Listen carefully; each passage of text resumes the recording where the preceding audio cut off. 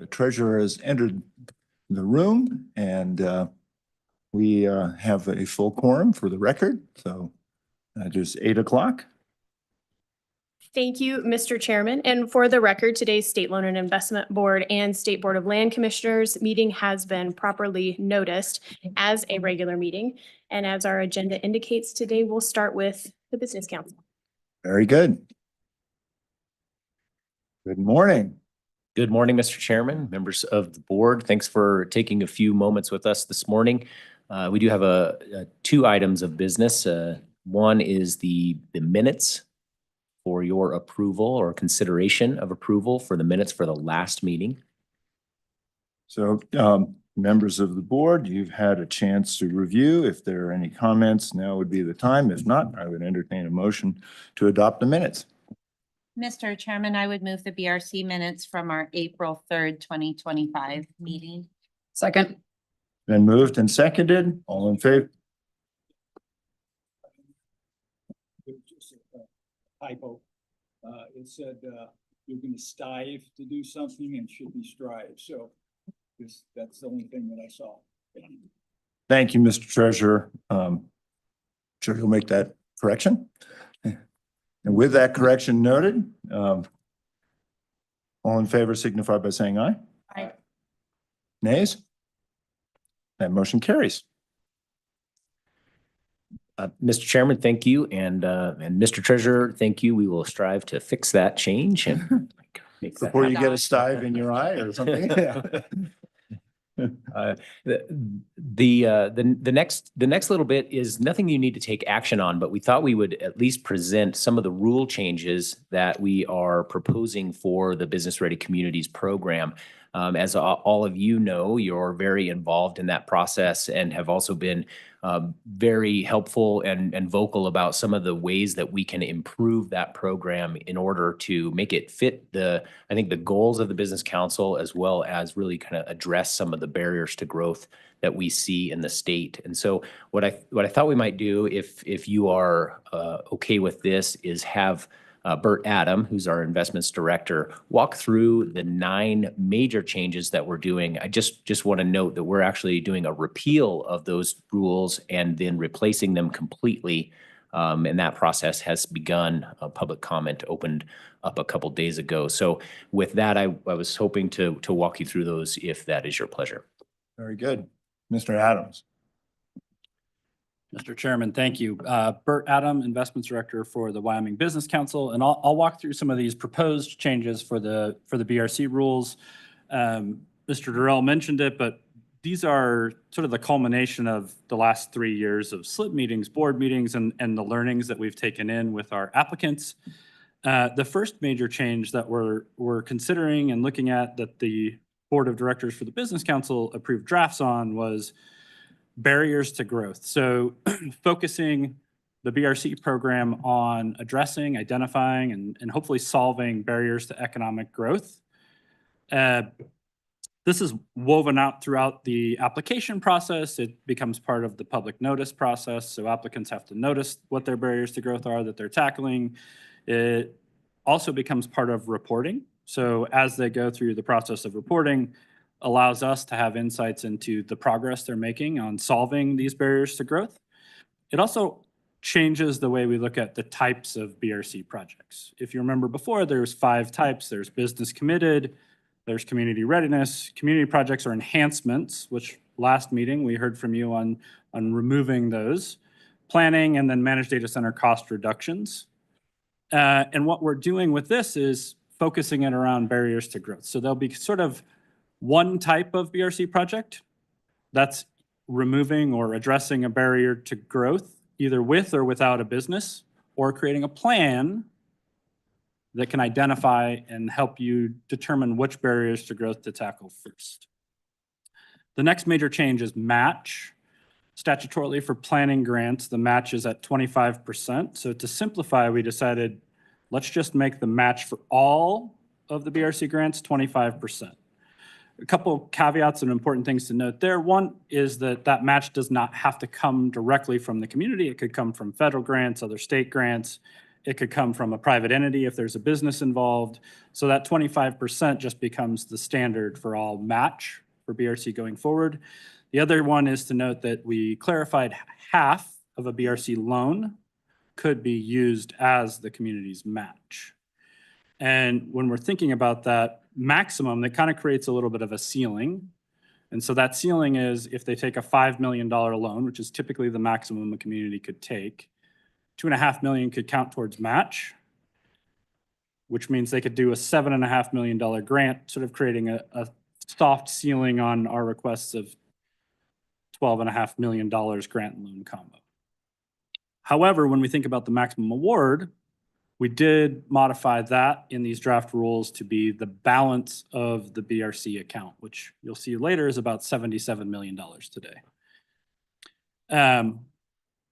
We clarified how loans will work. Our sort of current practice is that we draw a grant first and then draw the loan. But when these loans are counting towards the match for the community, we're going to draw the loan 80% first so that we're all in these projects equally at the beginning, and then we'll draw the grant, saving that last 20% of the loan for contingency. Revenue recapture was another big thing that we heard. We've addressed that. We've changed a few things in rules. One of the caveats that we added there, though, was we want to really start the flywheel with revenue recapture. And so we're saying at least 25% of local revenue recapture needs to be used for the next revenue generating project to keep the communities generating money, and build that capacity, that local capacity. When we think about that local capacity, it also brings us to the presentations. We're going to have our applicants, the communities, the counties present their project, just the project and how they see the project to our board of the business council and to Slib, excuse me.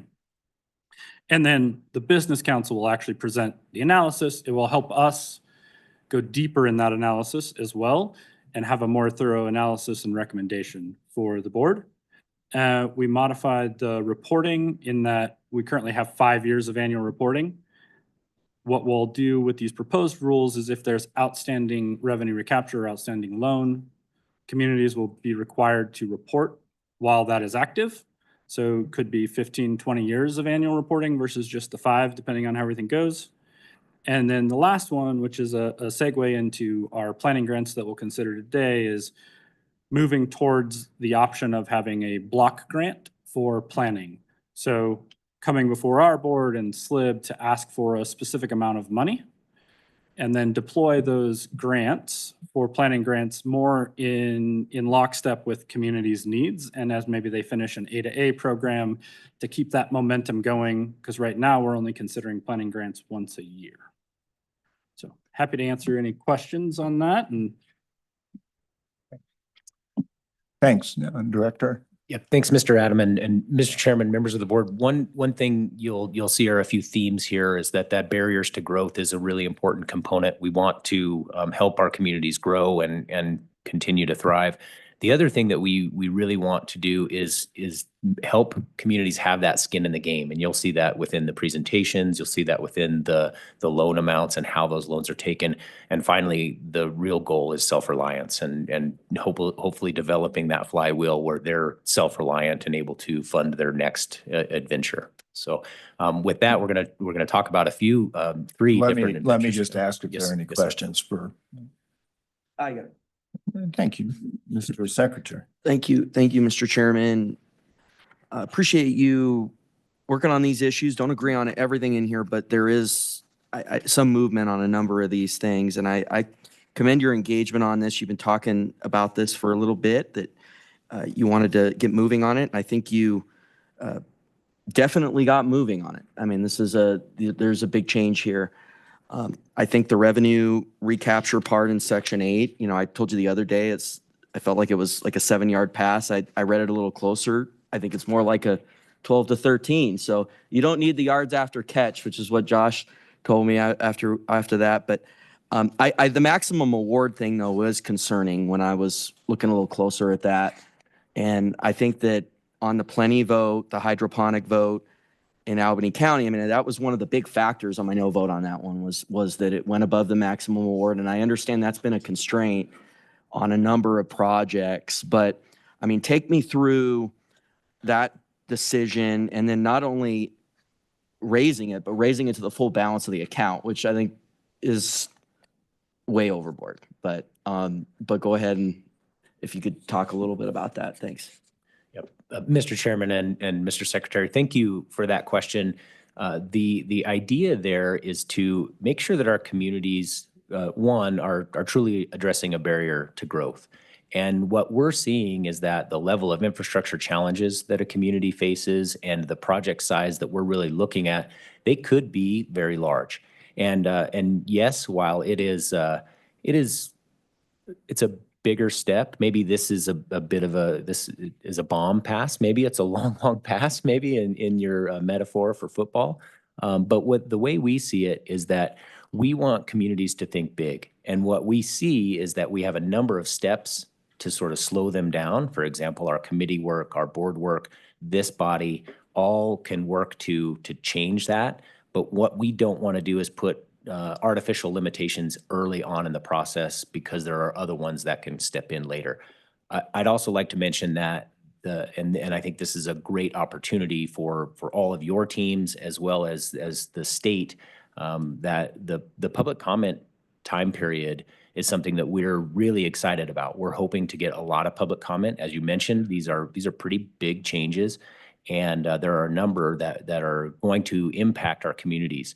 We hope that comments like that will be presented in public comment, and we also hope that working with organizations like the Wyoming Association of Municipalities and the County Commissioners Association, that we'll begin to get those comments in and be able to make these rules something that they're not necessarily seen as impediments or onerous, but instead seen as a tool to get us where we want to go. And so we're hoping to get frankly hundreds of public comment with this and be able to engage quite a bit over this time period. So thanks for your comment, and we hope to get more.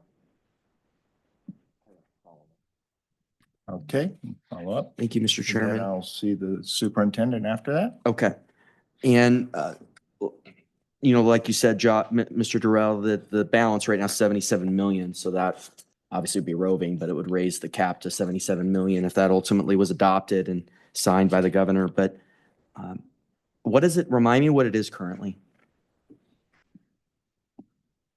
So currently it is a $5 million grant and $5 million loan is the maximum that you can have.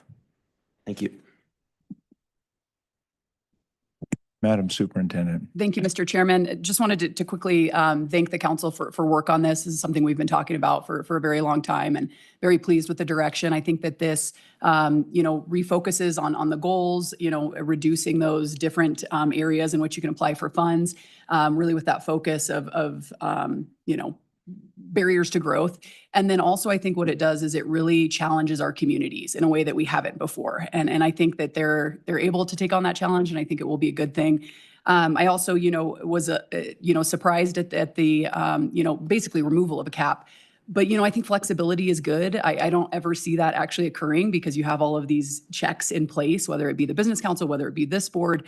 But I like the ability to say we're not just going to have an arbitrary number in there. And if you've been in business like I have, sometimes you got to take risks. There's going to be dry wells. But anyway, I really commend this effort and anxious to hear all the public comments. So I trust that you'll keep us posted. Thank you. Further. Mr. Secretary. Thank you, Mr. Chairman. Mr. Durrell and anybody else that's applicable, could you talk a little bit about what you're hoping to achieve in the code versus the rule? Because I know you're trying to pursue some statutory changes too. Are there any questions on whether there's any statutory allowance for any of these changes that have been raised? And then what are you going to try to do in the code? Mr. Chairman, Mr. Secretary, one of the things that we maybe instead of being super specific on that, because we're working through the Joint Minerals Committee on that, Maybe I'll kind of give you our philosophy on how we make changes overall. And so our first step is just in practice. So we are out, and many people are uncomfortable with this word, but we're out running experiments on these things all the time. We love the scientific method and we use it all the time. And so we're out in practice today in the communities, at our board, with our committees. We're working on these changes as we speak. And then any change that we feel is applicable to the entire state, or changes that we think can really help us progress our mission, we move it into a category of considering it for rule. Once it's in rule, and we feel like, because there's still some flexibility within rule, there's also some a shorter time frame, a different process to adjust the rules. Once it's in rule for a number of years and we feel like it's working well enough to move it to that next level of statute, then maybe it could be put in there. There are some changes that we're contemplating in statute. However, we want to again balance that need for flexibility, as well as sort of set the standard for what's going to help us move forward. So we kind of look at it as maybe you would consider it variable hurdle heights. At the very beginning, there's not a big hurdle rate. It's harder to get into rule, and then finally into statute, and beyond that, we could maybe have a different discussion on what we might want to change in that next hurdle. But we do have some changes contemplated with the Minerals Committee. We'll work through that body to determine what is palatable to them and to us, and try to make those happen. We're slated to see them in their July meeting. And follow up? Thank you, Mr. Chairman. One of the things that I think you need to look at, and we filed this bill about 7 or 8 years ago and it didn't make it through, is you look at your enacting statute. One of the things it does not mention is promotion of our low tax rates. And I think we need to add that to your enacting statute, because Wyoming should, we're very proud of our low tax rates, and we need to keep it that way. And also we need to promote those. So part of why it's so important is that it makes us competitive with other states. So I think that's a really important change, to add that in the code as one of the duties of your office, is to promote our low tax rates for bringing in new business and economic development purposes. One of the things that I wanted to ask you about too was the local recapture, which in a local recapture I think has always been something that, the state's making this investment. So I've always thought the recapture should return to the state, but obviously that's litigation for another time. But I am a little worried on the way the account is used, and in ensuring that it is in fact for economic development. And I guess this audit here, this is old language, but have you ever done one of these audits? And when a community has revenue recapture in its account, how do we know it's being used for economic development purposes? Mr. Chairman, Mr. Secretary, first of all, thank you for your commentary on promotion of low taxes. We'll take that under consideration. The second portion, in terms of the audit, you probably recall that during the last Slib meeting, the town of Laramie and specifically Laramie Chamber Business Alliance came in and walked through an audit of their recapture amounts, the amount that they had for economic development and what it had been used for. So today we haven't done that holistically across the state. However, we are in the practice now of doing that, and that was the first of those that we've seen. We agree that we want to again, not be the police in this case, but we want to really help them utilize it to the best use for their community. And I think that together we can do that. So that is absolutely a practice that we're undertaking. Thank you. One more. Thank you, Mr. Chairman.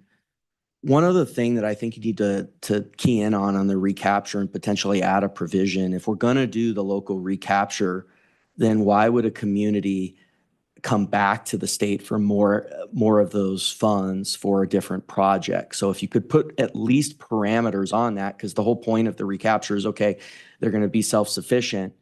And that's why they're recapturing a portion of the revenue off a previous project. But then they're coming back to us. And in one of those projects, I think they actually refused to use a portion of the recapture account. And you noted that was a problem and one of the reasons you recommended them down. So I think if you put parameters when you go out for final adoption on that they need to use a portion of the recapture on the match, if that's not there right now, but I'm not seeing it. Mr. Chairman and Mr. Secretary, thank you for that. We'll definitely take that in as a public comment that we'll grind into the process. So thank you very much. Thank you. Anything further? Well, I want to commend you on your work, and I think just very much appreciate your moving this forward as we have talked about, so that we aren't just doing tiny little bits, and that we are seeing communities stand up and do a much more thorough job of thinking about what their opportunities are. So thank you and your board for that work. Thank you. Thank you, Mr. Chairman. Now we have some you real have some business stuff. to Yeah. take care of. So in the next portion, you will be seeing 3 planning grants. Mr. Adam will walk through those as well. And we'll stand for questions on those. We do, I believe, have some communities who are willing to come forth and talk about their projects or their planning grants, either online or in person. Very good. Mr. Adam. Thank you, Mr. Chairman. We'll start with just a quick BRC budget review. We've got the 3 applications, one from the town of Burlington, where we'll start, City of Evanston and Washakie County. You'll see the current balance is 77.8 million, and if all of these are approved, the balance will be down to 77.6 million. We'll jump right into the application from the town of Burlington for an economic development plan. The town of Burlington is requesting 67,500 BRC planning grant. Town of Burlington's a rural community located within Bighorn County. Population's approximately 360 residents, with the primary economic drivers of agriculture, energy, and our recommendation for this project is $40,000, slightly less, and we'll get into that at the end of this.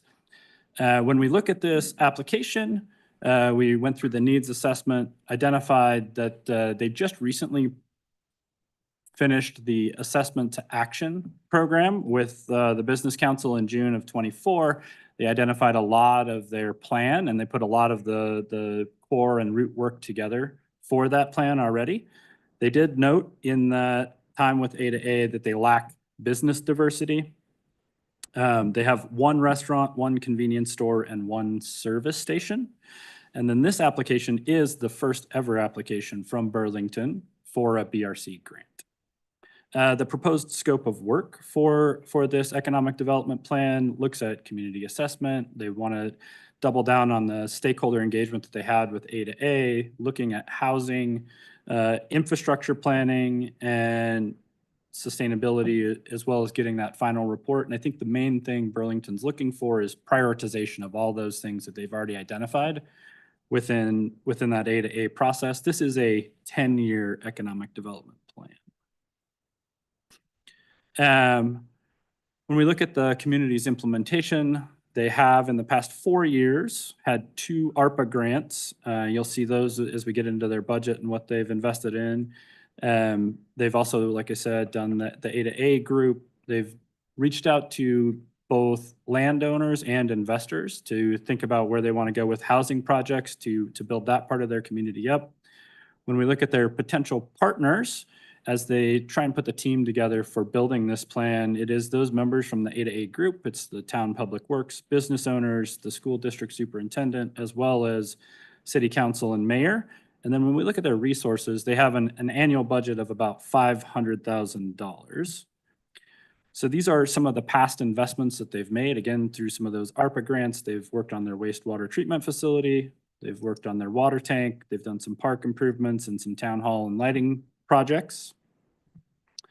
When we look a little bit deeper on their tax structure, this is a very similar chart that you'll see for all three applicants. They do have the state 4% as well as a 1% general purpose, but are not utilizing their specific purpose tax or their economic development tax at this time.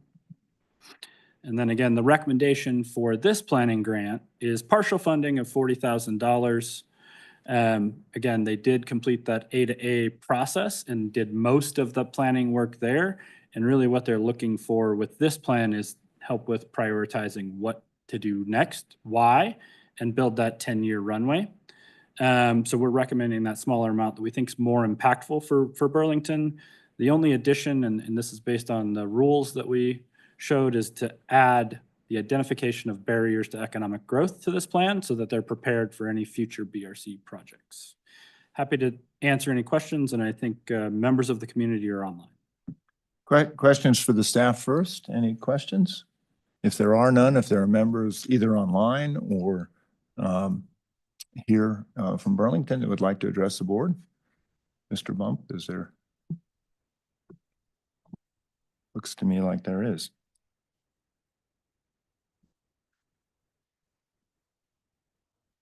We can recognize Jesse Hamilton. Mr. Chairman and members of the board, I'm Mayor of Burlington. And, you know, when we first started this process a few years back, I was kind of hesitant about whether or not we needed to do this. But as we've gone through this process, we've really recognized some limitations which we've had. In the past few years, the restraints on housing from Cody and Powell have really caused a lot of people to move into Burlington.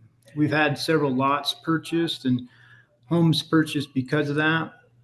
And now we're kind of at a point where we have some private investors that are looking at different subdivisions, and we're kind of needing some direction and some help going forward with this so that we can really kind of grow the town of Burlington. We've seen kind of an increase of people moving there. And so, you know, with these potential 3 different subdivisions, we think that, you know, for the next 10 or even more years that we can fill those up. And we're also looking at different options for how to create revenue. Right now we have just that one gas station that was mentioned, and it has just a card that, yeah, it's a private card, and they're capped out right now on how many people can even get like accounts. And so, you know, we really need to walk that fine line between private and us, the town, helping them, or any grants or anything, to be able to get a normal gas station or normal pumps to where these people moving in, they have access to purchasing their fuel in Burlington rather than as they're commuting, purchasing those in Powell or Cody or other towns. And, you know, this is some of the help that we're hoping to receive through this process and maybe in the future as well. Any questions from Mr. Chairman or members of the board? Thank you, Mayor George. Are there questions? Secretary has a question for you, sir. Thanks, Mayor George, for coming on here, and look forward to seeing you soon. I want to ask you about what you're hoping to achieve a little bit. You mentioned the housing, and that's in the minutes, but in terms of industries, like what do you think are some sources of economic development and population growth outside of the barriers of housing for individuals that want to move in? You know, it's a good question. The top of the mind is really some sort of a service station. We get some traffic that Google seems to be routing people going through Yellowstone through Burlington for some reason. So we're getting a lot of through traffic through there, but there's really no place for them to stop, convenience store or anything like that. So that's the top of my mind, housing and a service station of some type. Outside of that, you know, Burlington placed really well with our fiber optics through TCT. It's a very stable and solid platform. And so if we had a recent person working from home that moved here from out of state, and so they can work from home. So I think we're seeing an uptick. I know of several people in Burlington that work from home because the reliability of fiber optics. So the attraction of remote living, solid fiber optics, clean water, clean airs, maybe that's something that might help. But maybe through this plan, we can identify other options that maybe is not at the top of our mindset at this time. Thank you, Mayor George. Your park there is really a nice location to stop. It's got a great playground set and so on and so forth. It sounds like you're really looking at developing the community and having online folks. This is, I guess, the chairman, sorry. Is that something you're kind of looking to be able to help demonstrate is what a family-friendly place Burlington is?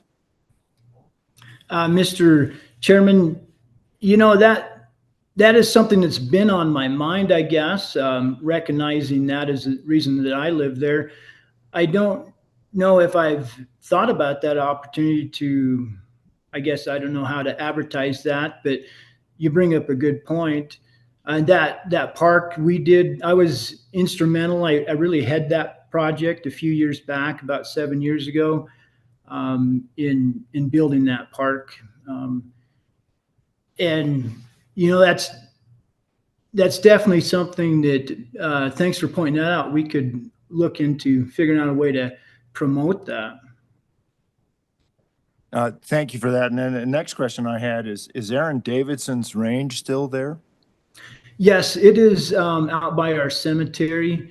And they still use that for the purpose of schools, shooting schools.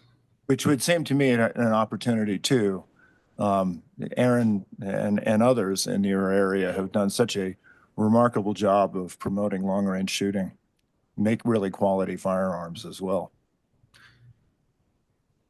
Mr. Chairman, we have a archery and bow facility that just opened up there. They do a lot of online sales. That's where they get most of their revenue from. That's right on Main Street. Exciting.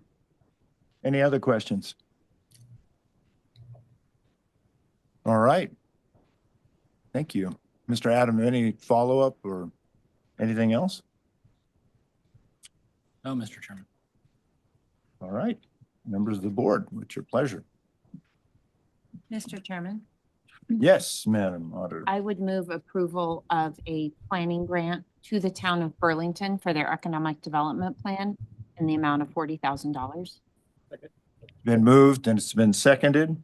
Is there any discussion? All in favor signify by saying aye. Aye. Nays? Very good. Congratulations, Mayor George. I hope Otto isn't too envious of you right now. No, they're not. We really help Otto out a lot with our recreation board and their park there. Very good. Thanks. Director. Mr. Chairman, I'll move on to Evanston. So the next planning grant is from the city of Evanston.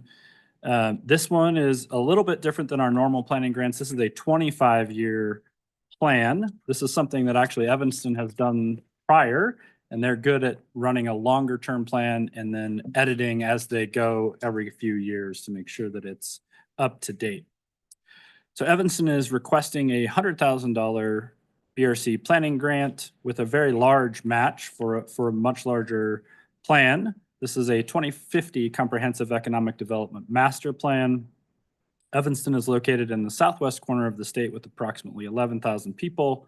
And this proposed plan will guide the community into identifying their potential economic barriers to growth, such as labor force and demands property and development of of and or housing shortages, our recommendation is to fund as requested.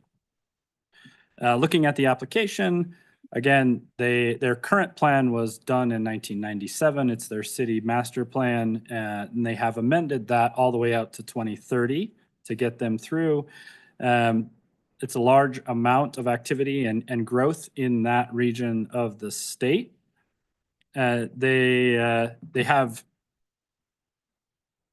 2 Trona projects that are happening. They've got the nuclear power plant and a data center coming in. The proposed scope of work for this is listed there on the right, but a lot of it has to do with policy. How can they modify their policies to help them grow? It also has to do with making sure that they communicate this out to their residents as effectively as possible. The other thing, when we look at this application, we look at sort of their past history. They have completed several strategic plans in the past, the Rail Park Plan in 2014, the Roundhouse Strategic Plan in 2016, and then again updated, which they're very good at, in 2004, and a water sewer storm water analysis plan in 2020. They've enacted a few different initiatives through these plans. Those are all listed there, the Roundhouse, the Bear River Greenway and Trails, and downtown stuff. So they are pretty experienced at planning and using these plans and not just letting it sit on a shelf. Their potential partners for this plan is YDOT, the county and regional agencies, school districts, neighboring communities, special districts, business and residents, and then elected officials. When we look at their resources, their budget is approximately 40 million, and of that, they have $5.5 million dedicated to their economic development fund, which is a pretty large economic development fund as we compare communities around the state. And some of that is with the realized revenue recapture from prior BRC projects. And we'll see that here in a second when we get into their budget. You can see the different revenue line items that they have for the community, as well as some of their expenses. And one to call out is that Avalon project, which was a BRC project, and where they did get some of that revenue recapture that they can invest into things like this future plan. Again, we'll look at their tax structure. They do have the state 4% and generates quite a bit of money for the city. They also have the general purpose 1%, but are not currently using the local specific purpose or the economic development tax. I will mention, though, that Uintah County did have a 0.5-cent economic development tax on their August 24 ballot. However, didn't garner enough support and failed. The community has learned a lot, and they plan to push on that again during the next election. Thank you, Mr. Adam. Any questions for the staff? Mr. Chairman? Madam Auditor. Mr. Adam, and I should have asked this earlier, what's the funding stream through YDOT that's helping them out with part of their match? Mr. Chairman, Madam Auditor, I think it's not necessarily the funding stream, but the partnership there where they're looking at their roads and what they want to do from a planning perspective that they're using YDOT. Okay, thank you. Thank you. So I'll recognize, I believe online, there may be someone from Evanston that would like to address the board. If so, please indicate by raising a hand, or Mr. Bump, if you see anybody, please just recognize them.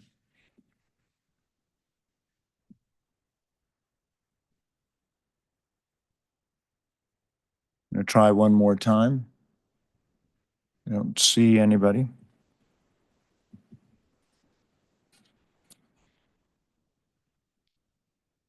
All right. Well, I would note that Evanston has a long track record of successful projects.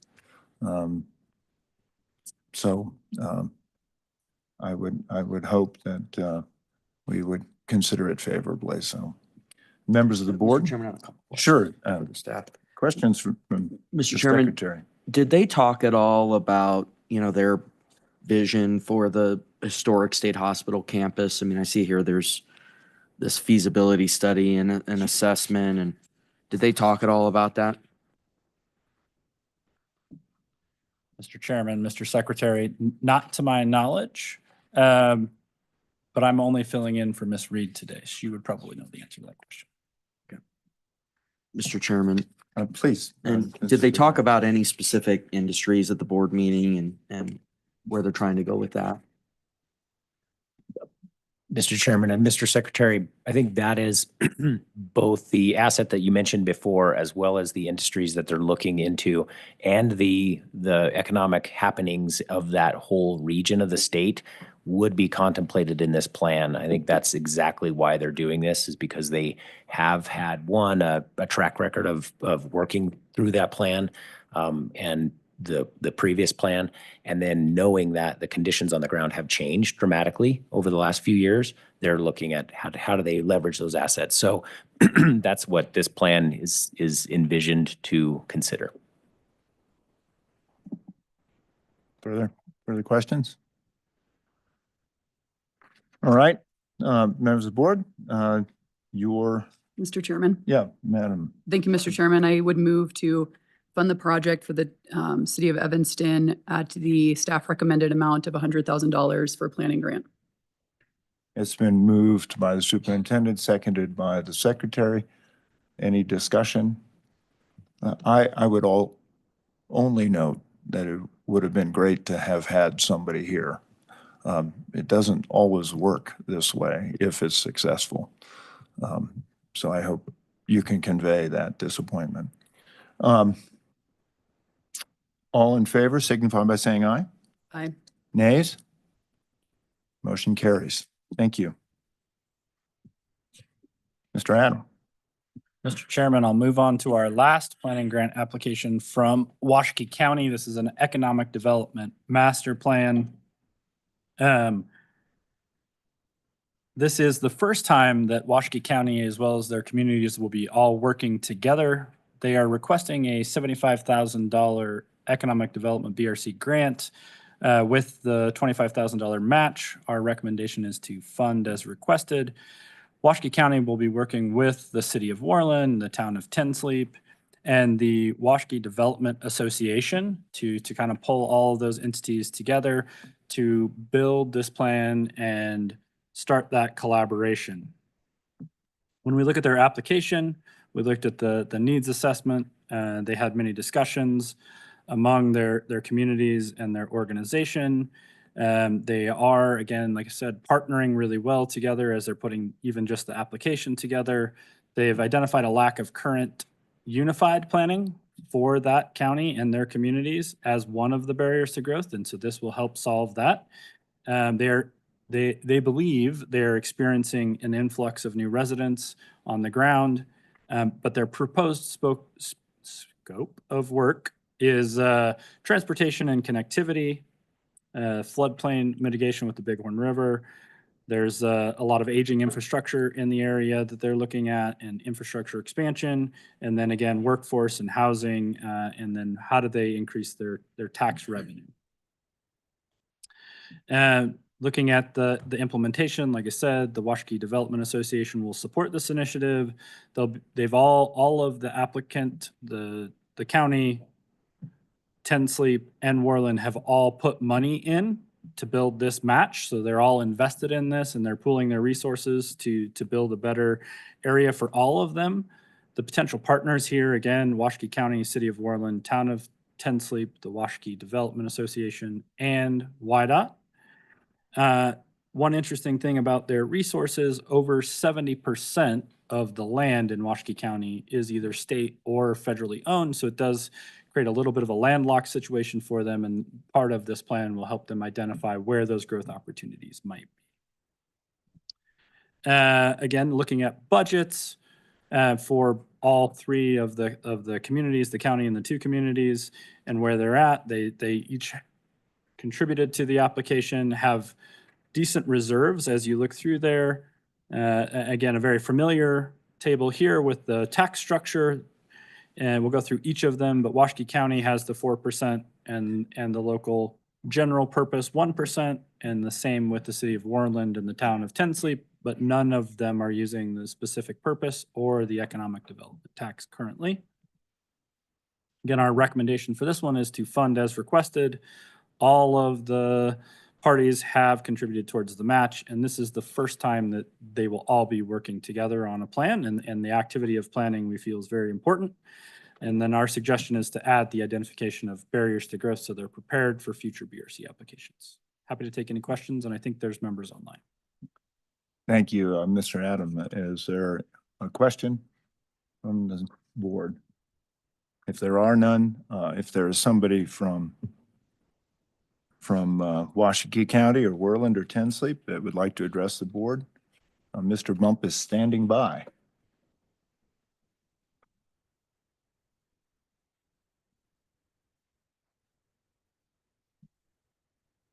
Do we have Washakie County one? Very good. Can you guys hear me? Very, very good. Good morning. Good morning. This is Lily Rackness-Parr. I'm the county clerk for Washakie County. I've got Tracy. I'm getting some feedback here, sorry. Anyways, I'll just try to ignore it. I've got Tracy Glantz, the City of Worland Clerk Treasurer, Leanne Baker with the Washakie Development Association.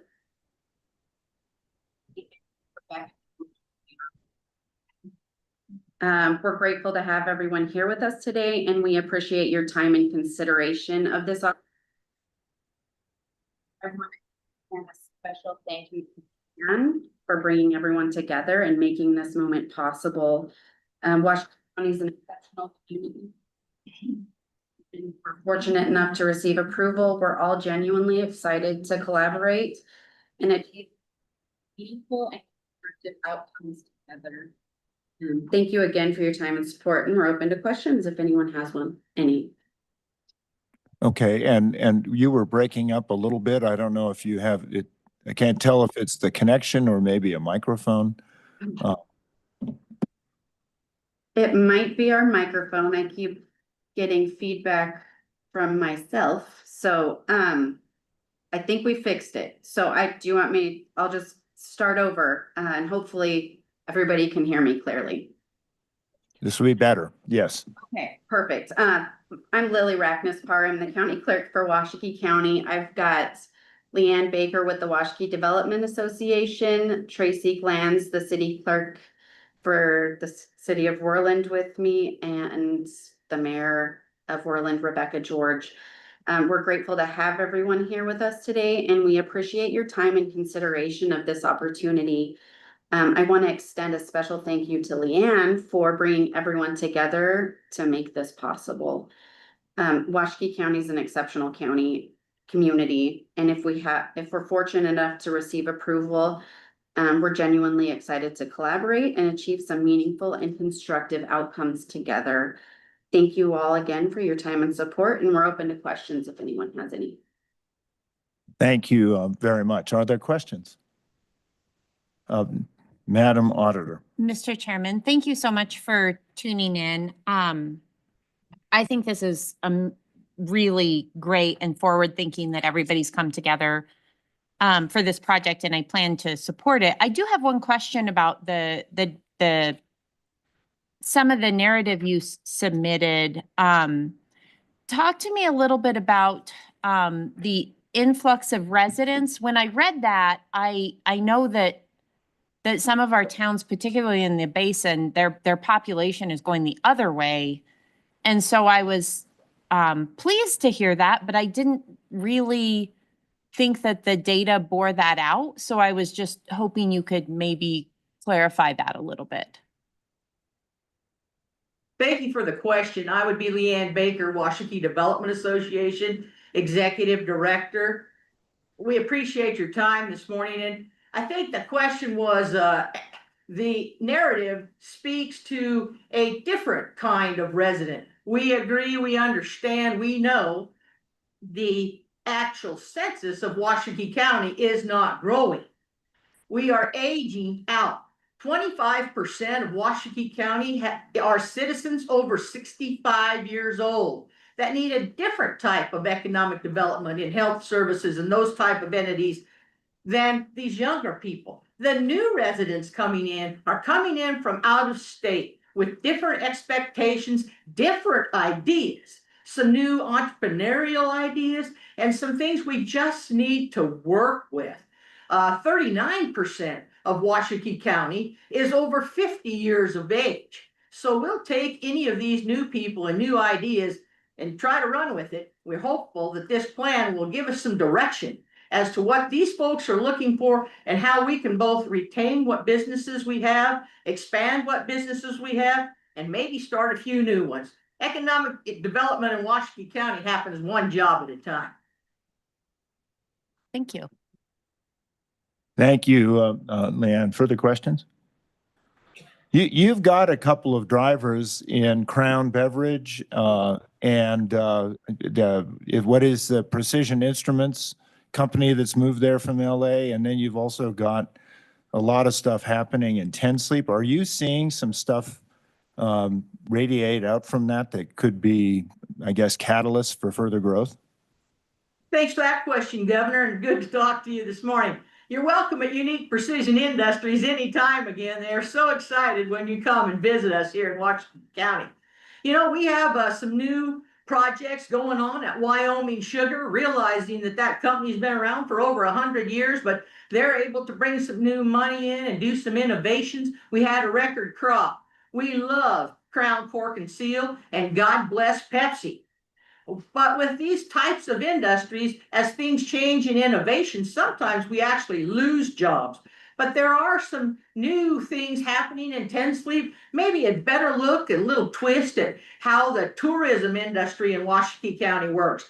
Whirlin is certainly a working class town, but 10 Sleep is starting to have some new enthusiasm with the 10 Sleep Brewing Company. You're welcome to come have a speed goat.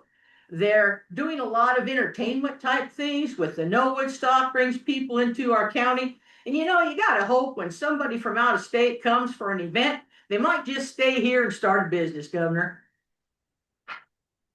Hey, thank you, ma'am. Please don't tell Mike Greer I forgot to mention the sugar company. So No worries, but what's in it for me, Governor?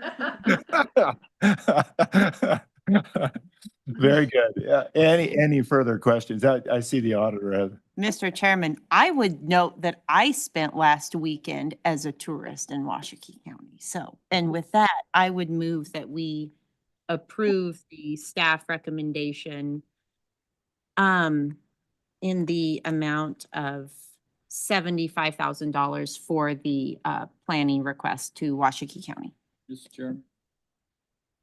Thank you, Madam Auditor and Mr. Treasurer. All in favor signify by saying aye. Nays? That motion carries. Congratulations. Thank you, Governor. Mr. Chairman, members of the board, that concludes our work today, and thank you for considering these projects and moving them forward. We really appreciate it, and as always, we definitely appreciate all of the effort to kind of steer us in the right direction and keep us moving forward. So thank you. Thank you, Mr. Durrell. Yeah, Mr. Chairman, because we're supposed to be out of here at noon, I hope we strive to be out here by noon. Very good.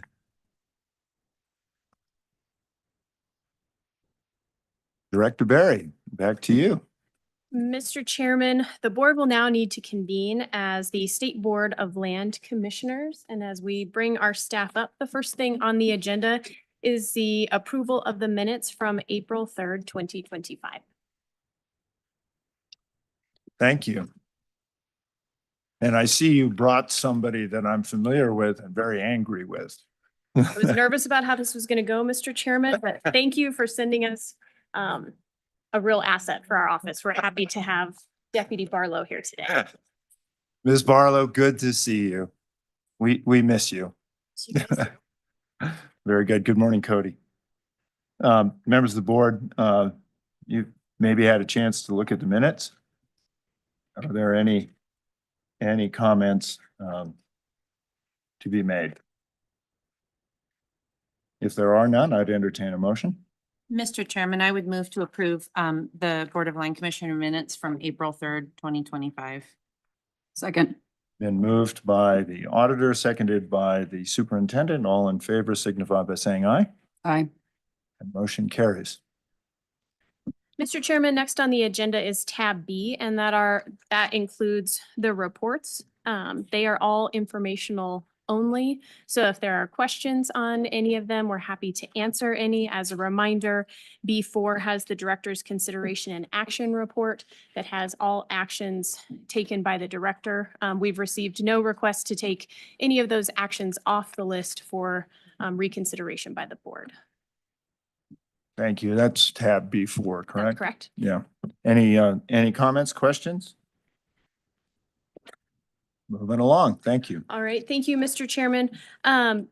Materials were provided to the board 7 days in advance of the meeting, and each of you received your individual briefings.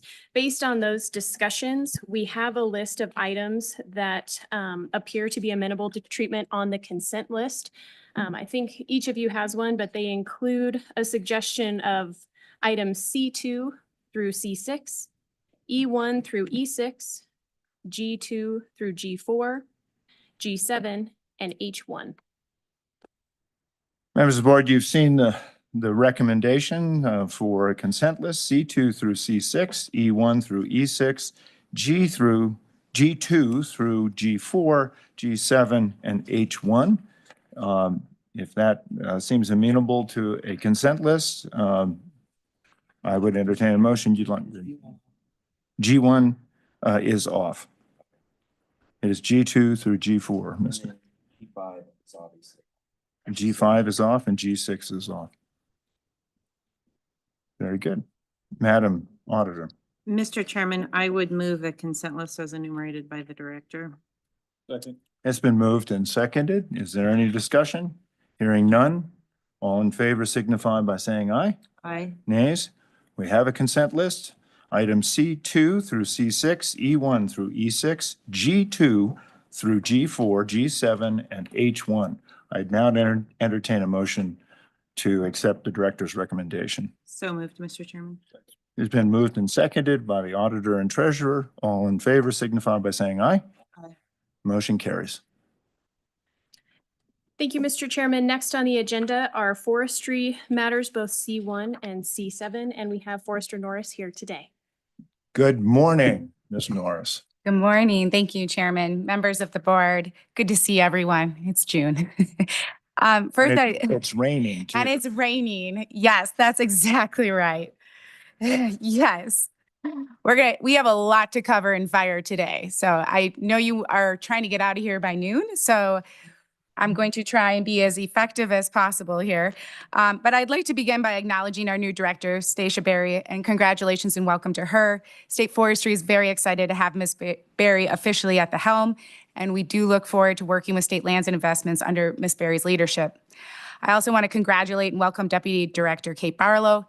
Kate was extremely helpful and supportive to State Forestry during last year's wildfire season, and we couldn't be happier to have her a part of our team. Okay, we're going to start with a wildfire update. So Wyoming's had approximately 300 wildfires that have burned 3,500 acres so far this year. Last year, we had less wildfires burned, but more acres. So recent moisture has obviously slowed fire activity down. Over the last month, Wyoming had normal to above normal precipitation on the eastern side of the state and below normal precipitation on the west side of the divide. Drought conditions do persist. The most severe drought conditions are in Platte and Goshen counties. The mountains in western Wyoming are also showing signs of drought. Fire prediction models show northeast Wyoming is going to be going into a continual drought, with fire risk condition increasing in August and September. Wyoming's fire activity is similar to the national fire activity. The number of fires is well above the 10-year average, with acres burned below average. Canada is experiencing significant wildfire activity, burning more than 1 million acres in a night earlier this week. Oregon and Montana have also had early large forest fires over the last several weeks. State Forestry has brought on 2 single-engine air tankers, which are now available for statewide response, and they are located at the staffed BLM seat base in Worland. We recently hired a seasonal seat-based manager who will manage our 4 contracted seats and is able to manage a possible reload site in Gillette.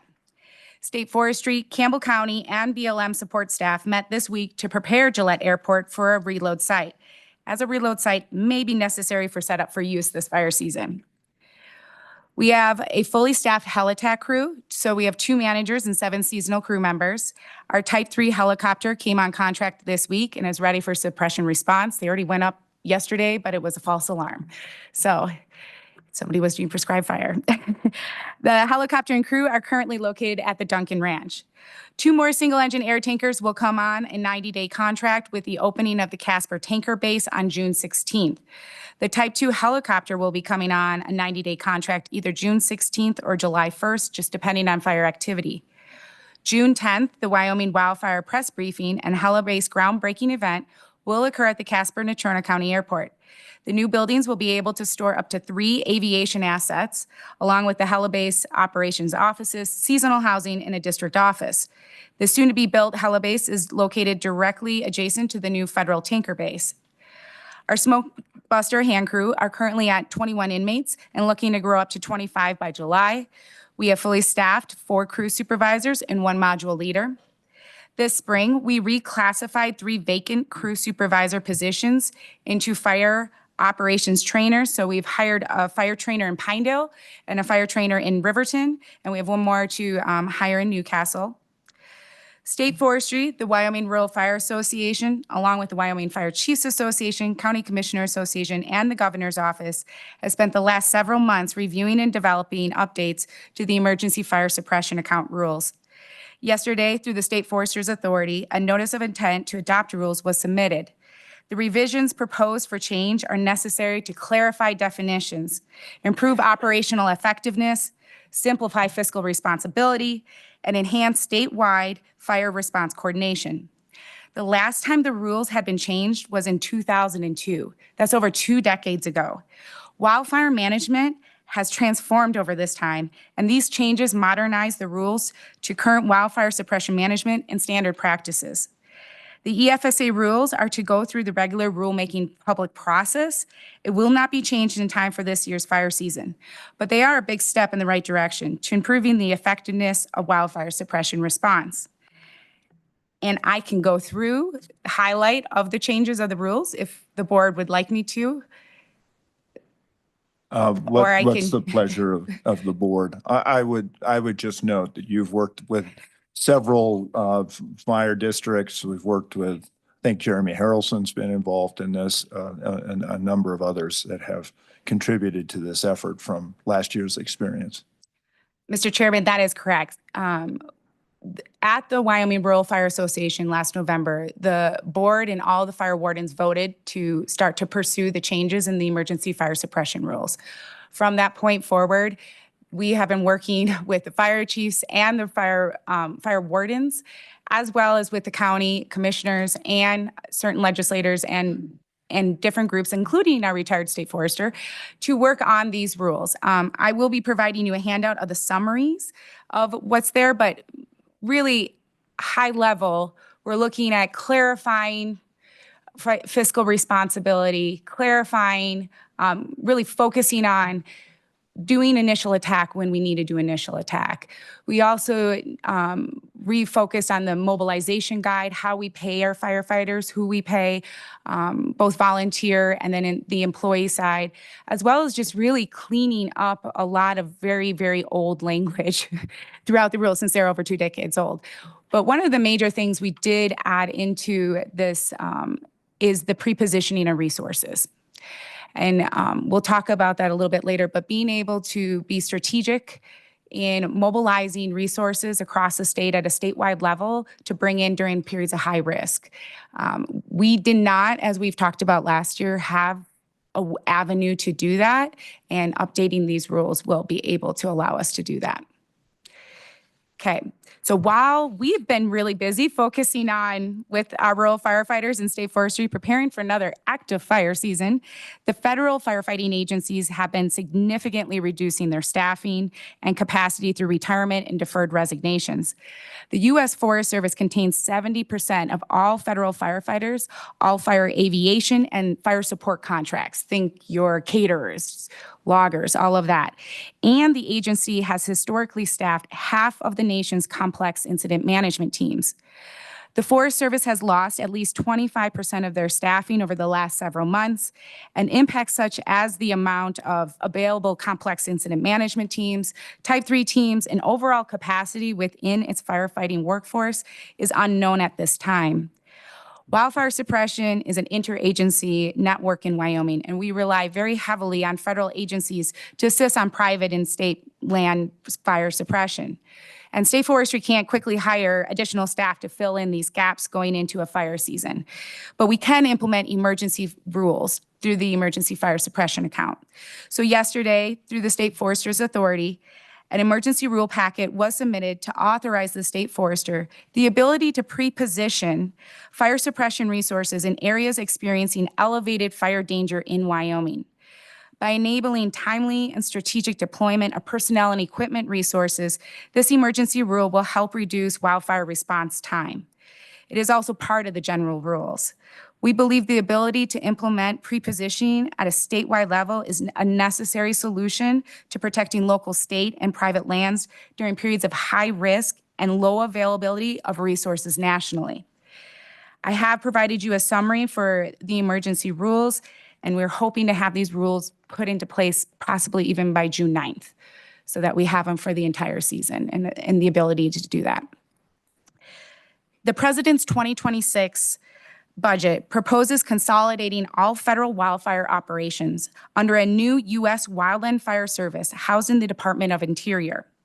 State Forestry is tracking this very closely as it could create large changes to our cooperating agreements and our funding. And then the last topic on fire. The Joint Appropriations Committee has selected wildfire management as their #1 topic to cover over the interim. So on June 23rd, State Forestry, along with the Wyoming Rural Fire Association and the Wyoming Fire Chiefs Association, will be spending the entire day with JAC to cover this topic together. I'll take any questions on fire before I move on to timber. Mr. Treasurer. I guess this is kind of general, but you touched on it in your presentation. I know last year we were having a hard time keeping up with staffing in different areas, and that the federal government was actually hiring everybody because we couldn't compete. I'm just wondering where we are now, and whether or not you think with the different changes that we may have a better shot at getting people. Mr. Chairman, Mr. Treasurer, our applicants have definitely been much more competitive since that place. We have had interviews of multiple past federal agency employees as well, which we obviously love and welcome.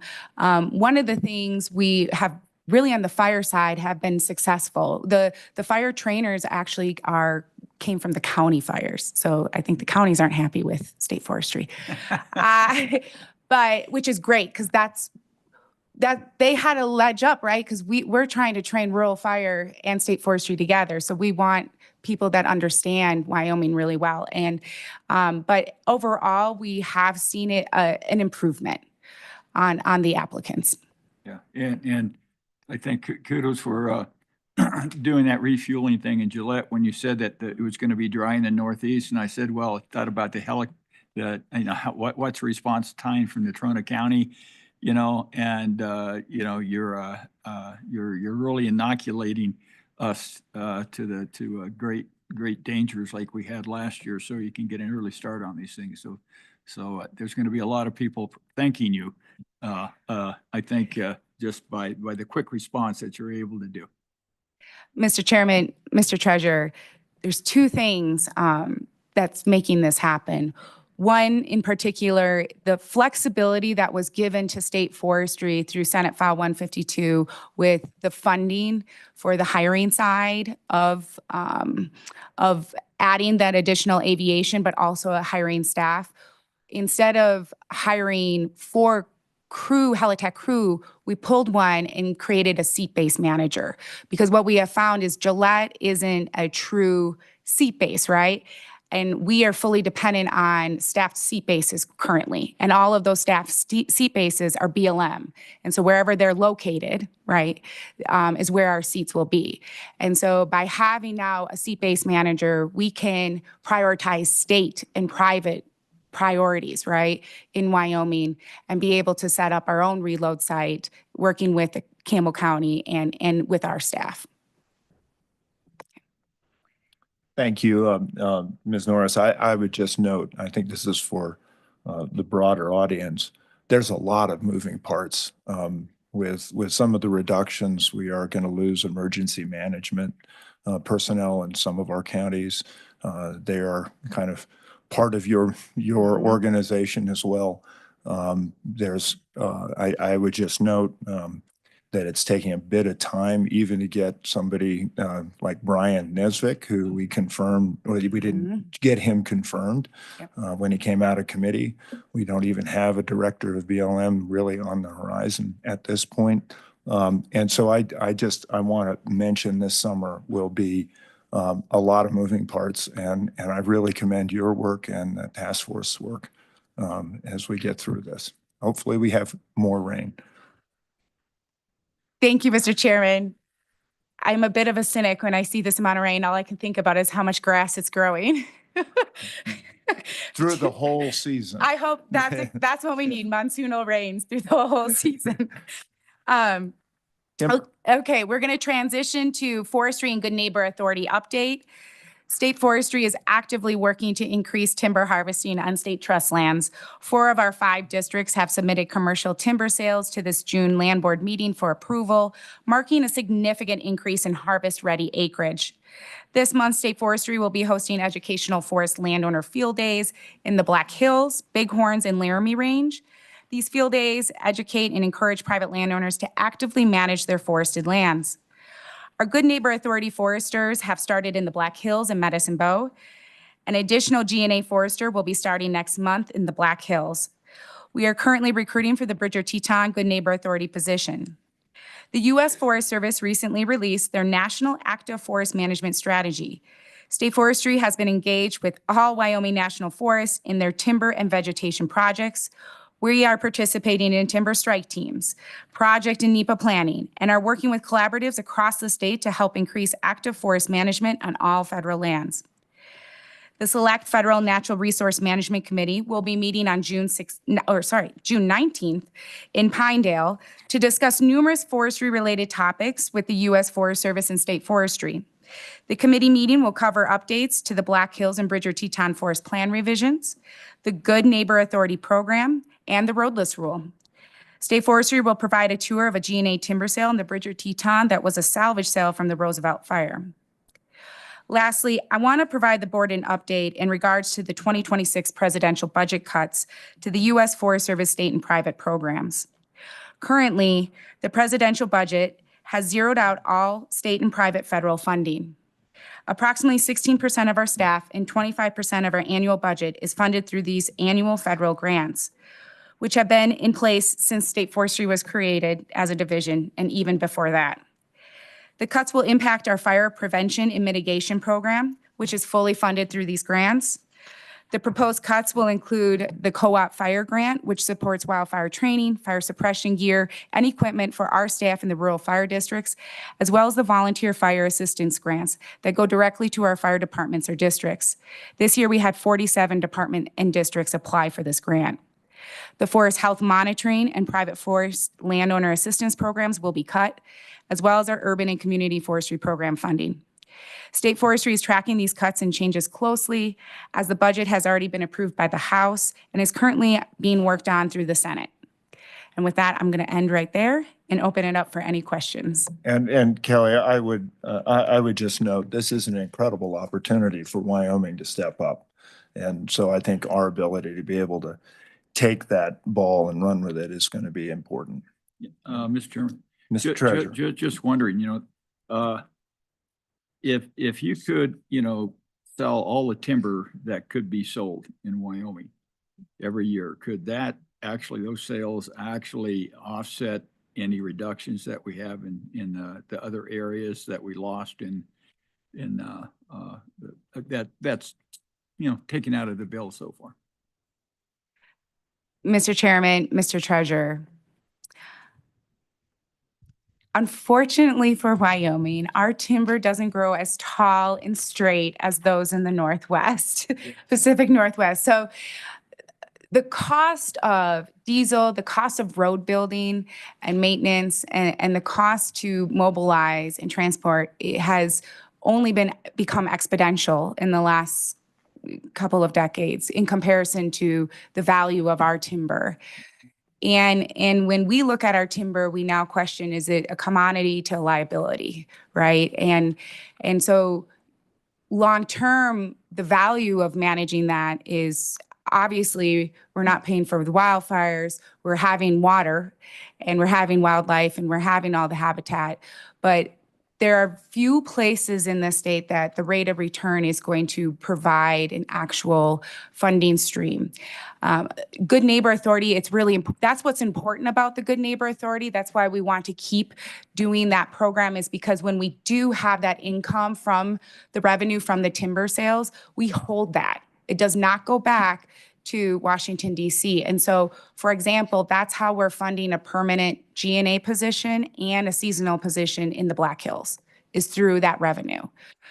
We don't have other forests that have the ability to do that. Many of our timber sales and our salvage sales, I mean, we're just happy to get them done and cut. The revenue is probably equal to what we maybe put into them.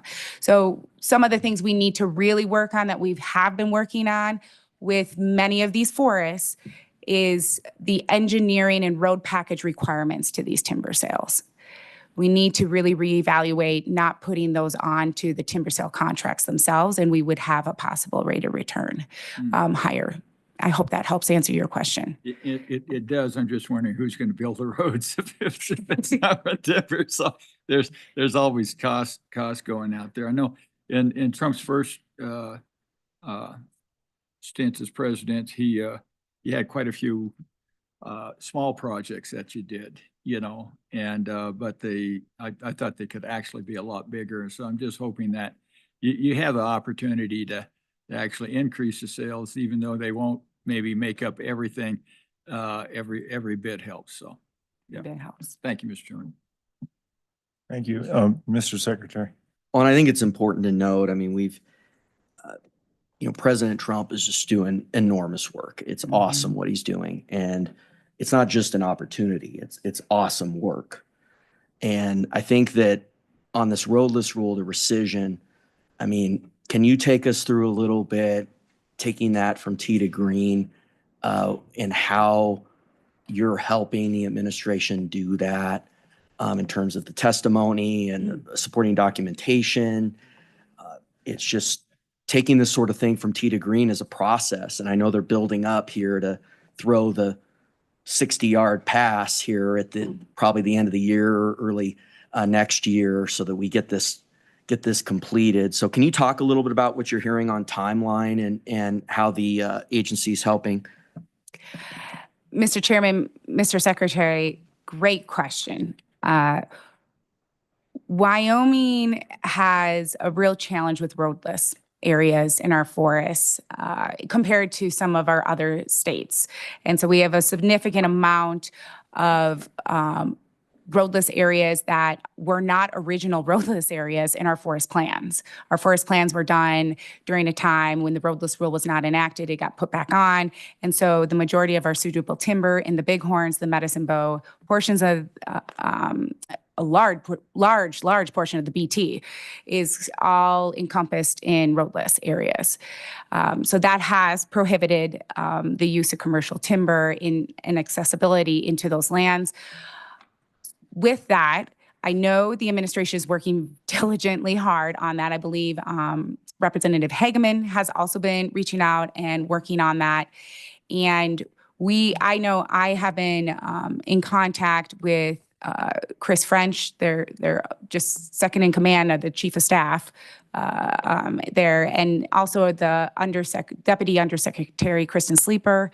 There's been conversations about Wyoming. Wyoming has reached out. Wyoming has been working with the Wyoming County Commissioners Association pretty closely as well. This is a very important to the county commissioners in those counties that have been impacted by the roadless rule.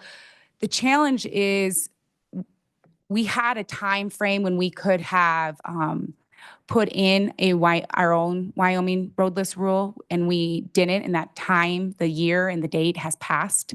So we have some challenges with that. And we don't know if that opportunity still could get changed.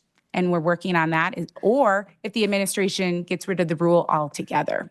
And that's what we're trying to figure out, is what the timeline and the plan is if they're going to be able to do that. So those are the two things we're looking into. What are our options? Can we at least in the meantime look at correcting the areas that could be corrected? The Bridger Teton did do that quite a few years ago. I think 13,000 acres were corrected. And we're going to continue to look at correcting that possibly in the Bighorns. I know they've been working closely with the forest supervisor in the counties, as well as looking at if the Medicine Bow has some areas as well. So we are working on it, but we're not sure yet what that's going to look like. It's going to really depend on where the Forest Service and the administration with the, well, eventually they'll have an undersecretary in place and the deputy undersecretary, and where they want to go with roadless, and we're going to fully support that. Thank you. Ms. Norris, I see Senator Driscoll has come in. He might have a question on a forest. I don't remember what forest that might be. Our favorite forest.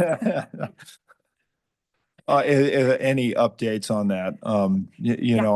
Larry Roden, the governor of South Dakota, and I will be meeting here in a little bit, so. All right, Mr. Chairman. Wyoming State Forestry has been very involved in the Black Hills. I think we meet more times on the Black Hills than any other forest. We had a pretty large meeting in May, bringing in the Washington office, the regional offices, and we had industry at the table, which was really critically important to talk about. We need short-term turnaround. And then we need a long-term plan, right?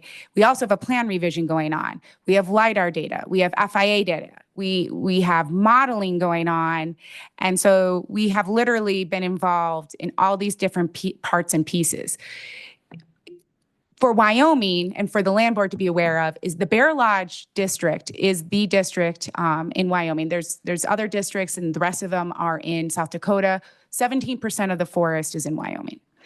That district, though, has a substantial amount of timber that we could be managing.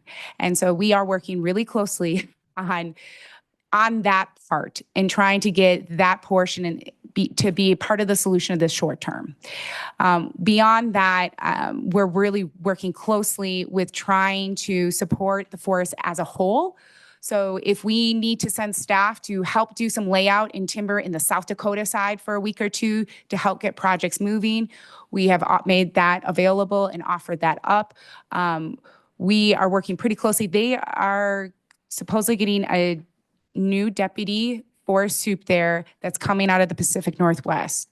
And we've met him once, and we're hoping that this is going to, they're looking at what they call stewardship projects, A to Z, looking at 20-year contracts with industry.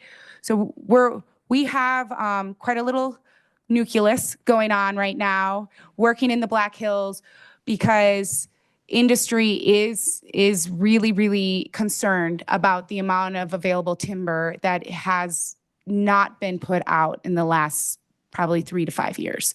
And so we're trying to rewrite a ship as quickly as possible before we lose what we have.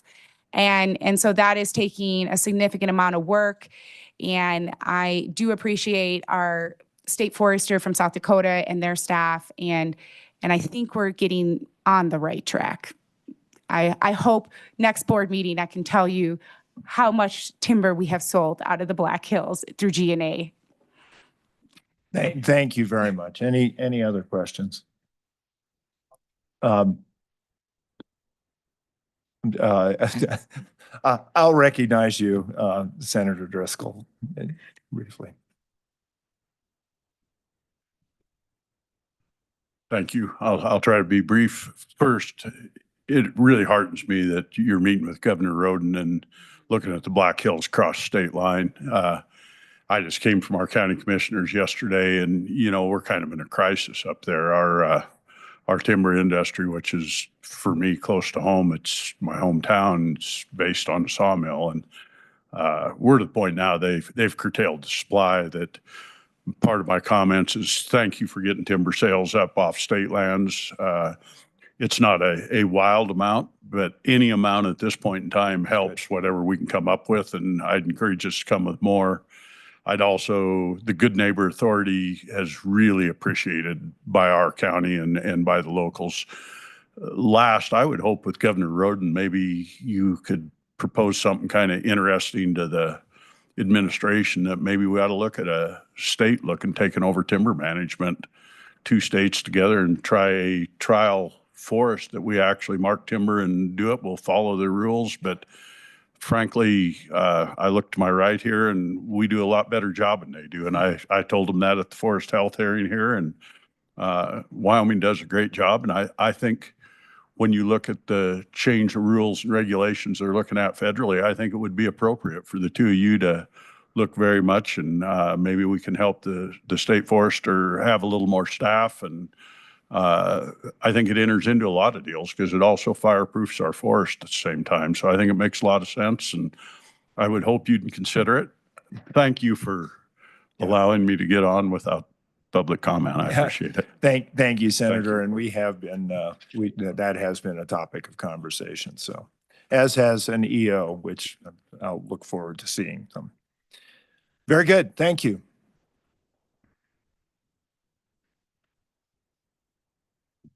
Madam Director. Mr. Chairman, next on your agenda is tab D, Policy Matters.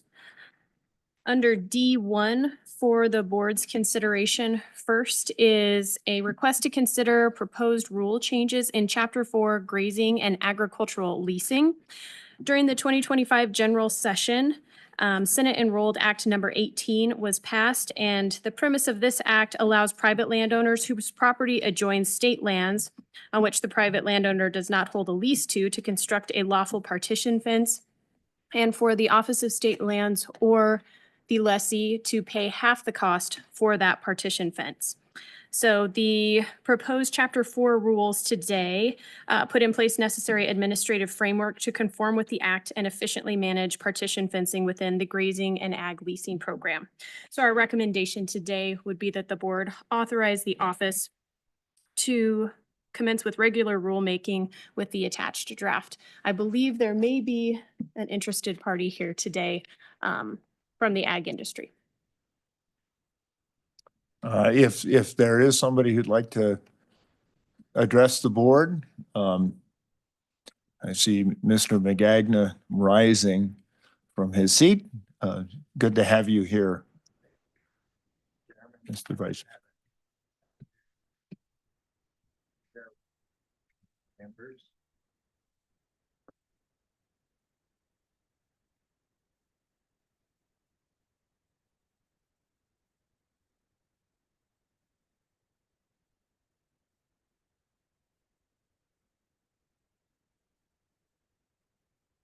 Thank you, Mr. Chairman and members of the board. Appreciate this opportunity early in the process. I recognize, but as this legislation passed, it was important to us that it contained a very significant provision that explicitly allows for rulemaking as the board deems appropriate. So we view that as an opportunity more than to just copy the legislation over into the Chapter 4 rules. And our concerns are twofold with the way this would operate. The first is that there needs to be upfront communication, not only for the sake of the grazing lessees, but for the sake of the Office of State Lands, that a private landowner next door can't just come and start building fence and send a bill. That there needs to be understanding that the fence is appropriate, that it meets the legal standards, that the location is appropriate, that we assume a boundary, but even the legislation itself recognizes that due to terrain characteristics, in some places a fence can't necessarily stay on the boundary. So our first proposed addition to the draft rule would provide for an advance notice to the Office of State Lands and to the lessee.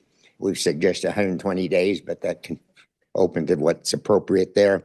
And an opportunity for both the office and or the lessee to raise concerns, sit down and have a negotiation. And if those can't be resolved, to then bring it before this board. I think that's critically important to how the process works.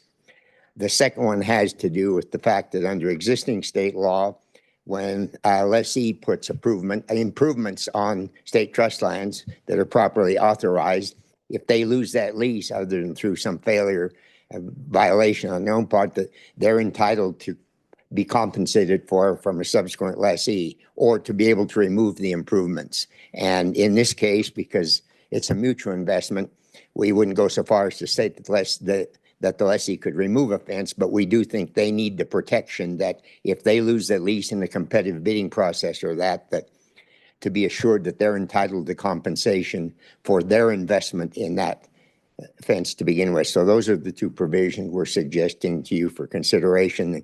Perhaps that those could become a part of the draft rule that's put out. If you choose not to do that, we'll be providing that as part of our comments on the rules that moves forward. That, Mr. Chairman, I'd be happy to take any questions. Thank you. Mr. Treasurer.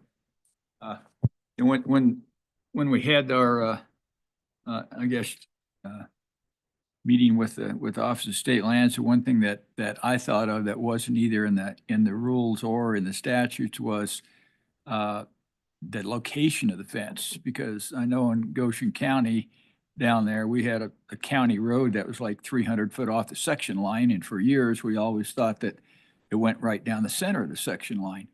So if you're out in the middle of nowhere in a pasture, who's going to determine where the fence should actually be built? Because they could build it and it could be off 100 feet, and then what happens? Those are, that's the one thing it wasn't clear to me how you were actually going to locate the fence in the first place.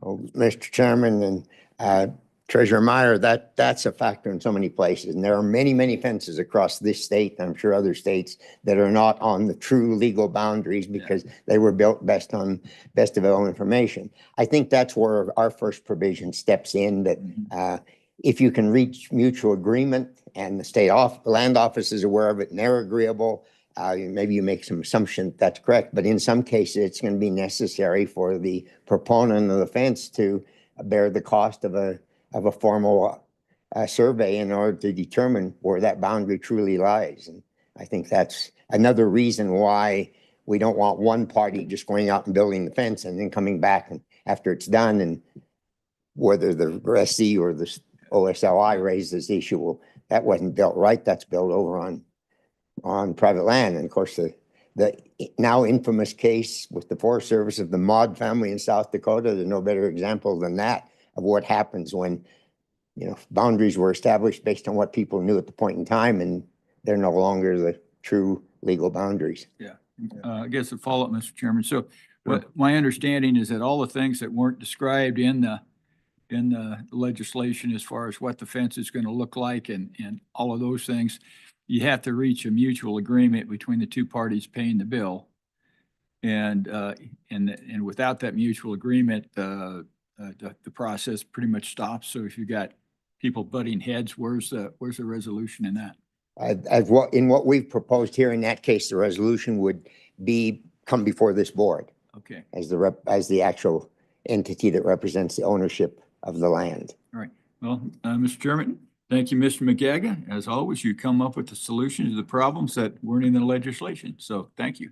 Mr. Chairman. Madam Auditor, and then I have the superintendent. Mr. Chairman, Mr. McGagna, I mean, I think your proposal is entirely reasonable. That being said, and I'm looking back at the legislation, there was a specific amendment that tried to add notice to this bill, which failed. And so I'm really, we, and I know you know this, I'm just saying it out loud for myself. We not only, it's not that they just forgot to add this that we think might be a good idea. There was a specific effort to add it, which was declined. So I'm really struggling with the concept that we would be able to add something to legislation that not only wasn't there, but was actively not put in. And again, I think I agree with the concept, but I'm not sure there's a question in there, but that's where I'm headed. Mr. Chairman, Madam Auditor, I'll give you my perspective on this for what it's worth. One of my frustrations, frankly, in the past has been that too often this agency in particular takes what the legislature does and puts it into a rule, just recopies that language. And the reality is when the legislature passes a bill, you are bound by that, whether you put it into rule or not. It's in statute. And when they grant rulemaking authority, our perspective is that that's the ability to go beyond the rule, not in conflict with the rule, but go beyond the rule and add provisions that make the rule function appropriately. And we didn't work to get that language in there particularly. I'm aware it was offered, but it wasn't a big agenda item for us because we felt, well, that's something that can better be accomplished with rulemaking and more subject to change over time if the rule needs to be modified as times change, that this body has the ability to do that far more easily than to go back to the legislature. So that would be our perspective on things like this. Madam Superintendent. Thank you, Mr. Chairman.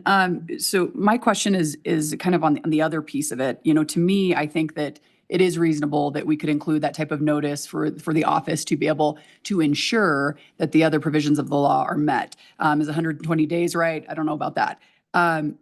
To ensure, however, that it is a lawful partition fence, which is the language that's used in the law.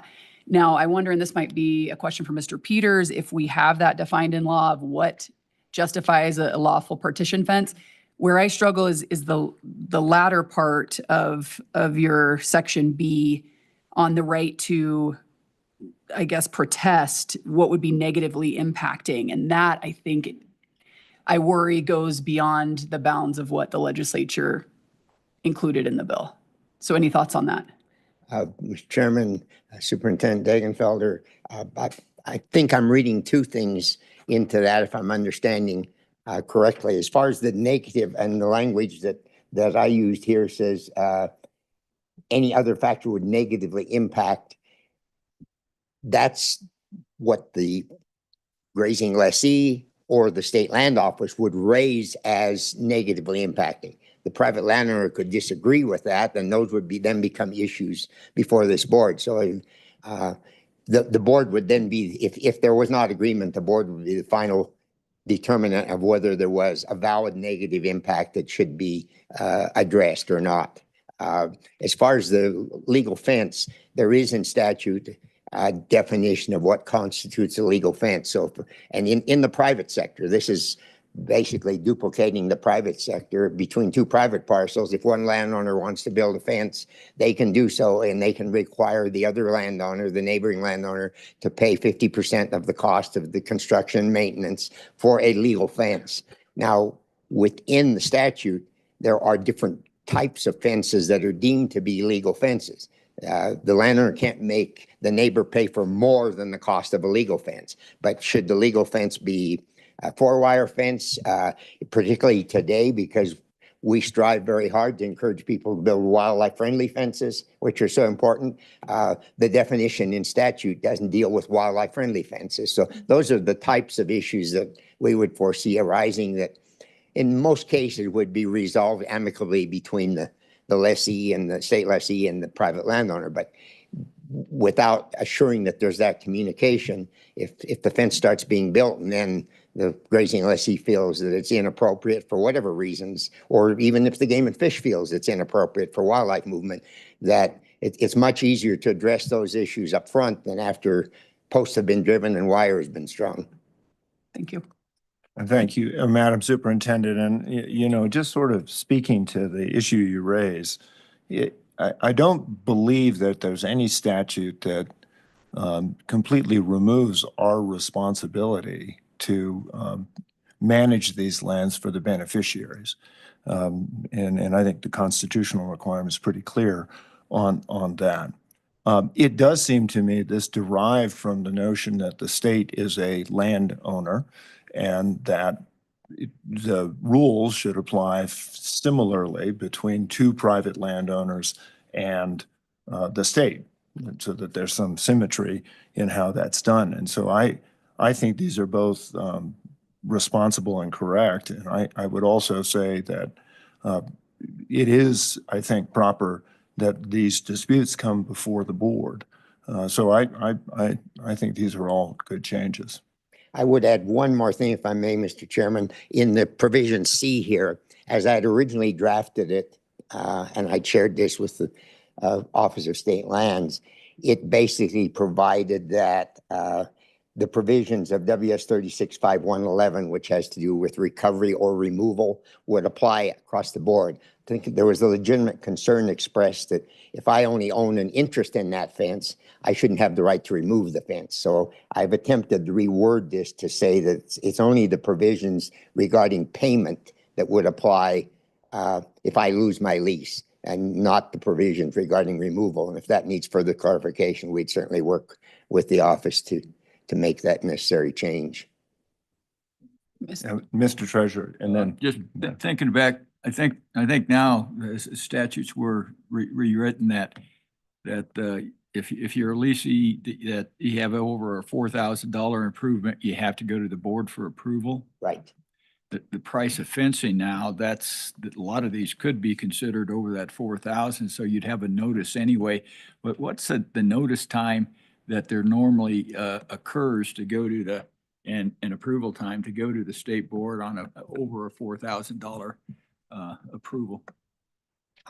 I've deferred to the office. I'm not sure. I'm aware of a specific notice time, but if I understand your question correctly, Mr. Treasurer, is that if I'm the lessee and I'm going to do an improvement over 4,000, I need private approval. Right. In this case, it's the private landowner that's making the improvement, so there would be nothing, that provision to me would not be applicable here because it's not the private landowner that's making the decision to do the improvement. But the leasee would be paying for it, so there's where you come in with the dollar thing. If their half was over 4,000, then you'd still have to get approval by the office. I would think that's not the way this would operate, but I certainly could stand to be corrected. Yeah, I was just trying to figure out where you had a notice nexus without, if the notice was removed, in those circumstances, I would think you'd have that notice nexus that would go to the board on. And our concern would be that the private landowner could just go out there and start building the fence. Yeah. Because he's under no obligation to give notice to, even under the private sector, there's nothing, as I recall, that obligates the private landowner to give notice to his neighbor that he's putting up the fence.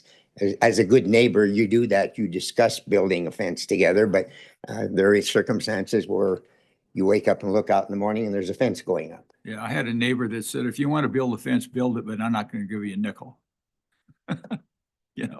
So there's good neighbors and bad neighbors. Well, with regard to the 120 days, we're going to be going out to comment on these anyway.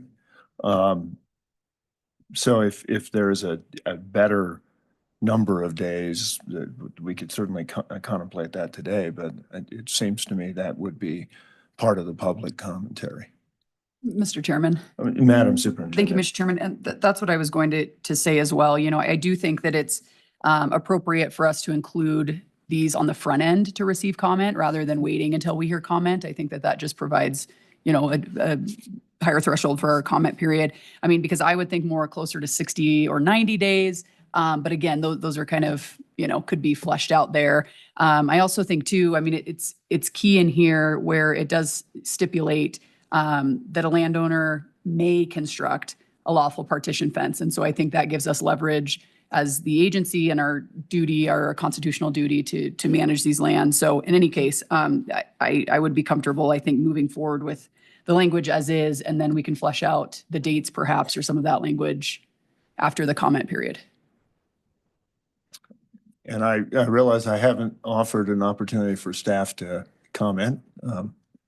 Director Barry or Ms. Barlow or Cody?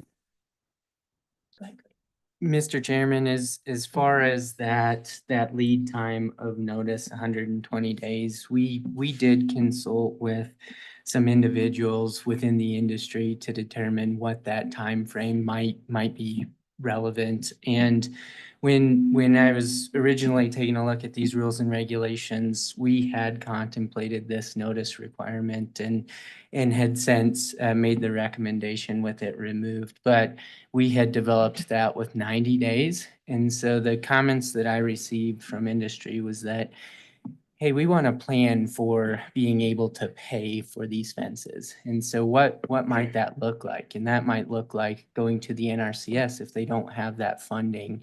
And that process takes a little bit of time. So 90 to 120 days, I think, were both numbers that were contemplated in those conversations with industry. And both, I think, would be reasonable based on what I've heard through my conversations. Okay. Mr. Chairman. Mr. Secretary.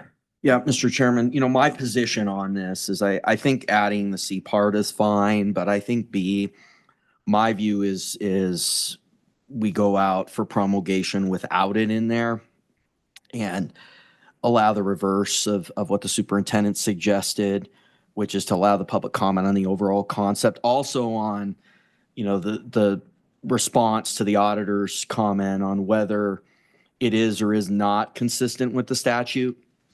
I think the legislature, obviously do the rule review anyway, but I think that doing that on the upfront and having that considered as part of the comment, I think would be better on the front end by just not including it, but it's just a difference in approach. But the one thing I'd ask is we consider the additions that we sort of divide the two things because they are very different concepts. Thank you, Mr. Secretary. Further comment? Mr. Chairman, they may be different concepts, but they work in conjunction with each other. Okay. Very good. Further comment, further questions? Mr. Magagna, anything more? Nothing more, Mr. Chairman. Just appreciate your consideration of our recommendation. Thank you. If there is nothing, I would entertain a motion.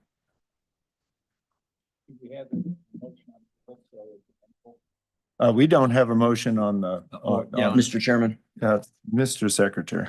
I'd move the. Actually, he's got a question. He was already underway, so I'll come back to you. Thank you, Mr. Chairman. I would move the approval. Well, I thought it was a question. Of chapter 4, rules for grazing and agricultural leasing as. Mr. Chairman, I thought it was a question. Second. It's been moved and seconded. Mr. Secretary. Thank you, Mr. Chairman. I would just move then the addition of part C on the amendment, the addition of part C, and that would allow then part B. Reason I wanted to be recognized, I think it should be divided in it. Right. It seemed like some people disagreed with that, so I wasn't trying to be difficult, but since his motion was just the rule, we're good. So your motion is to amend with the addition of C. Correct? Just add part C. Yep. All right. That we can take motion has been made. Is there a second? Is there a second? Is there a second? Thank you, Mr. Secretary. That motion fails. Mr. Chairman. Madam Superintendent. Thank you, Mr. Chairman. I would move the additions, the proposed rule changes, B and C as presented today. I would second, Mr. Chairman. Motion's been made and seconded to. Mr. Chairman, I'd like to see discussion. I'd like to divide the motion into B and C. Okay. Let me see. I think we've had that discussion, but I'll take it up with the board. Board, would you like to see that divided? I think a division could be done with one member, and certainly with the Masons, it allows one member to move a division. Yeah, and we are Mr. Chairman, I would suggest that we start with B first then. Okay, so the division's been made. We will go with, and we are not operating under Masons, just for the record. That's legislative, but not us. So with that, any discussion on B? Mr. Chairman. Madam Auditor. I think and again, I think this will be fleshed out in the comment period. The 120 days does seem long to me. The only thing that maybe makes me want to leave that 120 days in there now is it's hard, we have seen before when some of these time periods lapse or don't lapse with or without a Slib meeting. So I do think the 120 day, the one thing that I would say helps me support the 120 days is that it ensures that you have a Slib meeting or to have the opportunity to potentially object, where if it were a shorter period, particularly 60 days, you could easily miss that window. So that's all. Thanks. Mr. Chairman. Mr. Secretary. Well, thank you, Mr. Chairman. First, I want to thank the treasurer for that intervention there. I've never seen a chairman not allow a division. It's a pretty simple thing, but I've never had a division in any time on this board in my 12 years. okay, So- well, it is a pretty simple motion, so I think it's something as a chairman that you should consider. Thank So it you. happens all the time in the legislature. But I think in terms of the merits on B, I think that it's really better not to include it in there on the upfront because of the questions on legislative intent. I do think 120 days is long as well. And I think it would be better to lower that in the final rule. And I think that if we are going to in fact be upfront in that discussion, that you would want to sort of give that initial position in that initial rule. And I think that further supports not including it. But it's an important discussion to have, and it's interesting, the auditor brought up the legislative intent. I think the Nicholas Amendment was a little bit different in what it was trying to do. I think there are some differences there. And I think part of that legislative intent is watching the debate. Maybe somebody got up and said, well, the state board can work this out, in which case the legislative intent would be majorly mitigated, that this is not consistent with the intent. But that's partially also informing my decision not to, this is the first time I've seen this, and we could have engaged a little more on that with some time, but no problem on seeing it now. But I think it's better to do it on the back end for a variety of reasons. So I'm going to be a no on this. Important conversation to have, certainly supportive of C, and thank the treasurer for that, pretty basic intervention in allowing the division. Thank you. Very good. Thank you. Further comment? If there is none, all in favor signify by saying aye. Aye. Nays? No. I think I count that as it passes. So we'll move on to C. Any discussion on C? If not, all in favor signify by saying aye. Aye. Nays? That motion carries.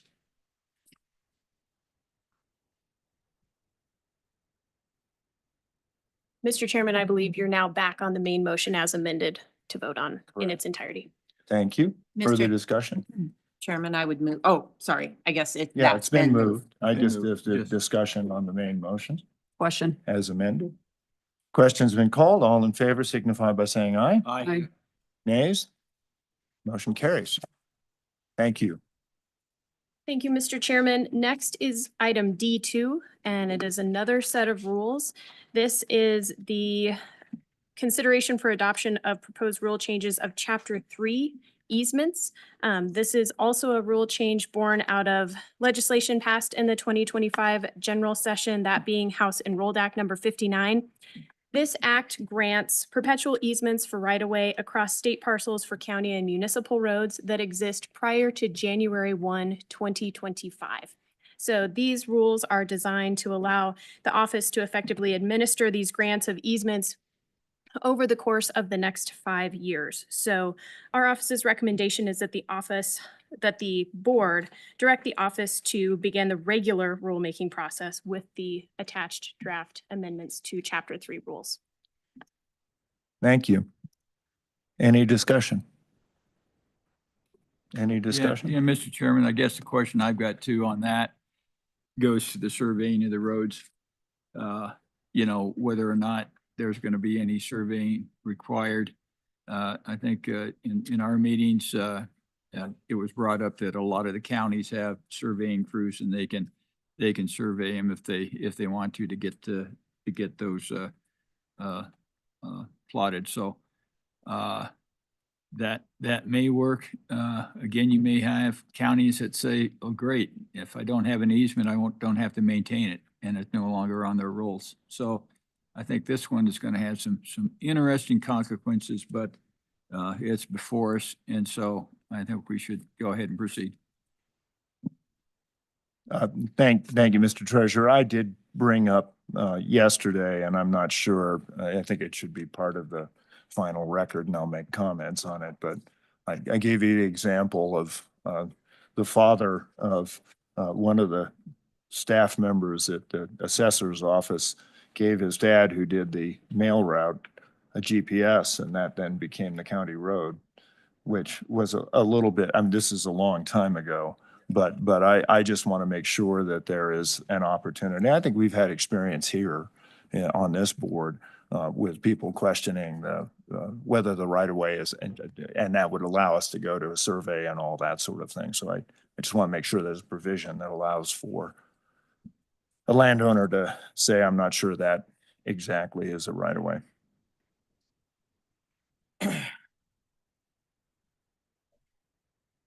Yeah. Well, it was our little discussion with the Bureau of Land Management and a no trespass sign. So anyway. Mr. Chairman, Yes, Madam Auditor. I would move that the board authorize the Office of State Lands and Investments to begin the regular rulemaking process with the included draft amended rules for Chapter 3 easements. It's been moved. It's been seconded. Any further discussion? If there is none, all in favor signify by saying aye. Aye. Nays?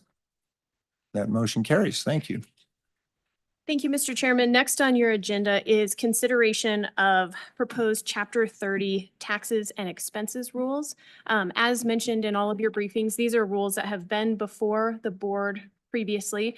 They are in response to the State of Wyoming versus Uintah County Assessor decision, knowing that there are exemptions that are in place for property tax on state parcels not being used for a government purpose that sunset on January 1, 2027. So the presentation of these rules today is to offer the board an opportunity to determine if it's appropriate to move forward with regular rulemaking at this time. Mr. Chairman. Madam Superintendent. Thank you, Mr. Chairman. I thought a bit about this one and knowing that, you know, the sunset date isn't until 2027 and that the legislative committee is actively discussing this, I would be more inclined to delay on this and to not move forward with rules at this time. But that's my position as one board member. Thank you, Madam Superintendent. Further discussion? Yeah, Mr. Chairman. Mr. Secretary. Yeah, Mr. Chairman, thank you. I would echo a lot of those thoughts and add a couple things. I think that my concern with the way it's worded as well is that if the exemption on ag or event at any point were removed, obviously that's not subject to the sunset, that those ag leases could be grandfathered in and those leaseholders would then need to pay the tax according to the rule. And so I think we need to make clear at the time when any action would be taken, and I don't think we should take action today, that if there was any change or something like that, that this would go away or that ag leases are entirely exempt according to state law. And then if on some wacky thing, the legislature gets rid of that exemption, that there would be some evaluation by the board. But the way it's worded right now, if that exemption for some reason did go away, it is not subject to the sunset is my understanding, and I certainly support that it's not subject to the sunset, that one's in on the books. But I think that I'm concerned that a future legislative action would then grandfather those leaseholders into paying the tax. So I think that when we do take that up, we need to make that revision. But I'm for waiting and not taking it up. Thank you, Mr. Secretary. Further, Mr. Treasurer. Mr. Chairman, well, I think we can also be concerned about the courts, be concerned about the legislature, but we have the situation, that's the reality that we have before us today, brought on by the courts. So this is a remedy for it. If you look at our leasing and knowing that we're going to have to pay the taxes, essentially, then we'd have to say, are we going to give the exemption on the backs of the beneficiaries? Or are we going to look at our fiduciary duties and understand that we need to move forward with those in mind? Thank you, Mr. Treasurer. Let me ask a question, Director, if maybe you have considered this, and maybe Mr. Peters has an idea on this too. Absent these rules, how would you administer ag leases? Mr. Chairman, and I'm happy to let Mr. Peters opine as well, but as long as that exemption exists, I think statutorily it will remain exempt. I don't know, Mr. Peters, if you want to offer further. And as he's coming up here, I just note that this is going to take a number of years to resolve because annual renewals are for 10 years. And so, we're at least a decade of resolution on some of this. Sure. Mr. Chairman, given the current legislation, leasing state land for agricultural purposes is a governmental purpose. And so I don't believe that there would be any assessment for land that's leased for agricultural purposes. Thank you. So even without the rules, I don't contemplate any assessments being issued for land subject to an ag lease. Thank you. Mr. Chairman. Mr. Secretary. Thank you, Mr. Chairman. I think the chairman kind of misunderstood what I was saying. It's that if the exemption on ag goes away, which of course would be horrifying, and I'm opposed to that. But if it went away, that rule would kick in. And so what I'm saying is that we need to have some provision that there is a reevaluation or it's not subject to it, if any of those changes would happen. Because again, as Ms. Berry said, there's two things going on here. They exempted everything until January 1. And then they said ag, they exempted, it's on the books. And so it's permanent. And so you got two things going on here is they're asking the board whether we're going to have a plan on everything non-ag related on January 1, whether we want to move forward with that yet. Here is, we sit in June, but I don't think that's necessary, by the way. But I think the rule needs to be written so that if there was a statutory change, that it comes back to the board on who's going to pay, because that is a major change on the ag issue. So that's what I was saying. It's a grandfathering issue. And Mr. Secretary, there was no question about what your intent was. I simply was asking for the clarity of the board. Absent rules, how did they intend to implement the provisions? Just an information question. Yeah, and it's very clear in state law that is exempted as it should be. So, yeah. Very good. Further discussion? Any further discussion?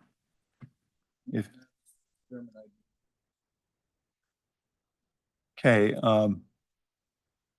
Second. The rule has been moved and seconded. I want to be thoughtful in the discussion here because I tend to agree with my colleagues to the right that without a rule, we are okay. If we vote this rule package down, what does that prohibit us from bringing a rule package forward? No, Mr. Chairman, I don't believe that it does. Okay, very good. I guess for clarity, Mr. Chairman, can I ask Mr. Peters a question then? I think I know the answer, but I want to make sure that essentially because you have on the books right now, ag is exempt, so they'll remain exempt no matter what we do in these rules, because we can't tax them because they're exempt. All this goes to are situations where if you have, let's say, a truck stop and they're not paying any taxes, that we would have to pay taxes underneath the truck stop and that without this type of provision. That's what I think is where we're getting to. These other types of properties that are not agricultural, essentially the beneficiaries would be paying their taxes. Mr. Chairman, Mr. Treasurer, generally, I'd say you're correct. Yeah, this provision will put in a rule that says that the lessee is responsible for all of the taxes or any expenses associated with the land. If there's no tax assessed on the land that's leased for agricultural purposes, then this provision would still be in effect if it went through, but there wouldn't be any taxes associated, so there wouldn't be any responsibility of the ag lessee. You're correct that if land is leased, under a special use lease for a truck stop or something to that effect, and we had these rules in effect, and then it was carried over into the lease provision, then yes, that would be the entity that would be responsible for the associated property taxes. I guess, Mr. Chairman, I can't find any better public purpose in the taxes than education for our kids versus whatever the other use would be for these other types of taxable entities in all other regards. And thank you, Mr. Treasurer. My point really goes to the fact that currently on our leases, we already have that pass-through provision on non-ag leases. We did on the property in Uintah County. And I think I have asked before, Mr. Peters, if we had the prerogative to do that, and I think we did. Mr. Chairman, that's correct. Mr. Chairman, and is that currently in all leases except ag leases? Or? Mr. Chairman, Madam Auditor, I'd have to look to the office, but I don't believe it is in all leases outside of the ag leases, but I believe it is in most. Gotcha. So if there's, Mr. Yeah, Mr. Chairman, just to further elaborate, that particular Uintah County lease, we inherited that lease, so it was a template that was not our general template. So I don't have a fully fleshed out list for you which leases do have that provision in them and which don't, but some do and some don't currently. So I would love to see some sort of a matrix of those, if that's possible, because I think oil and gas is treated separately, minerals are treated separately, et cetera. So if the board approves of that, I think it probably behooves us to get better detail on that before we move. And Mr. Chairman, I would add that it probably would be helpful to the committee as well that's discussing this, because, and my hope is that they can have this robust discussion of it shouldn't just be ag and then everyone else in one bucket, because they are different and we're treating one over the other. So thank you. So with that, what's the pleasure of the board? We've got a motion on before us. I can move to count the votes, which I will do because that would be appropriate. All in favor signify by saying aye. Nays? No. I think that motion fails. I have voted no. Thank you, Mr. Chairman. Now, I would like to see, if possible, at our next meeting, we could have some enumeration of those differences, if that's possible. Mr. Chairman, we'll prepare that. Thank you. Mr. Chairman, that concludes tab D, policy matters, which brings us down to tab G, miscellaneous mineral matters. And the first matter for the board's consideration is G1, and this is consideration of applications for uranium lease. So as you'll see, there are, I believe, 70 applications in G1 for the board's consideration. As a reminder, uranium leases are for 10 years. And our office can entertain questions if there are some on individual ones. But the recommendation for our office would be to authorize these leases effective June 2nd, 2025. Mr. Chairman. Mr. Secretary. Thank you, Mr. Chairman. I removed this. I'd like to vote no on one of them. Obviously got 70 here. I mean, how do you suggest we do that? How do we effectuate that? Potentially, we could consent list all but one, or we could vote on yours and then do the remainder, whichever I think would work. But let me ask if there are any other questions. And Mr. Booth, I'm curious about the number of uranium leases. That certainly the market's come up, but are we seeing quite a bit more activity? As far as production, I'm not sure, but but as far as number of leases, we have seen an uptick.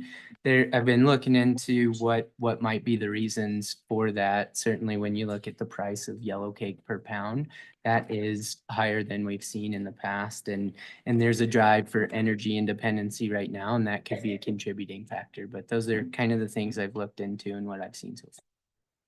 And being mindful, and I'm probably going out a little bit on a limb here, but being mindful of some of the challenges we've seen from time to time in oil and gas leasing.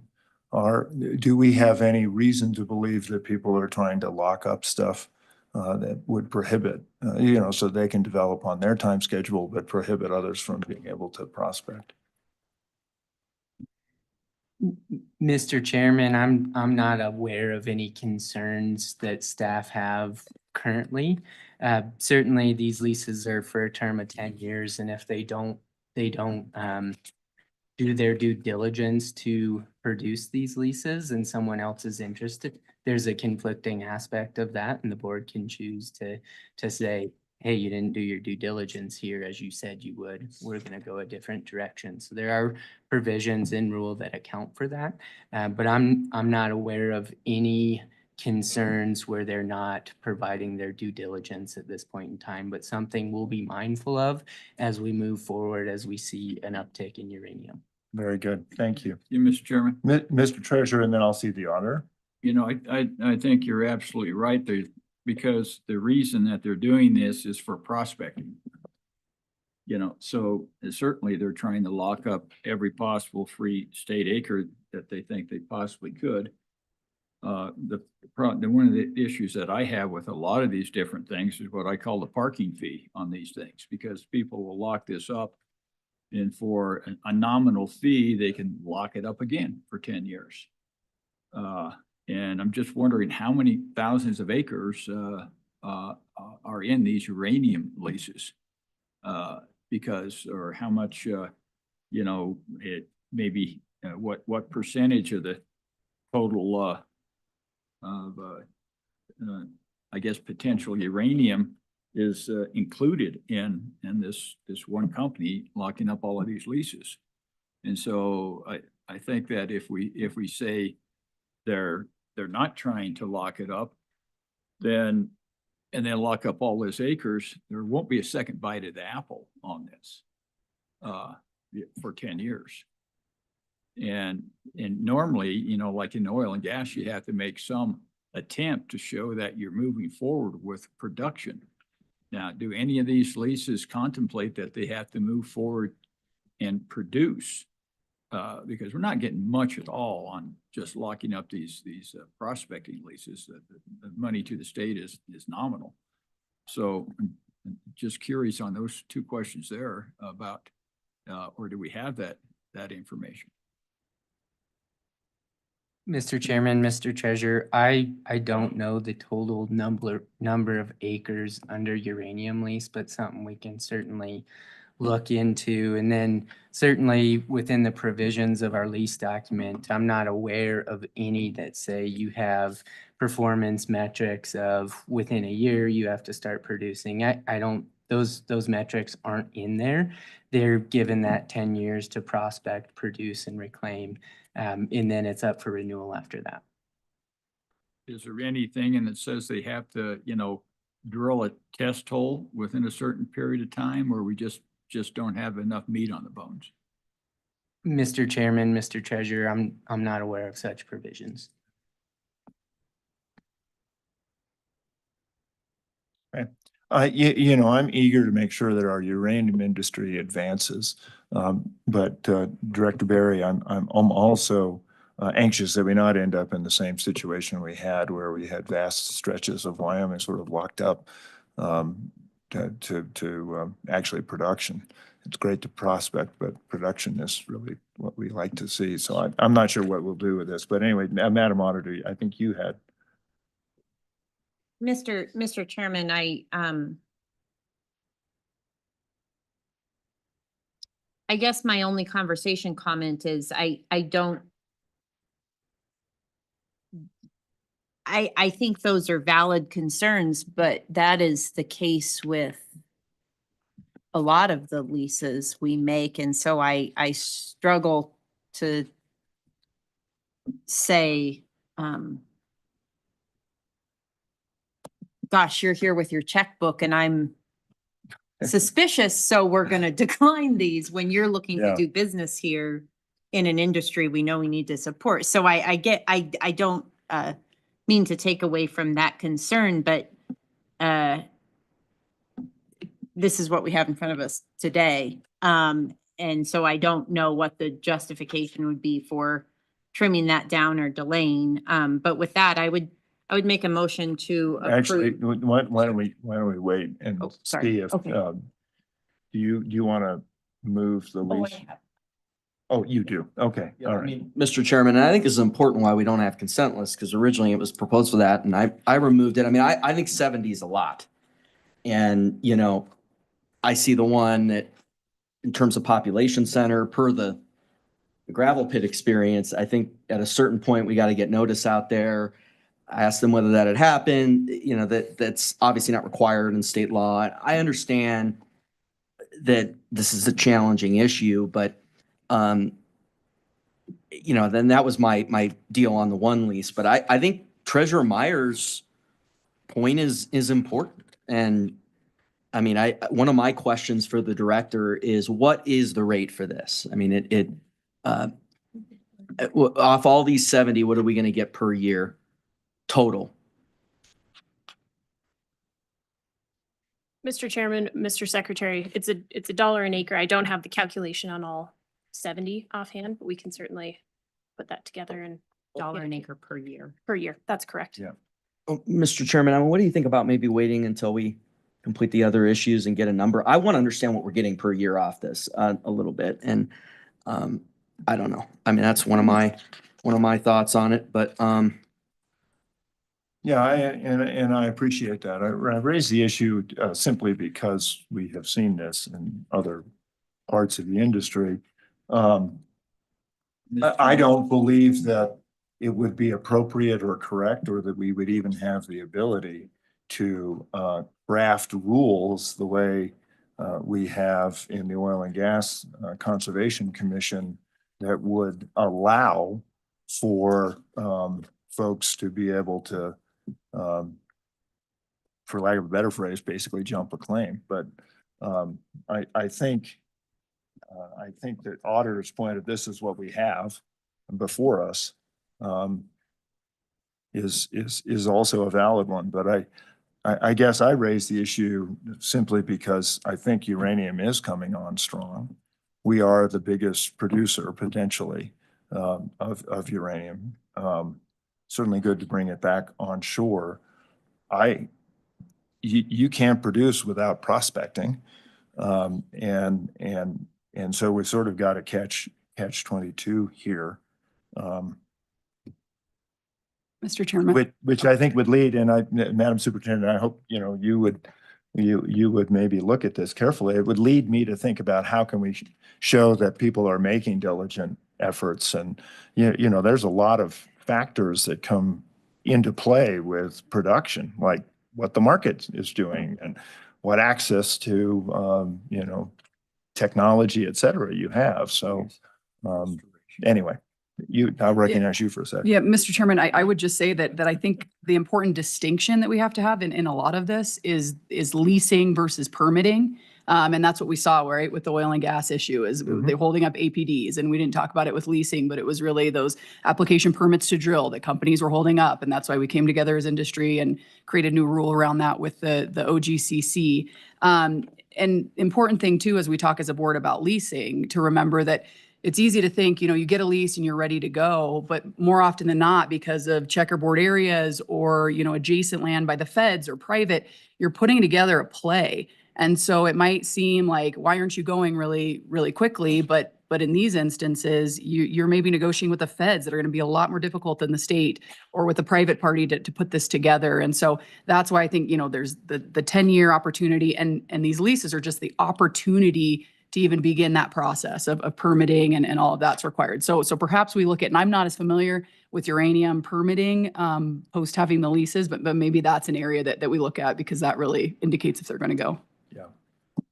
Well, Madam Auditor, you were prepped with a motion. Yeah, and Mr. Chairman, super rough math. I haven't added them all up, but it's about, it's, 40, in the low 40,000s per year. So it would be 400 and some thousand over 10 years, more or less, based on the number given by the director. That's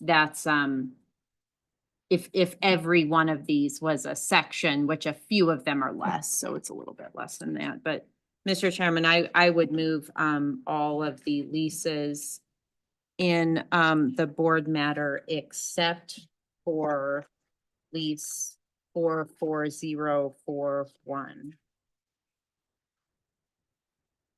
And that's the one that's in Crook County. Yes. Okay, it's on page 3 of 14, midway down. Yes. A motion's been made. Is there a second? It's been seconded by the superintendent. Any discussion? Yes.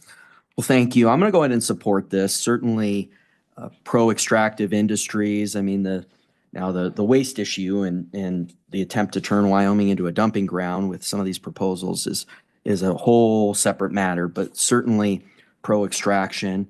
And so going to support these. I do think we need to look at the rules in terms of reporting on prospecting leases and beefing up the reporting to the board and even to the legislature on leases that are in prospecting status and how that's developing. So thank you.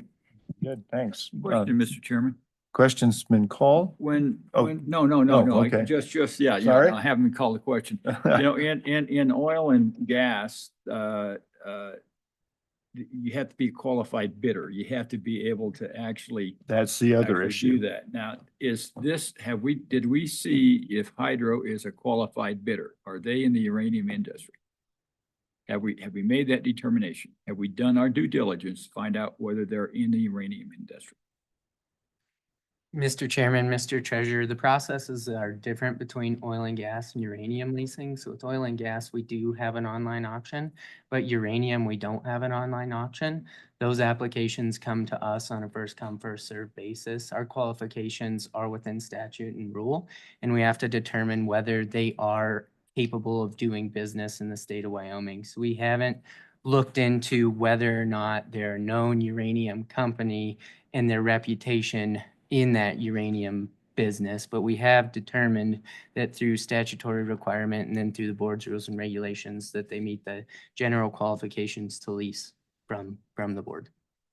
Mr. Chairman, I guess I'd like to have some public comment. I would think that Hydro Restoration here would be in the audience or have a representative, so I'd like to find out if there is one in the audience. I was going to go there, Mr. Treasurer. That sounds good.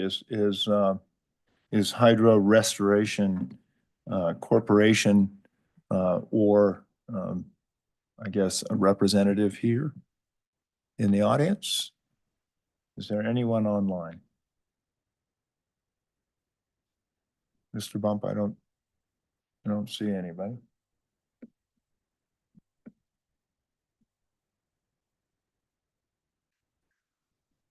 Okay. Mr. Chairman. Madam Superintendent. Thank you, Mr. Chairman. I think the treasurer brings up a good point because we haven't contemplated that with qualified bidders. I'm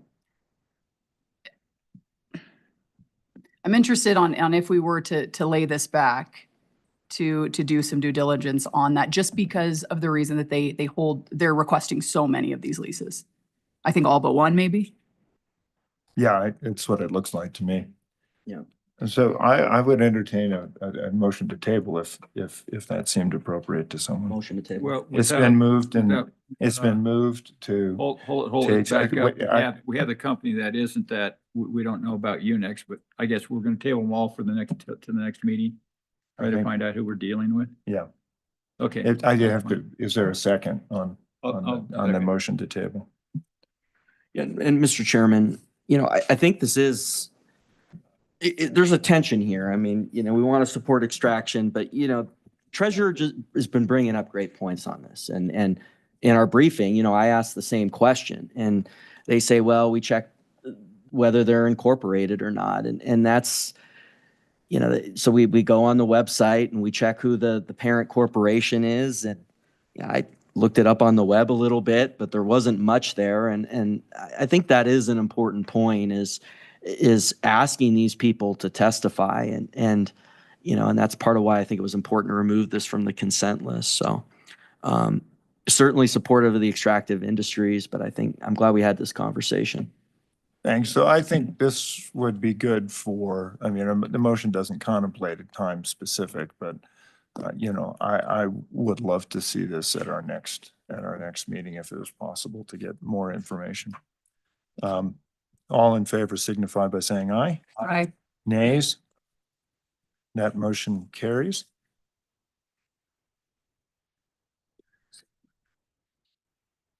Got a request here to take a break. Madam Director, are there some other, I know we have a big issue coming before us. It would make some sense. What do you foresee between here and there, just sort of thinking of management? Mr. Chairman, I think now would be an appropriate time for a break because the Prism renewals are the next on the agenda. So very good.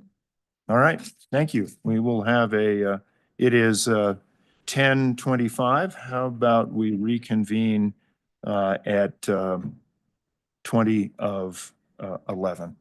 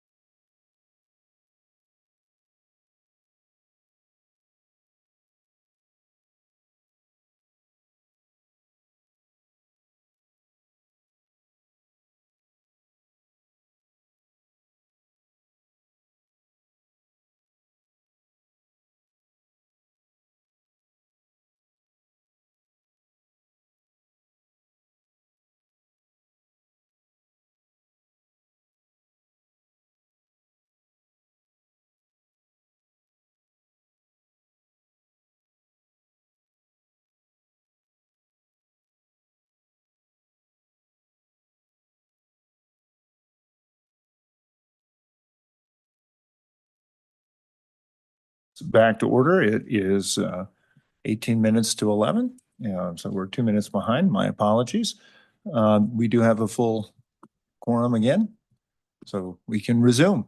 Thank you, Mr. Chairman. The next item on the agenda is G5, and that is consideration of renewal of applications for sand, gravel, borrow material, and riprap rock lease.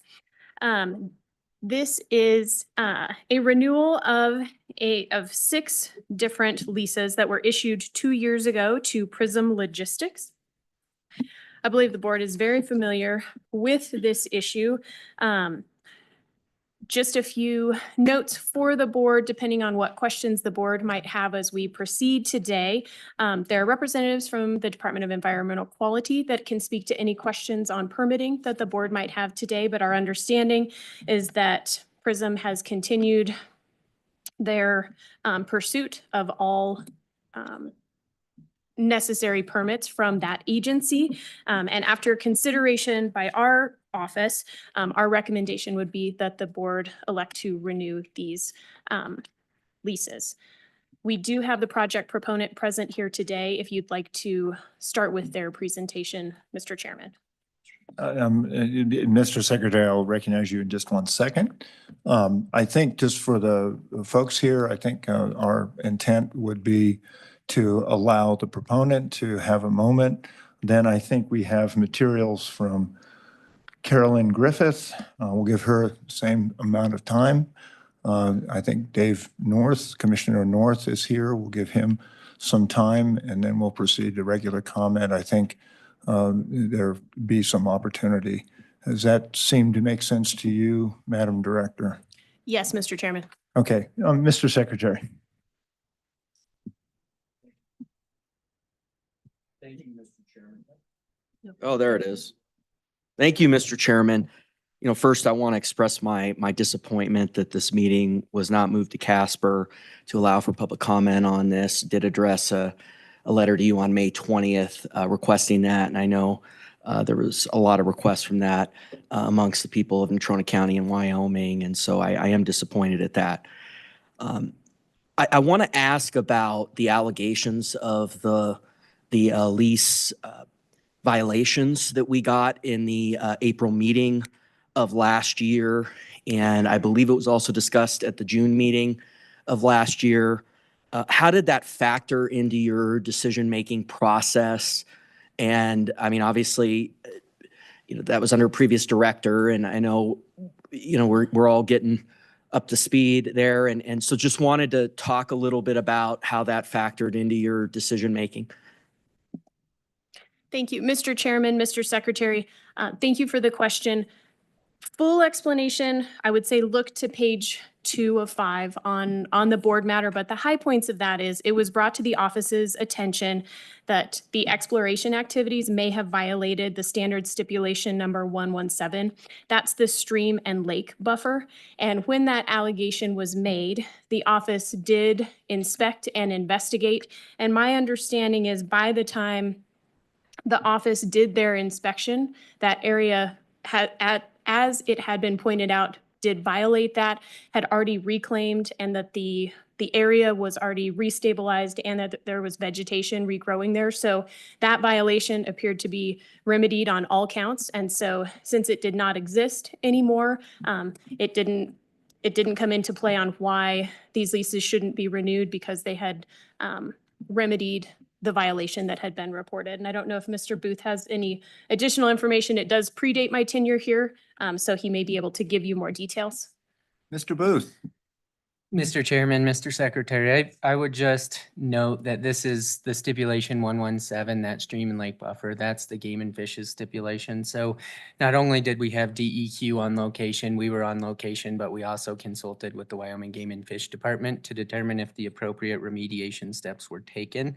And they said that yes, in their opinion, the appropriate steps were taken. In addition to that, on May 5th, we had staff go out there again this year and take a look at those particular locations. And it was extremely difficult for them to find because they were reseeded, they were reclaimed, and they were growing vegetation appropriately. And also the DEQ inspected that this year, and they made the determination that those sites were stabilized appropriately. Mr. Secretary. Thank you, Mr. Chairman. What procedures in rule or in statute govern the aspect of the decision on the recommendation of whether to renew with respect to lease violations in terms of the standard of a quote unquote remedy, whether or not, yeah, it's obviously a subjective standard, and then also you have the facial issue with the original violation. So where is that sort of scale where you determine whether the facial violation should be considered and that aspect of the decision-making process? So within Mr. Chairman, Mr. Secretary, within the rules and regulations and within the lease itself, it contemplates the process for a default. And what that looks like is once the lessor understands that there is a default, we're required to give them notice, which we did. We hand delivered that notice to them, and then they have 30 days to remediate that notice. And then if they don't remediate that notice in 30 days, then the lease may be subject to termination or cancellation. And so what we have in this particular instance is that they had the default, we issued the notice, and then we communicated with all the regulatory authorities that were appropriate at that time and determined that default had been remediated, and that ultimately resulted in their status of being in compliance with the lease terms and conditions. Okay, thank you. Director Barry. Mr. Chairman, if there are no further questions from the board for the office, I think we can proceed with letting the project proponent make their presentation. Perfect. This is the project. There we are.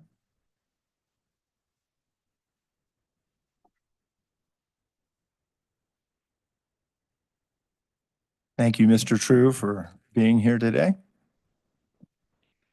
Thank you for having me. I am Kyle True, manager of Prism Logistics. Mr. Chairman, and other commissioners, thank you for your time here today. Before I get into what I'd like to discuss, I'd like to address quickly what the Commissioner Gray brought up. It's our position that there was no live water. We went there and there were dry creek beds. And so we were not within 300 feet when we dug those test holes of water, of a stream. Now, when we went back after the allegation had been made and we looked, conditions had changed and there was live water. But as had been reported, we had remediated those. So while there is a paper trail saying there was a violation, it's our position that there was not a violation, but under different circumstances, there might have been with those distances. But when the day in February that we went out and did our testing, there was no water in those creeks. And so we don't think we had a violation. Setting that aside, thank you for your time. I found it very interesting and encouraging that we started the day talking about eliminating barriers to development in our Wyoming communities and in trying to have business-ready communities. That's encouraging that our OSLI board is engaging in that direction of development. Prism Logistics is here today to seek renewal for roughly 8 leases in the Casper Mountain area. It's down below the mountain. Right now, we are in active pursuit of developing those leases. We have done testing, and I am encouraged and glad to be able to report to you that based on our testing, we have found tens of millions of tons of gravel, sand, riprap that will be available for the Casper community in coming years, and that will represent tens of millions of dollars to this board, in addition to the diesel fuel sales, the severance and ad valorem taxes, the employment of roughly 15 full-time employees. As all of you have heard over and over again, I have heard, but I've also said, one of my biggest concerns in this state is that our youth are able to grow up and find a robust economy in which they can find a job. And so that is something that is a component of this that we see going forward. So there's a proven resource. I'm glad to say that we are actively pursuing development of these leases. We have chosen to move to the courts, and we are currently seeking a declaratory judgment from a state judge to clarify to us whether or not we as a state lands lessee are subject to county commissioner requirements. It's our position that we're not. It's our belief that we're not. We think the courts will rule that way, but that's why you go to the courts, because you don't know. And so we'll find out. And whatever the courts decide, we're going to comply with court decisions. So given that, there has arisen some opposition, and normally I would stop my presentation right there and say, we are actively pursuing development of this resource.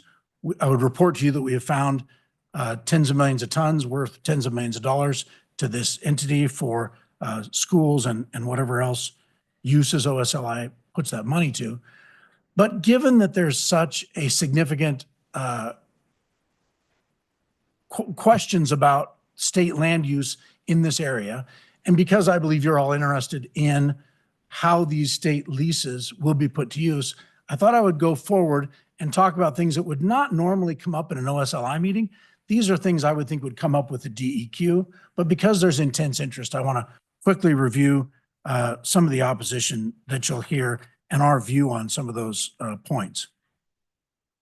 First of all, I want to say that there are significant concerns, and I think you're going to hear some very real fears from people with passion.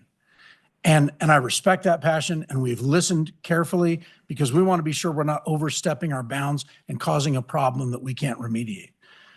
But I think I've come to believe that these fears are very similar to my fears when I was young and we used to go boating out in Alcova Reservoir. I was convinced there were sharks there. And so I wouldn't get very far from the shore and swim because I was afraid there were sharks there. It was a real fear. It was a tangible fear. It was not a justified fear. And so I'm going to submit to you that there are many concerns that have come up. We've tried to look into them. And one of the questions for the DEQ, I believe, is going to be, how do we mitigate these, and are they justifiable? And can we move forward in a responsible way with government oversight in developing this state resource for the local community, looking carefully at each of these concerns and making sure that we take care of them in a responsible way. So some of the concerns that have been articulated and continue to be articulated are that there will be health hazards because the dust that will come up either in the trucking or in the crushing operations will kill people. It's been alleged that within 60 miles of this pit, there will be no live fish anywhere. Well, I would submit to you that there are 7 active gravel operations in Casper, Mills, Evansville. They are upwind of thousands of homes, actually close to 1,000 homes, roughly 1,000 homes. Within a half mile of those, we are fortunate to have a very high air quality in Casper. It gets reviewed every year by DEQ, and it is reported as high quality. These are not causing terrible trouble. However, we have offered to engage in less activity on this lease than is normal. We have offered to not come to DEQ and ask for crushing, stacking, and sales operations on this lease, but to move our product elsewhere and crush it and stack it and do sales elsewhere. That'll reduce dust. In addition, on the road, we have a variety of options. When we leave the state lease, we've got about 1.6 miles to get to a state highway.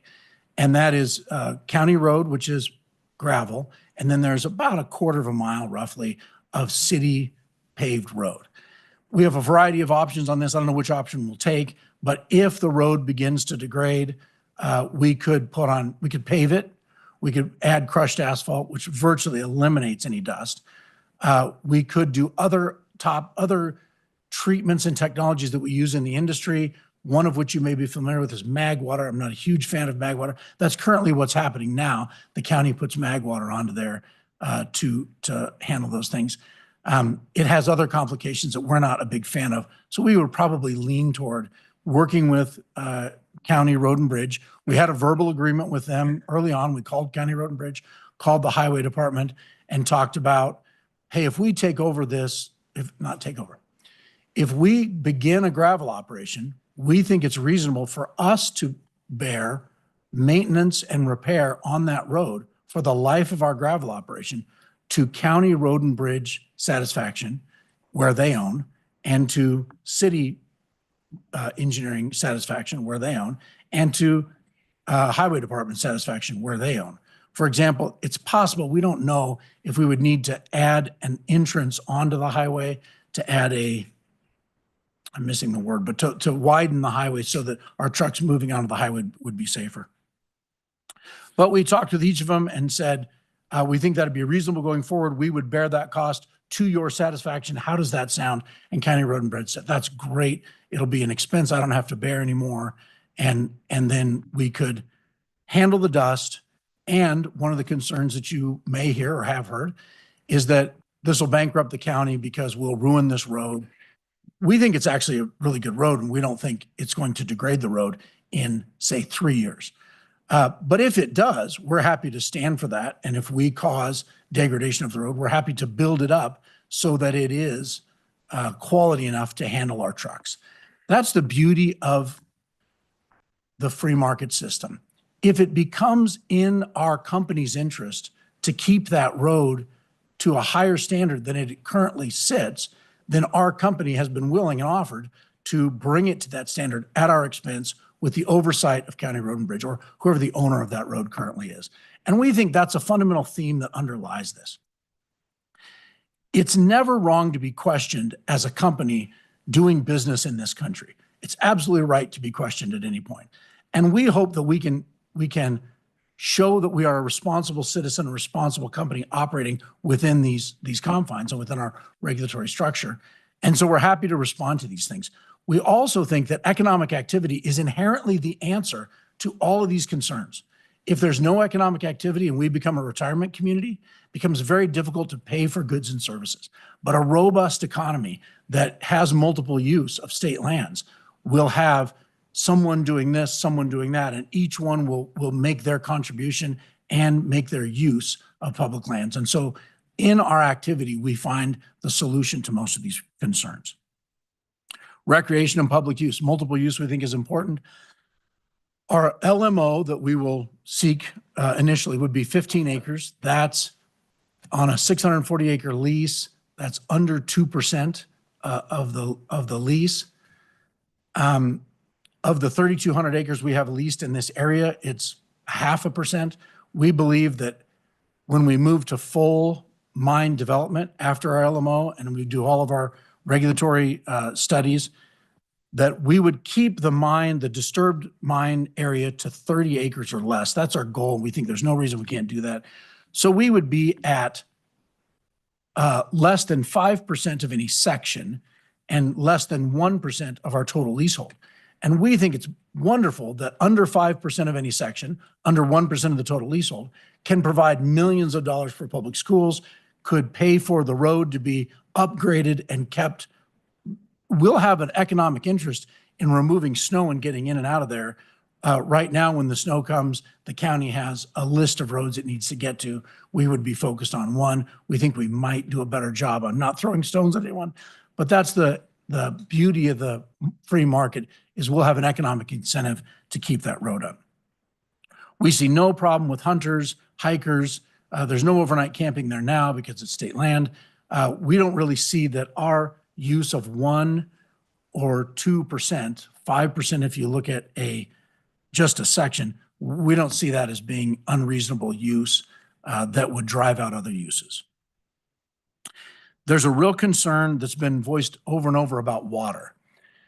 Again, we think that especially where we're going to do this LMO while we're looking at these larger studies that we do and submit to the DEQ for a full mine permit, that 15-acre LMO is just recognized across the state as de minimis in impact, and therefore we move forward on a regulatory approval with an LMO, and then we do more studies before we go to a full mine permit.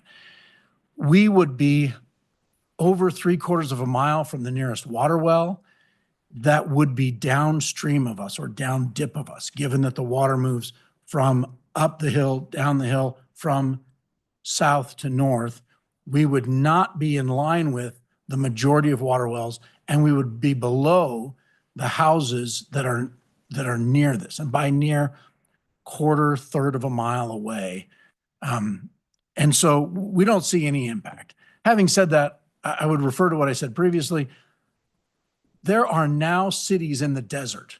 The way those cities in the desert exist and have water is they have economic activity. In this case, the economic activity would be gravel, and that gravel would provide enough economic activity that if a water well was negatively impacted, we could come in and drill another one. Some of these wells are really shallow. Some of these wells report to the state engineer's office 1 to 3 feet of depth. Okay, I'm not sure I don't want to feed my family from a well that is subject to giardia because it's that shallow, especially in a place that the state authorizes grazing, which it does, and there's grazing there. But that's what these people are doing. There are also, in this area on the front of the mountain, zones at 300, 500, and 1,000 feet of depth that are viable aquifers. And we as a company would be willing to drill to those. If we can't find a viable aquifer somewhere there, because it's exploration, you have to go look, then we'd be happy to bring city water into the people and provide the capital expenditure to their house, and then they would pay operating expenditures similar to what they're doing now. They're paying all their OpEx. So while we think it's a valid question, number one, I would say we're going to have a de minimis impact and we're 3/4 of a mile away. Secondly, if you think about it, we will be removing the rock, which is not currently reservoir space. The reservoir space is in the pore spaces between the soil. The rock is not providing reservoir space. The gravel, the rock that we'll be removing is not reservoir space. We'll be disturbing the reservoir at a very de minimis size now and then we will replace it, reseed, and the reservoir will not be diminished because we don't anticipate removing the soils. There's a question about, will this be a big eyesore? When you go to Glen Rock and drive by Glen Rock, for years, there was a big limestone pit on the face of the mountain. The face of the mountain gets to about 1,500 to 2,000 feet of drop per mile. You guys, I think, have all been out to this location. The area where we're recommending mining has about 250 feet of drop per mile. It's not 1,500 feet. It's really not the face of the mountain. Where we are, there's virtually no pine trees. You know, the pine trees often define in our mind where the mountain begins. So we don't have any, I don't think we'll be an eyesore. I don't think you'll be able to see us. If we have a 15-acre or a 30-acre even disturbance in a 3,200-acre state lease, which is more like a 5,000-acre area that a view shed, I just don't think anyone's going to notice it. So I think that's not going to be a concern. I would also say that right now there's de minimis economic activity there. There's a state grazing lessee who's there. When we leave, we will likely triple to 10x the carrying capacity because we work with experts at the DEQ and we put in drought-resistant grasses that handle this area better. We will also be taking the rock, which is significantly on the surface, and we'll be removing that, so it'll be all productive. Right now, there's a lot of that land is just not very productive, and the root system has trouble here and there because of the rocks that underlie it. So thank you for your time. I think, you know, what I really wanted to come here to say is we found a great resource. We're moving forward. We're waiting for the courts. In addition, everything else that I brought up, I think is a regulatory issue that I think will be very professionally handled between us and the DEQ. And then we'll get these trucks rolling and provide the Casper economy a resource it significantly needs.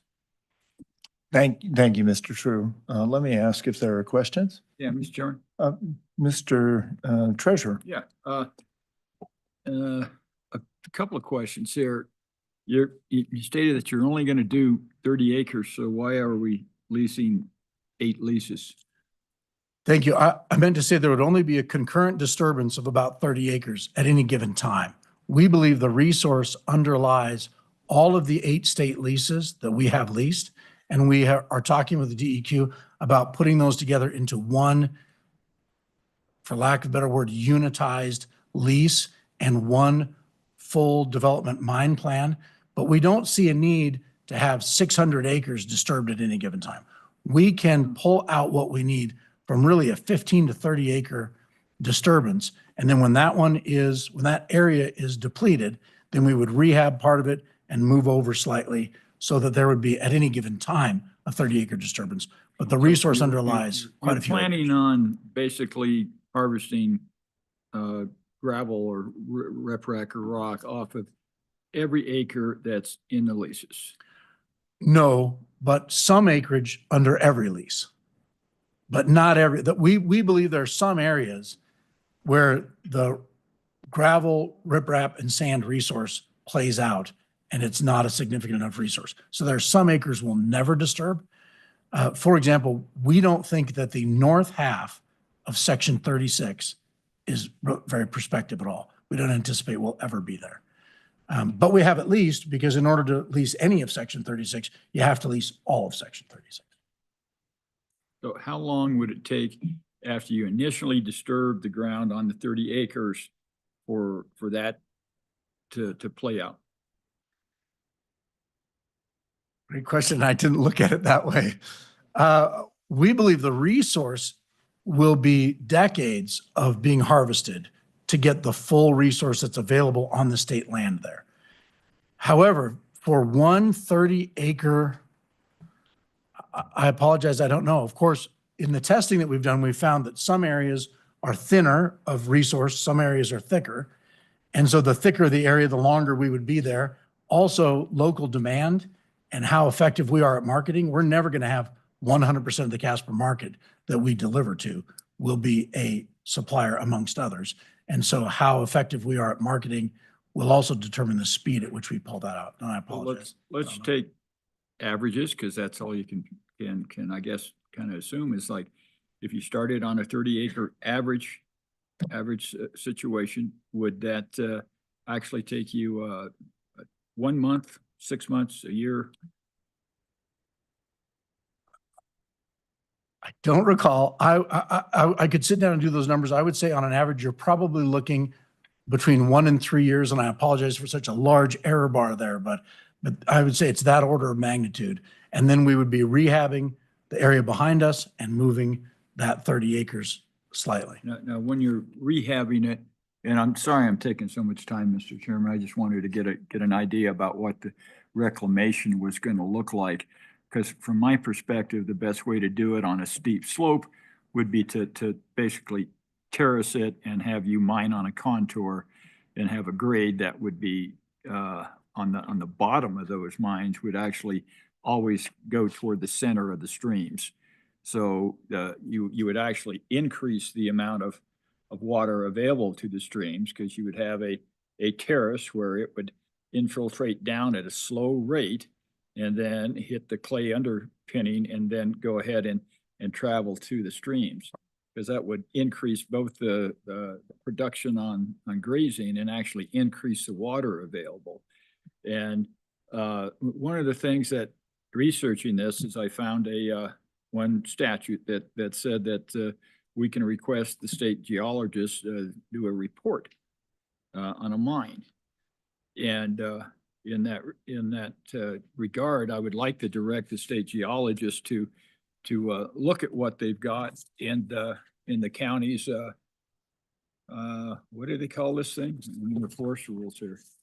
Well, anyway, the thing that the county put together for their land use plan, and look at those goals and necessarily work with the state geologist to try to obtain the goals there, at the same time allowing the mining to go forward. But you know, because I believe that you can actually, to the extent you could almost landscape the mountain as you were working on it, so it would give more production, more water, and because you had those flat areas on a terraced area, you could actually plant different types of trees and shrubs to where they would obscure or totally eliminate any type of view shed problem that you would have, and actually make it almost like a garden if you really wanted to go that far, if there was enough volunteers in Casper to plant trees and shrubs. So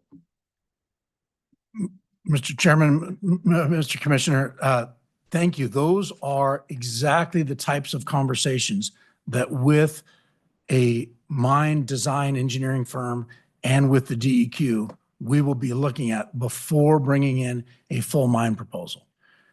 Exactly the type I of would question. suggest, Mr. Chairman, that you actually bring in the people that are in this room, and try to mitigate those concerns, because we have factions in every type of situation, and now you've got opposing factions. And I was reading, Mr. Chairman, my Federalist Papers, and I looked at Madison number 10, and they talked about factions, and what normally would happen is that the people get together and they try to mitigate those concerns. And I think those can be mitigated, but I think that we're going to have to get in a dialogue, bring in some facts from the state geologists that are, I think that he can actually put some meat on the bones on these things. But Thank you, Mr. Treasurer. Thank you, Mr. True. Are there further?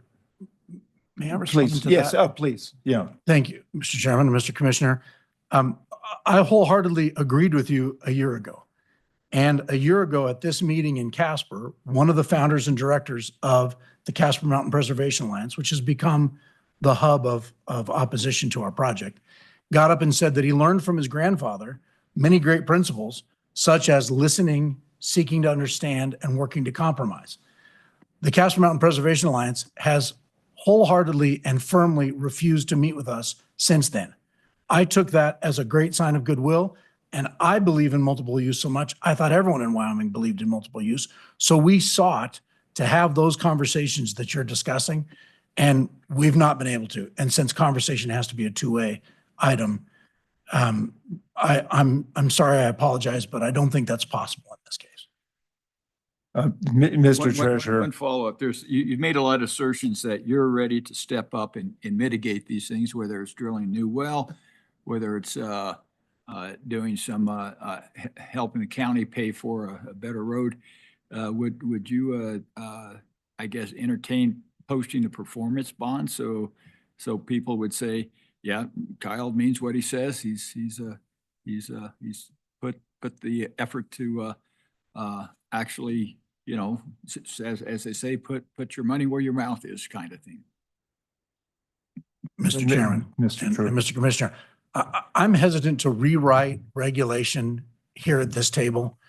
We think that we have been generous. We want to continue to be generous, and we don't want to cause any problems that we don't solve.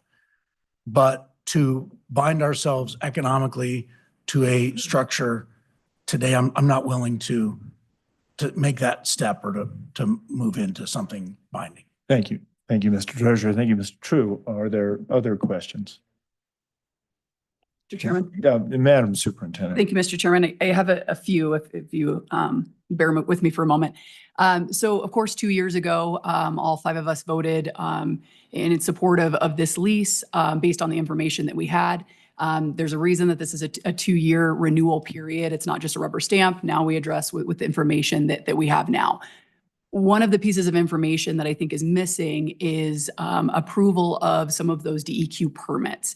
And in my visiting with several other of those operators, gravel pit operators in the Casper area, I've been told that 2-year period is ample time to be able to get those permits. And so can you speak to why we don't have those from those DEQ experts? Yes, thank you, Mr. Chairman and Madam Commissioner. We believe we would have those if we had called the DEQ and said, please send it over today. We're ready to move equipment. We have held off since the county rezoned this area. And we looked at it and we said, we believe working together with people and talking is the best way to move forward. We believe the county doesn't have the authority to demand and dictate what the state does on state lands. As a state lessee, we don't believe we are subject to county conditional use permits. However, we thought the gentlemanly and the calm way to go about this is to ask a state judge to clarify. We'll all be done. There'd be no arguing. We could have asked for a LMO. We believe it would have been issued. We could have moved our equipment up there, and we suspect the county would have called the sheriff who works for the county. They would have come up and told us to stop until we got this resolved. And we thought, that's a more brash way to go. And we thought, let's just handle this in the courts and quietly. So we believe we are diligently pursuing this. And this question is the only question that is keeping us from mining gravel today. Mr. Chairman, if I Thank could you, move please. to the next question. Follow up. So from your testimony, it sounded like you're not planning to process in any way on these state leases, screening, crushing. I wonder if you might share where that is. Is that going to be your sales yard, knowing that that's going to take transportation to get there? Right. Thank you, Mr. Chairman and Madam Commissioner. When we heard these concerns, we took them seriously, and we've thought of ways at our expense to mitigate virtually every concern we've heard. And one of the things we thought is it's most common on a state lease, once you've proven a resource, to further ask for a temporary use permit, essentially, on the state land to crush, stack, and sell. We thought, aha, this is an opportunity for us to create a very expensive in-mine transportation obligation where we would separate but not crush. So we would screen because we want to leave the soil there. We don't see any need to transport the soil away. So we would have screening but not crushing. We'd haul away all the gravel and then crush elsewhere. We have not, we have a place to do that. We have not yet revealed where that is. There's a possibility that this lease will not be renewed. There's a possibility a state judge will say the county gets to say what you can do in the county on every square inch of the county, in which case we'll be shut down because all 5 county commissioners now oppose this. And so we didn't think there was any reason to share with the public where we plan to do that. There have been, as you can imagine, our opposition has moved to insulting memes of myself. There have been threats of violence. We didn't feel the need to add anyone else to the recipient list of those from those who oppose us. So we've not revealed where that would be. Thank you, Mr. Chairman. So Mr. True, screening will occur on site. Sure. Yes. Yes.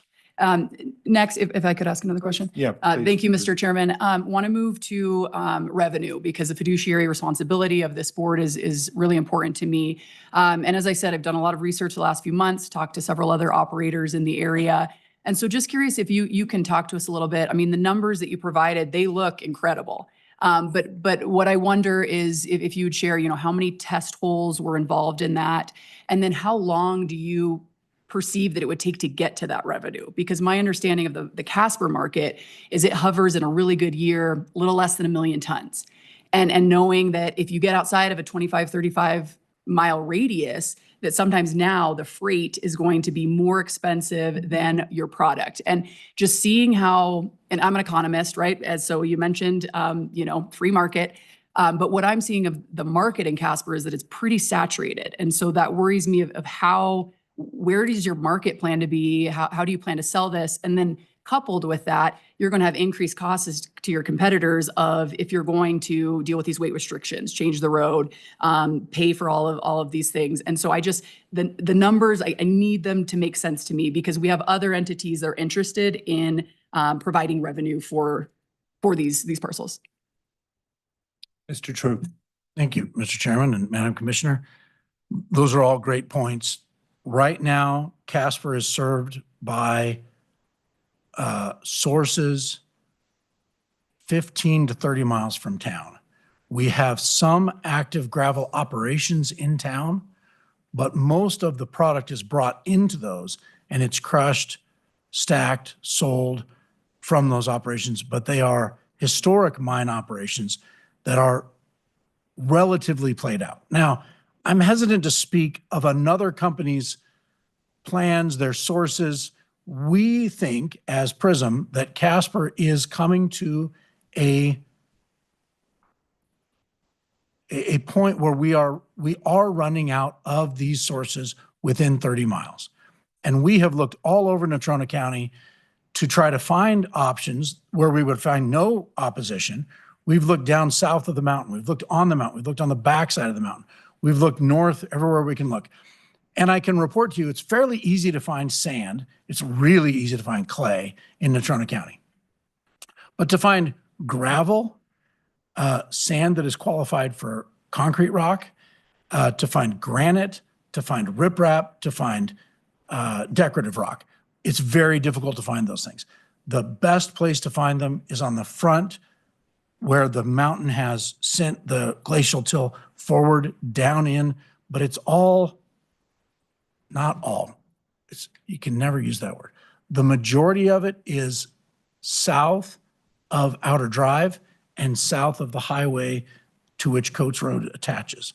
I think that's 257, but I'm not 100% sure. So that's the area that the county has prohibited anyone ever doing any gravel operations. And we think in our review of the law that they can stop private landowners with private minerals with whom we had agreements and we were trying to figure out how to harvest their product. Those guys are just out and there's nothing they can do. The county can tell them what to do. It's our contention they can't tell the state.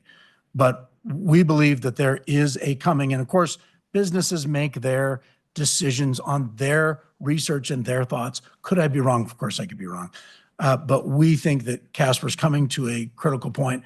Gravel prices are increasing, and we think that we will bring them back down to a reasonable and stable level. But we'll never provide for 100% of the market, we don't think. One more. Please. Yeah, no, please, you've got plenty of time. Thank you, Mr. Chairman. So fiduciary revenue, really important. The other piece is we have to manage these lands for long-term value, far after all of us in this room are gone, intergenerational value. And so you spoke a little bit about, the water issues and so want to get your thoughts, on looking at your idea to just drill more water wells. My understanding, and this is included in the 2022 Natrona County land use plan on Casper Mountain, or not Natrona Counties, but Casper Mountain land use plan, that doing so would actually would deplete, have a drawdown effect on those wells. And so can you speak to that? I mean, so I'm just worried if that is truly a solution here. That's a great question. I apologize, Mr. Chairman. Those are great questions, and I have thoughts. I am not a geologist, so and by the way, no geologist can say with certainty how this is going to work. They can talk about probabilities and likelihood and experiences. My understanding is a lot of the water that comes into Madison comes from the bighorns out underneath Salt Creek, et cetera, and then comes up to our mountain. So if we drilled a well to 1,000 feet, I think you're probably looking at a Madison target at that point. We would be taking water that's coming from the north. Would that have an effect behind us? I don't know. I defer to the state engineer's office there. That's a real challenge. When someone drills a water well and they get water rights, how far away can someone else say you affected me? If you're 3 miles away, can you, now we're into water issues that I can't speak to. That's why I also mentioned, if that becomes a concern and if that's demonstrated to be a problem, just hook up city water and bring it in. We are blessed in Casper to have a river. Cheyenne has less surface water, so I'm assuming there are more wells. I really don't know how Cheyenne is served, but every community has to find a way to serve its people and serve its demand. When my family came to Casper before Wyoming was a state, we didn't have any roads. There was way less water demand. We now have a water treatment plant and we serve a lot more people. I anticipate that will continue to grow and we might be a tiny part of that growth, but whether it comes from new wells or whether it comes from tapping into the city water system, I think they're all viable. And I think there's the economic value and resources available to make those things happen and to not, dry up someone's water supply. I don't see that as a problem. Mr. Chairman, one final question. If you could share with us how many other gravel exploration projects that you've personally completed? Well, it depends what you mean by personally. Kyle, I have an oil field background and I've only been in the gravel business for 4 or 5 years. I have a partner and our company and my partner have been doing this for 20 some years. We have roughly 20 state leases currently. I found our timber conversation interesting. 18 months ago, we cleared some timber to develop a frac sand reserve up in the Black Hills. I'm glad to hear that timber was useful and was in fact pretty important to get out. It was really easy to get that done. The regulatory burdens were very reasonable. And of course we did stormwater issues, et cetera, et cetera. And then we have mined out that entire section for frac sand and we've moved on to other places. So our company does frac sand, we do sand and gravel, we do riprap, we do scoria. We have a variety of private and state leases really around the Powder River Basin. We're not active outside of the Powder River Basin. And we're proud of our rehabilitation. We rehab things on a regular basis when they come to that point. And we take that very seriously. And we really love to be able to say that land is better than the first time we touched it. And as Commissioner Meyer mentioned, that's a real goal of, I think, every uranium company, every coal mine, is to be able to say, hey, when we leave, you can run more cattle there than you used to be able to. You can run more horses. You can do more with that land. Thank you, Mr. Chairman. Thank you. Further questions? Mr. True, I have one. You mentioned you'd be screening on site, and my experience with gravel pits is that noise, which isn't really part of the regulatory framework, but that's always one of those concerns that shows up. Have you thought about mitigating noise from, I'll give you the example. Somebody in Thermopolis was banging their screen with their front end loader. That's loud. And, you know, we were able to suggest ways to mitigate that. Have you taken into consideration some of those things? We haven't. You know, we're quite a ways. We'll be over a quarter of a mile from any domicile and downwind from those that are not 3/4 of a mile away. So haven't really thought about that. We have an operation inside the city limits of Gillette, and we just don't have any of those issues. Yeah. And we've had no complaints, therefore we've not needed to mitigate. But as those come up, you want to be a good neighbor, for sure. The other issue that sometimes shows up is traffic. And I think you've addressed some of that. That's another thing that I think people sometimes expect us to have more ability to control. That really comes up to the operator, how they're going to do that. Light and hours of operation is another. Have you, dust mitigation and all those things too, but on those specific things, traffic, lights, hours of operation? Those are all things that we'll work with the DEQ for, and we really typically just request 6 a.m. to 6 p.m. In the winter, when things get dark, you know, you never want to work in unsafe operations, and so you often modify those things. It's our experience, there tends to be less demand in the winter and more demand in the summer, so that kind of works with the lighting quite nicely.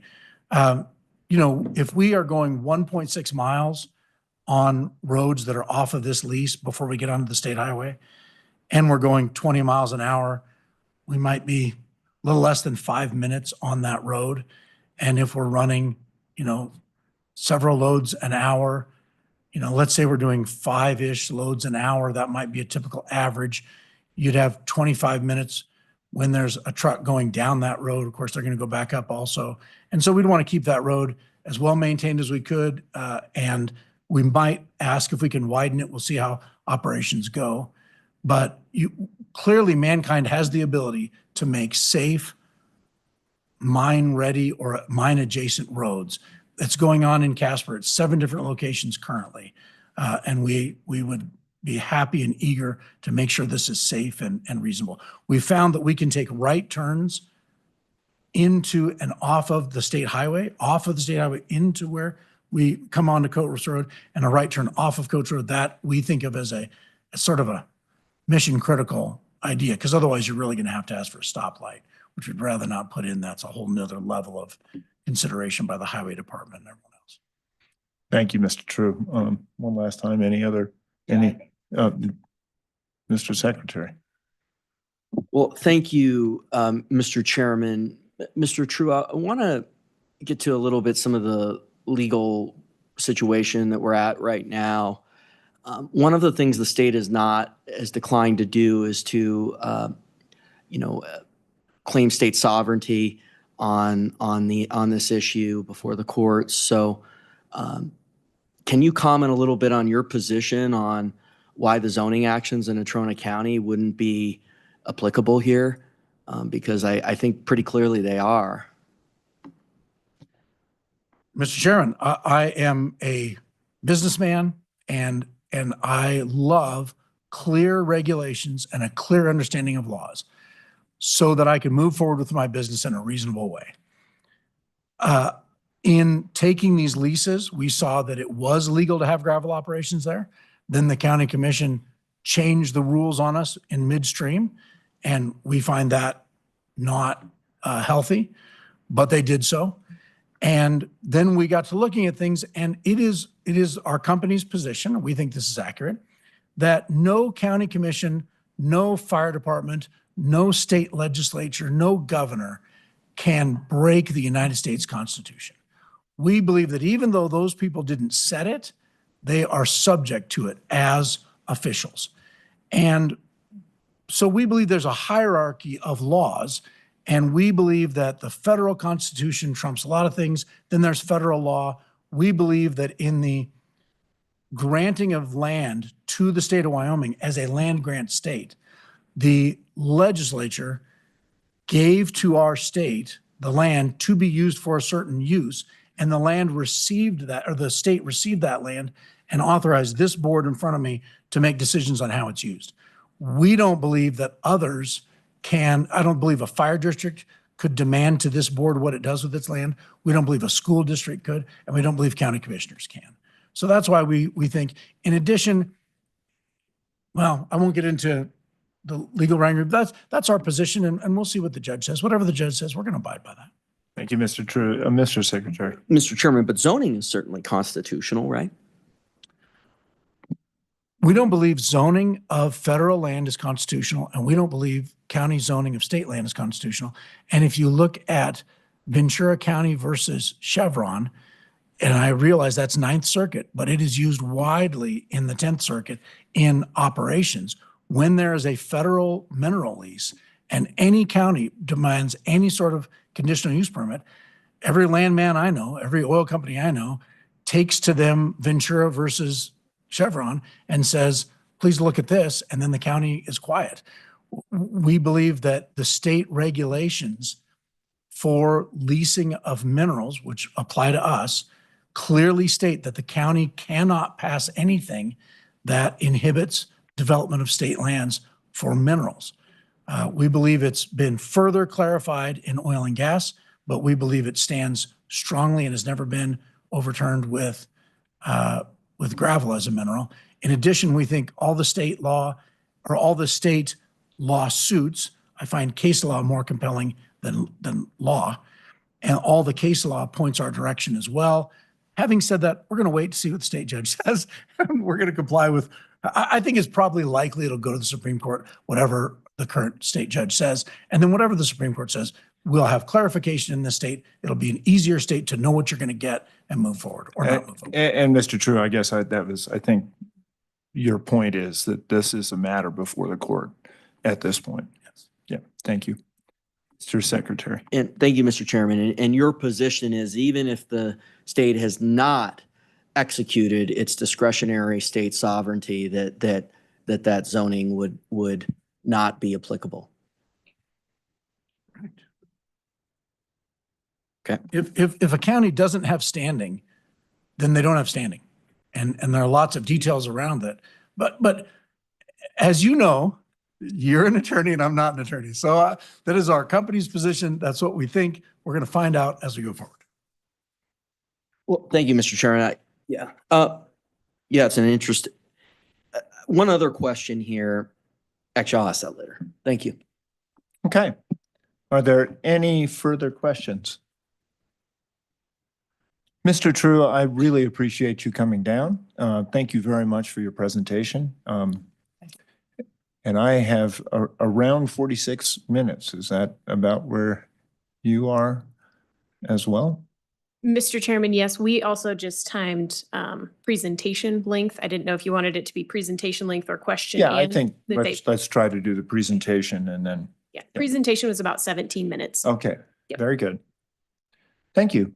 Mr. Chairman, I just want to make sure I understand. There's no inhibition, there's no application of a time limit there. You're just timing it just for a minute's sake or your interest or? What I thought would be fair, Mr. Secretary, is that we would allow the presenter to give their time and we would provide equal time for Miss Carolyn Griffith to be able to do her presentation.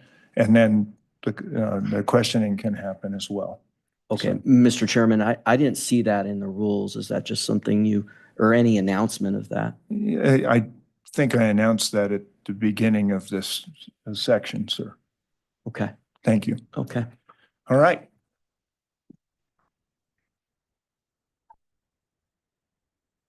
Mr. Chairman, is it possible to pull another chair up to the table so Ms. Griffith and I can be seated here together? I am sure we can figure out something.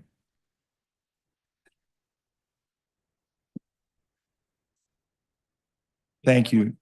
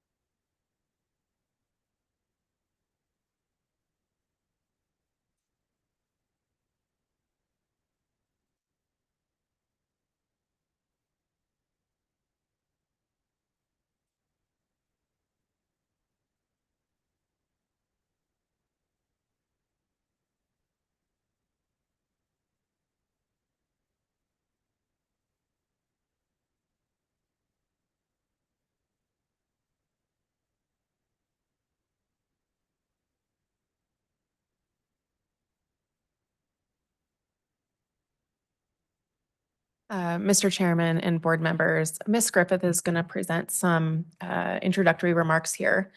And then I have a few points I'll raise for the board's consideration following Ms. Griffith's remarks. Thank you. And can you provide your name? Excuse me. Yes, of course. I'm Marcy Bramlett.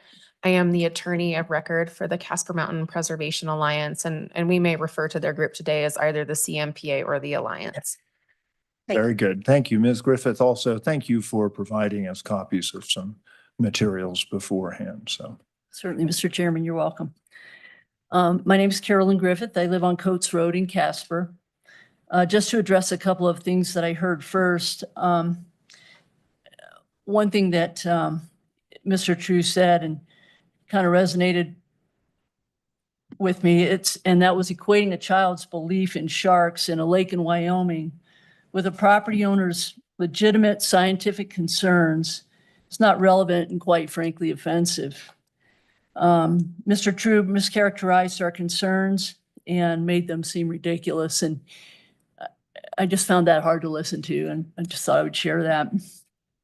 But to move on, just in this meeting today on other issues, we heard state agencies emphasize the importance of public comment on matters of public import involving state lands. We've heard discussion of a 120-day notice period to erect a fence bordering state lands. And if this board recognizes that public notification and participation in these types of matters, certainly the same should apply to something like a gravel pit, which has the potential to impact people's homes, water, health, and quality of life.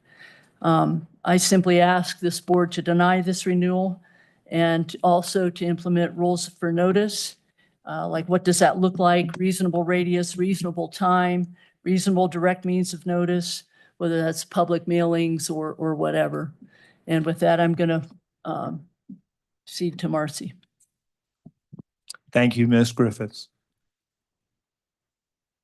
Thank you very much, Mr. Chairman and board members. So I do have a PowerPoint presentation. I will just kind of start without it here because I'm having trouble connecting to the Zoom presentation software here. But I think I can at least start at the outset and let some of this work itself out. I'm connecting. It just says connecting.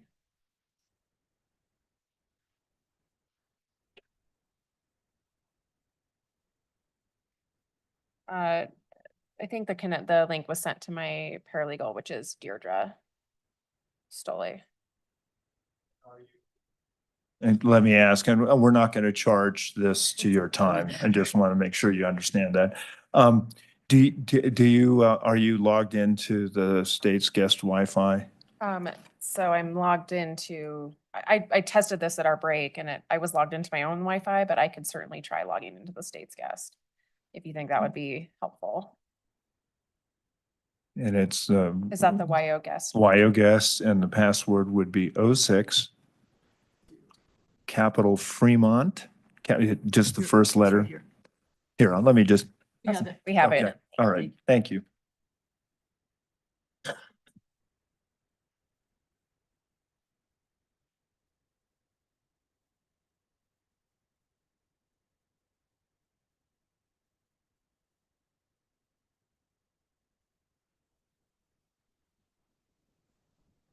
So, Mr. Chairman, I can start here now and kind of let this come up. One point of clarification I had from Director Barry's comments was at the outset, she mentioned that we would be considering 6 leases. There is, of course, the June batch of leases that were the 6 initial leases, with the following 2 leases, which were awarded this October of 25, they'll be 2 years. So I wanted to clarify with the board whether we are actually considering the renewal of 6 leases or 8 today.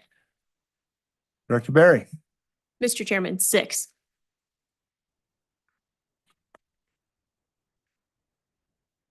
Thank you.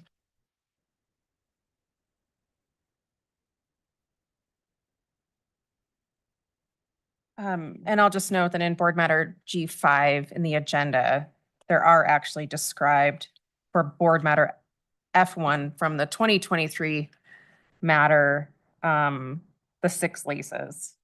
I'm prepared to discuss all 8 today. I want to be very clear about what we're actually talking about today. I think go ahead and proceed. The matters for the October board meeting probably are not germane for today, just because they're not before the board particularly until October. So we have SG 01992, SG 01993, SG 01994, SG 01995, SG 01996, if that comports with your understanding. Please correct me, Director. There's one more, SG 101997. Oh, that's correct. I'm sorry. My mistake. Apologies.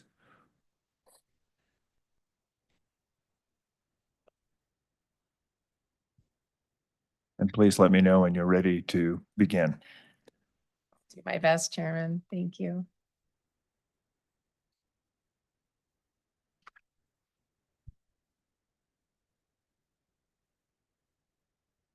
My apologies. I am constantly thwarted by technology in my life, so we'll see here.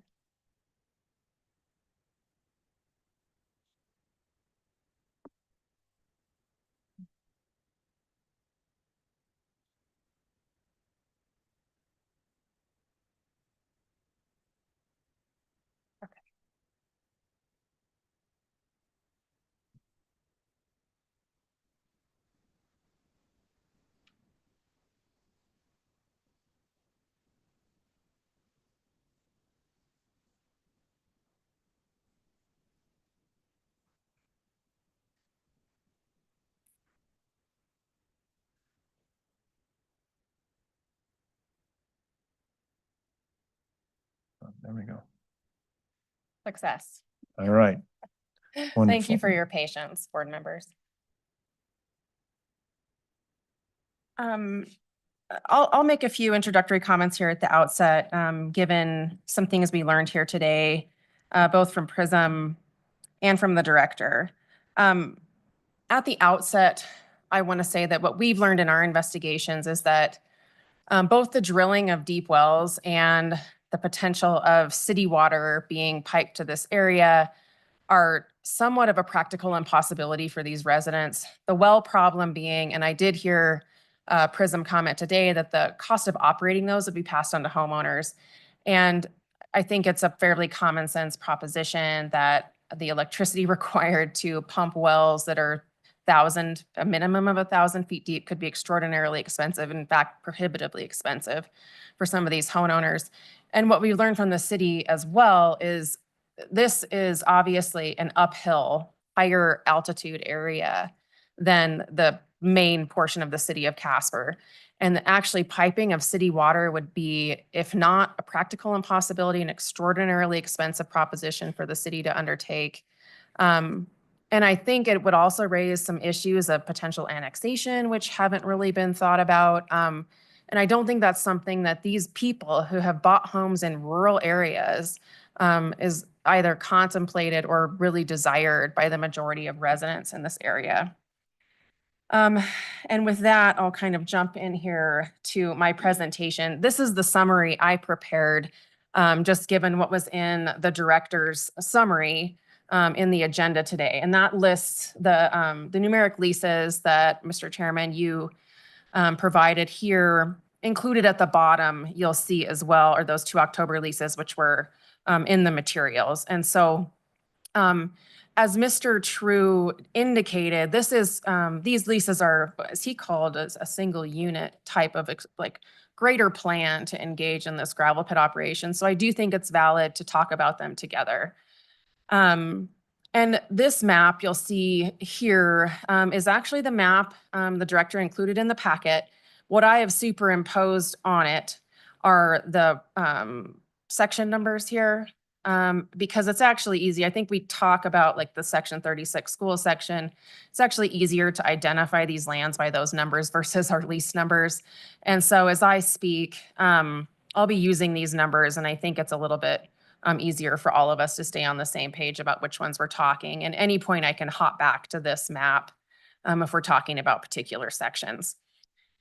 One thing I wanted to really speak about is some of the things we heard very early on in this process, particularly from the office about, I guess, the onerous project of trying to inform the board about where these leases are, what they do, kind of beyond just providing numbers, township range section numbers on a map.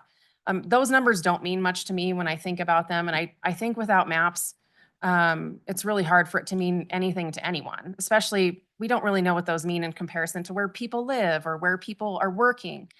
I want to emphasize how easy and quick it is to actually produce these things and pop them in a packet for all of you to use as you consider these with hopefully the maximum amount of information to make good decisions. You all saw how good I am at technology at the outset of my remarks today. I produced the 2 maps, this slide and the next, in about 2 minutes on Natrona County's GIS software. And so all I did is I popped into this, I zoomed into the area, and what you'll see there is that kind of purplish area are the sections we're talking about.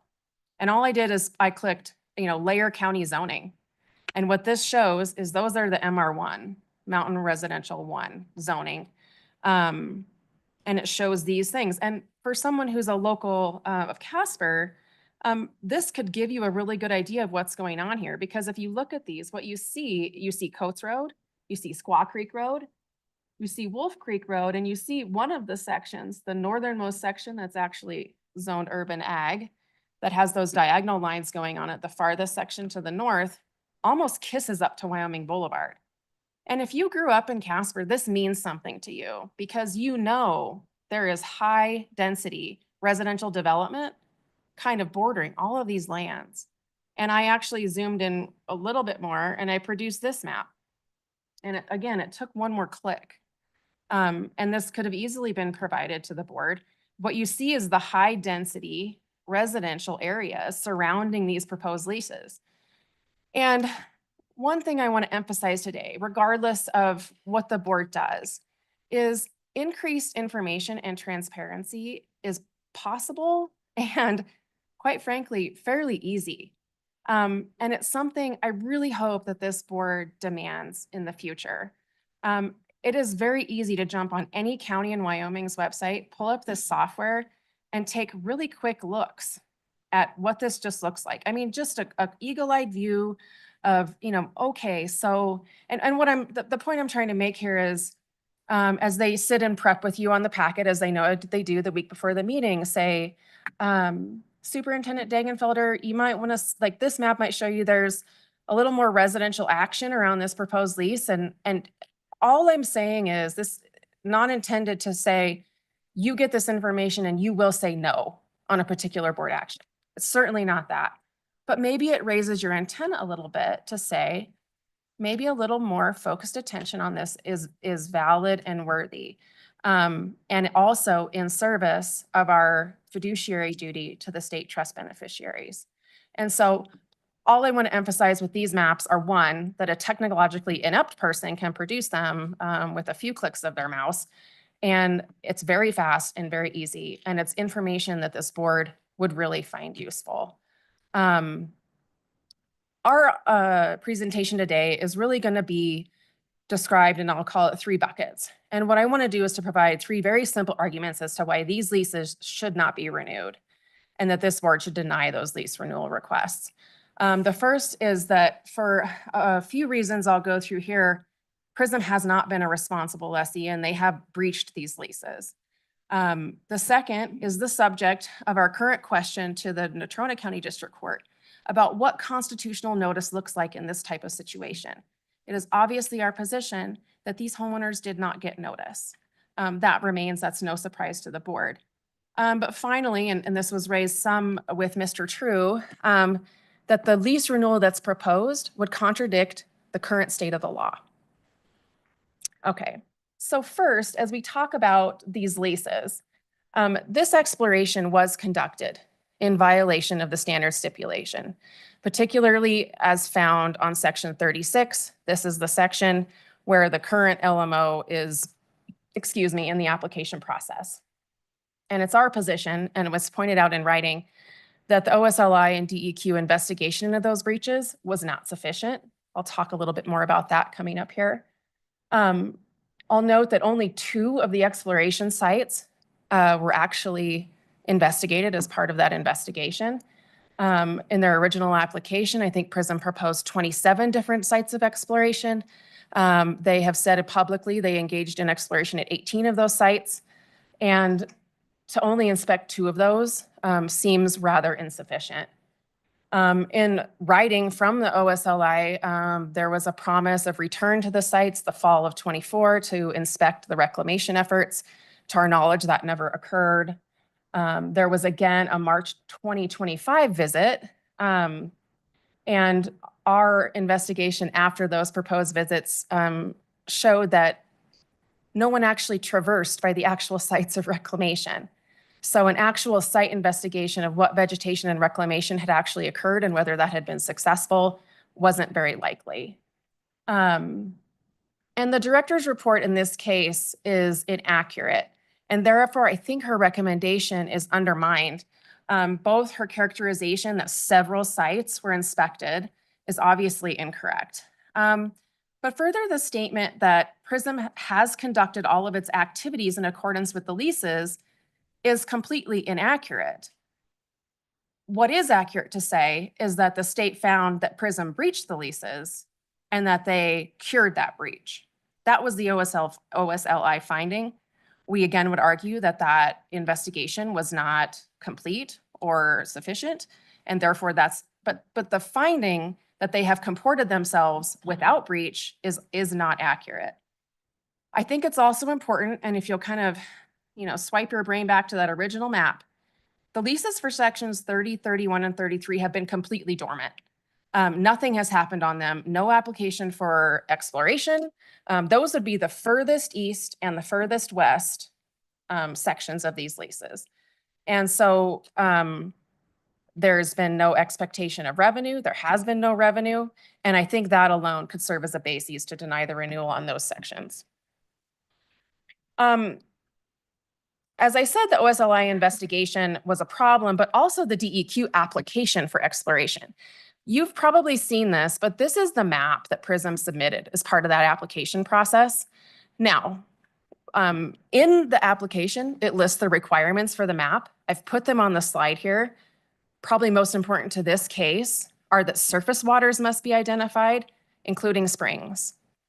Okay, so what the OSLI said is in its investigation is the vegetation that's apparently present on this map shows you where the water is, and that's enough. I certainly don't agree with that position. But what I want you to note is the grid of exploration. So this was not an identified exploration spot map that was thoughtful about where the water actually existed.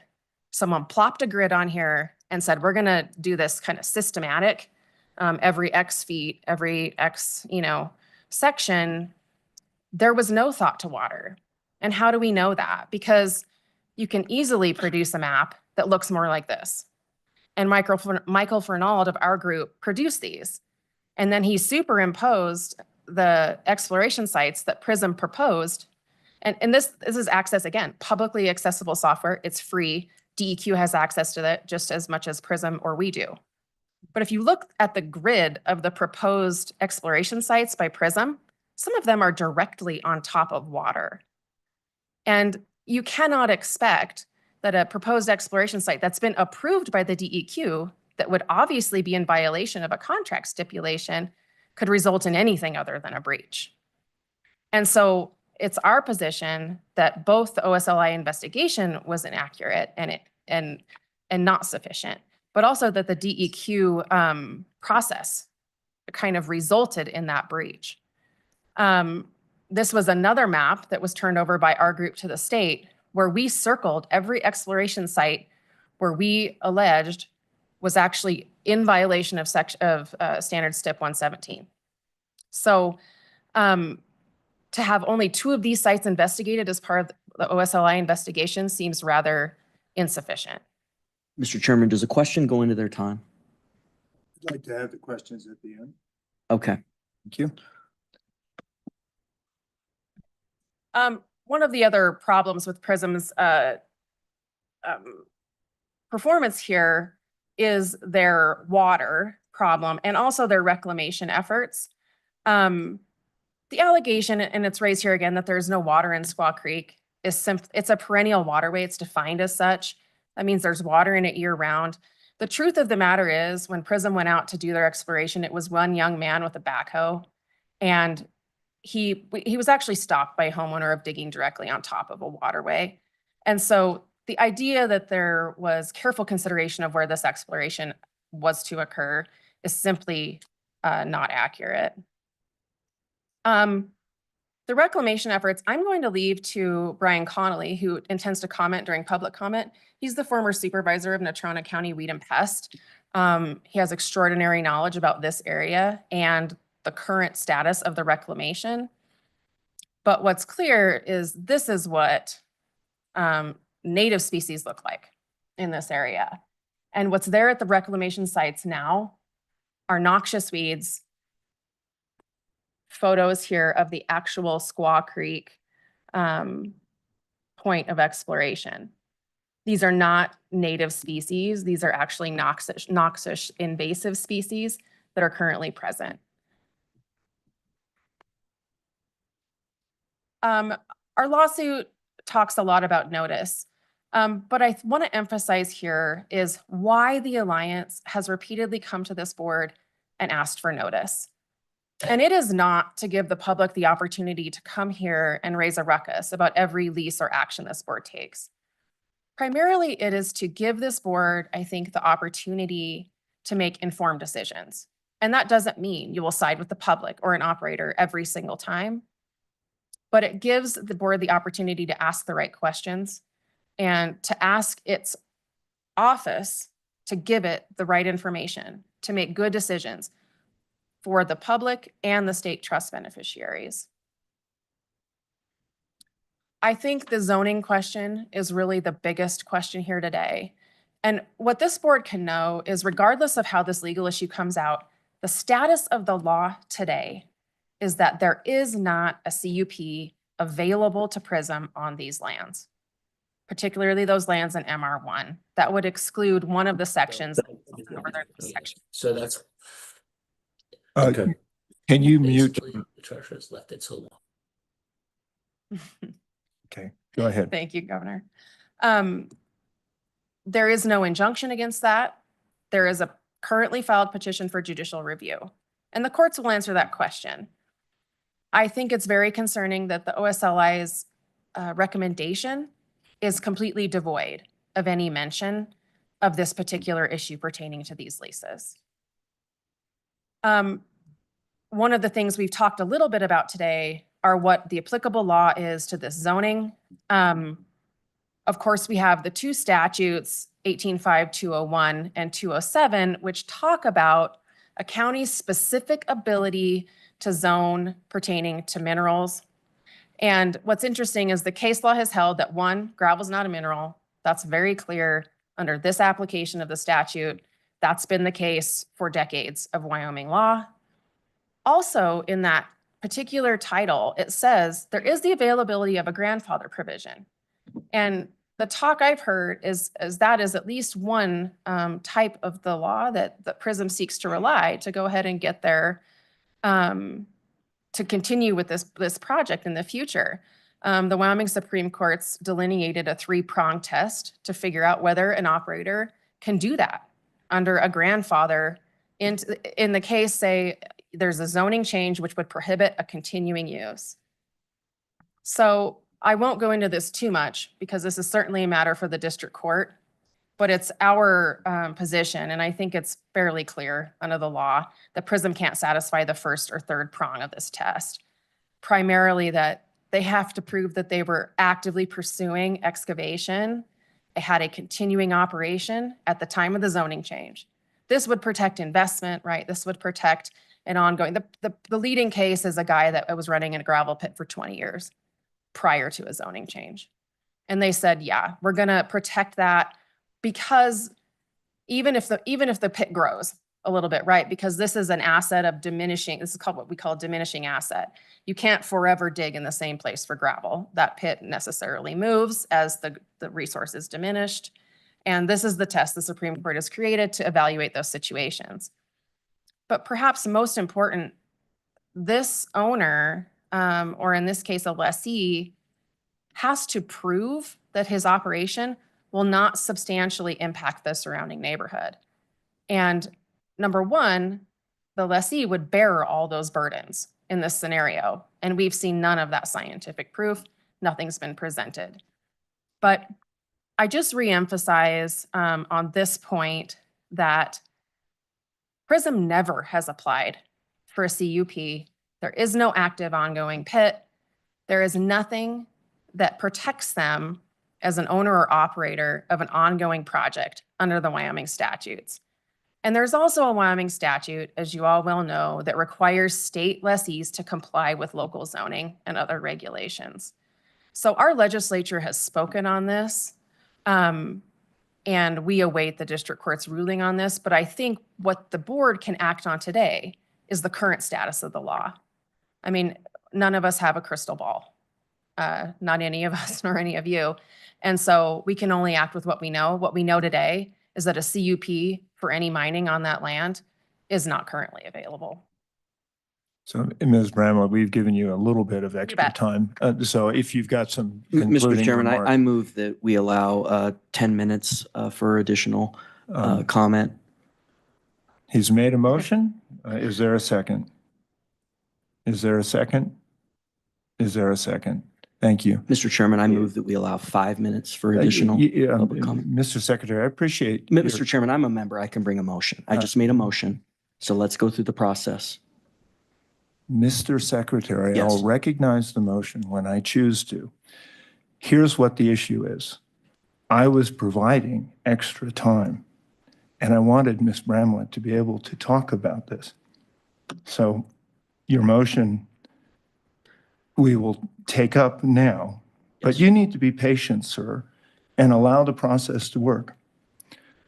Mr. Chairman, I would like to respond to that. I've been very patient with you in requesting the parameters for public comment on this meeting, and they have never been provided. So I really would appreciate that these continued sort of false accusations towards me cease. Thank you. And I'd like the motion to be considered. Mr. Chairman, Is there a second for the motion? I'm not going to second it, but I would say that if it does pass, then we need to have rebuttal time offered to That the. I think is appropriate. Thank you. Is there a second? This is now my second so I will ask for a third time. Is there a second? Mr. Secretary, I know this is an important issue for you, and I think it is for all of us. And we want to make sure that there is fair and equitable time for people to be able to discuss this issue. Ms. Bramlett, please proceed. Go ahead, please, sir. Say all that you need to say. Look, we need to have public comment on this issue, and that's consistent with the fiduciary duty of this board. Now, Mr. Secretary, is there any suppression of public comment to date? Has the public comment been unlimited here today? It is trying to be managed, That's sir. the suppression, sir. No, it is not. It allows for, you and I can go through this, and I'm happy to, because I know this is an important thing for you and the press.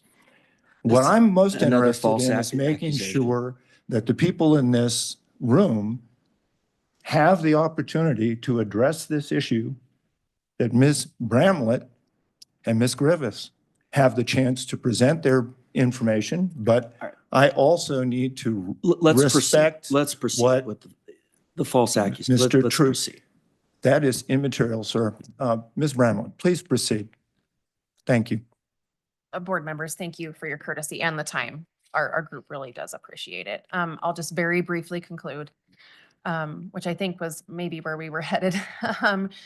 But I think it's clear that Prism did violate these leases. That was found by OSLI, regardless of the contentions about that investigation or the permitting process. I think that the board under its rules, may deny any lease when a lessee has failed to completely comply with the terms of that lease. That's in Chapter 25, Section 3C. I will reiterate again that even in this process for this lease renewal, there has been no improvement in the notice provided. We, of course, our group have been pestering the agencies for information. I do not think any citizen should have to do that to be made aware of public activity and availability of public comment and public input into important public matters.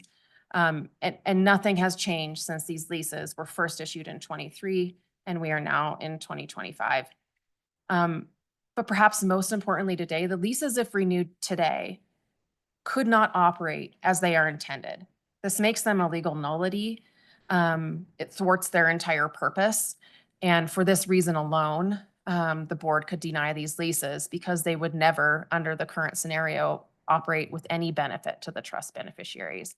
And with that comment, I will happily take any questions from the members. Thank you, Ms. Bramlett, and we're open for questions. Yes, Mr. Treasurer. Just to clarify something, I think that you may have misstated when you started with the assertion that you have to be annexed to get city water and sewer. I know being on select water and appropriations, I know that how it actually works is that you take Mustang Ridge up here. I know they have water. They may even have sewer. If you go into the subdivisions around Laramie, they can get city water. Now there is an upcharge. I think it's no more than 125% for servicing subdivisions outside, and I think it's 150% for industrial service of city water. So you can get those without a huge upcharge. As far as the inordinate extraordinary cost associated, I believe we put in like $26 or $27 million to take Madison water from Crook County and take it all the way to Gillette. And there's programs out there. There's other programs that we just looked at and we'll look at later on where the federal program is only 1.5% interest. And there's basically 33% grants available from the select water. So there's plenty of programs out there. There's also public purpose funds that can be used. I think there's a $25 million that we're put into that for special water projects, and they're available at the I think the rate of replacing the revenue that we get, somewhere around 4% now. So yeah, there isn't a barrier essentially for subdivisions to actually move forward and get into the different water development programs. So then your folks should know that, you know, they don't have to have the burden of curb and gutter and everything else that would go along with it to get city services. And Mr. Treasurer, is there a question in there? This is just. Okay, I would Thank you. happily respond, Mr. Chairman. okay, please. Thank you for that comment, Mr. Treasurer. My comments, if misstated, were meant to mention that only as a comment that the proposed solutions here are much more complex than they seem. Drilling a well or throwing some pipe down, I mean, working with the city of Casper, I think the cost to run that city water pretty much directly uphill could be more extraordinary than perhaps some other places. I also think this is not a subdivision. And the city can act in providing city services. This would be a legal complexity, which I'm not ready to speculate today. And I don't really think any of us know as far as cost or complexity. I only mention it to provide information that these solutions, once a community loses its water, are often not simple and they're not cheap. And I've never seen one that doesn't involve extra cost to people or extraordinary work by governmental agencies like municipalities or counties. Yeah. Thank you. Mr. Chairman, I guess a Mr. question. Treasurer. Would you think anybody would be amenable to actually determining whether or not you could develop that natural resource and reclaim that land that would actually add to wildlife, add to cattle grazing, and actually benefit the water if that were to be asserted by the state geologist or someone? Would all these things go away, or would you just put your foot down and say, not in my backyard, no way? Absolutely not, Mr. Treasurer. And I encourage you to direct that question to Mr. Brian Connolly, who's here from Natrona County Weed and Pest, who has great familiarity with this issue, both on the landscape side and on the wildlife side. I think he would certainly have better information for you than I would. Thank you. Other questions? Madam Auditor. Mr. Chairman, Ms. Bramlett, or maybe this question might be more for Ms. Griffith. One of the things that, I guess I'll just ask it. Has the Alliance spent any time or effort discussing, either now or in the future, recreation lease for this area? I mean, we've certainly had a couple, and I'm not saying that's right for discussion now, but I just wonder if there's been any kind of forward-thinking discussions about, we all recognize that this board doing nothing with chunks of land is not really a great solution for anybody, including the beneficiaries or the community members. So talk to me a little bit about what those conversations may or may not have been. Excuse me, Mr. Chairman, Madam Auditor. Yes, indeed, we have had those discussions. We have had many discussions with various trails groups, the Pilot Hill Project. We've attended the Ruckels House Institute, along with some other opportunities, and looking at even sponsors to see if we can pull this together with hopes of being able to present something as quickly as possible. Now, given the fact that this hit us in mid-February last year, we had a lot of learning to do about what mining is and what mining isn't, and what we can make work, what the fiduciary responsibility is, and how we could add to that. And so certainly we are looking at that very strongly. And we know that that's a heavy lift, because we're not talking about 640 acres. We're talking about 3,200 acres that have been leased for this. And so we're not talking about just coming up with enough to cover 640 acres. But it would, to make it a useful trail system and so forth, that would be attractive and continue to add to the tourism in the area that it already does. we certainly would need a little bit more time to be able to develop that. But we are very engaged in that at this point. Thank you. Thank you, Ms. Griffiths. If I may add, Um, Mr. Chairman. Please. As Carolyn said, we are actively pursuing those partnerships. What I think is also fair to say is the state is not certainly not doing nothing with those pieces of land. All of them are under active grazing leases. And I was also able to recover information on multiple TUPs the board has issued for various recreational pursuits like bike racing. There's been multiple on these various leases. So even as it exists today, those tracts of land are producing revenue for the beneficiaries. Whether or not then to layer on additional projects, would be a question. Thank you. Thank you. One follow-up, Mr. Yeah, Chairman. No, please. you make a good point, and multiple use is one of the primary goals of this board, and I know the legislature. One other thing, and I know I recognize, I appreciate everybody coming. I appreciate your presentation, and it's very helpful. I also would say there's some pretty serious and maybe not accusations, but insinuations in there. And I want to make sure I wasn't over interpreting that, in regards to the Office of State Lands. I think DEQ got thrown under the bus saying that their review was inadequate or there was some level of incompetence there. And I just, was your implication that Prism has reseeded that area with noxious weeds? Because that's what I heard, but I don't want to, I just want to make sure, like I said, I'm not, that's what it sounded like, but I wanted to kind of give you the opportunity to, it sort of sounded like everybody's lying and didn't do their jobs. And I want to make sure that I think we're all here because this is a really tough issue and you have legitimate concerns and our business people have legitimate concerns. And so I just want to maybe flesh a little bit of that out, if that makes sense. I'm happy to. Thank you, Madam Auditor and Chairman. So our comments, I'll kind of divide them up. The OSLI director's recommendation here, I think was based on some bad information. Now, I'm a law school classmate of the director and I deeply respect her, but she's been thrown into the deep end of this pool relatively recently, and I think she can only function with the information she's given. It's our group's obligation and responsibility to provide accurate information. And as far as the DEQ goes,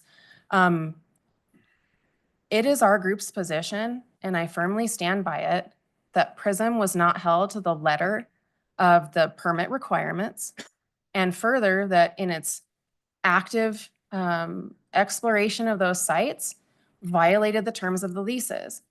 When those violations were brought to the forefront, the investigation was not adequate. Now, I am not saying these are bad people or people that are lying. I think we're operating in a vacuum where all of the information was not either gathered or provided. Again, in our state lawsuit, I've never, and I've repeatedly said, I don't really think Prism is the big bad boogeyman here at the table. I really don't think any actor here is, and neither does our group. But what the situation has illuminated is deficiencies in process. For instance, the DEQ application, when we're in an essential watershed and someone gives you an application with a grid of spots that clearly have no relation to natural landmarks, water, homes, they're just a grid, that should cause an alert. Let's look closer. So the regulatory scheme is there, and if acted on, it would have protected some of what has happened here. And our position is the statutes exist, the regulations exist. They are there to protect people against, and Prism is a business. It's going to push the boundaries of what it can do. It exists to make money. That's what business is for, and that's what it does. But it is the obligation of our state agencies and regulators to make them toe the line, because towing that line means public safety. And so absolutely not. I disagree respectfully with the the recommendation from the OSLI office, reading it, I also realized very quickly that what was there was not the entire body of information. And it's very hard, as we've suggested here today, to make good decisions where you do not have all of the information. Thank you, and Ms. Bramlett. Mr. Treasurer. I guess on that note, trying to get to the crux of the matter in the grid. I think they probably ask a surveyor, give me a statistical, placement of test sites that would give us a valid information back. And then I heard you say that they didn't do all of the test sites. I mean, was there like 32 potential? There was 27, Mr. Treasurer, There that was were proposed. 27, and they did 18 test sites? To our knowledge. Yeah, and so they didn't get the whole statistical average, but I'm wondering the ones that they didn't do, did those more or less conform with, I guess, a general opinion that they were ones that were closer to some of these areas where they shouldn't be? And essentially you can get on AI and just give me a statistical spot to dig this so I get the right answer. And so were the ones that they left out, were those ones that were necessarily closer to riparian areas or necessarily shouldn't have been looked at because of the rules that are in place? Thank you, Mr. Auditor and Mr. Chairman. No, to answer your question, there were exploration sites that were also violative of 117 that were not a part of the OSLI investigation and were part of the 18 sites that Prism identified. What I will also tell you, though, but I will tell you is we don't know the answer to your question. We know and Ms. Griffith will provide what she can walk out there and tell you about the sites just with her own two eyes. But the exploration report is not public, even though it's on state lands. There is those reports and all of the paperwork pertaining to these leases is not publicly available absent a public records request. It's not, you can't find it on the website. You can't do that. And some of it is not available under a public record. So it's very difficult for people in our position to take a very clear position on which of all of the sites. What I can show you is this map identifies the sites which were actually identified by our group as violative of 117. And this is 15 of the sites. And Ms. Griffith can provide you more information. Chairman, through you, 15 of the 18 sites they surveyed, you say were in violation? Mr. Chairman, Griffith. Mr. Treasurer, I'm going to back up just for a second to your first question, and that was, why didn't they do the other sites? And I really can't speak exactly to that, only what I was told that the operator said. And that was that they got to the furthest west sites and they weren't seeing the resource there that they had in other areas. And so they did not choose to do those sites. So that's what I was told. That was a big part of it, that there's no reason to dig where there isn't anything. And that's what I can only tell you that's what I was told from Mr. Coates, who met with the operator out there at the time. And regarding those 15 sites, I believe that many of them are either on top of water sources or very close to them. Were you aware that there was actually a development of a water resource right in the middle of the one of the riparian areas, right smack dab in the middle of one of those intermittent streams? Mr. Chairman, Mr. Treasurer, if you're asking, was I aware at the time when they were out there digging? No, that there was currently, before there was any digging by Prism, that a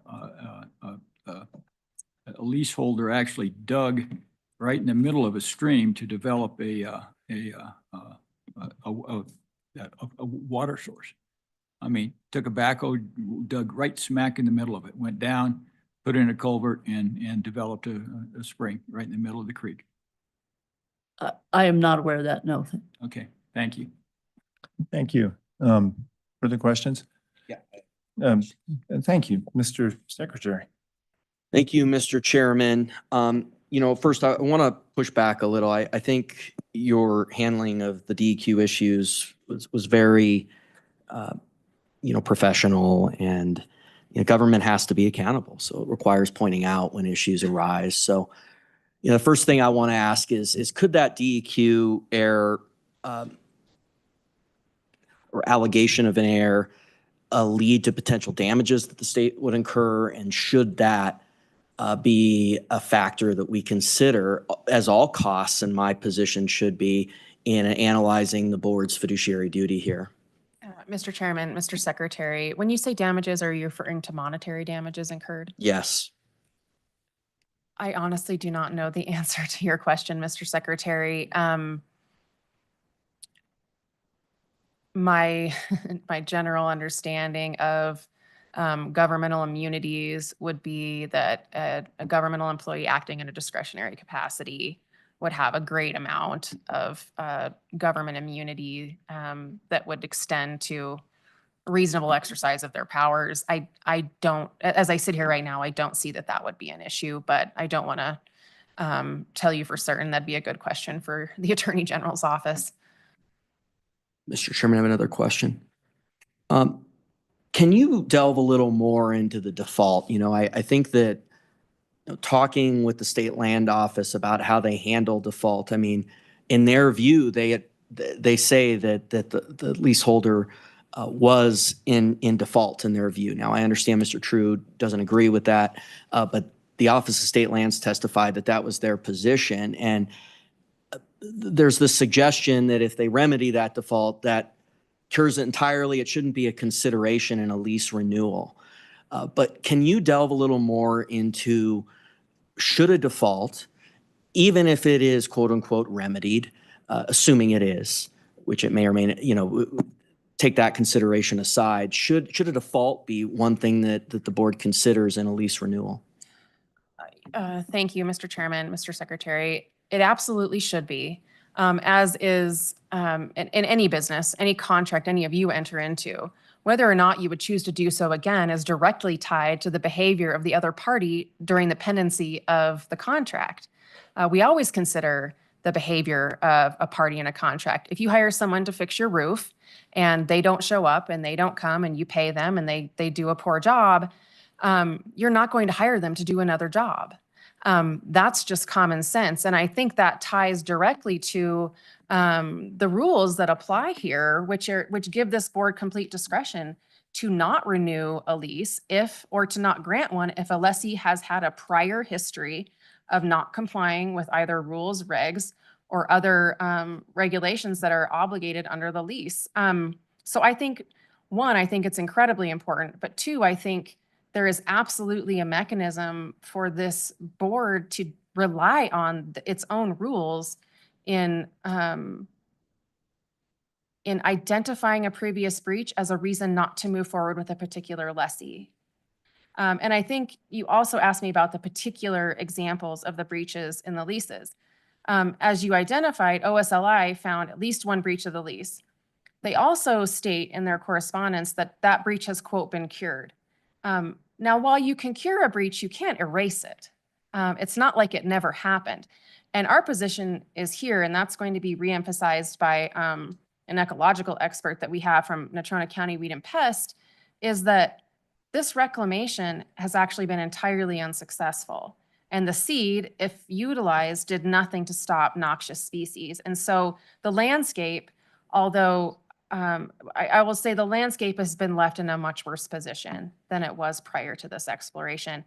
That is its own breach of the leases, as is the violation of the waterways STIP 117 in the exploration process. And those two things, particularly one that's been identified by the OSL in writing, can support this board's denial of the leases moving forward.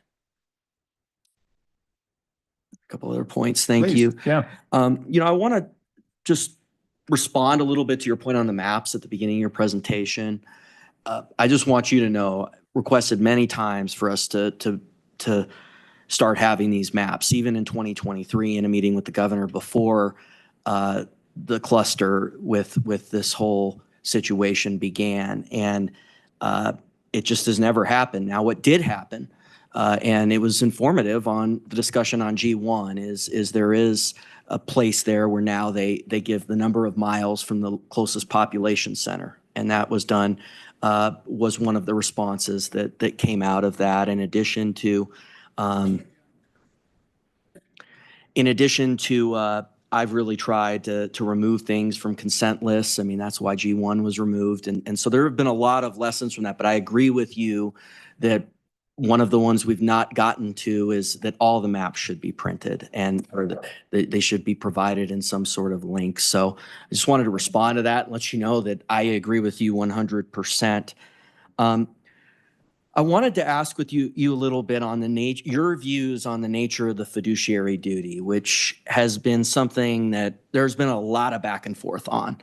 And, inflammatory sort of newsletter sent 2 weeks ago on a wind project that there seems to be this notion out there that any source of revenue, it's consistent with the fiduciary duty. And I just really push back on that. You have to have this analysis of cost. You have to have this analysis pursuant to statute of all the effects, pursuant to statute to adjacent landowners, et cetera, per statute. So I want to get your view on your approach to the fiduciary duty and what you think that analysis should involve. Thank you, Mr. Chairman, Mr. Secretary. So starting top down, the Wyoming Constitution obligates this board to act for the state trust beneficiaries and also to promulgate rules and regs to do so. We do that through statutes, we do it through rules and regs, but our overarching obligation is to the state trust beneficiaries. You all know this. When I think about fiduciary duty, what comes to mind is to act in the best interest, right? Any of us who, you can dial it back to the situation where you have a child, giving them money is sometimes not in their best interest. You can use the, let's just say that you are in the status of managing a trust for a child or for a beneficiary, like even an adult. And your obligation as a fiduciary is to act in the best interests of the beneficiary. And that is not always economically driven. In fact, many times it's not. You might even deplete trust assets in order to assist a trust beneficiary. You might take a certain financial risk in the hopes of increasing trust assets and ultimately damage the trust assets. And so I have never understood, nor do I understand the meaning in the Wyoming Constitution to be a purely economic question. I think in Wyoming, a state where the character of the land is so integral to what we do. And I just argued a case at the Wyoming Supreme Court where I talked about the state seal. And that kind of tells us a lot of this question, which is to say, we have multiple interests we serve. Our state trust beneficiaries, not only, just like anyone else, $1 today sometimes is better than 10 later, but it doesn't matter if you don't have clean water to drink or a land on which to walk or a home. And so actions which might in the short term financially benefit the trust beneficiaries, I do not think the inquiry can end there. I think the obligation is broader. I think it must be more carefully considered. And the environment in this state, and you have to carefully use words like environmental here, but our environment is an extraordinary driver of our tourism, of our quality of life, and it's why a lot of people live here. And to deplete that in service of a purely economic goal is simply, I believe, not serving the greater fiduciary duty. That's why this board is called to make challenging decisions. I don't underestimate how difficult it can be. Dollars are very easy to, they're finite, they're easy to see. Long-term benefit, sometimes more challenging, especially when you're weighing things like property, homes, water, enjoyment of life, clean air. Those things are a little bit harder. but I think equally, if not more so, important. Proceed. Well, thank you, Mr. Chairman. I want to get your response. One of the things that Mr. True said was that, the zoning was sort of changed in relation to this, and that somehow is, I don't want to mischaracterize comments, but maybe inconsistent with the law, or, but to me, there's nothing wrong with the responsive zoning action from Natrona County in response to issues that arise, as long as they're reasonable and obviously subject to scrutiny. But did you have any responses on like the overall, the notion that zoning is not applicable, which I think by the end was basically where Mr. True seemed to be at? And again, if I mischaracterize, I apologize. And if he wants to come up and correct it, I hope the chairman would allow that. I don't know that, but with his rules, but I guess, what's your response to that on the zoning? Thank you, Mr. Chairman, Mr. Secretary. In reading the papers, what I hear Prism's position to be is that a county can't have much to say, if anything, about what occurs on state lands, whether they fall, in the unincorporated areas of a county or not. I believe the Wyoming statutes, as legislated and passed by our legislators and governors, say, one, counties have zoning authority. So that's fairly clear.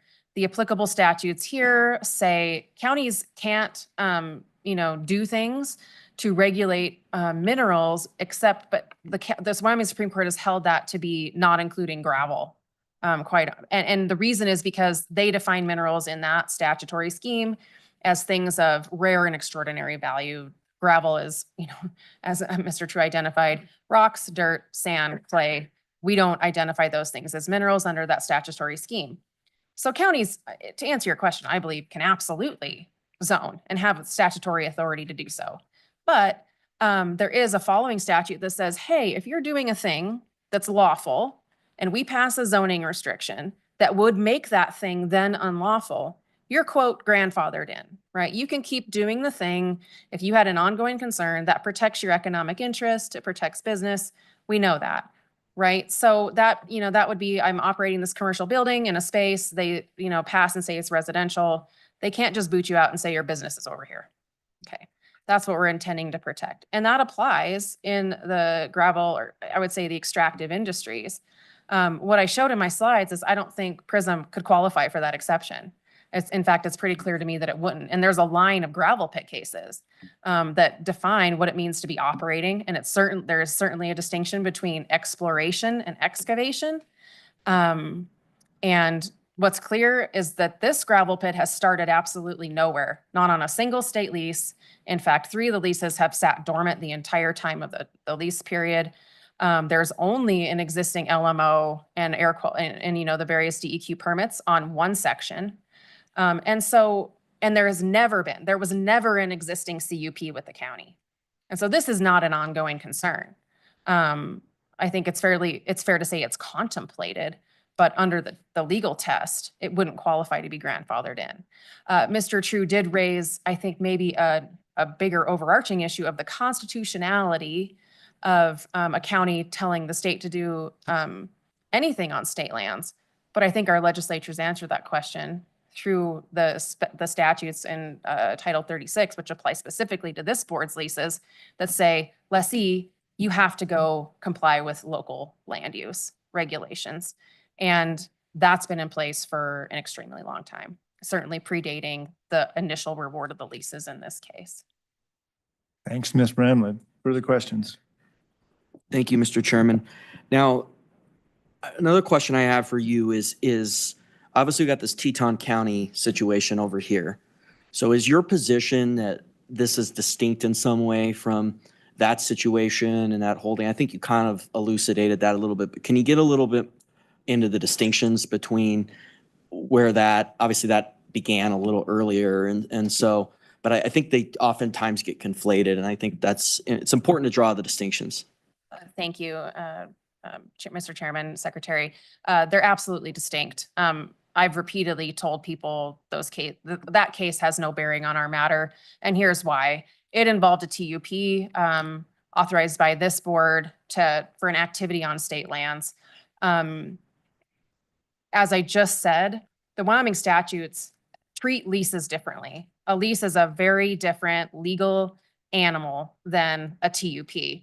And what the Wyoming Supreme Court said about the Jackson case was that a county couldn't actually jump in and try to tell a TUP holder what to do on state lands, primarily because it's not explicitly recognized in the statutes. Leases are completely unique. In fact, there are specific requirements that lessees comply with local zoning use regulations. And so that case, if I argued it in court, I would say that it is entirely completely distinguishable, both factually and legally, from the matter this board considers today. Further questions, Mr. Secretary? I'm good. Madam Superintendent, anything more? Ms. Brown, I thank you, and Ms. Griffiths. One thing I think I want to make clear, the state regards gravel as something other than a mineral. The federal government does regard gravel as a mineral. And I think you didn't intend to imply that there was that distinction. And just one other thing, it's your contention there's just not been a lot of activity. Absolutely, Mr. Chairman, excuse me. Correct. On 3 of the leases, nothing has happened. There's been minimal exploration on the other 5 with any kind of LMO pending only on 1. But regardless, there is nothing, it has been largely inactive for the 2-year period pendency of the lease. And the state has certainly not earned its 60 cents per ton for any type of excavation on these lands. Thank you, Ms. Brown. Ms. Griffiths, anything you wanted to add? I actually did want to mention just one thing, and that was to address your question about that it seemed like as if we insinuated that they had gone out and inoculated that area with weeds. And no, that was not the intended comment. Basically, the weeds take over when the grass isn't there. And so it was the lack of any native vegetation that was growing or any grass seed that was planted that allowed all that weed growth to occur. You bet. Thank you for the opportunity. Director, I'm conscious of fairness here. I think we have a fairly extended period of time. I'm thinking probably around 20 minutes. Is that from the time that the questioning and everything else that Mr. True had? Yes. And we're approximate here. Say- There's a lot of changes that happen. They're within 10 minutes of each other. Okay, Yeah. very good.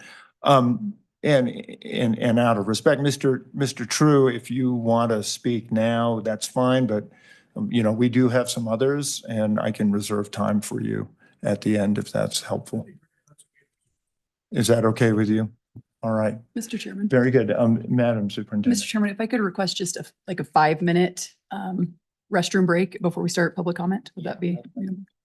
Sure, that'll be fine, and we'll come back and we'll recognize Commissioner North. Thank you.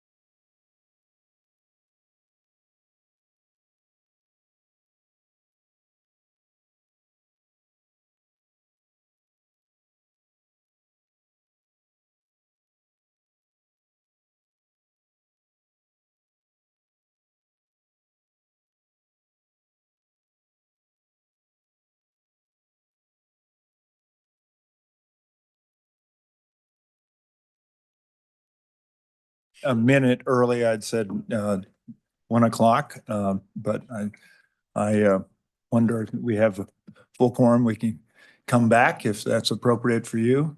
That is fine, Mr. Chairman. I did want to recognize Commissioner North, and then I also want to make sure I have an opportunity for you and the Department of Environmental Quality to answer the allegations that have been made about their matters of review and so on. Thank you, Mr. Chairman. Commissioner North.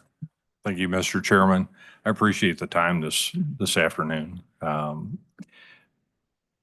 You know, this has been obviously a hot topic for a while, and with 20,000 signatures, we found out just how important it is to our community.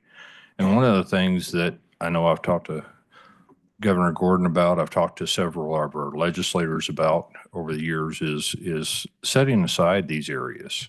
We have certain areas that are in our state, and it's not just in Toronto County, it's in our state where they're important to the citizens of those areas.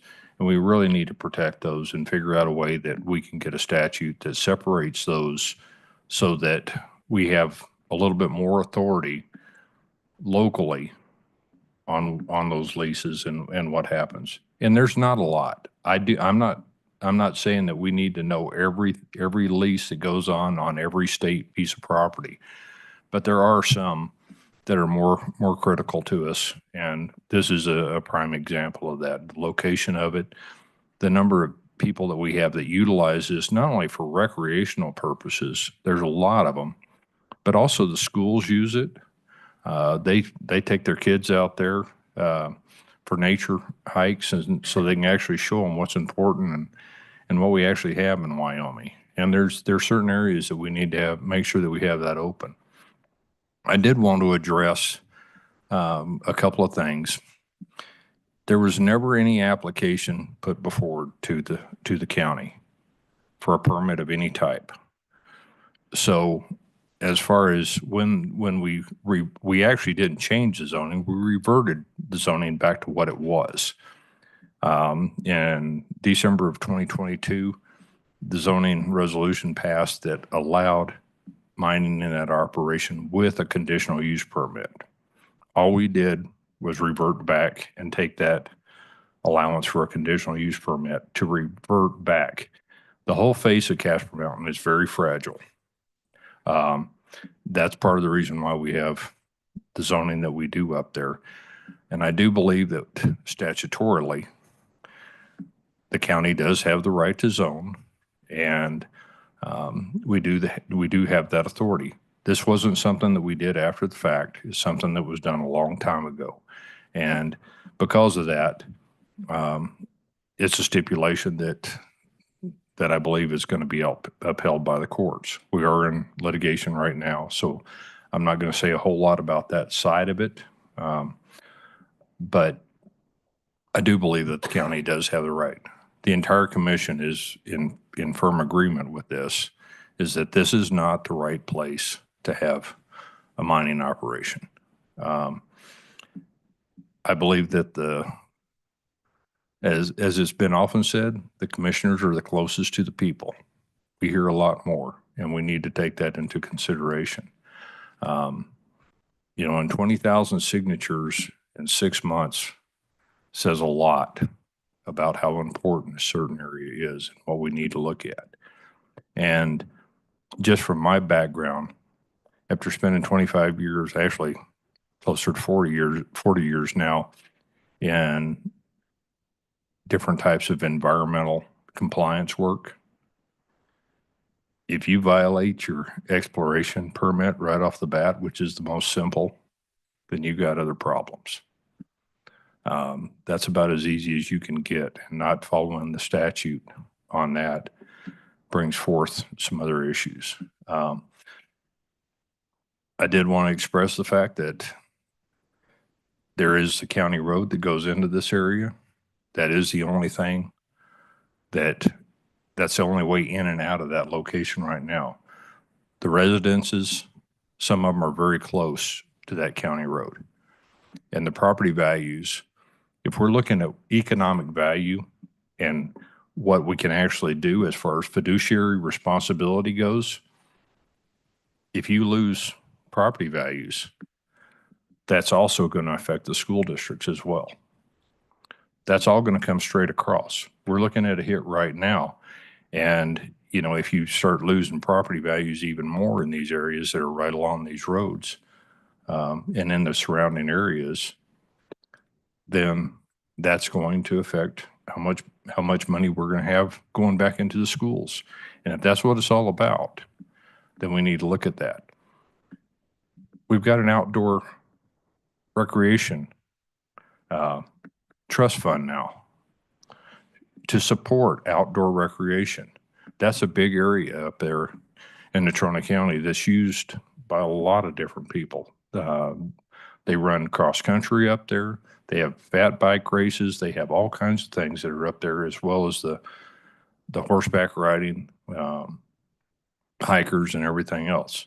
All those people help bring money and use money in our states to turn around and come back to the state, whether it's through sales tax or other things that all help our overall economy.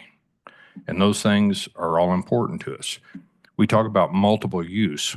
That's really what multiple use is. It's not isolating one item, but looking at everything that we do and how we're going to present that and what that overall revenue does for our state, for our counties. The amount of money that we spend with our lodging tax to bring tourism back into this state. That's important to us. Those are things that people look at. One of the things they ask for is places that they can go hike when they get in Casper, when they're staying at a hotel, or they're here for a convention or something else.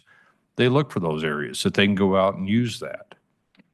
That may not be a direct funding for the state, but it comes back to the state as well as the counties and the communities that are out there. That's the reason why this is so important. We are not against mining operation, and I want to make that very clear, but it has to be done in the right place to have benefit. There are other locations, and I've actually talked to Mr. True about that you can get granite that aren't that far away, that are on state land. There's other options. And because of that, I believe that this is something that we need to, we're in favor of denying the renewal of these because we just don't believe that this is the right place to do this. We believe that there's other options that can be there for a long time, that he could actually have crushing operations right on site, not have to worry about that, not have to worry about the damages to the county roads, not have to worry about the impact to the residents that are on either side, and not have to worry about the economic impact to our county because of lost property taxes. With that, I'll be happy to take any questions. Thank you, Commissioner. Mr. Secretary, any questions? No. Okay, Ms. Treasurer? Zoning, do you consider that kind of like akin to eminent domain? It's only on a broader basis. I mean, eminent domain, you can condemn a piece of property for use, whether it's specific use or all use except for an easement for, a pipeline or what other, benefit purpose. So I'm just wondering if zoning is kind of like it's you can condemn properties for any one use across a broad area. So is it more or less like eminent domain? Mr. Chairman, Mr. Treasurer, no, I do not consider zoning as eminent domain. There's a huge difference between the two. Number one, when you go through a zoning resolution or anything else, that's opened up to public comment for a long period of time. It's not going before a court or something like that where you're doing it on a basis where you have the right to do it, to take that property. It's not the same thing. With zoning, you're looking at the overall benefit for everybody that's out there. You're looking at how you're actually going to make things better across the board. you can identify areas that are sensitive. You can identify areas that you're going to put heavy industrial in, hiking trails, limit the number of the size of your property because of water restrictions or sewage or septic or whatever else. There's a lot more things that go into zoning than just, we need this property for this particular use. That's not what it is. And so I think there's a huge difference between zoning and eminent domain. I'm not in favor of eminent domain, but I am in favor of zoning. Yeah, so it's exactly the opposite. You're saying at eminent domain, it's like you can do everything but, rather than on eminent domain, you could just do this for this purpose. But I don't know, eminent domain, I guess you can still graze underneath the power line. And yeah, what I'm getting to, and I think you know where I'm going, is that is this a takings? I understand what you're saying. And I don't believe that it's a taking. I think this is something that if you have the opportunity to do something, it still has to fit within what is best for the surrounding areas too. Yeah, you can graze underneath power lines, but you can't build a building under power line. Maybe not a metal one. Yeah, well, they limit that very specifically. Matter of fact, you can't even put an irrigation system that's aluminum underneath the power line because of the hazards associated with it. Oh, yeah, yeah. So there's a lot of that stuff out there that it just depends on what it is. Yeah. And but you can't build anything on top. If you put a pipeline in the ground, you can't build anything on top of it. Mm-hmm.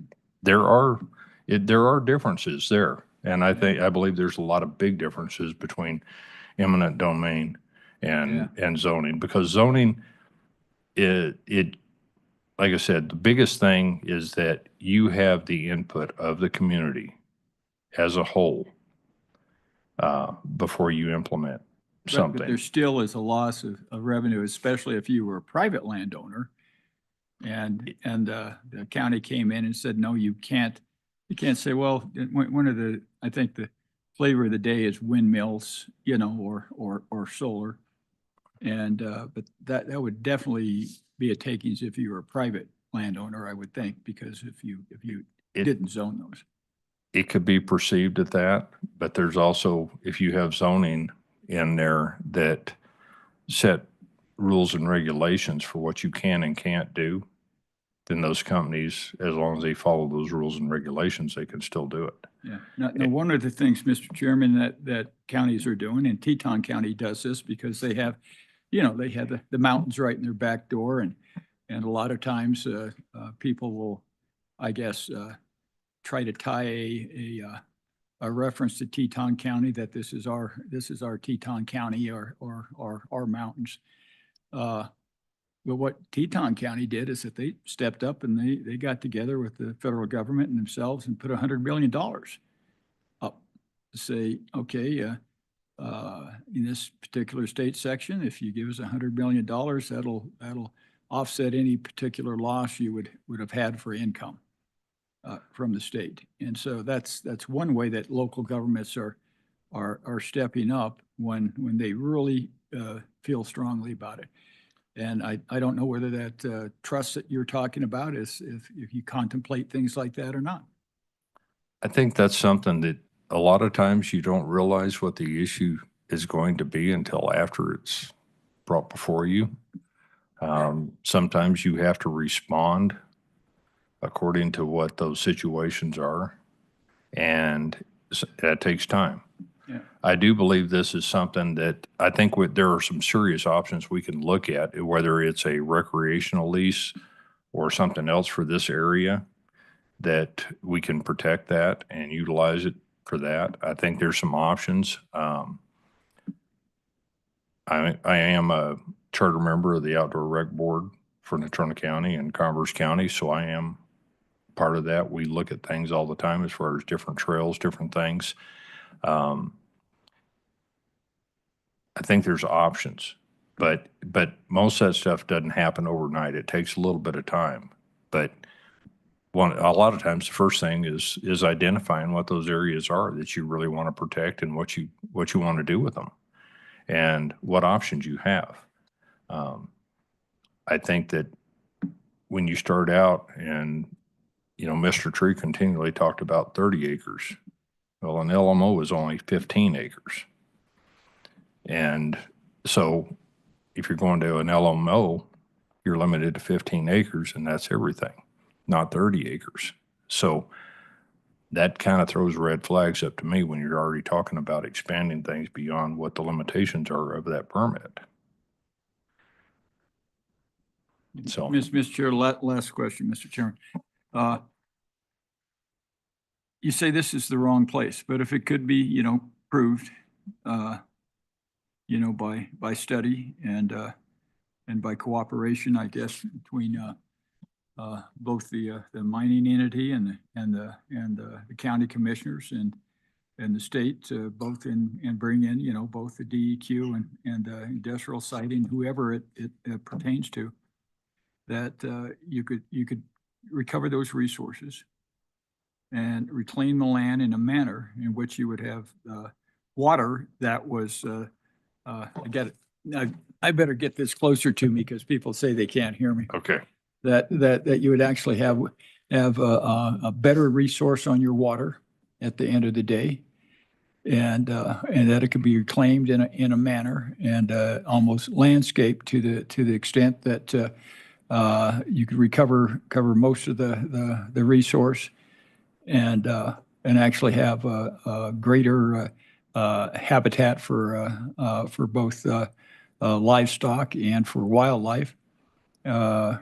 Those two things seem to be the biggest thing, the land use and actually make it more appealing than it is today as far as looking at the side of the hill.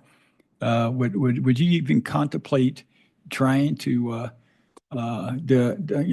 recover those resources and leave the land in a better position than it was if the study would show that was possible?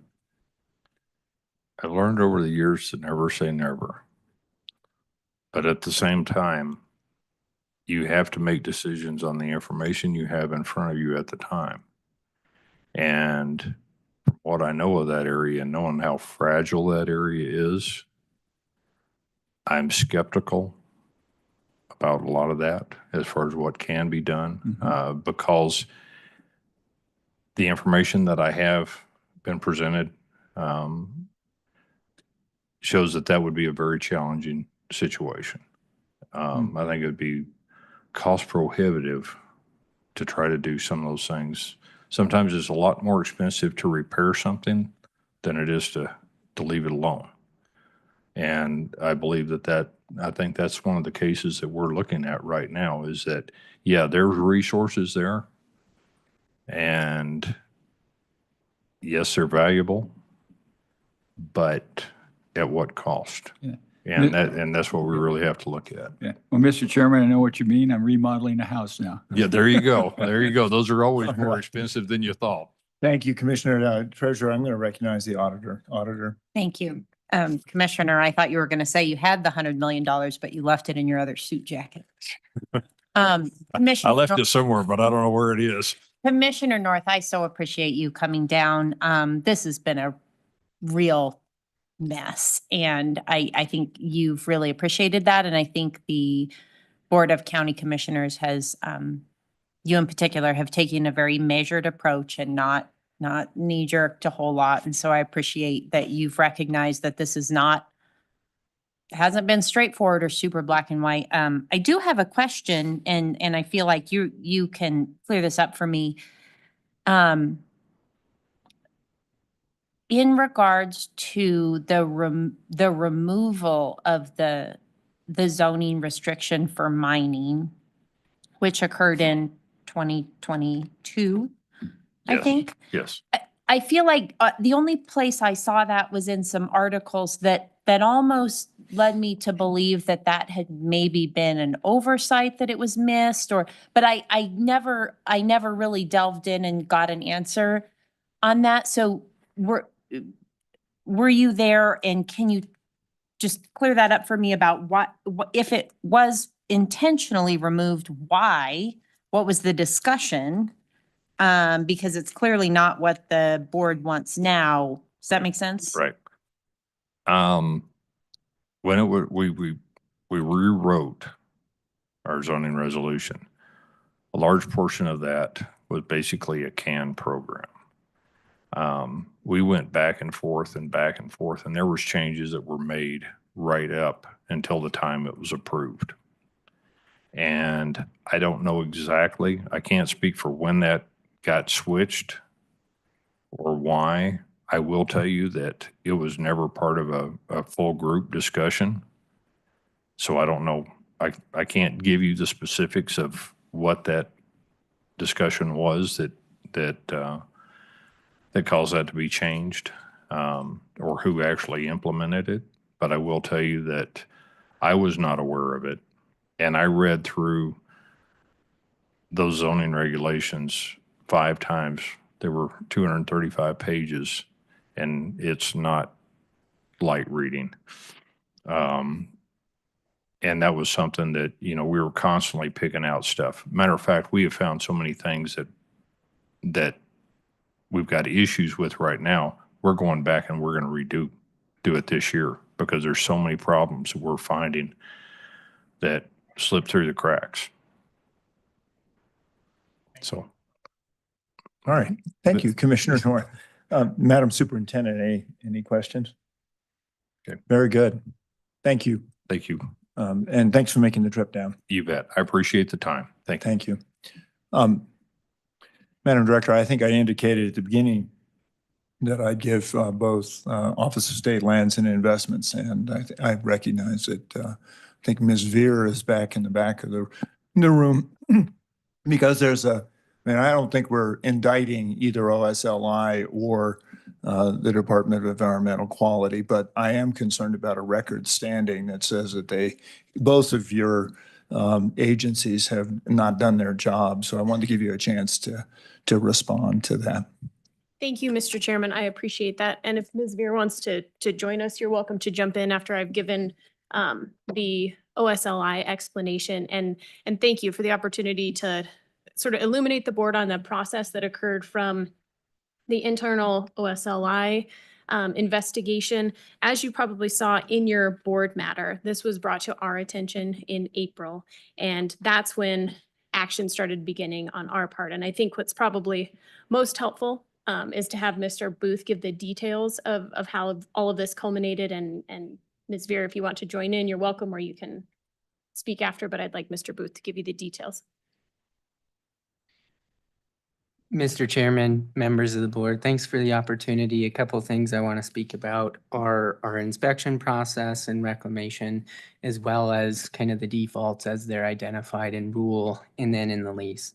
So to start off, I would say that in addition to our field inspectors, which are strategically placed throughout the state, and our lessees, one of the people that we rely on is the general public of Wyoming to identify concerns. And we take those concerns extremely seriously.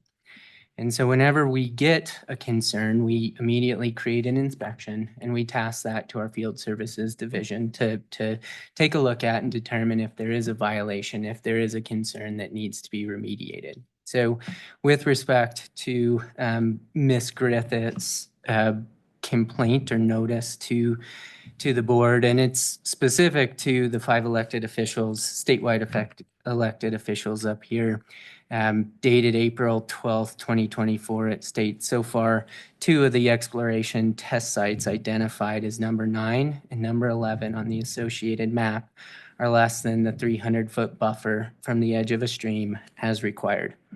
And so in response to receiving that memorandum, we immediately created a field inspection, and we had field inspectors go out there, and they specifically looked at the 2 sites that were identified. And we did find that one was within a default. And we had measuring instruments on the property. We had DEQ, we had Prism on site. And so that's how the inspection really occurred. And then I think it's also important to note that the stipulation 117, the streams and lakes buffer, that is the game and fishes stipulation, and it's to protect aquatic species. And so another important aspect of what we did was to consult them and to determine if any concerns to those species still existed. And we showed them photos and we explained to them, you know, what was taking place on site, that operation had ceased. They had placed the dirt back into the hole and then they'd seeded on top of that property. And so what we received to them is that they had sufficiently remediated those concerns to aquatic species. And so that's where we're coming from when we're saying that we evaluated pursuant to the notice that we received, and then we worked with the necessary regulatory authorities to ensure protection of those resources. And to get us to today, I have received a report from the DEQ, and that's from March 27th. They inspected that location in 2025, and they have photos that they sent us, and they said that, yeah, we don't think there's any inherent concerns with the level of reclamation that is taking place here.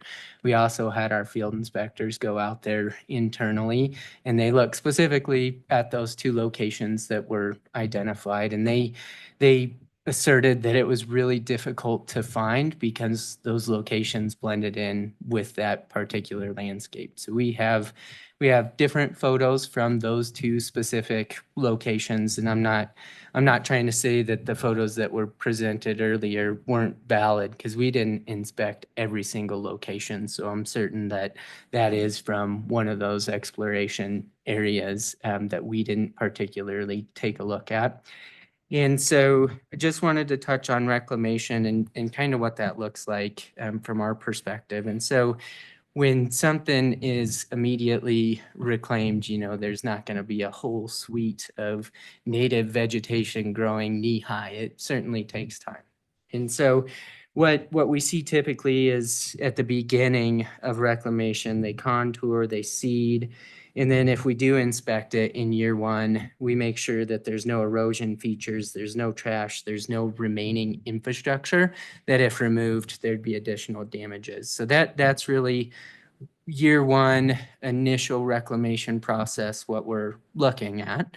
And then certainly what we've seen in reclamation is that some of these weed species take over quickly. They're state designated for a reason. They are extremely competitive, and oftentimes they're not state designated noxious weeds, but they're considered weeds nonetheless. And over time, you know, 2 years plus, we see that those native species start to outcompete some of those weed species, but in some instances, it needs additional help. And so if we're made aware that there are state designated noxious weeds that exist on a property, we're going to communicate that with the appropriate lessee, and we're going to ask them to control. And I think that's an important distinction too, is our rules and regulations require control of state designated noxious weeds, not complete eradication. If it was complete eradication, most of our grazing lessees right now would be in default of their lease. So it's control, and we really want to make sure to prevent that spread and protect those resources in that way. And then just to move on to the default, that can be viewed in chapter 25, section 15, and then also section 8 of the lease. And so what I really want to point out is though the particular language says that, yeah, we issue that default, and if it continues past that 30 days, then that lease can be ripe for cancellation. And what we've determined in this particular situation is that they have sufficiently remediated the concerns to aquatic resources within that given time frame. And perhaps if I've missed anything, Director, fill in the gaps. Madam Director. The only thing that I would add to that is just the important distinction that the number of 15 areas that there were violation came as sort of a surprise to us, because the 2 that were reported to our office were the 2 that were investigated. And so it's concerning to know about those, but in the memorandum provided by Ms. Griffith, it only alerted us to those 2 at that time. So if there are more that need to be looked at, I think that's certainly something that can be done. So just know that it's not our attempt to derelict our duty to follow up on those, because our goal is the same as the board, to preserve that resource and make sure that all activities are done in a safe and healthy way on the property. And thank you. And I'd only mention that reasonable minds can disagree. And so that's, I think, what we have here.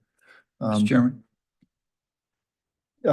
Please, Mr. Treasurer. Just on stipulation 117, I'm curious as to when that came into effect, because I know when we inspected that area out there, there was a gravel pit between the two banks of one of the streams that was located right in the bottom of that stream area.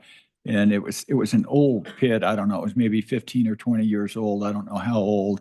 But yeah, they actually had a small pit that was, I think, less than 4 or 5 acres. Never got right down to the site, but you could see that there was a pit right in the middle of the stream. So at one point in time, it didn't exist. I just wondered when 117 actually did take effect. Mr. Booth. Mr. Chairman, Mr. Treasurer, great question. I don't have the answer off the top of my head, but would love to look into it for you.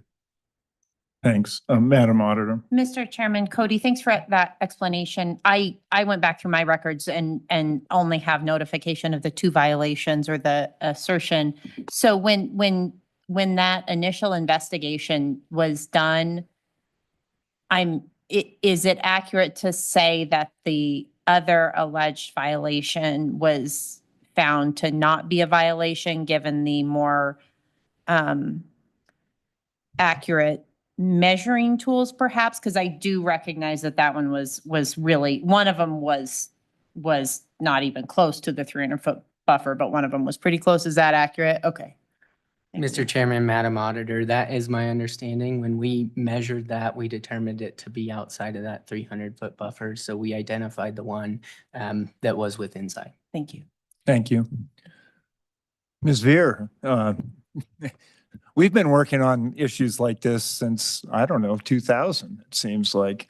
And I can remember some of the reclamation issues with coal bed methane, so. Thank you very much, Chairman and the board. My name is Nancy Veer, and I'm the Air Quality Administrator for the Department of Environmental Quality.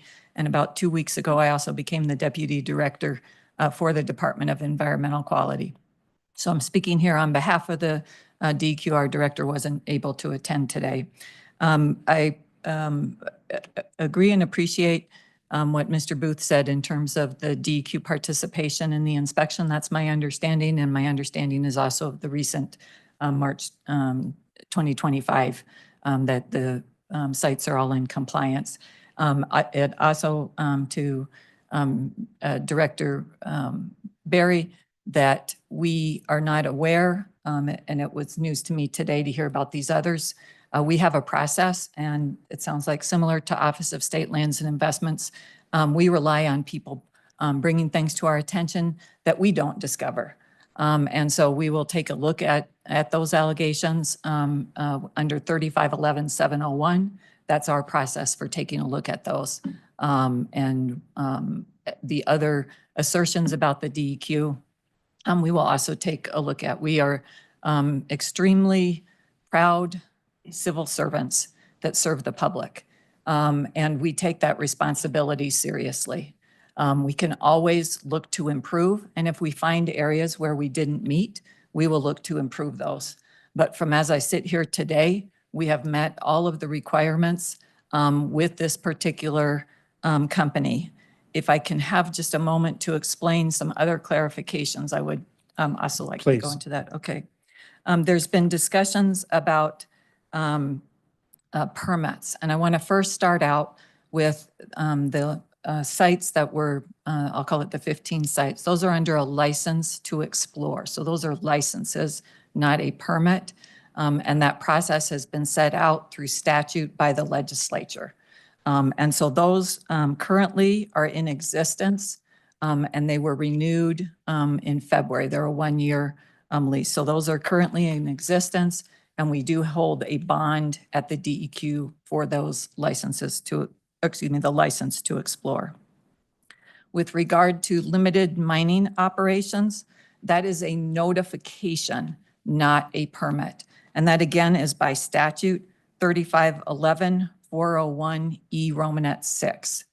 And so in the notification process, We had received, a filing in April of 2024.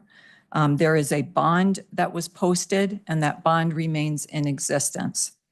And then there were, one of the requirements in that notification is landowner consent, and I think that was tied up with what has been discussed previously today. There are other options when you get above the 15 acres, and that would be called a small mine. And that is an entirely different process. That is a permit process that goes through public comment and much more extensive analysis. We do not have a a small mine permit application at the DEQ at this time for any of this sites under the leases. And then there would be a larger permit that could come into existence. That's called a regular mine permit. Again, the process is under statute 3511-406 for non-coal. And again, that's a much more extensive process, and the DEQ has not received an application under that. With respect to land quality and the definition of minerals, the legislature has set out the definition of minerals for land quality in 3511-103E Romanet 2, and minerals means coal, clay, stone, sand, gravel, bentonite, scoria, rock, and other items. So there was some discussion about minerals, and while it may be different for land quality, that's the definition that applies. With respect to air quality did receive a permit application, and we received that application on August 22nd of 2024. And that application is A0017001, and it was deemed incomplete by the Air Quality Division on August 26, 2024. So we've had no further action. That is publicly accessible through our open air system, and we appreciate the legislature for having given us funding to make systems like that so we can have publicly available information. They're expensive endeavors, but we can get information out there. So we appreciate that. With respect to water quality, the Water Quality Division has not received any permit applications yet. And that's because under our process, the land quality would come first in terms of the notification proceeding further on that LMO once the information is received. I would also, for respect to air quality pollution related to fugitive dust, we have had monitors in Casper, and all these standards that we have, we've met within a comfortable margin. We have great air quality. We have, we've heard testimony about all of the resources we have. And with respect to folks that would like to look at our annual monitoring network plan, it is out for public comment right now. So you can take a look at that. If you have suggestions on where you'd like to see more air quality monitoring, we are more than happy to consider those, and we get good input on where we should locate that. So thank you. Thank you. Mr. Treasurer. Just quickly, so a limited mine operation is 15 acres? Up to 15 acres. Up to 15 acres. And then, but if the intent was to do 215-acre limited mines, would you consider that a large mine, or would you consider that 215-acre limited mines? So there's requirements regarding spacing and how much acres you can have in a certain area, and also timing with regard to what has already been reclaimed.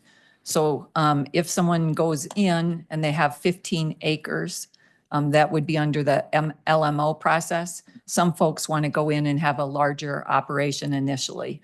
So it's you'd have to look at all the facts of those kind of things. So would it, Mr. Chairman, I want to understand how that works. So if you had 15 acres, that would have to be reclaimed before you could do another 15 acres, or it would be considered a large mine?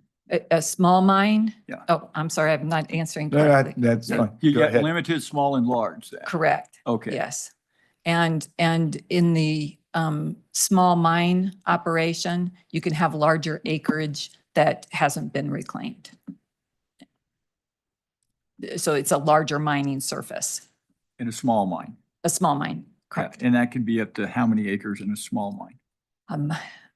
Let's see if I've got that note. My apologies. I don't have that I'm, right I'm here. just trying to get the understanding there. But in any regard, like if it was just a limited mine, it was 15 acres. To do another limited mine in the same section, would that have to be reclaimed, or could they go to the other side of the section and do a limited mine over there? I'm trying to understand reclamation in conjunction with the size of the mine. So part of what it has to do under the Chapter 10 rules in DQ land quality non-coal rules, you can have no more than one limited mine operation for the same mineral. So if you're mining different minerals, you may be able to have more than one limited mining operation. You couldn't have 6 limited mines in 6 sections. Correct. There has to be one per 6 mile radius. 1 per 6 mile radius. Correct. Okay, all right. Thank you. It gives us a better understanding about, I think, where we may have to move with these things. Thank you. Thank you. Ms. Veer, thank you. With that, Director, I think we are ready to undertake public testimony. And I guess I would be encouraging to try to keep the comments to things that are new and keep it within reasonable time limit, something like 2 to 3 minutes. But we'll certainly be accommodating, so. Yep, sounds good, Mr. Chairman. Okay. So if you want to come, please come on up, and if you could introduce yourself and for the record. And thank you, Mr. Chairman, Board. My name is Brian Conley, recently retired from Natrona County Weed and Pest. I do have intimate history with this area. We have been, for clarification of the board, there's been a lot of discussion of noxious weeds and were they present on some of these sites, et cetera, in that reclamation process. And maybe I can address some of the realities of that ground. So this has been the Squaw Creek drainage and those associated state lands have been a historic weed infestation in the past that Natrona County Weed and Pest has worked actively to mitigate. It's problematic. There is not a lot of soils in the area. It's rubble and gravel. Mountain pediment really is maybe how you would describe that ground. So weed control is very hard. It has a huge diversity of weeds, is probably as big a diversity of weeds in that area as exists anywhere in the county. And the densities are fairly high. Why? Probably proximity to riparian zones and upland areas, weed seed, migration through livestock, wildlife, wind, water, etc. The soils, therefore, all of that area, therefore, has what they call a seed bank. So those weeds make seeds. They're incorporated in the soil. That seed bank has a persistence depending on species, depending on the environment of several years to many years. And so in one of those historic weed infestation areas, any ground disturbance will bring a new seed bank to that germination zone. And you'll be able to see it, especially in reclamation areas. You'll see that flush of weedy growth and noxious weeds. the weed control for a mining operation, in my opinion, would be necessary and possibly difficult because of that seed bank, et cetera. And that weed seed would be possibly incorporated into the aggregate. We inspect, or we did inspect when I was part of Weed and Pest, many of the gravel mining operations to give them weed-free certification. It would be, in my opinion, just my opinion, it would be a heavy lift. It is state land. The state now has an allocation to each county weed and pest district for weed control. We appreciate that, but there's never enough money and always plenty of weeds. So it would be an ongoing expense for the state. And in closing, maybe I tried to think of this subjectively. I really did. And I tried to think, if I was putting in a gravel pit for, and thinking about weed mitigation, I couldn't think of a worse place, but that's just me. It's been a very weedy area. We have common burdock, houndstone, diffuse knapweed, spotted knapweed, Russian knapweed, Scotch thistle, musk thistle, Canada thistle. We have lots of cheatgrass. Greg helped me out here. And what else? What's that? Yeah, and of course, Greg's concerned about all of those invasive weeds that are on our county declared list. And so, yeah, it's a weedy area. Any questions for the board about noxious weed in the Squaw Creek area? Mr. Treasurer? Quick, could you use noxious weeds basically in concrete or pavement? I mean, as far as not having a weed-free designation in aggregate for concrete or pavement. Yes, noxious weed is actually a legal term. It's not a biological term. It's a legal term. Those species that have been designated by some authority, and in our case, the state, to interfere with agriculture, the environment, navigation, et cetera, et cetera. So that's a legal term. And we have, 27 species on that list at this time. I guess the answer is yes, you could use it for aggregate and concrete and paving, but not for agricultural purposes. We do see aggregate as being a vector of noxious weeds. The seed incorporated in that aggregate, especially I think road base, it has a kind of a dirt component, and so the weed seed will travel with aggregate if it is present. Did I answer your question, Mr. Treasurer? You answered a question, but you evaded it. You said other places where you can't use it, but you can. I wanted to find out yes or no. Can it be used in concrete and pavement? Oh, well, certainly. Yes. Yeah. I understand the question now. Sorry about that. So, there's been some testimony about sort of competition and native species being able to recover. I'm just curious. I know a lot of us have tried competitive plantings. Have you had success with that? Have there been places in that area that you can point to by any chance? Just curious. I have no expertise or experience in reclamation. My focus has been in mitigating, trying to remove noxious weeds in a native system. Sure. Yes. And when that happens, we do see a response of the natives coming back in, but I don't have a lot of reclamation experience. Great. Thank you. Thank you. Any further questions? There are none. Thank you. Be happy to please come on up and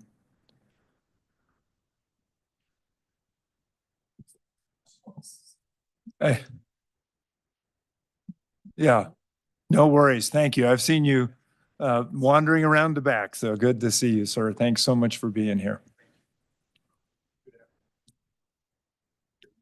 Is your light on by any chance? If there's yeah. Got a red light on. Okay. Good afternoon, Mr. Chairman, members of the commission. My name's Bruce Lawson. I live at 4515 South Skyline Road.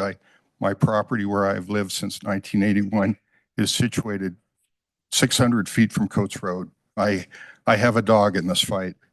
I've talked to many of you in the past and testified.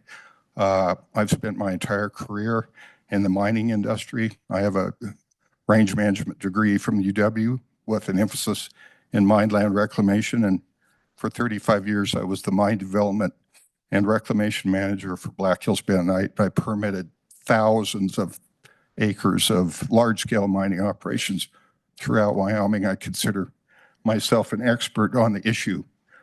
One thing I'm disappointed that Mr. True didn't bring up this morning is the number of trucks that will be traveling up and down Coates Road in hauling gravel from his proposed LMO.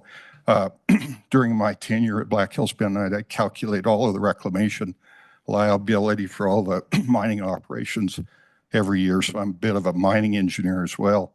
So I just, for example, I did a quick calculation on Mr. True's LMO as he originally proposed an application that he had available for the public. And if he mined 15 acres to a depth of 25 feet and he recovered all the material from that 15 acre, 25 foot depth, that would come out at 605,000 cubic yards of material.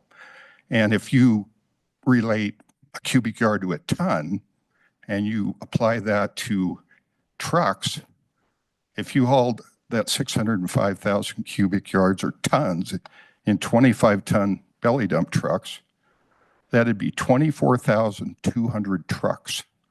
But that's one way. Those trucks have to go up Coates Road and back down Coates Road. So double that.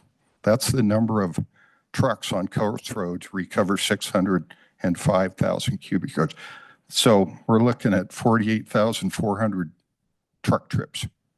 And I know some of you have visited the site. Governor Gordon, I know you have. And I'm sure you weren't wearing blinders when you went up Coates Road. But you know, some of my close friends on Coates Road, their homes are maybe 100 feet from Coates Road. And what this is going to do, if you approve these leases and Mr. True gets his LMO or his large mine permit, it's going to decimate our property values, particularly those people that live on Coates Road. And I'm afraid that they may not even be able to sell some of those properties once that volume of trucks starts traversing Coates Road. So I hope you'll keep that in mind. You know, I emailed all you yesterday. It was kind of late in the game. You probably didn't have a chance to read my email, but one thing I'm concerned about with this project and all my friends and property owners that live in close proximity to Coates Road, as well as where this mining will occur. You know, in Wyoming right now, we have a health care crisis. We have a suicide pandemic. And I'm concerned that those people that live on Coates Road that are elderly and they find that their property values have been decimated by all this truck traffic, what is that going to do to their mental health and their physical health as well? Governor Gordon, sometime you should visit with Mike Cruchett on what all the dust from the bentonite trucks going by his place where Junior lived. Mike Cruchett told me that ruined his respiratory health. And DEQ never required any dust control on that road. Natrona County Road and Bridge never required any dust control on that road. And Mike Cruchett to this day claims that truck traffic hauling all that bentonite out of that mining operation by his house has ruined his respiratory health. So think about that. Just think about 58,000 trucks going up and down Coates Road in front of your house every day. I don't know how many that is a day. Mr. True could probably tell you. But, you know, it's going to ruin people's lives. It's going to ruin people's lives. Thank you. Thanks, Bruce. I appreciate that. Thanks. Further comment? Come on up. And if there's anyone online, just raise your hand. We'll get you in the queue. Thanks. Hi, good afternoon. We're in the afternoon. I drove up from Can you down- identify yourself for the record? I'm sorry, I'm Maria Catherman, and I was born and raised in Casper and have spent many happy hours in those state sections. I know them pretty well. And I'd like to start with two things that I learned last month as a result of attending the State Lands Conference in Laramie. And I found that a really interesting conference. And one of the things that I learned was the history of the state lands and that language from the federal grant to admit Wyoming, excuse me, to admit Wyoming. And the words are, the lands are to support the schools, period. It does not mention money. It does not mention it has to be in paid dollars and cents. It says support the schools. So in that conference, I directly asked that question, and the man that was giving the history said, no, the words are, it must support the schools. So I'd like to make the case that those school sections accessed by Coates Road are very much supporting our schools right now. And I'd also, at the State Land Board conference there, State Lands in general conference, I was encouraged to read chapter 25, where I found this language. Chapter 25, section 3, general provisions, parentheses A. The board may, without prior notice, withdraw specific lands from leasing for sand and gravel, barrel material, and riprap rock when it appears reasonably necessary to protect the economic or environmental interests of the beneficiaries. And I would like to talk about the both environmental and economic beneficiaries, which are not just the school buildings, but the students themselves. Because I grew up in Casper, in 7th grade, Mr. Shupp in April or May, who was also our track coach, and I was a big fan of track, and so he kind of roped me in as a biology teacher as well. And he took our classes, 2 classes from Natrona County up to the state sections. He said, well, because we can get there and back and be there for the next class. So that's how close they are.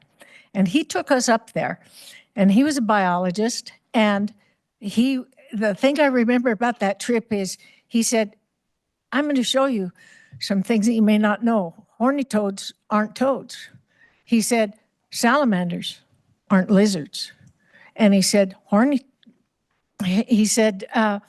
that Mormon crickets not only aren't crickets, they're not Mormons.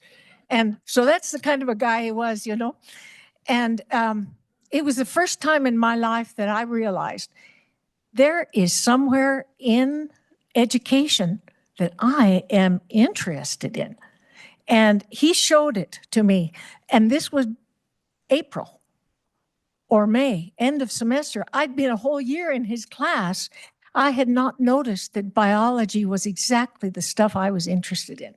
He took us there. So in 9th grade, I went on field science, same thing. We went to the state sections, and there it was.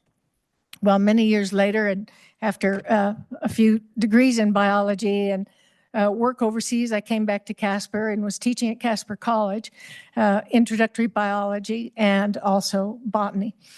And I knew where I was going to take my students because we didn't need a college bus. We could all get there every lab period, 2-hour lab.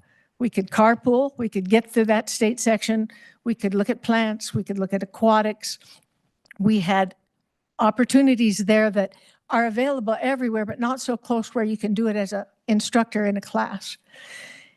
And I've had so many students come back to me when they see me at the grocery store or in town or whatever, and they say, you know, I still go back to those state sections. Or they say, you know, I decided to be a biology major, and it wasn't from your lectures. It was from those times in the state sections out there. And so, and I sent you all an email, and I called the various biology teachers that were impactful in my life. And I called some students that I remember, and I talked to Wyoming field science instructors, and I've been involved with them with supporting homeschool students. I talked to people at the Science Zone about what they had done at those school sections, how they'd used them, and how the kids responded.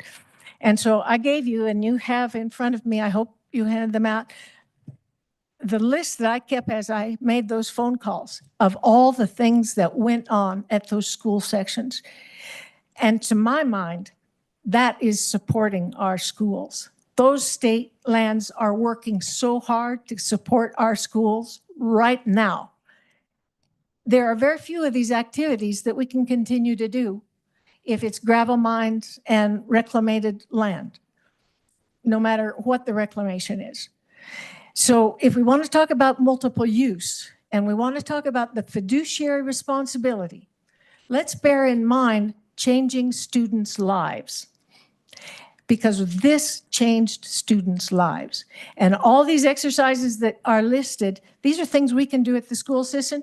They're things that have been going on at the school section. You don't have to ask anybody. You just go. And there's ample bus parking. It's safe. There's not gravel trucks running up and down the road. There's no mining you have to watch out for. And it's a place where you can talk about not just the biology, you can talk about the geology of that area. You can see the Casper Mountain Fault. You can see where it's slumped in some places. You can look where it was fire damage. You can see it coming back from the fire.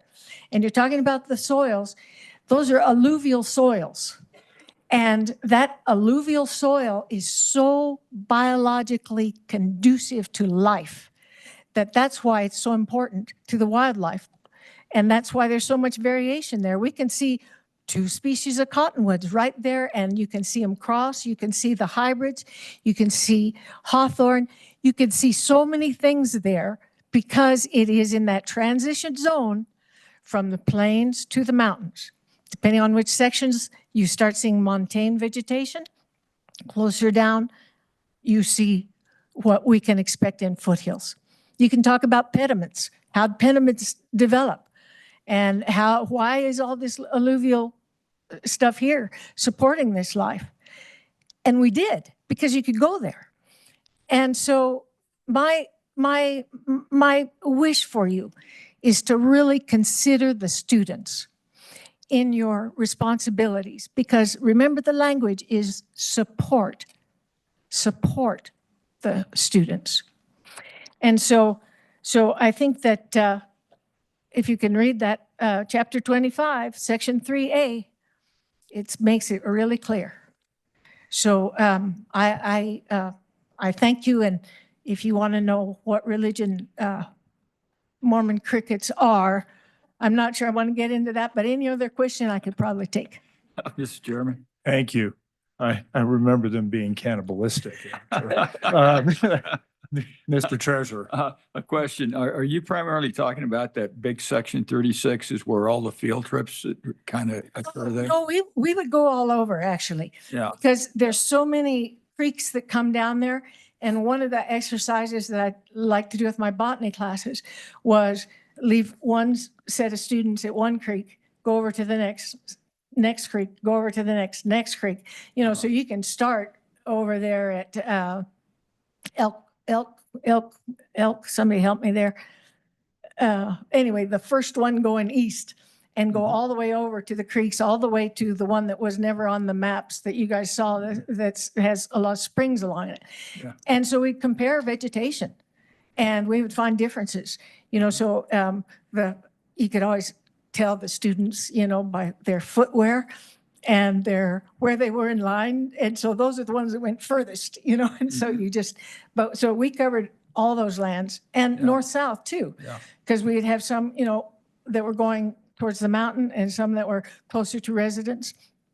And there were students, Mr. Treasurer, that had never seen cows grazing. And they live in Gasper. And so they were like, oh, look at the cows are grazing here.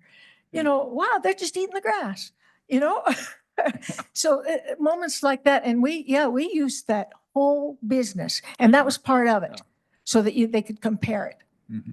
Yeah, well, I think he did a great service because a lot of kids just think that food comes from the grocery store. Exactly. Exactly. And we didn't eat many of those cows, but sometimes about 5 o'clock, they're ready to say, okay, let's see if there's really steak in there.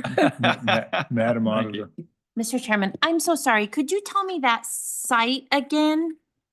Site. The citation of the section you were referring to of law, or is that a rule? Oh, this is a regulation of the State Land Board.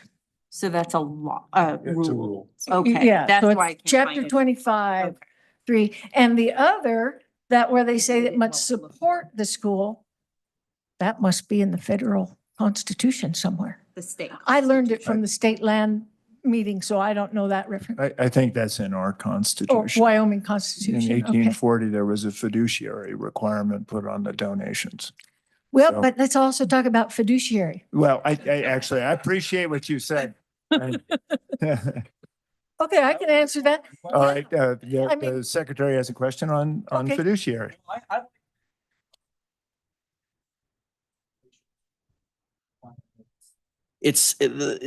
I really appreciate what you're saying and your citation of the state constitutional requirement. I mean, it just gets thrown around by those that just want to accept every single revenue enhancement without a wider application. And it's very important to actually read what that provision says. And I found it's so saying too. something very different. So I was actually going to ask you about your thoughts on the fiduciary requirement. And so you had mentioned you wanted to weigh in. So that's my Okay. question. Thank you. I'm venturing a little bit outside of biology here, so bear with me. But fiduciary, as I understand it, is, and they're called beneficiaries, right? And so you have to benefit the schools. It does not say you have to give them money, or they would have said you have to give them money from these lands. It says you have to support the beneficiaries. And if those aren't the students and their education, I'd go to a different fiduciary advisor. And does that help you? Yeah, no, that's fine. If you'd like, I'm happy to read the pertinent provision. Oh, I would love that. It's Article 18, Section 3. The Governor, Secretary of State, State Treasurer, State Auditor, and Superintendent of Public Instruction shall constitute a Board of Land Commissioners, which under the direction of the legislature is limited by this Constitution, shall have direction, control, leasing, and disposal of lands of the state granted, or which may be hereinafter granted for the support and benefit of public schools, subject to further limitations that the sale of all land shall be at public auction after such delay, not less than the time fixed by Congress in portions at proper intervals of time and at such minimum prices not less than the minimum fixed by Congress as to realize the largest possible proceeds, and said board, subject to the limitations of this Constitution and under such regulations as may be provided by law, shall have the direction, control, disposition, and care of all lands that have been heretofore or may hereinafter be granted to the state. So I think Still your again, citation is, I didn't is hear a good money one. in The there. proceeds piece is an interesting one. Oh, and the So we could proceeds. spend the rest of the day talking Oh. about that. Yes, and I wish that I had thought about putting 14 students in here in various stages of their careers that have benefited from those state lands. Those are some well-traveled state lands. Very good. Thank you. Anything else? Any other questions? Thank you very, very much. Thank you. Great perspective. Ms. McKinnon. Hello. My name's Ann McKinnon. I live at 635 Kirk Avenue in Casper. And I just wanted to suggest I sent each of you and the director a letter about this, but an avenue I think you could take, which would be to withdraw these lands from leasing while you allow time for the development of a proposal for a recreational lease, so that you could see what might be a competing proposal. And I was unfortunately only thinking about money. But in addition to what Ms. Catherman said, I think it would be possible to have a recreational lease which could bring in some actual cash while not requiring the schools, when taking students there, to have paid whatever permit or something would be required. But I think this is something you could do so you don't have to deny the lease, but you could withhold the lands from leasing for a period of time that you find reasonable to see if a recreational lease proposal could come up to compete, because I think all the statutes and regulations talk a great deal about competitive, the importance of allowing a competing proposal. And I'd be glad to answer any questions. Thank you, Mr. Treasurer. You know, when I look at this, if we move forward on the leases, the worst case situation would be that there'd be 15 acres of gravel mined. You know, maybe in 2 years, maybe a total of 30 acres of gravel mined. That's 1% of the 3,000 plus acres. You know, what damage do you think would occur, you know, from having I just don't see it as an either or. I think, why can't you have both a recreational lease and a mineral lease? Well, as one of the people who lives in the town and wanders around there sometimes, the sound of the mining, the presence of the mining and the trucks, I understand the percentage number, but it changes the character of the place. The reasons why you might go there are not only for educational purposes, but for some peace and quiet and sense of being out in open space, which I don't usually try to go anywhere near a trona or gravel or coal mine or oil and gas operation for that. And when you have 20,000 people, almost 20,000 who have signed it, they're interested in the value of those lands for something other than the property values of the owners or any of that. They see a particular value in those lands. You have a sense of what you're looking at there that would be impeded by even a small feeling or awareness of a mining operation happening. Yeah, so it's just all not in my backyard.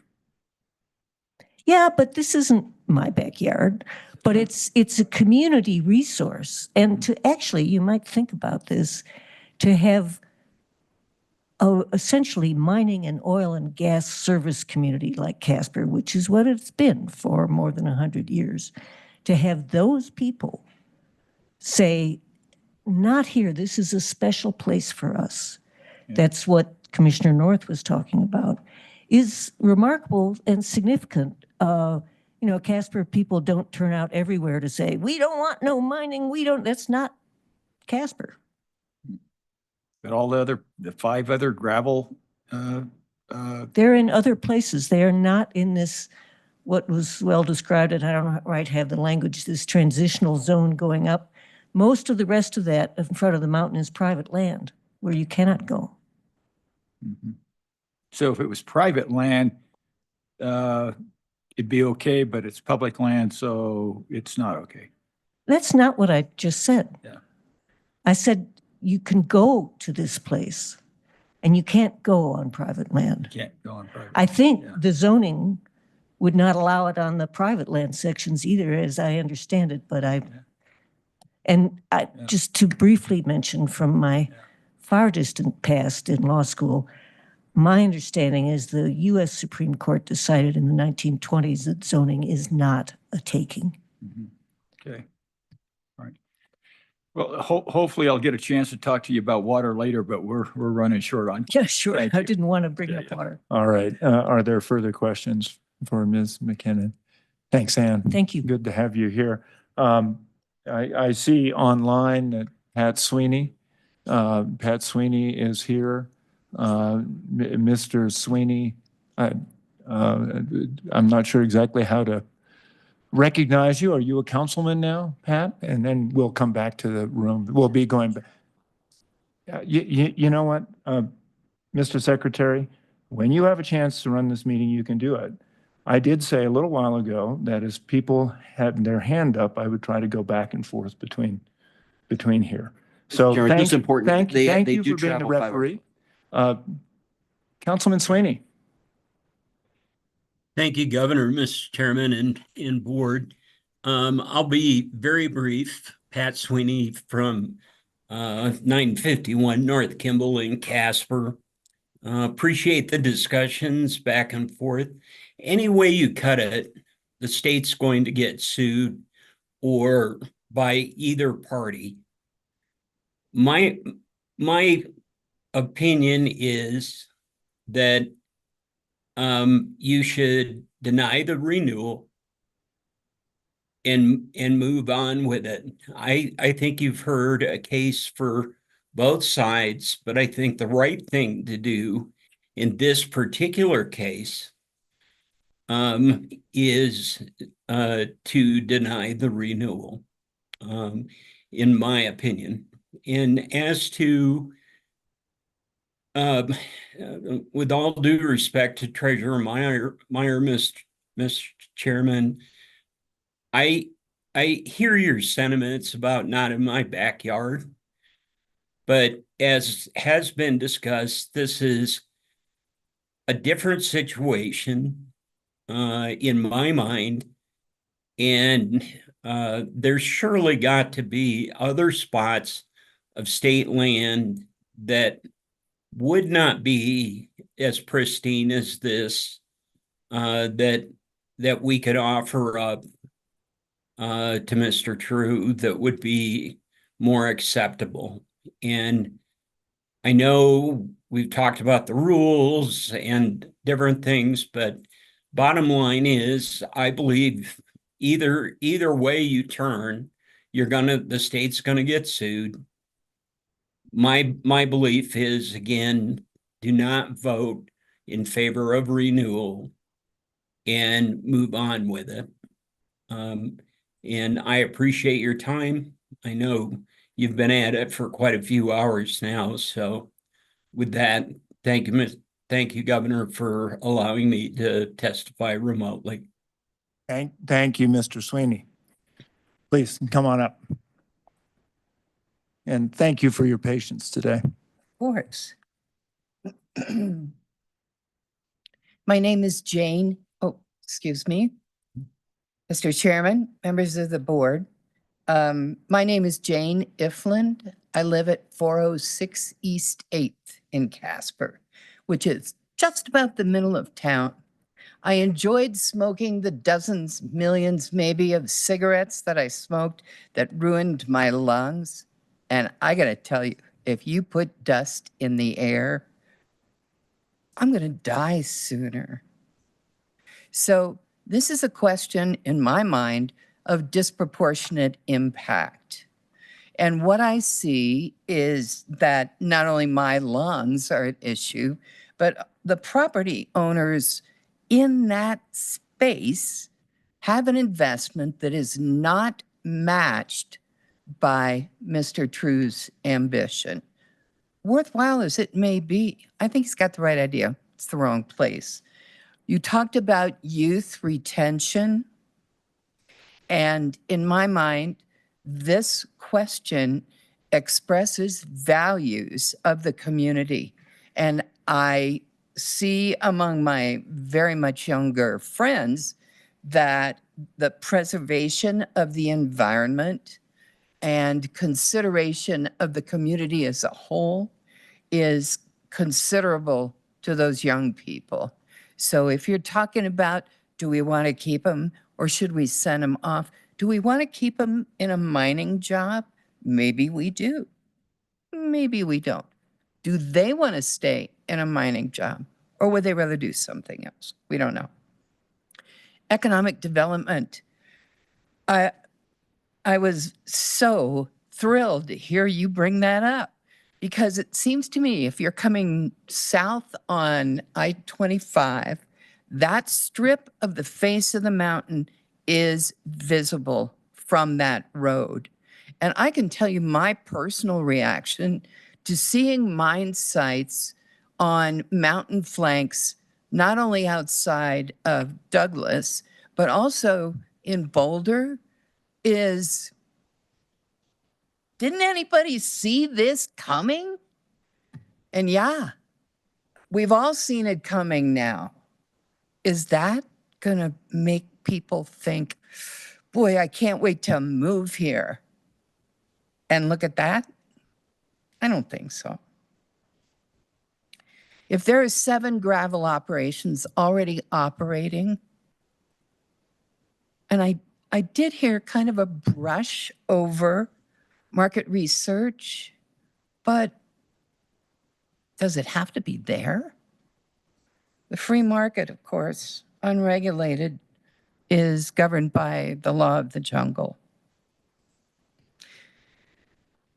Oh, geez, the performance bond, why in the world wouldn't we have one of those? And trucks, you know, I don't have Bruce's expertise with haulage, but if there are 25 trucks an hour outgoing and 25 coming back, of course, at 5 minutes each, can that be right? I come up with 250 minutes to the hour. That can't be right. Anyway, I appreciate having the opportunity to talk with you about this. I am one of the 20,000 who said, please not there. So thank you again. And especially thank you for hanging in through this lengthy discussion. Thank you, Ms. Mifflin. Any questions? I see online Stacy Schmidt, and then we'll come back in the room here. Yes, hello, Mr. Chairman and everyone. Can you hear me okay? I'm on location. We can hear you. Excellent. Thank you for taking my comments. Thank you for your time. The community has spoken very well, so I'll be brief. I live at 16,002 Beck Road in Natrona, Wyoming, and I'm urging no renewal for Prism's lease on these state lands. I live at least an hour away from this land, yet I can see the harm and hurt it will cause the community of Wyomingites if this lease is renewed in favor of gravel mining. The location is simply wrong. I'm for gravel, just not on these state lands. Up Coates Road and beyond is a rare gem in Wyoming. We are talking traditions and generational uses of this land and area around. Generations have taught food, foraging, horseback riding, hiking, fishing, snowshoeing, bird dog training, and more. These types of activities cannot be moved, but a gravel mine can be. There are small businesses on Coates Road and in the area, some of which include stables and greenhouses. There is also an old small orchard. The gentleman that has it is elderly and could not attend this meeting.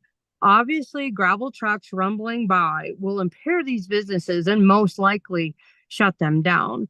And Mr. True spoke of 15 potential jobs, which is great, but I really do think, in my opinion, that we have the potential to lose more than 15 local jobs because of these small businesses shutting down, but also because of people avoiding the entire area and businesses due to the noise and the truck traffic.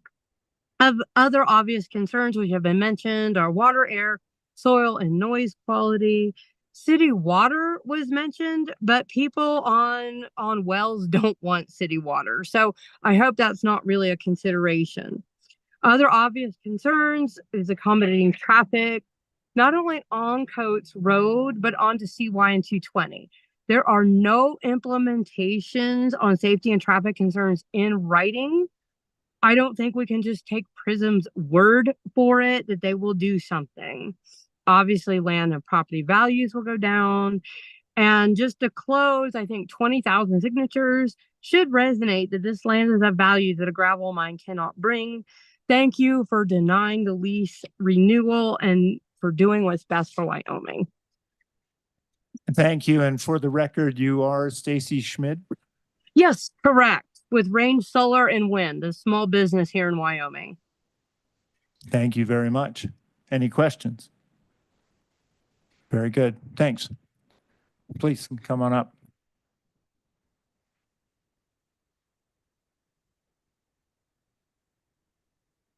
Mr. Chairman. When you're red, you're on. Oh, we're on it. Okay, there we go. Mr. Chairman, members of the board, my name is Jim Gunderson. I live at 3220 Arroyo Drive in Casper. Before I get to what I had prepared, I want to address a couple things that were brought up during Mr. True's testimony this morning. I'm going to just scroll through these on my phone as I was taking some notes. Whether it's a violation or violations, plural, is immaterial. The fact that a violation occurred in the first place is material. We can argue the mitigation of that risk all we want, but the violation took place. And as someone who has 25 years of behavioral health, mental health, and psychology experience, including maximum security prisons, abused and neglected children, and the general public, the best predictor of future behavior is past behavior. So I'm saying that it's highly probable that this violation or violations will continue if this were to be allowed. He also mentioned that it was a dry creek bed when he started doing his sampling.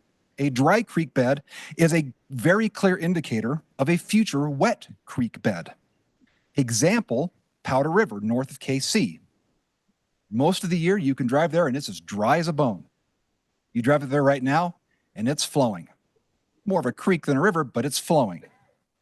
So the fact that he didn't do the due diligence to avoid that spot speaks volumes. He also mentioned something about water coming in from the Bighorn Basin. I also have a degree in oceanography. I know something about water physics. Water seeks its own level. Bighorn Basin is lower than Natrona County. It's not going to run uphill. Okay. During his testimony, he also used words like probably, maybe, considering, if, initially. These are qualifying statements that can be and probably will be modified at any point in time in this process. He says that he will abide by the court, and then later says it's likely going to the Supreme Court, meaning that he could appeal that process. He's not going to recognize the authority possibly of the circuit court when that ruling is made. Further, last year at this time, when we met in Casper, after the meeting, Mr. True and I ran into each other outside, and I offered to meet with Mr. True. He stated that no one's offered to meet with him. After that meeting, I offered to sit down over lunch with him. He declined. Later on, he had a public statement or a public meeting, informational meeting, and I asked him some very pointed questions, as did many other people. And I raised some questions and some concerns. And a few days later, a friend of his reached out to me, asked to go to coffee. I obliged. And he was challenging, this friend of his was challenging me on some of the questions I was asking and my motivations behind them. The material is irrelevant. My point is, I don't know if Mr. True if this friend did it on his own or at the behest of Mr. True. I don't know that. I'm not going to speculate. But I did ask him to pass on to Mr. True that I'd be more than happy to meet him for coffee, a beer, lunch, whatever. I don't know if that was passed on, but I have not been contacted by Mr. True. Mr. True and I have known each other since elementary school. Not close. We don't have each other's cell numbers, but we've known each other. But so I'll get to now where I'm going to go here. I'm reading mostly from an email that I sent you guys a few weeks ago, and then I never got a response from any of you, so I resent it yesterday. So I'm going to read part of this just so it's on the record. I am in strong opposition to this release being reissued to Prism Logistics, or any entity for that matter. I'm not against mining. Far from it. Mining and similar industrial entities provide us with the raw materials we need as a society and an economic backbone to Wyoming's economy. However, the proposed location of the proposed gravel operations on and around Casper Mountain are an abysmal choice. He talked about cost. 2 weekends ago, I went and bought a half ton of 1-inch gravel from a local competitor of his. A half ton cost me $14. Not a lot of cost. So I think another provider is not going to drive that down much further. Not only is this landscape on and around Casper Mountain irreplaceable, it provides grazing for natural fauna, of course, the cattle leasing, and it supposedly has Native American artifacts and provides recreational opportunities for all the residents of Casper and Natrona County and their visitors. And we've talked about the water table. We can talk that to death, so I'm not going to iterate on that further. Mr. North brought up the property values, and other people have as well, and that's going to be a significant loss of income when that happens if these leases were to be renewed. So I won't dwell on that either.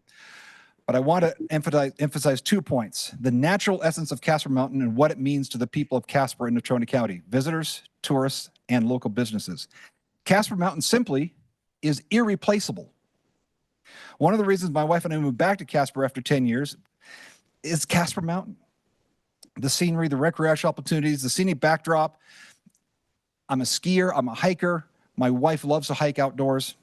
We've gone on this property many times. To put a massive, irreparable, hideously ugly scar will diminish the community as a whole. And if you look at any tourist brochure for Casper, Casper Mountain is prominent in those images. To allow part of it to be destroyed, reclamation or not, to destroy part of this mountain is to destroy the soul of Casper and Natrona County. Ask anyone who drives to Casper or even flies into Casper. They know they are home when they see the mountain. Come in from the north on I-25, as you cross 20 Mile Hill, you know you're home because you can see the mountain. Come in from Douglas, you know when you get to that edge, you're home. Come in from off 220, you see the mountain ranges starting to build up, you know you're home. You're flying in from Denver, you see Casper Mountain, you know you're about to land and you're home. It's prominent. It is the soul of Casper.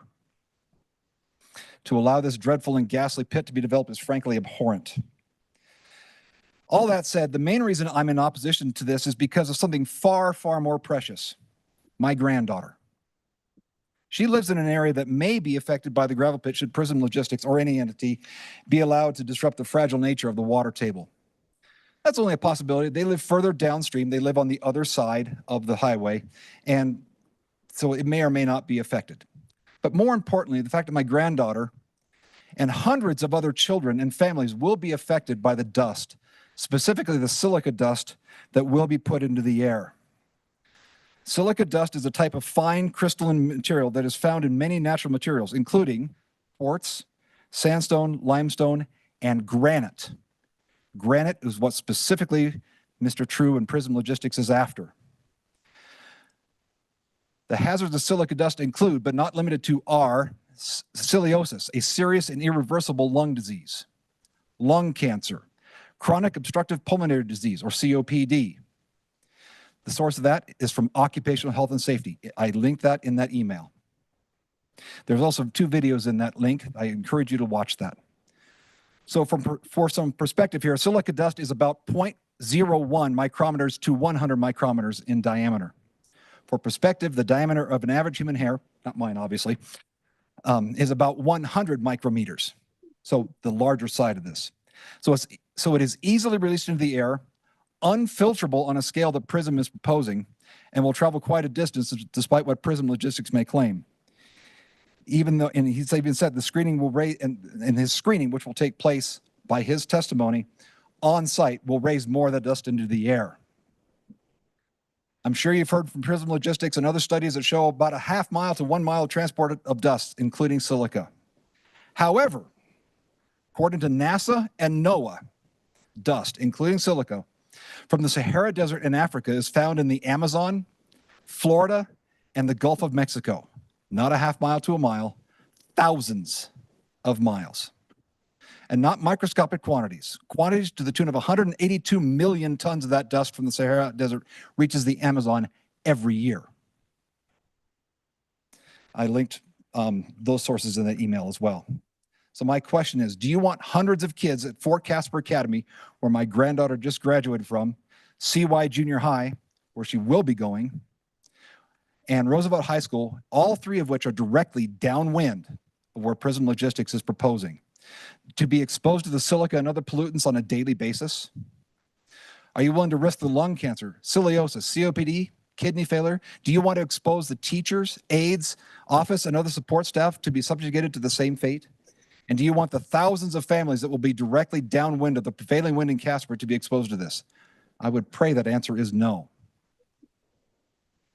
To allow the renewal of the leases in Casper Mountain and Prism Logistics or any other entity is frankly tantamount to wanting all the citizens of Casper to suffer the negative health impacts throughout Casper, specifically 3 schools, the disruption of the dozens and dozens of families and their well-being, and the negative impacts to the property values in the area, the negative impacts to the economy of Casper as a whole, would be as short-sighted and as greedy as Prism Logistics. I'm certain Kyle True, Prism Logistics, and other similar industries can find their precious gravel and other minerals in other locations that will not have the detrimental effects that would happen if these leases are allowed to be renewed. I applaud the air quality, and I want to get with you afterwards to get some of those resources. But let's not diminish that air quality that Casper reportedly has. So I'm imploring you to please vote no to renewing these leases on Casper Mountain to Prism or any other business. I'll take questions. Thank you. Any questions? Mr. Gunderson, I'm not questioning the testimony. I think you're talking about the South Fork of Powder River, which is south of KC. South of KC. There's even a North Fork that is also dry. I have water on both sides of KC. So you know personally? I know personally that we have flow all the way through the year on that. Yeah, I just drove to Sheridan last week on some other business. It's a very small stream. Yep. But most of the time of the year, it's dry as a bone. Right now, it's flowing. With due respect, as an irrigator using water from the North Fork of the Powder River and water rights on that, as well as water rights on the Middle Fork, I'm just saying your testimony about the South Fork, absolutely correct. My point here is there was a dry creek bed that was obviously visible. Right. He stated such. That's a clear indicator that that's going to be a wet when that's going to be a wet bed when the conditions are such. That's my point there. Yep. Thank you. All right. Any other questions? I'll turn to the screen. I don't see anybody, Ben. So if there's somebody else, please come on up. Good afternoon. My name is Paulette Perry Bray, and I live at the very end of Coates Road. And my parents bought that back in 1957. So I was born and raised there, and I now have been living there for 12 years. And as we were just talking about the water, and I drive across Squaw Creek every day, twice a day or more, year round. The water flows all the time. It doesn't matter if it's winter or summer, spring, it's always flowing. So I just wanted to get up and make that comment.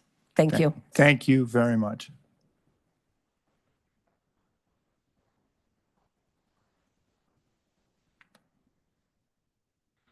Chairman. Yep, Can you hear? you're good. All right, Commission, thank you for having us today.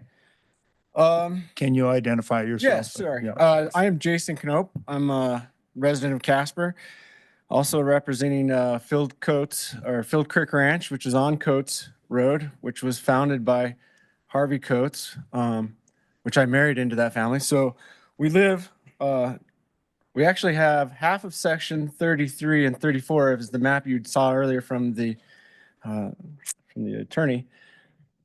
So the state only owns half of those sections. We own the other half. It's about 300 acres of those two behind the state sections, and we own 300 acres behind the state section, adjacent to the federal land there as well. So this mine operation is actually looking to cut directly our ranch in half from our operation of our upper pastures to our lower pastures. That's state land. Our first water rights, we'd established that ranch in 1890, and our first water rights were recorded in 1890.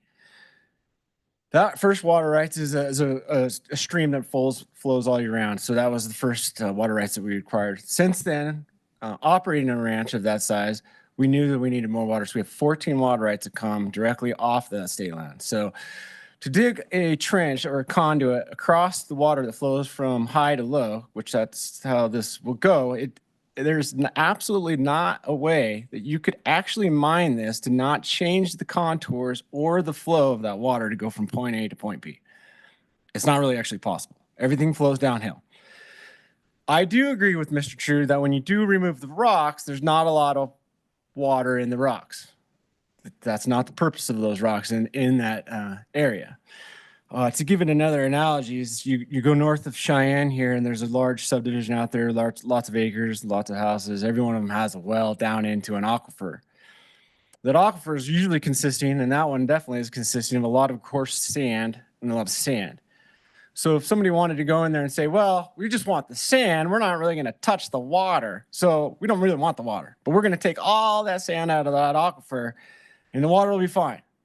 All those residents are not going to just be fine just because you took the sand.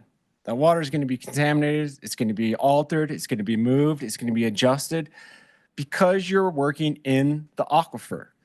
To extract this dirt, because it's in uncapped aquifer, you will be working in the aquifer.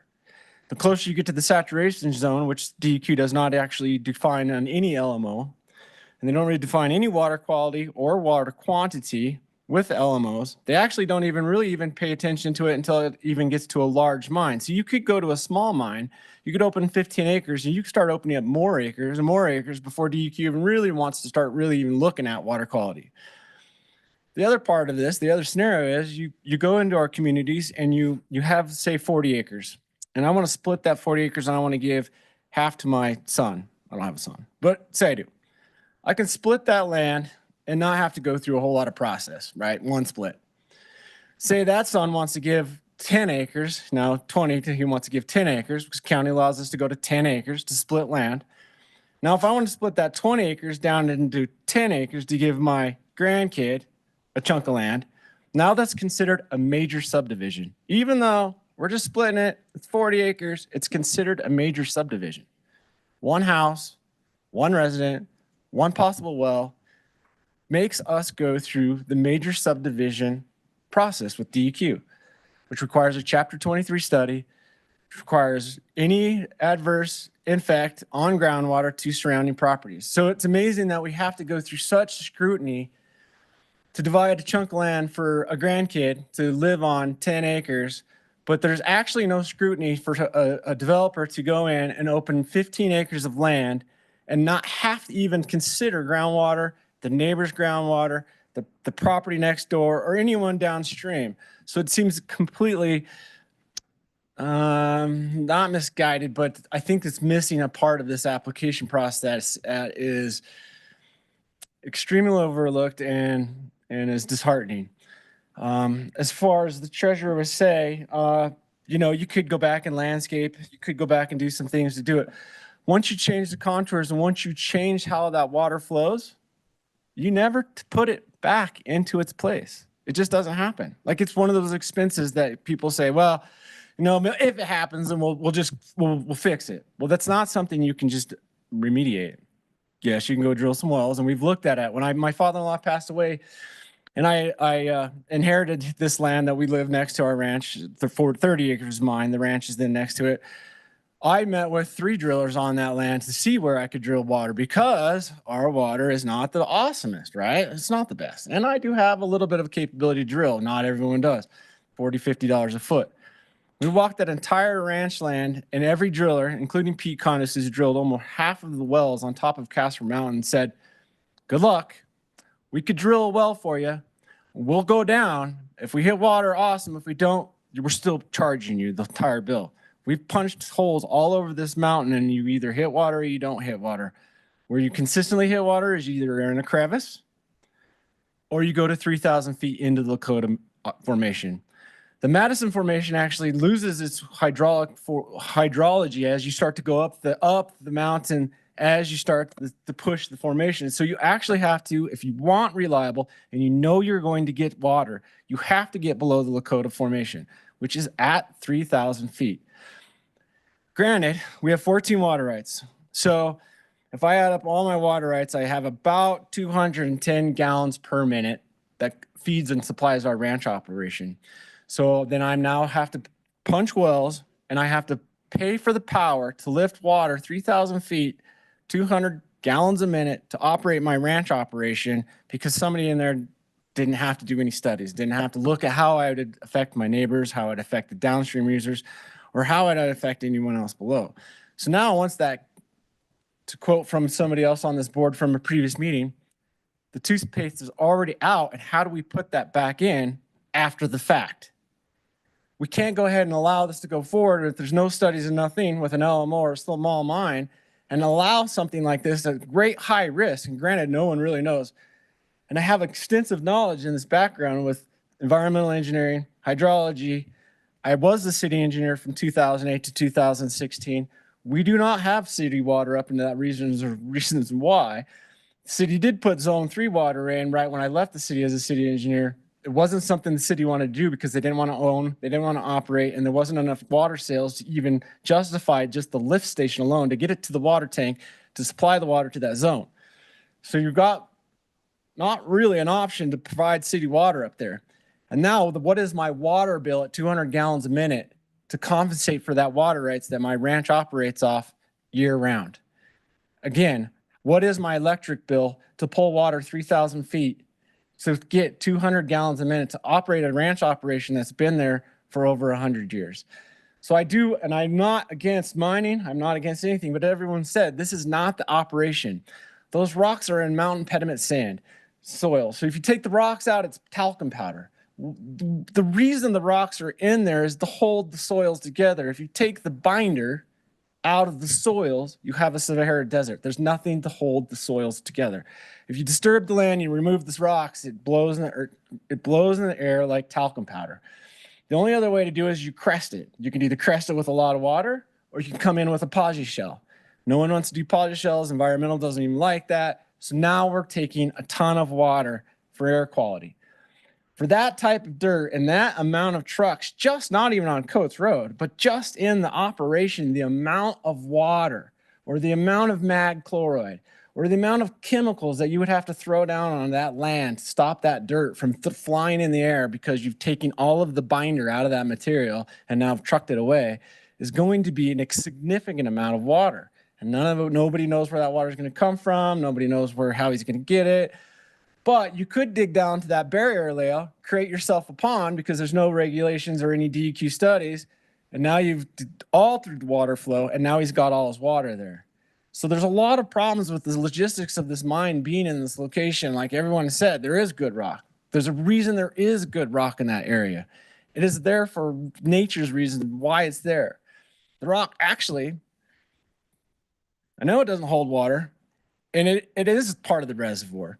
So I don't know if you guys ever grew up watching Price is Right, but you ever played the game Plinko? Changes the direction of water. You start removing all those rocks, and instead of that water kind of going to this house, now it's going to this house. Now it's going to that house. That gravel and that pediment sand allows the nutrients and the minerals to flow on that barrier layer down to the wells level, the wells down below at a fast rate because it's a very fine material. It's not a clay. It doesn't hold it. It doesn't reservoir up. It goes down to the river at a very quick rate. And so that's something that it cannot be combated as well. So these are a lot of situations that are not going to be remediated at a costly point. It is going to be an after fact thing. And I don't know if anyone can really put a number on an after effect thing. How do you put the toothpaste back into the container? We don't know. So I appreciate your guys' time. Thank you, Mr. Any questions? I thought any questions. Yeah, and I just want to thank you for taking the time last year when we visited the Absolutely. site. So, Mr. Treasurer. Yeah, I thanks for the tour. I recall, I think it was you guys that had that well right in the middle, bottom of the creek. And the state engineer gave you a permit to do that, and everything was fine, and you got your water, and that's good. But you know, I think that you're right. You can't put the toothpaste back in the tube, but I think that if you recall, one of the first things I said in this whole thing when Mr. True was up here, is that I think we need to have the state geologists actually do a report to us and actually get back to see whether or not there's a way we can develop in that so the toothpaste doesn't really come out of the tube. And I think there's probably a way to do that, but we don't have the information that we need to have now to even contemplate. And I don't know whether it was you or another person that sent us toward this report with every well, every oil well, and we're all across the different sections where all of them were drilled and where the dry holes were and where you could get the water. So we have studied those. There's a limited number of places in that whole mountainside that you could say you've probably got pretty good water. But I know one thing that I was doing a little study over there in the Campbell County area, and I think it was a Casper formation. I think that's what it was. That the city of Converse has got a 2,240 gallon a minute well.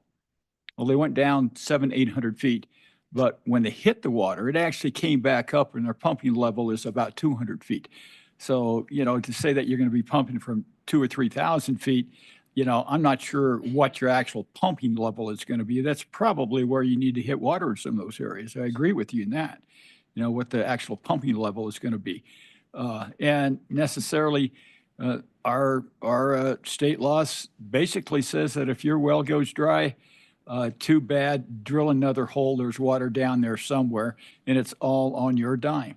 And I believe that what we want to make sure that we do is that those things are all addressed, mitigated, all those different problems that everybody's talked about. We don't have 20,000 people, but I think that we got enough opinions to know what a lot of the problems are.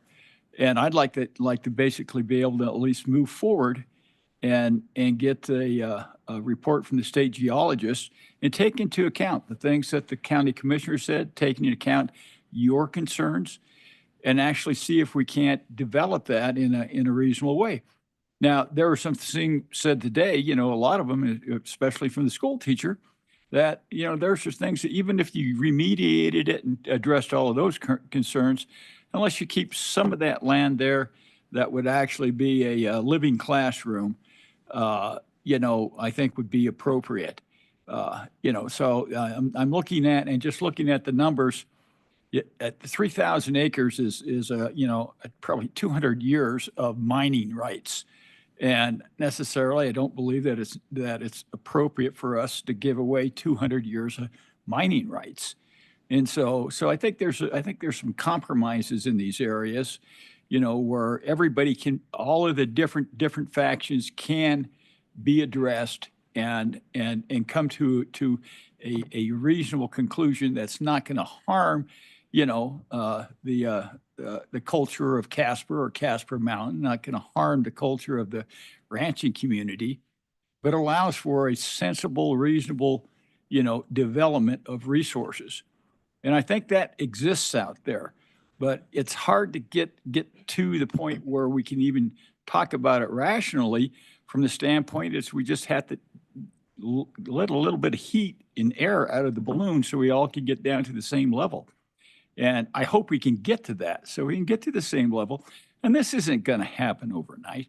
This is going to matter of years of actually understanding better what the circumstances are and what we should or can do.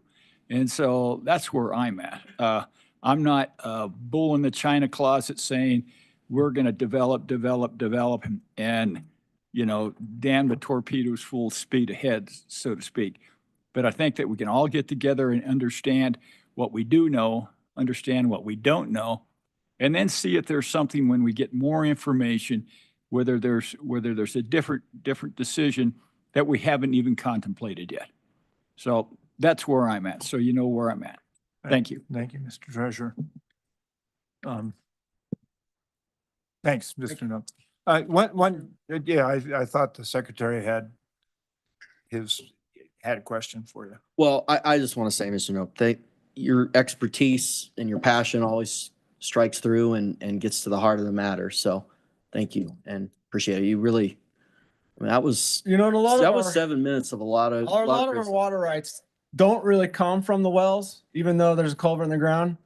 There's a definition between what's surface water and water wells. So when a well is a certain depth, most of our wells are under that depth. So a lot of our water rights are still considered surface water because it is coming technically from the uncapped surface. So, and Mr. Nope, just one quick thing. This is pretty immaterial, but I just want to make sure the record is correct. In your testimony, you were talking about at the small mine permit stage that the DEQ wasn't interested. I can't remember exactly water what you quality were. and water quantity. We weren't interested in that. I think you, I don't know if you intend to suggest that they are not following the law. No.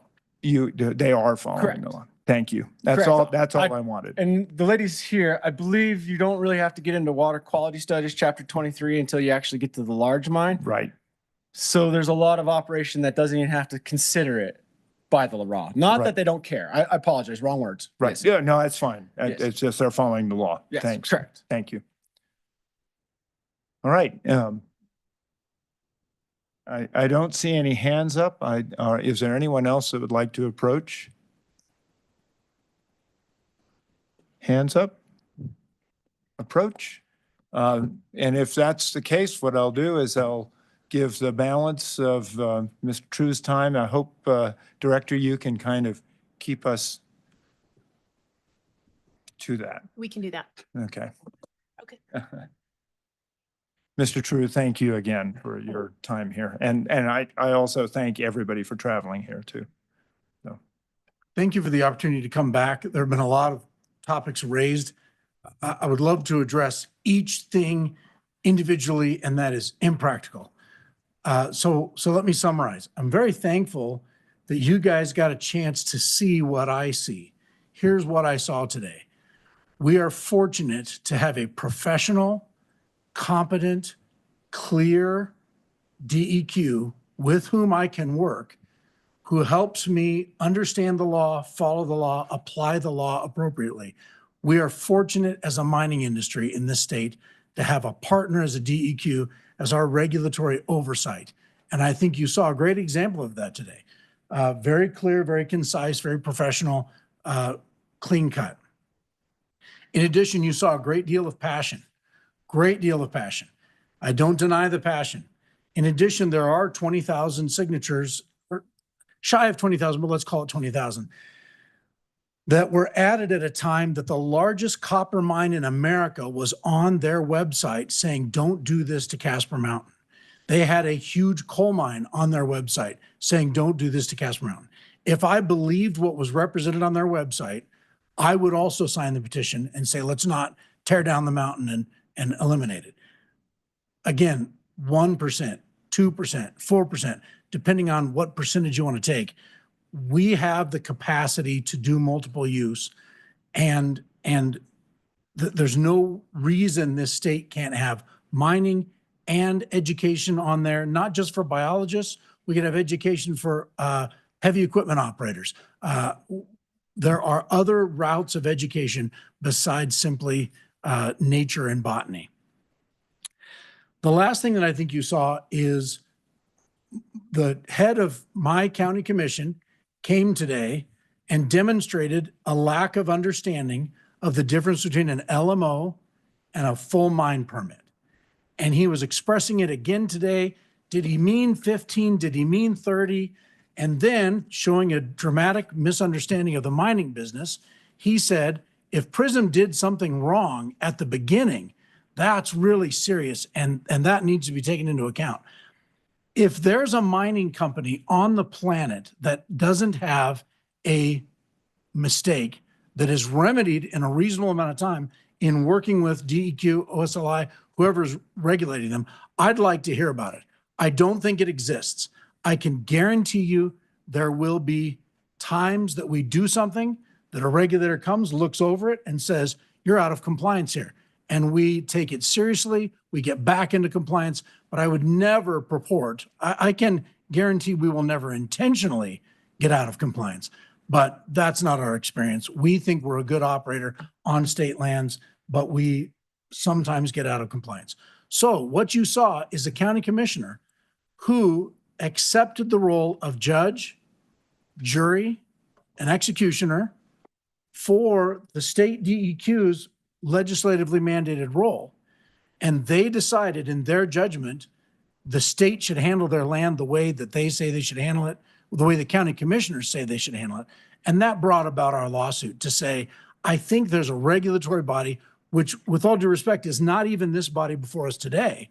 I don't think the legislature asked this body to regulate. I think the legislature asked very specifically the governor's office, under which the DEQ exists, to regulate our specific actions and to take all of these concerns into account. So I will end by saying, I'm glad that you saw this. You can see why we are thankful to work with the DEQ, why we have listened very carefully to these concerns and these passions, and we think we can mitigate them all working professionally with the DEQ, and why I'm asking that the county commission be set aside because they've decided they are the DEQ. They are the one who will mitigate each of these issues. And I don't think that's regulatorily appropriate. So we do request a renewal of these leases, and we think we can move forward responsibly to prepare, a quarter, a third, a half, $1,000,000 a year into state funds, and to not stop multiple use of these lands for students, et cetera. Thank you, Mr. True. And I'd remind my colleagues here that we spent at least 4 years, Kate, maybe you have a better sense than I do, at least 4 years and probably 3 sets of rules to talk about the ability to cure violations on grazing leases. And that we've enshrined. Not to put a fine point on anything, but it is important that we allow for cure. So with that, members of the commission, Mr. Secretary. Mr. Chairman, I move to deny the director's recommendation and deny Prism's sand and gravel lease renewal applications because Prism is unable to obtain the authorizations necessary to conduct sand and gravel mining on the parcels. You've heard the secretary's motion. Is there support for the secretary's motion? Is there support for the secretary's motion? Is there support for the secretary's motion? Mr. Secretary, I'm sorry, that motion fails. Mr. Chairman, Madam Auditor. slightly different motion. I would move that the board deny the renewals for the leases issued or listed in matter G5 due to Prism not moving forward with the licenses and permits in the time of this first lease. It's been moved. It's been seconded. There's discussion. A question I have. You're speaking about the June 1st, 2023 board matters. Is that correct? Yes, sorry, Mr. Okay, Chairman. just, I know that's where the testimony was, that's what we did, but I just wanted to make sure we were clear. Yeah, Mr. Chairman, I'd like to amend that motion. Okay, Mr. Treasurer? Mr. Chairman, I would like to, Yeah, you might. I'm looking at this and speaking down, so I would like to amend that motion and take off of that motion, and so it would basically to take off of that motion for consideration of denial, SG 1995 and SGO 1996, 95 and 96. And Mr. Chairman, if I would get a second on that, then I would explain why. But essentially, it's the only ones that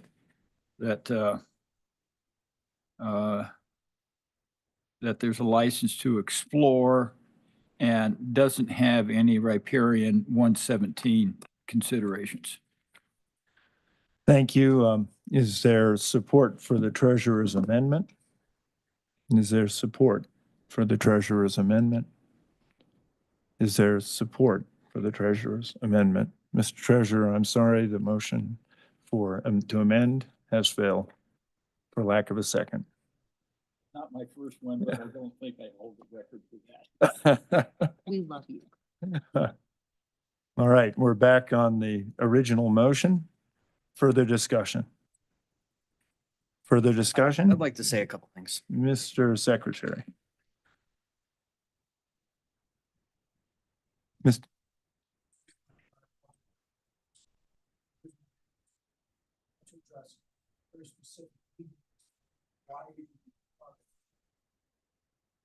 And Mr. True, please, quiet, please. Mr. True, I appreciate the comment, but it's out of order here. Please, Secretary Gray. Well, thank you, Mr. Chairman. And, this has been an interesting, I think we're at 14 months on this. And I just really think that we need to deny these. I preferred the other motion in terms of the languages to the reasoning, but seconded the other and think that one is fine. And the reality is they haven't gotten the necessary authorizations. And the zoning was a legitimate process. It wasn't arbitrary. I think that the fiduciary duty of this board in no way says that every single revenue opportunity that comes before the board has to be approved. And I just really contest that notion that seems to be growing in sort of the thought process of some in this board. I really reject that. And I think there's so many reasons why this one should be denied. I also think this should have been flagged from the start. We can go back in time and errors are always made, but there was a default on the lease. The state land office also has been saying that. The water issues are really concerning. I'm glad we got the testimony at the end from Mr. Knopp on that, because I think maybe there hadn't been enough discussion on that yet. And I think he really brought that home, which was something that in 24, the iteration of it really did bring out a lot. The meeting in Casper there in April. And I truly believe this is inconsistent with the fiduciary duty of the board. I'll also say, and I know the governor might roll his eyes and the media might contest this, but Casper's my home, and this is just wrong. It's just wrong. And so I'm going to be voting aye on the motion, which is to deny. I would have preferred the other language on the denial motion, but I think that this will make do fine, and I'll be voting aye on this motion to deny the renewal. Thank you. Thank you, Mr. Secretary. Then I will see the superintendent and then the treasurer. Superintendent. Thank you, Mr. Chairman, and want to thank everyone for traveling here today. I know that it's it is an ask for everyone to come to Cheyenne. Appreciate that. And so thank you for being here and for being so engaged in this process. I think it makes us all better. I think that we do have more work to do in terms of state lands in general across the state and where it makes sense for us to develop and what alternatives we need to look at, as well as, being more open and transparent. Casper actually is my home. I grew up there my entire life. My entire childhood was my family ranch out west of the airport, Alcova, and Casper Mountain. And I was one of those kids who was there for science projects. I went to Crest Hill Elementary School. It's a couple miles away. Went to CY Junior High School. One of my old principals is here today. That is my home. That is where I grew up and had the experiences that I share with so many of you here today, and how important that is. And so it is a balance when we look at our fiduciary responsibilities in perpetuity, in long term. That's what we talk about, generational. And I haven't heard anyone on this board ever say that we just are going to cash out on state lands and not think about that long-term effect.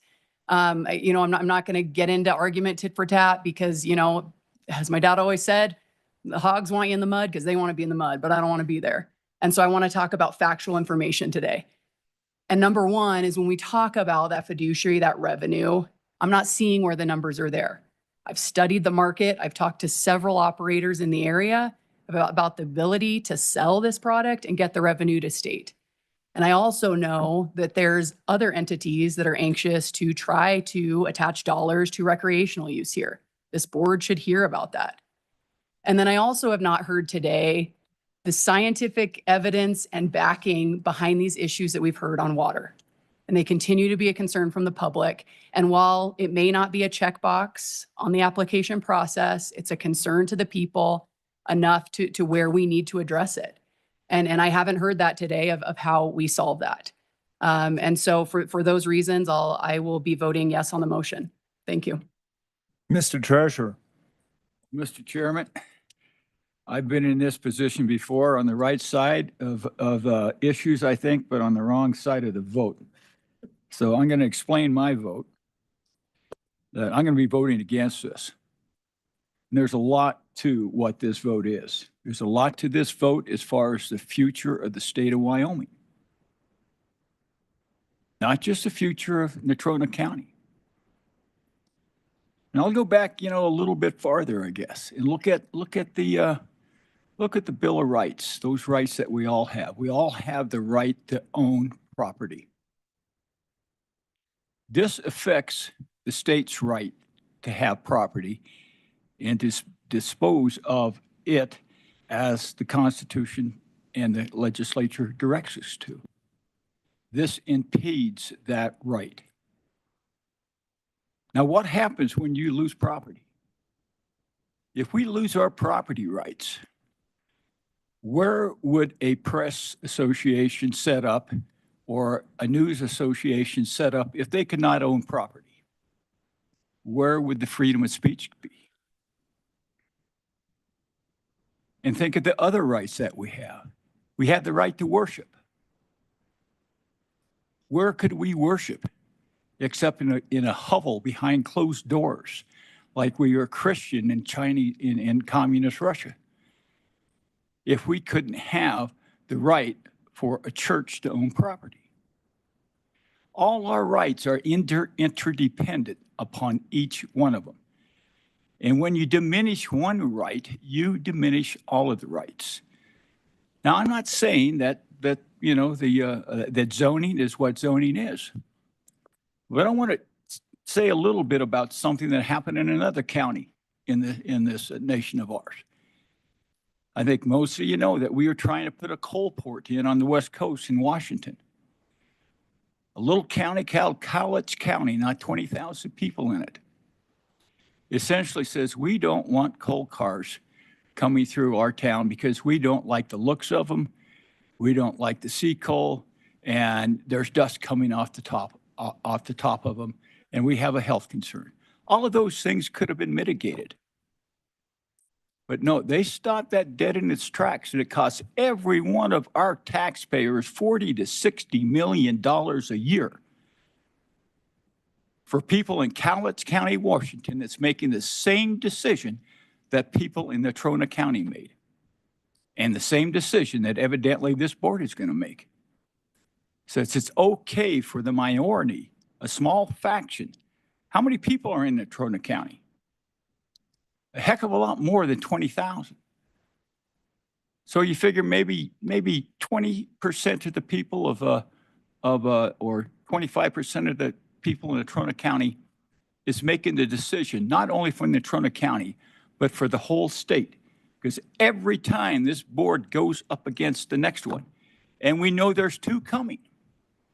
We know Converse County is going to pull the same stuff on wind. Niobrara County is going to pull the same stuff on wind. And Niobrara County is a poor, poor county. They're so poor, they couldn't even afford the match on a $64,000 ambulance. And we couldn't give it to them because they couldn't afford the match. And now they're walking away from tens of millions of dollars that could go into their county. And you got neighbor pitted against neighbor. And it's so vicious over there that you probably have people that were used to be at the same coffee clutch in the restaurant for 30 years that won't even speak to each other, and neighbors won't speak to other neighbors. And some of those folks that want to have a windmill on there, they're going to lose their ranch because their neighbor doesn't like the view shed. This is what we're up against today. And this is the road we're going down. And it's a road I would hope that we would never have had to travel. You know my stance. I want to be somebody that can consolidate people, that can get people together, that can work on the problems together, that understand that we all have our issues and each one of us deserve the right to move forward. This is not moving us forward. This is putting us into the same situation that California, Washington State, and Oregon are. And it's a sad day of what's going to happen today. And it's going to be a sad year for the school children in Wyoming because it's just not this small bit of money that could go in. It's going to be in every county, wherever you say somebody that stands up and says, no, I don't think we should do that for whatever reason. That's their personal reason. Thinking about the good of the whole, forgetting about the good of the whole. We have to think about Wyoming. We have to think that we have a culture here. And if we ignore who we are definitely going to be destined to do the wrong thing again and again and again. I'd like to do the right thing together, but that's not going to happen today. So I'm voting no. Thank you, Mr. Treasurer. Madam Auditor. Mr. Chairman, I can't say I disagree with anything the treasurer has said. We're ending up on different sides, but he makes some good points. On that note, and this isn't a threat or a promise, but a gravel mine, and I'm mostly saying this for the benefit of the Alliance and the folks that have come here. A gravel mine is not the last thing that will be proposed on this set of state lands.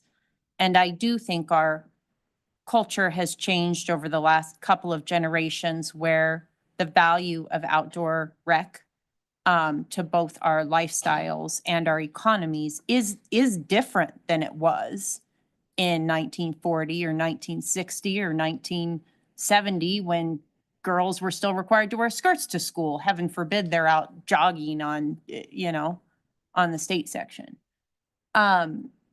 So I hope that the good examples that some of the other counties have set, and I said this when we passed these, we have 2 recreational leases, and this is relatively new and novel. These have both happened since I've been on the board. And at that time, I said, I hope these are a model for other places. And I hope you take that away today and you don't go, we got rid of that gravel pit, so we won. Because it's going to be, as long as these are state lands, they're up for, anybody can bring any proposal to a state land at any time.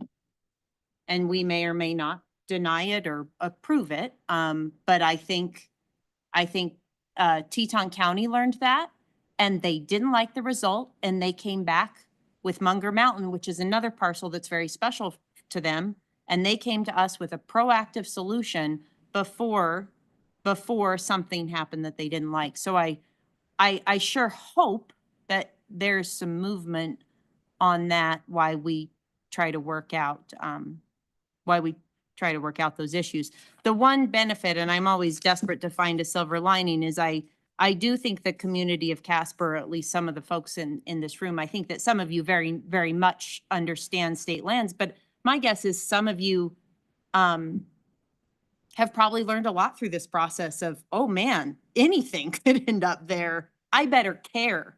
I better care a little bit more about what's happening, what the Board of Land Commissioners is doing. So that's all I've got. Thanks. Well, not to walk away without having a chance to talk. I do think there is another silver lining. And I'll go back quite a ways. Bessemer Mountain was proposed at one point to be used as a gravel mine. And at that time, a legacy of Tom Strook, a Trona County legislator who'd put into the Environmental Quality Act a provision for rare and exceedingly uncommon lands. And all the members of the board have heard this before. That went forward and denied a gravel pit. And in fact, I think I've heard from a few people that said, this is, I'm looking out my door at Bessemer Mountain now and how much I appreciate that. But it did get Mr. McMurray very upset. Neil then went south to Glen Rock and put a limestone quarry that Mr. True spoke about on the face of that mountain, which has now been somewhat reclaimed. We can still see the scar there. All of that was under the purview of the Environmental Quality Council, and as boards can from time to time, and I think you see here why the board, it's good to have a board. In fact, I think constitutionally, nobody ever trusted the governor to be alone. They wanted to make sure that there were other folks around to make sure the governor couldn't go off on a lark. And I think that's something that is remarkably good about our Constitution. But in the case of the Environmental Quality Council in the early 2000s, it decided the entire Red Desert should be designated as rare and exceedingly uncommon. That prompted the legislature to come back and try to curb and successfully curb what that provision allows. I think, and I've worked on this for the last couple of years, we almost got it to the legislature last year. And it comes back to something that Commissioner North and I have been working on, and Commissioner North has also spoke a little bit about that there are places that counties ought to be, commissions ought to be able to say, these are exceptionally special places. Rare, maybe not exceedingly uncommon, but these are important places. And then that recommendation can then go to the Environmental Quality Council. For those of you who aren't familiar with that, that's the regulatory body. It helps build the rules. It helps hear contested cases, and it had that other obligation of sort of understanding the merits of whether a designation should be put in place or not. And so my assumption would be that the commission could then put that in front of the Environmental Quality Council. It would do its deliberations, which would involve the Department of Environmental Quality, at which point they would then recommend to the Office of State Lands and Investments that here's a parcel that we feel is particularly special. And if it were to come up for lease, it could not be included on a consent list. It would have to be discussed. So we would potentially avoid Mr. True's very good and proper effort to say, look, here's a resource that I can harvest. I want to do it carefully and thoughtfully, and I want to do it according to Hoyle. I've acquired a lease. I think that lease is valid. Others have then said, my gosh, I don't like it being here. We've heard a lot of testimony why it shouldn't be here. There are some reactions and other things, but we were sort of faced with this challenge over the year. And in the effort to try to avoid those kinds of things in the future, I would hope that each of you would contact, I think Senator Landon's working on this, and there may be some others, would talk about how can we obviate these kinds of situations in the future. We cannot designate everything as rare and exceedingly uncommon. Witness the mistake about the Red Desert. We've just gone through an administration that tried to do that. And, you know, as of yesterday, we saw that this administration is finally opening that up for an amendment process to go back and say, you know, there's some parts of this that are special, and we've worked on those, but you can't designate everything in a blanket. So I'm here to say I'm very optimistic about engagement, and I really hate these sort of binary choices. Either we're all for it or we're all against it. Very little of what we do is in that binary space. And I'll give you an example. Today, there was a lot of testimony about, well, once a person does something bad, they should never be counted on to do the right thing again. Look at your own behaviors. Who of us can cast that stone? So I think there is an appropriate value in being able to say there's a process for cure, and that cure process, if it's executed, is okay. So having said that, I don't know, I really want to say how much I appreciate people sitting through this, the opportunity for us all to visit the locations. Mr. True, for your patience and working through this. I think we're going to go to a vote here. I have no idea how it's going to turn out. But I will now call Just one more thing, Mr. Chairman. Mr. Treasurer. We are not going to avoid going to court and making a determination on whether or not the state has sovereignty. We did not duck that. This vote does not take that off the table. It's still on the table, only now we'll probably have to pay for it instead of Mr. True. Thank you, Mr. Treasurer. Okay, all in favor of the motion, please signify by saying aye. Aye. Nays? That motion carries. Thank you. Mr. Chairman. How did I vote? I don't have to vote. Oh, so you're not going to vote? I'm not going to vote on this one. Okay. Thank you.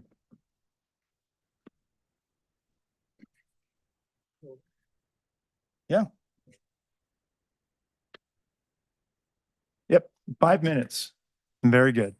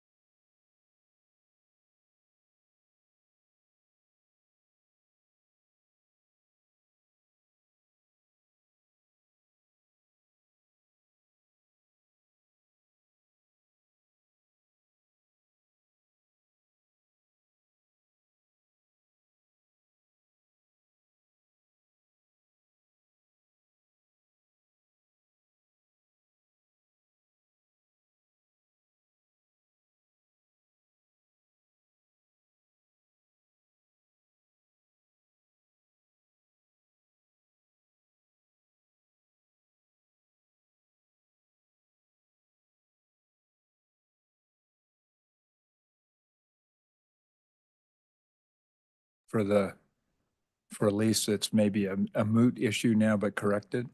Is that correct? Yes, Mr. Chairman, in conferring with the Attorney General's office, they think it's still probably important for the board to consider and vote on the director's recommendation. Item G6, there was a clerical error made by our office that did not record the legal description appropriately for, I believe it was lease 01992. And although it did not get renewed, we'd like the board to vote on approving it. For the record, this is a lease that did expire on June 1st. So it's not anything prospective, but it is to correct that for the record going forward. Okay, thank you. And I do see the treasurer here. Mr. Treasurer, I was pondering, there's a matter that's related to the matter we just dealt with, G6, which is more or less rendered moot at this point, except it does correct a legal description.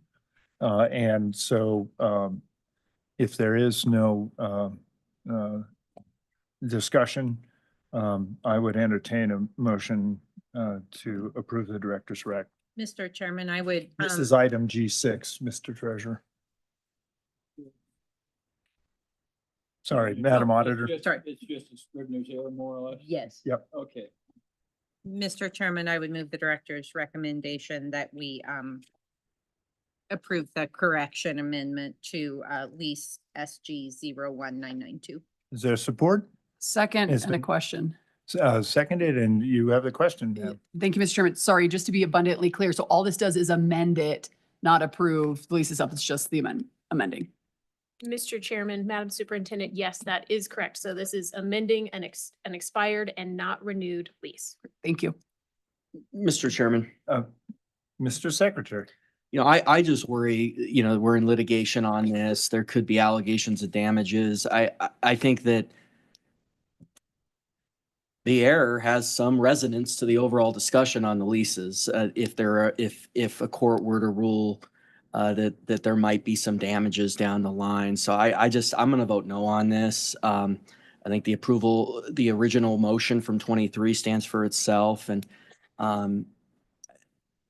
I just don't see the need on this. I do think it's largely moot, but the litigation may still continue on the intervening period. And so I'm going to vote no on this. Okay, thank you, Mr. Secretary. You know, and it strikes me that, and I hadn't really thought about it till now, it might have been more appropriate to do this prior to, you put G6 as a prior motion to the one we dealt with before. My apologies. Mr. No, that's Chairman. no problem. No problem. Further discussion? Hearing none, all in favor signify by saying aye. Aye. Nays? Motion carries. Thank you, Mr. Chairman. Next on your agenda for consideration is under tab H.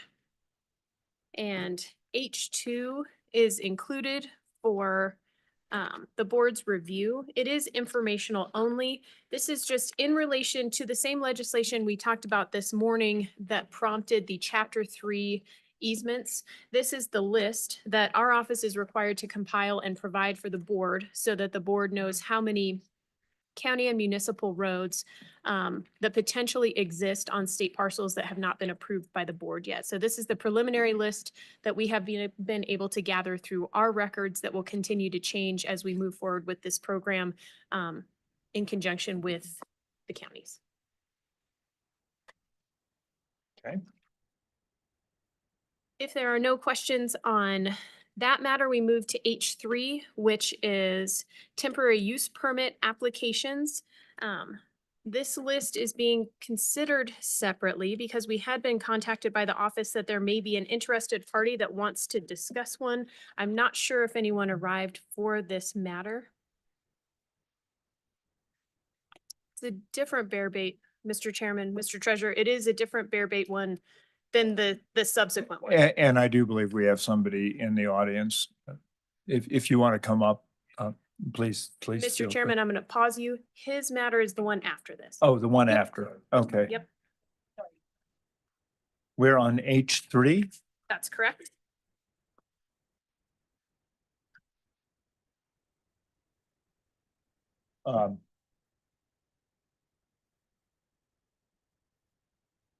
It appears to me we have two bear bait matters. Is that correct? Or are there more than that? Mr. Chairman, our office had just received a call yesterday with interest in temporary use permit 03627. And they had indicated they wanted to come visit with the board about it. I don't know that they have attended today. Okay. Mr. Chairman? Yes, Could- When we have these bear bait things, could we have a recommendation by the Game and Fish?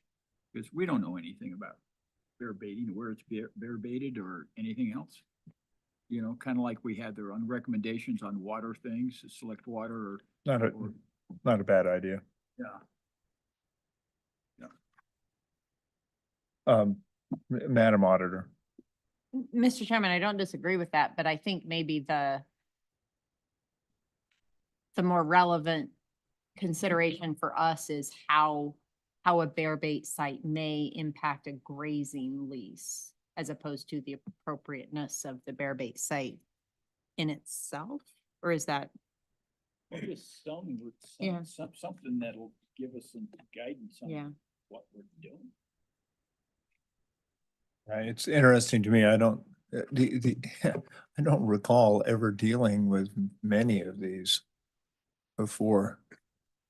Mr. Booth, do you have something? Cody. Mr. Chairman, if I might, so it was last year that when you register for a bear bait site, and I know this because I do it myself, the Game and Fish had put on their website that if you're doing it on state trust lands, then you have to go to the board for approval. Okay. And so that was always the case, but it wasn't written on the Game and Fish's website until last year. So we're seeing an uptick in those.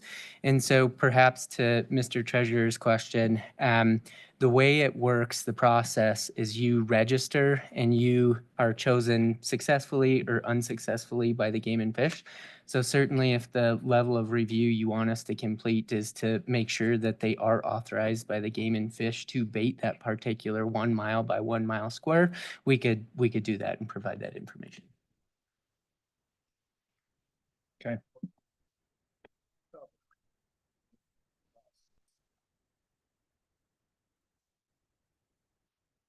All right, with that, Madam Director,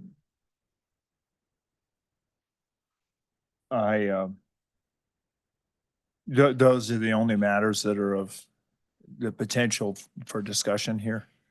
That's correct, Mr. Chairman. And the bear bait issue that has someone here to speak today is the next matter that will be discussed on its own. So that was the only one that had any calls. So noting that no one is here to speak about it, we would just ask that the board approve the above described applications for temporary use permits. All right. Mr. Chairman, I would move the director's recommendation on board item H3. Is there support? It's been seconded by the treasurer. Any discussion?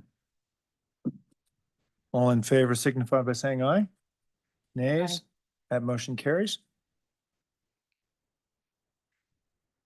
Mr. Chairman, the next item for consideration is H4, and this is a temporary use permit for bear baiting up in Johnson County by applicant Zach Rogers.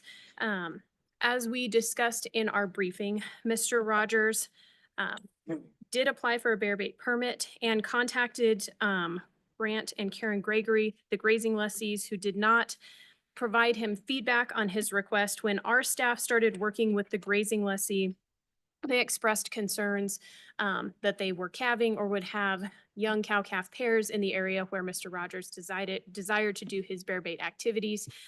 Because of that concern, my recommendation was to deny granting this permit so that we did not invite a known predator into a cow-calf situation, since we already had the grazing lessee there providing revenue on the parcel. So that was the decision that was made by our office. And so my recommendation today was to disapprove that application for temporary use permit, but Mr. Rogers is here today and would like to address the board. Okay.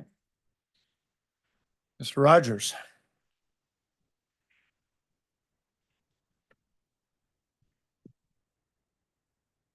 Mr. Chairman, members of the board. Good to see you after all these years. I know, it's been a long time. So state of Wyoming sent a letter out to the Wyoming Game and Fish 2023 stating that when we register a bear bait through the Wyoming Game and Fish township township range quarter, we have to turn those GPS in. Now we have to not only go to the Wyoming Game and Fish, I have to register this section. And then I call the girls down here. I register the state or the section 6 that I'm talking about today with the state of Wyoming. And this actually brought up a lot of discussion. Ranchers one. I mean, I'm born and raised on the face of the Bighorn Mountains, come from a ranching family. With your leasee stating, you know, that he's calving cows out at 6,700 foot elevation on the face of the mountain, any livestock producer in the state of Wyoming would know, well, your loss for production is probably not going to be very good, and you can't get your John Deere tractor up there to feed them. But with that being said, the comment form too that I worked really hard through this. I read all the state statutes. I called the girls down here probably 100 times, talked to Dustin Shormer at the Wyoming Game and Fish. And the way this is kind of set up now for outdoors and, you know, the outdoorsmen, we're held to a double standard.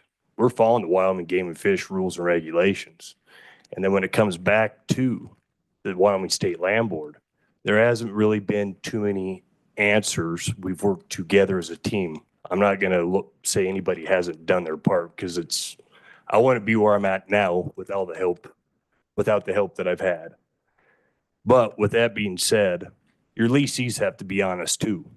They have to be accountable for something. And when he turns his comment form in and says he's calving on the face of the Bighorn Mountains, when there's 3 feet of snow and you can't get up there without a tracked machine, you're not going to be up there calving. So what I did is I filed for a state inspection. And I had a meeting with Sarah Dugan and Dave Archer at the Vets Home in Buffalo.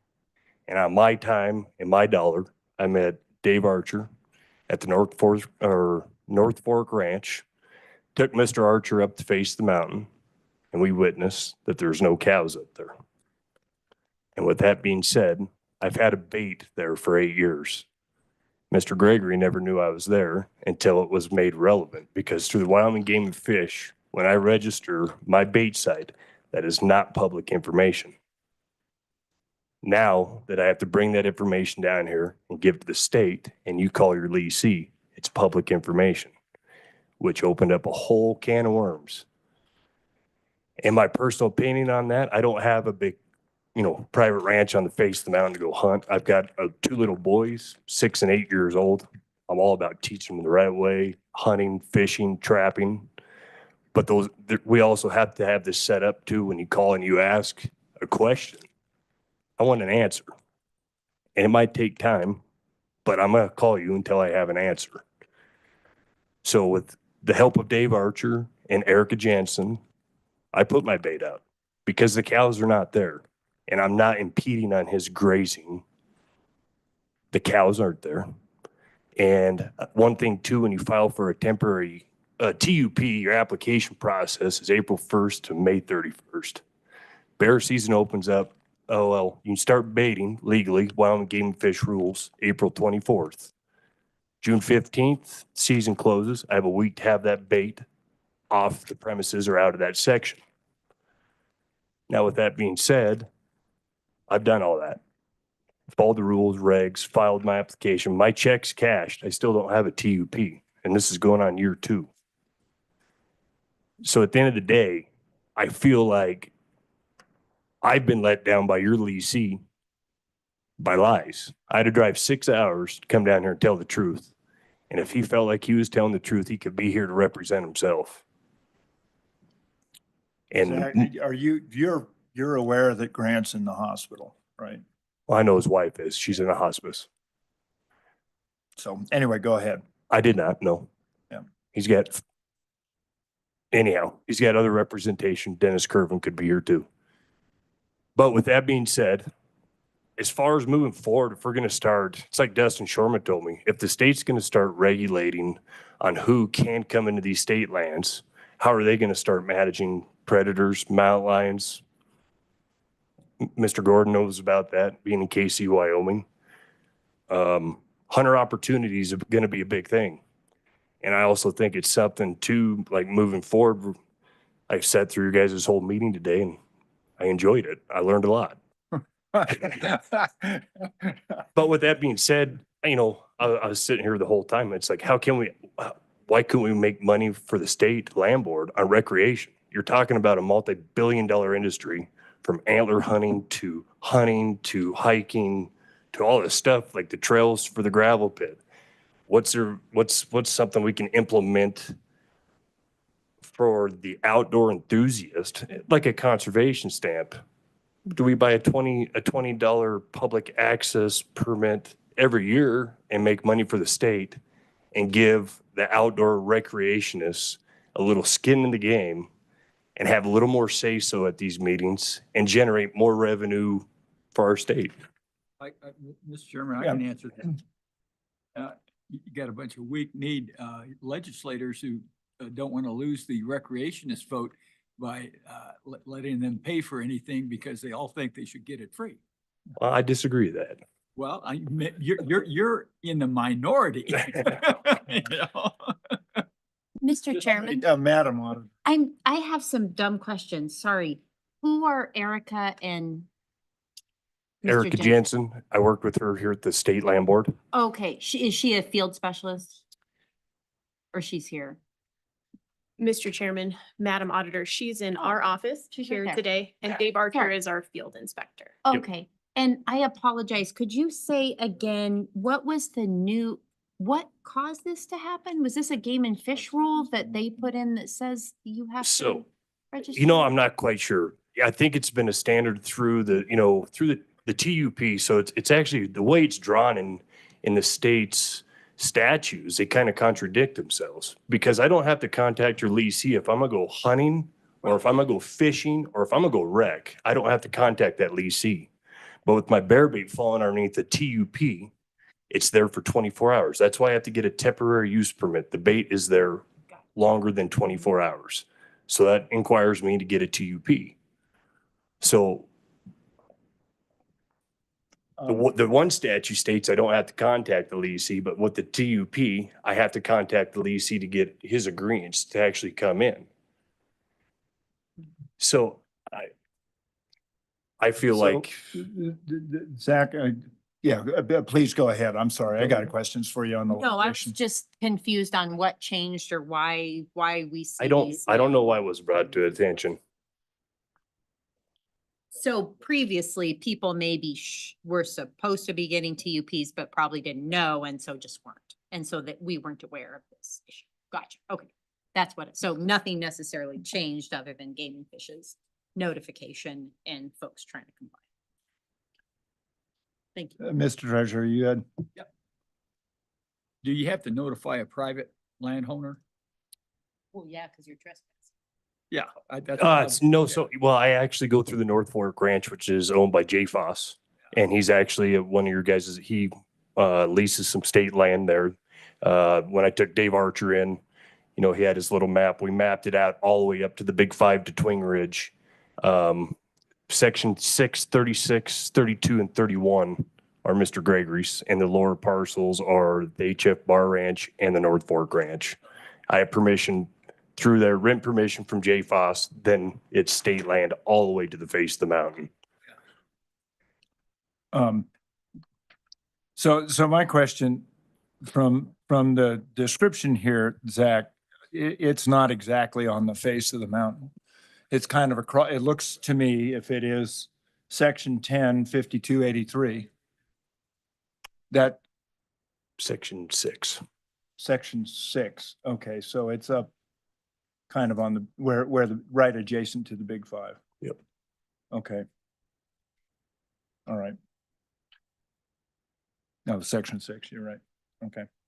All right.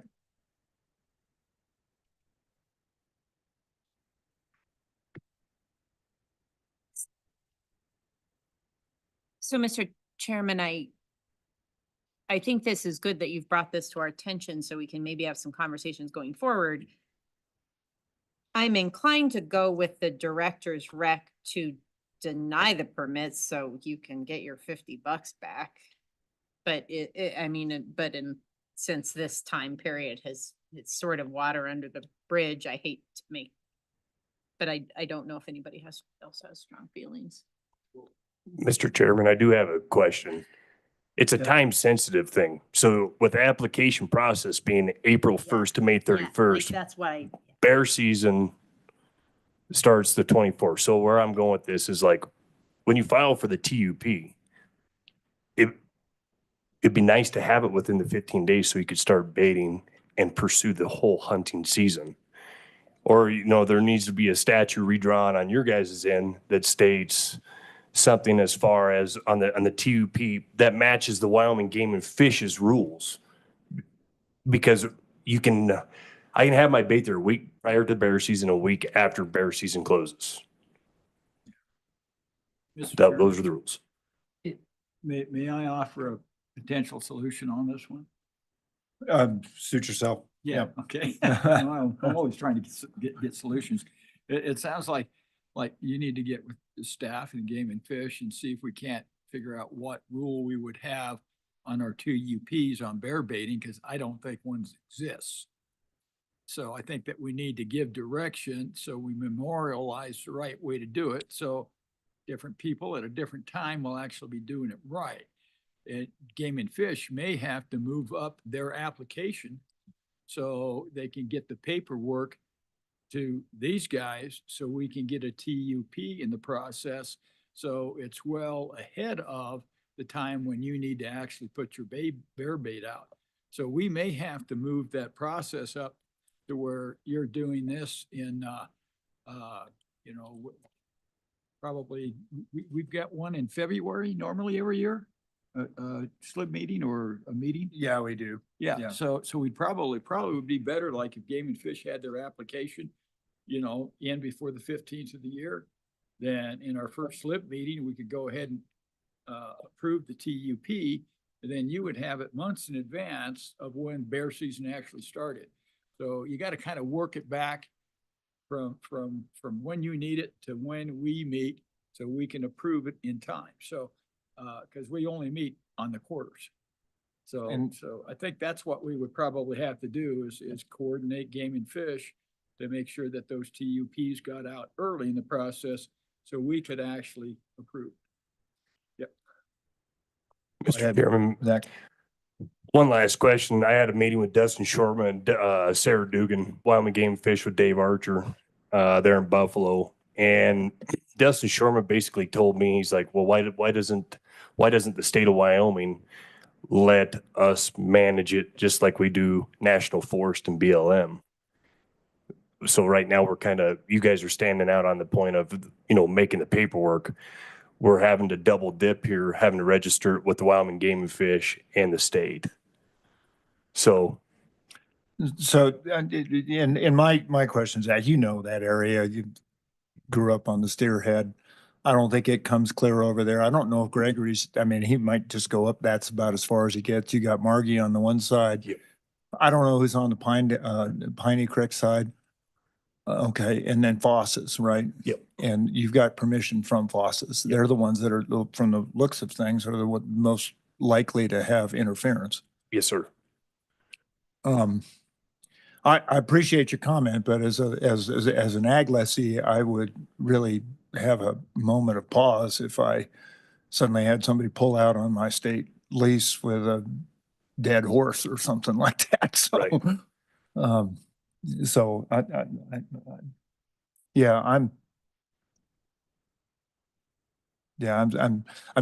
obviously know all of you guys, so I'm probably not going to vote on this deal. I know you, I know Grant.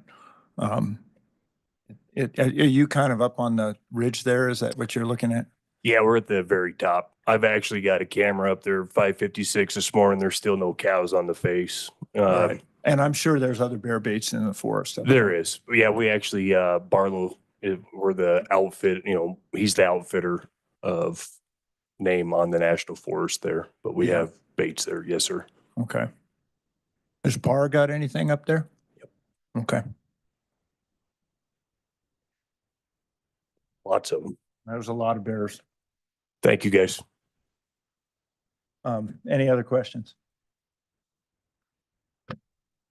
Well, what's the pleasure of the board, Madam Auditor? Mr. Chairman, again, I think maybe this is something we all want to learn a little bit more about and see if the timeline can't be improved or see, you know, I don't know, if we can put in a rule that says if you can't, if the surface lessee doesn't respond within X days, you get your permit or something, I don't know. But in the meantime, I think, disapproving the application makes sense to me right now because this season is over. It's a moot point. And the only thing approving it is going to be taking is $50. So that I would make the motion of the director's rec. There's support for the auditor's motion. I'd second, Mr. Chairman. Thank you. It's been seconded by the treasurer. And that's just so you get your $50 back and, Yeah. and hopefully we'll have this thing figured out before then. Well, Mr. Chairman, I mean, Madam I suppose that could be part of the motion or included. I mean, I struggle because I don't want it to seem like a vote to look back on or precedent of, that's the only thing that I worry about, but I see the intent. Yeah, Mr. Chairman, this vote is too late regardless of how we vote. So Right, that's but kind of my- my recommendation is we have a moment, maybe we have the Game and Fish come and we can talk a little bit about how to expedite this process. Mr. Chairman, can I ask the director really quick? I mean, what was the intent of putting this on the agenda? Was it to authorize the refund? Was it to somehow support the director's actions on this, both? Or, I mean, I'm just trying to understand what we're trying to effectuate with this motion. Mr. Chairman, Mr. Secretary, this was the solution that we reached because no director has ever not approved one of these permits. And so in order to inform the board that action had been taken, we felt it pertinent to bring it forward and let you know that decision had been made. Do we need to take action? Well, I mean, what I think makes sense here is the follow-on about having the conversation, but the refund of the. Yes, so I would amend my motion to say, and if we could maybe have a little bit of interface with Game and Fish to clean up this process. And Zach, it'd be great if you could help with kind of that too. Yeah, Mr. okay. Chairman, how about we say the truth? We'll say, we recommend the refund of the $50 because the director, rightly so, you had that authority to disapprove the above application. So how's that? Perfect. Okay, all right, there you go. All right, so that's the motion. I hope it captured. Is that usable by you, Director? And we're gonna go on and figure this out. Yep.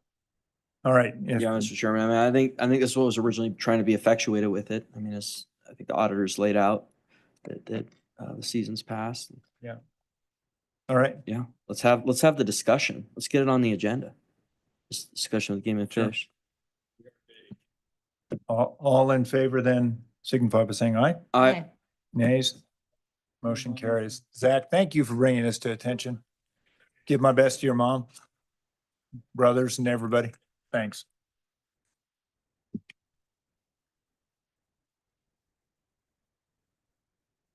I-1. Mr. Chairman, we are now to miscellaneous matters, and that is the final consideration of land exchange in Campbell County.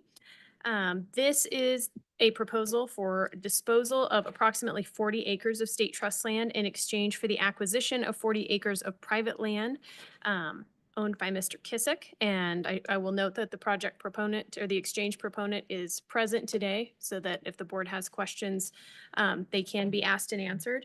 But also Mr. Booth wanted to give a brief presentation on the rationale that brought us here today. I will tell you that the public hearing was held in May with no comments, and we received one negative email, but other than that, we've received no response to the office on this exchange. Mr. Chairman, members of the board, the state parcel in Campbell County is currently encumbered by a significant amount of grazing lease improvements, which include a dwelling, corrals, and other miscellaneous outbuildings and infrastructure. The state parcel is going to appraise for $120,000.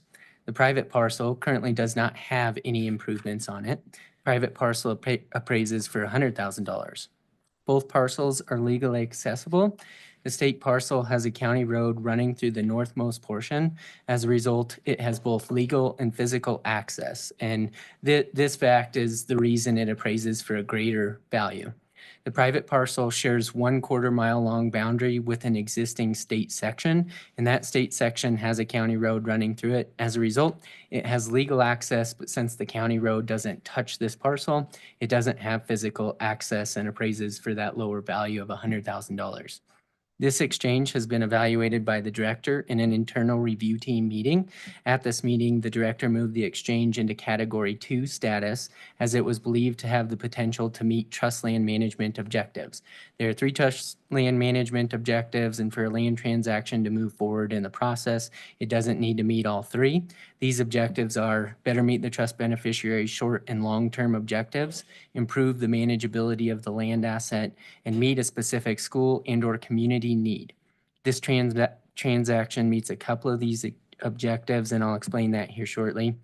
After being moved to Category 2, OSLI brought the exchange to the board in executive session. Here, the board authorized OSLI to progress this exchange and bring the matter before the board in public meeting.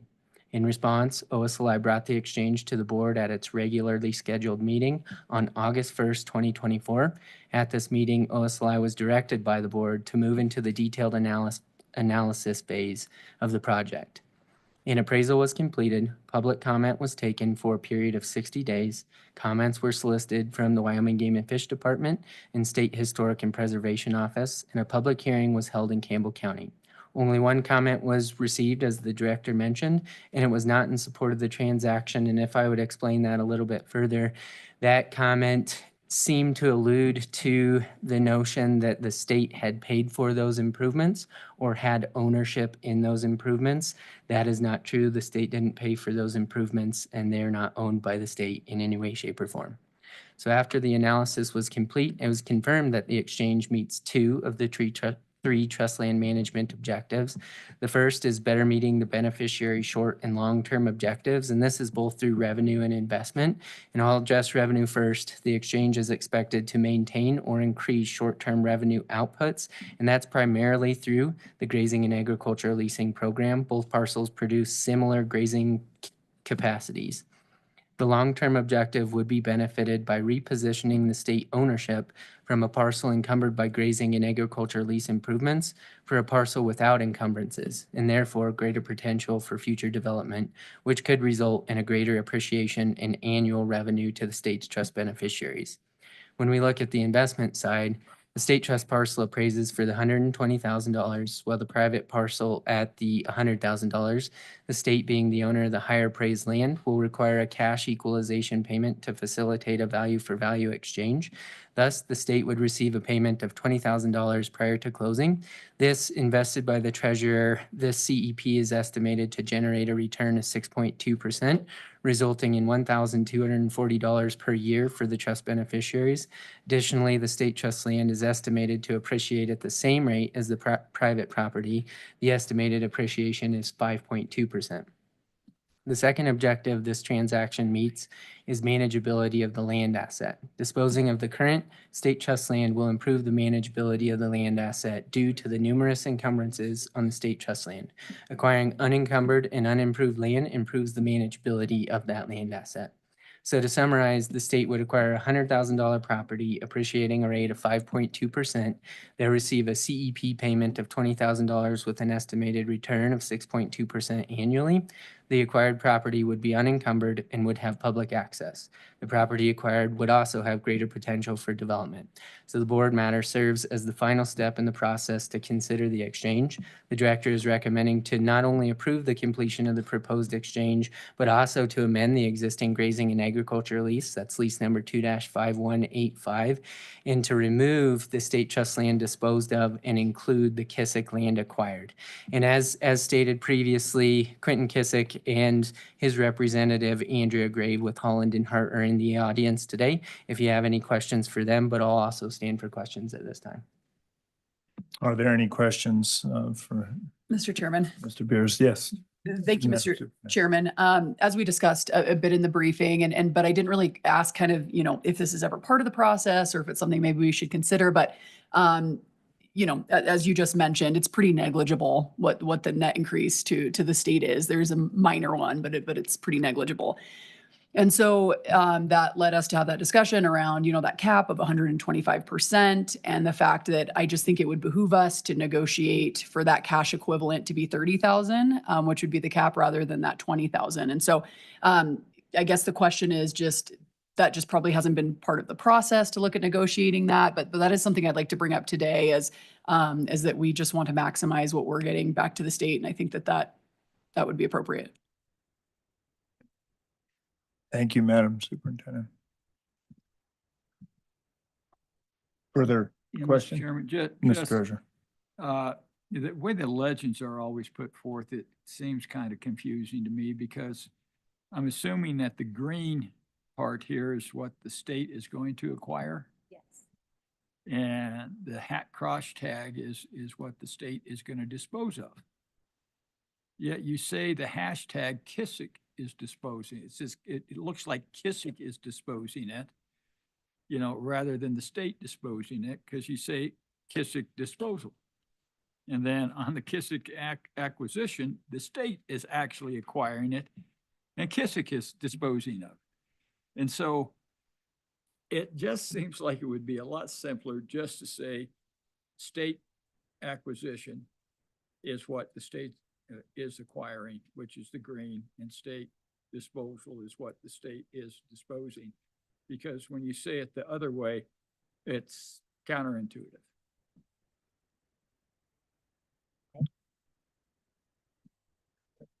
Further questions of the staff? Not.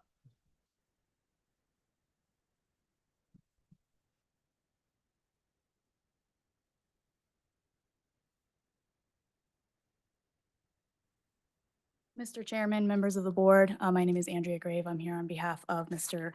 Kissick and the proponent. I just wanted to address Madam Superintendent's comment and point out that throughout this process, the state's guidance and regulations speak to a value for value exchange. And I think that is the reason that there has not been any negotiations on increasing that payment because of the appraisal that was done, which valued one parcel at 100,000, and then the parcel that the state would be acquiring at 120,000. And so the point of that $20,000 payment is to make that a value for value exchange. Mr. Chairman. Thank you, Mr. Chairman. Thank you for that. So are we able to ask greater than that equal for equal exchange when it's an exchange like this? I have the rules in front of me and I We can have look at Mr. that. Peters here. So. Okay, yeah. Thank you. Mr. Peters. Mr. Chairman, Madam Superintendent, my apologies for not having this answer for you earlier. The program and the rules on the program allow for a cash equalization payment up to a 25% threshold to be able to get to a value for value basis. So in the event that the two appraised values are 25% apart, then it can go up to that amount. If it's a smaller amount, then we are limited to making sure it is a value for value exchange. So unfortunately, it is limited to the amount of the appraisals. Follow up for informational purposes. Mr. Treasurer, explain. So what if it's a 50% difference? Do we say you're going to have to come up with more land and we won't take money? Mr. Peters. Mr. Chairman, Mr. Treasurer, if the in the event that the cash equalization payment exceeds 25% of the value of the higher appraised parcel, then it provides options for the proponent to either include additional properties to get within that 25% threshold or to terminate the agreement. But the legislature is required that it be a value for value exchange. Thank you. Yeah, isn't it interesting how things change? Madam Auditor, you have a question? Mr. Chairman, no, I just, I think this one makes a lot of sense. These, kind of old vestigial organs of, improvements that we have these parcels placed about around where people's residences are actually on them. And I know we're not doing that now, but I feel like this is a really good opportunity for, cleanup.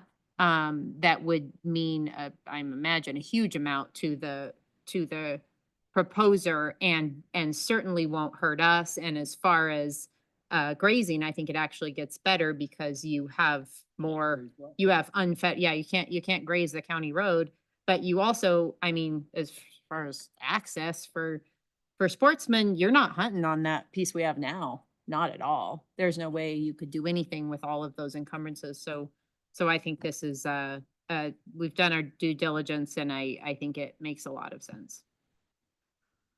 Very good. Move director's. That's what I meant. It's been, the motion has been made to move the director's rec. Second. It's got a second. Take the money And around. any discussion? All in favor signify by saying aye. Aye. Congratulations. We just wanted to make sure you sat through the entire day before you had a chance there. Okay. My parents moved there in 1965 and bought 160 acres. And the school section is what is hooked to it. So, yeah, this is huge. Yeah. Thank you. Can I ask you a quick question? Because I think this shows up. Yeah. No, I was going to say, there's some of this stuff. I'm thinking of Lynch, where there's a section in there and there's like people shops and stuff. I'm not sure anybody knew what the difference was at the beginning of all that stuff. Is this one of those kinds of parts? Yeah. Or on her computer.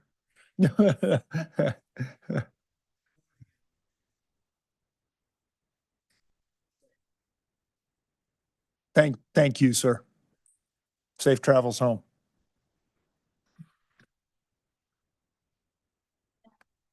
Mr. Chairman, that completes the agenda for the Board of Land Commissioners. Dang it, we've done good. All right.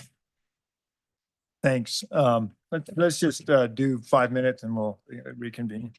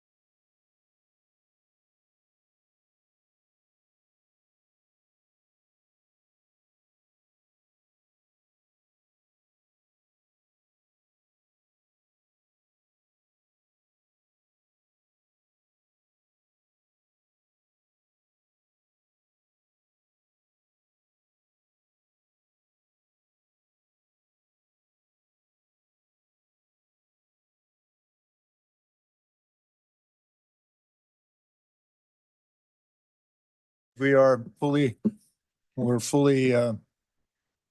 commissioned up or All right, Mr. Chairman, as you convene as the State Loan and Investment Board, the first item on the agenda is the approval of the minutes. There are 3 sets of minutes for the April 3rd, 9th, and 24th meetings. members of the board, you've had a chance to review if there are any comments, changes on the minutes. Now would be the time, and if not, I would entertain a motion for the. Mr. Chairman, I would move the, all 3 of these minutes. The April 3rd, 25, April 9, 25, and April 24th, 25. Second. All right, motion's been made, it's been seconded. Is there any further discussion? Hearing none, I would just note that I wasn't here for one of those, but I'm thinking Well, if they the said you treasurers, were, you the know. treasurers, the Oh, treasurers, the treasurer thing, yeah. yeah, Well, you were there for a while. yeah, Yeah. yeah. Yeah. So- I think at some point you fell asleep, right? That could have been, it was probably one of. Yeah, but it wasn't initially. Yeah, yep. All right. Very good. All in favor signify by saying aye. Aye. Aye. Nays? Motion carries. Thank you, Mr. Chairman. Next on the agenda is tab B, and that contains all of our informational reports. Are there any questions on any of the reports under tab B? Just one, Mr. Chairman. The balance of the unspent grant obligations, were we gonna do anything with that or not? The 32 million? Or can we do anything with it? Chairman, Treasurer, I believe you're asking about the ARPA funds, is that correct? Yeah. Those funds are obligated under grants currently. That's just the amount that hasn't been spent on those grants. But those are currently encumbered on those grants that we have with those entities, and they have spent about 63% of that obligation in total on the HHS. But if you look at all 3 of the ARPA with the unencumbered fund, all 3 of those are encumbered on contracts. Okay, to me, unobligated means unencumbered, but if it would be encumbered, unobligated, that would be more specific. I'd probably still ask a question. Thank you, Mr. Chairman.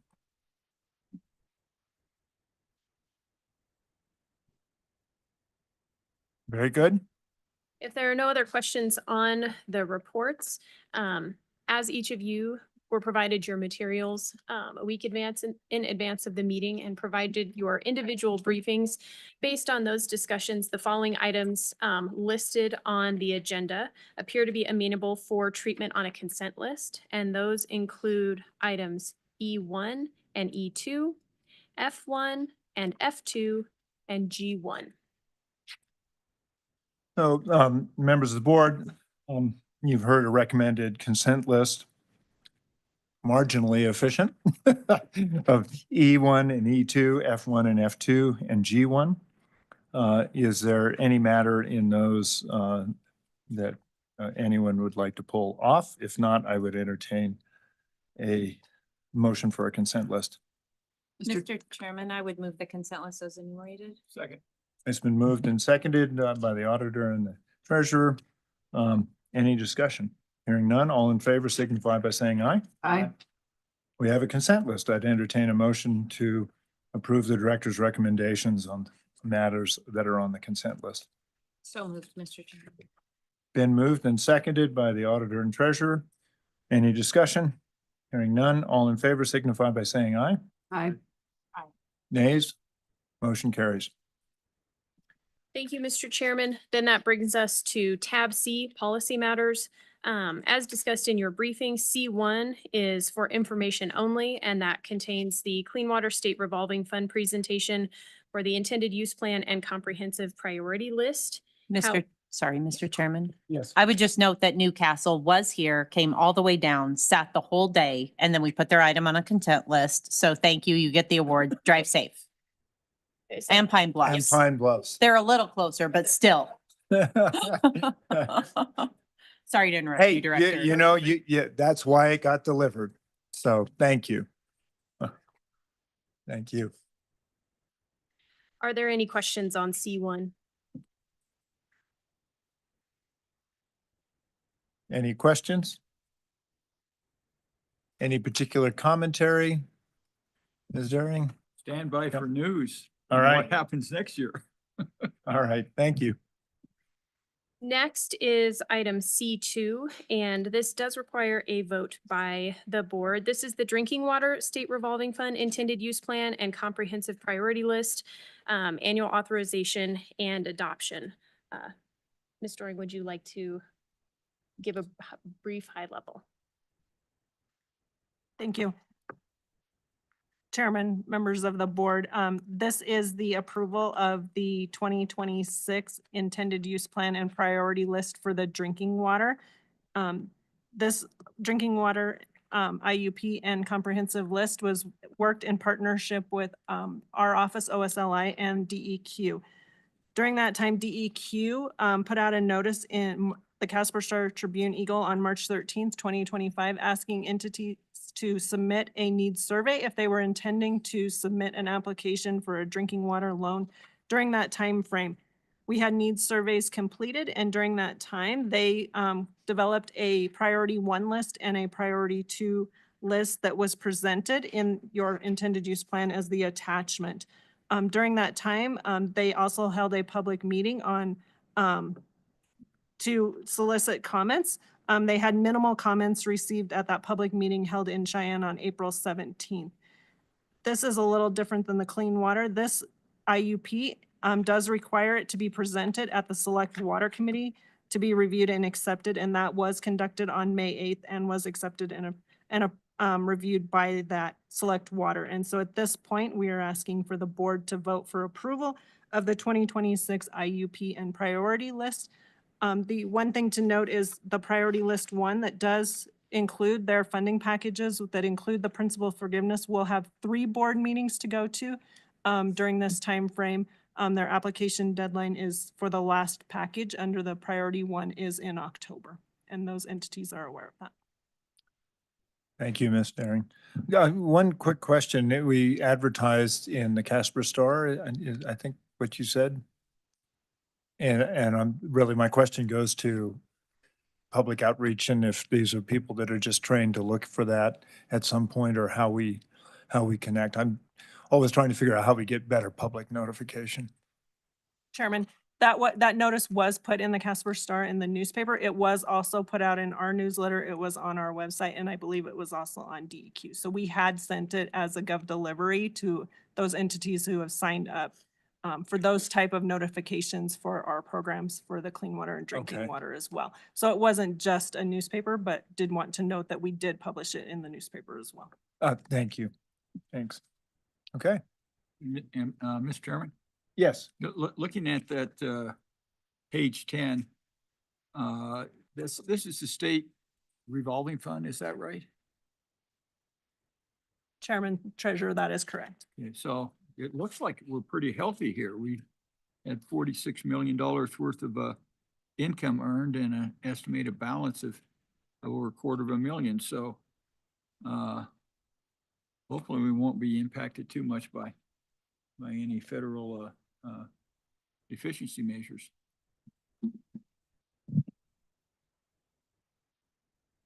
Chairman, Treasurer, there could be potential impacts to our state revolving fund in the proposed budget currently that the president has proposed and has passed the House. It does propose to eliminate the state revolving fund program. In the comments stating that this program has been in existence for some time and was set up to be a revolving fund. And so this could have impacts potentially specifically to staffing, because we do fund all of our SRF staff at the Office of State Lands as well as DEQ and Water Development out of those funds. So there is a potential, if that does go through, there will be an impact to this program. So that's the impact. Is that $1 million or less? Chairman, Treasurer, at this time, I don't know the exact amount. I mean, we do receive a lot of money in our CAP grant as well as those other supplemental grants that we have.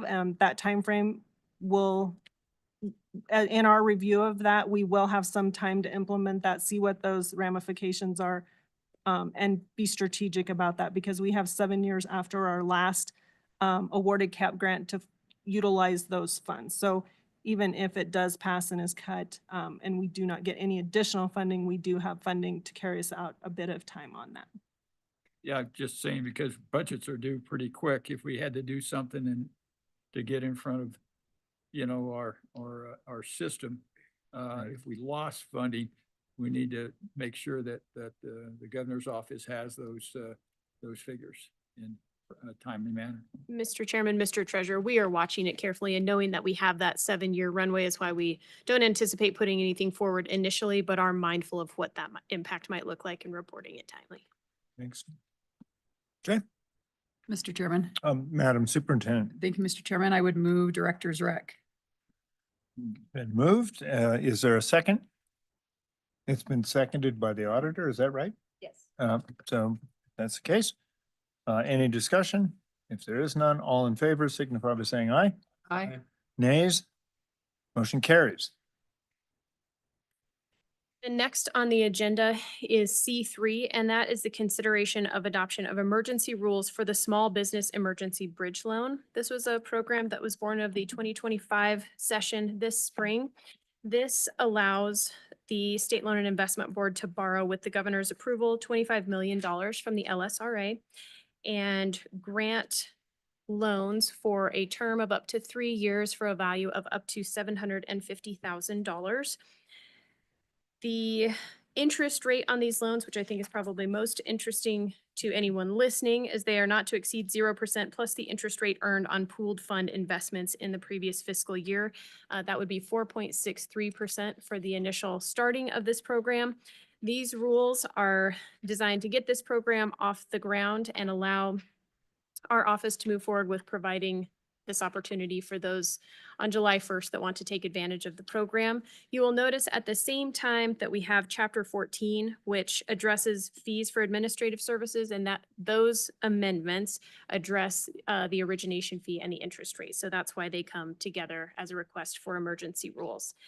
I think you will also note that there was an amendment circulated to the board to consider adding to these rules, and that is a timing amendment.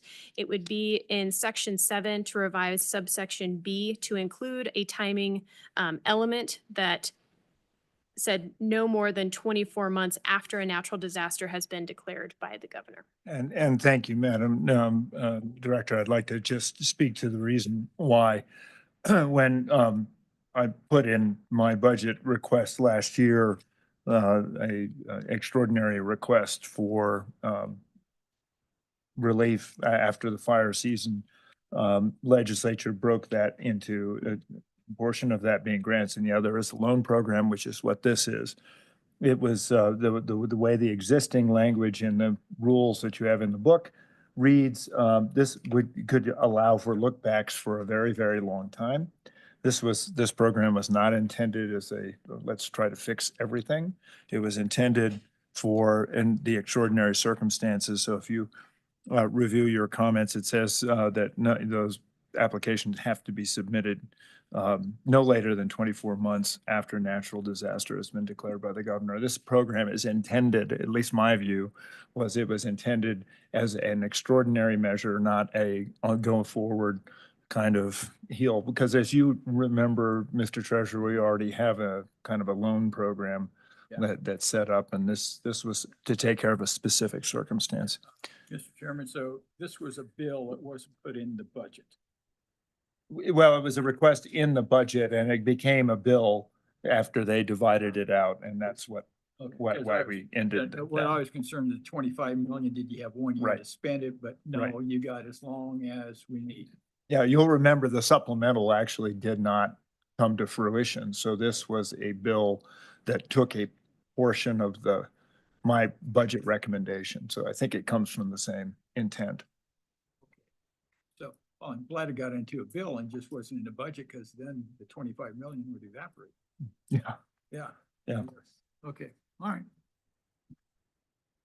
So I would urge that we, if we move the rules, which I would urge us to do, I would urge that we also substitute the revised subsection B.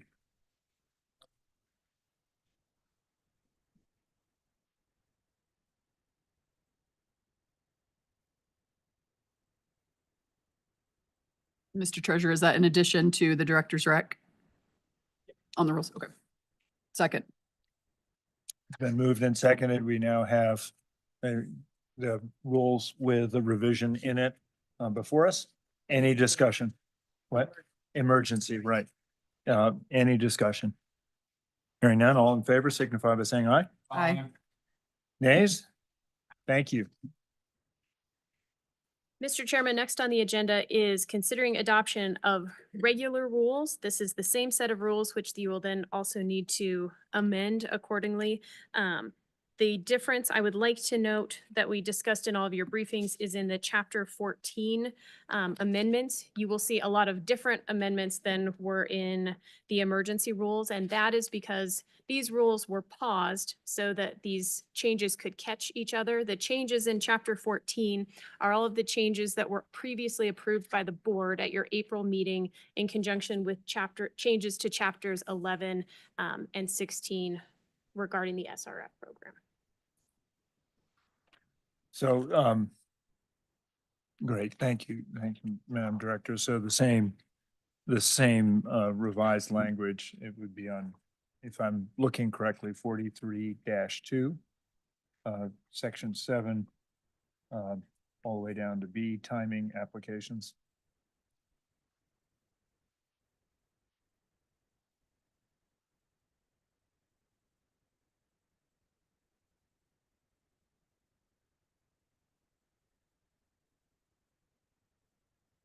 And I'm looking on the non-strike through. You have both strike through and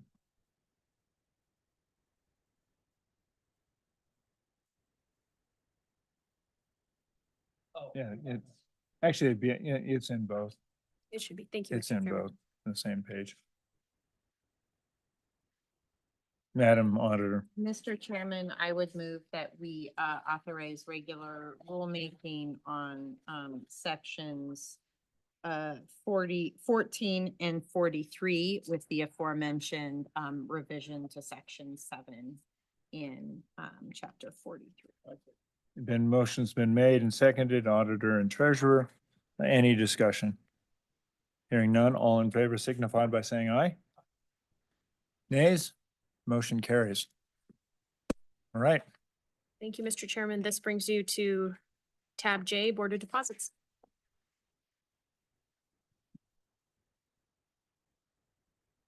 Mr. Treasurer, recognize you. Get to J here. Okay, Mr. Chairman, the first matter before us is J1. What we're doing here is we have a correction. When the table was copied off the last time, there was a mismatch of the rates and the years. What we're doing is that we're correcting that. We're doing it on a timely basis because this doesn't actually take effect until the end of the last quarter on the fiscal year.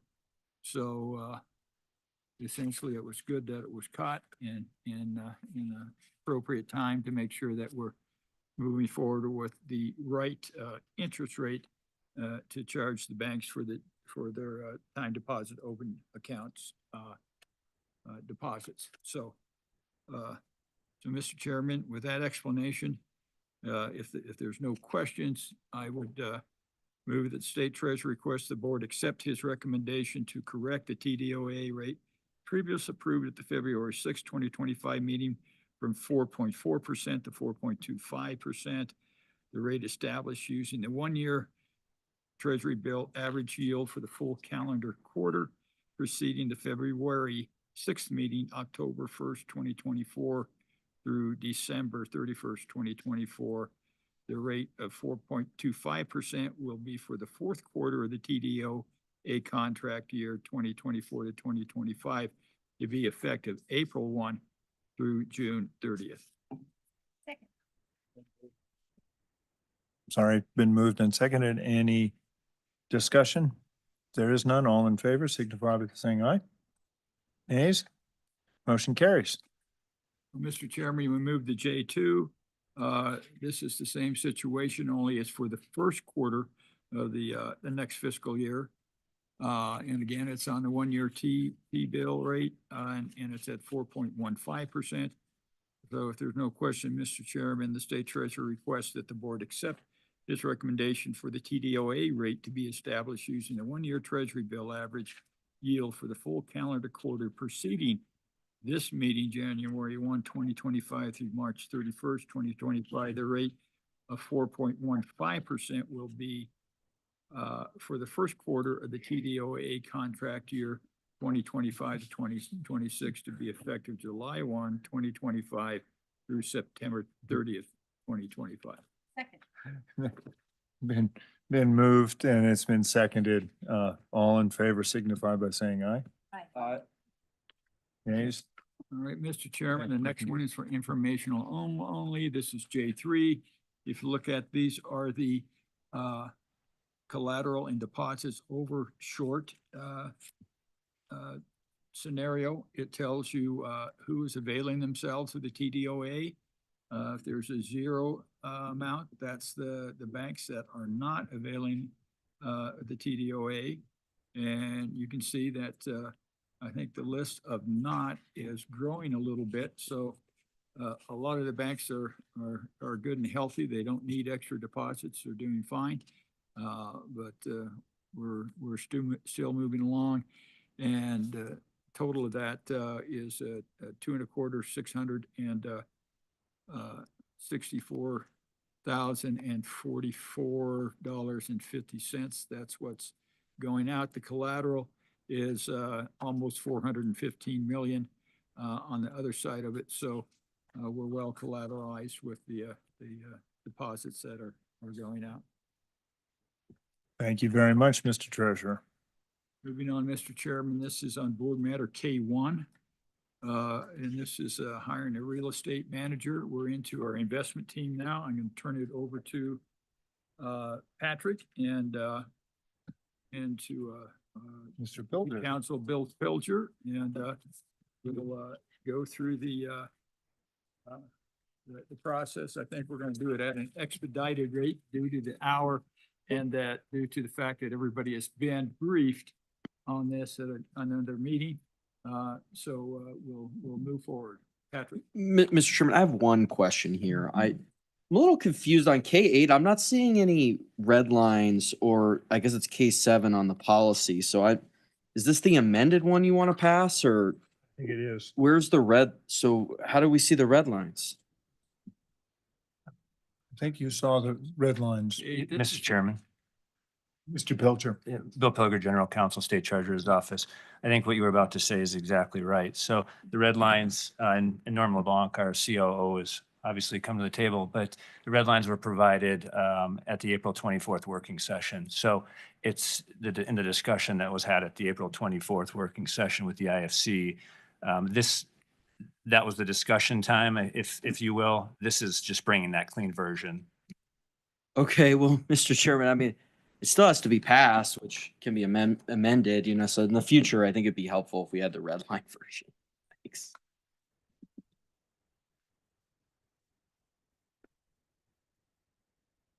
Fleming. Yes, Mr. Chairman, members of the board, Patrick Fleming, CO for the Treasurer's Office. As the Treasurer mentioned, just for the audience, this is, the third time now that we presented much of this material to you. We had the April meeting that Bill just mentioned about, what we talked about many of these things. And then yesterday, we talked about many of the material terms and brief overviews of the managers. So because of the lateness, we would just go over the material that you haven't heard, which would be our consultant's view of the managers. And then we can go into as much detail or as little as you would like after that, if that's all right with the board. That's fine. So we're just beginning with K1? With the managers, correct. So the manager. first manager that we are going to discuss would be Apogem, that the fund of one. And with that, pass this over to Sorry. RVK, and Joe is here to discuss. All right. In my book, that is item K3, is that?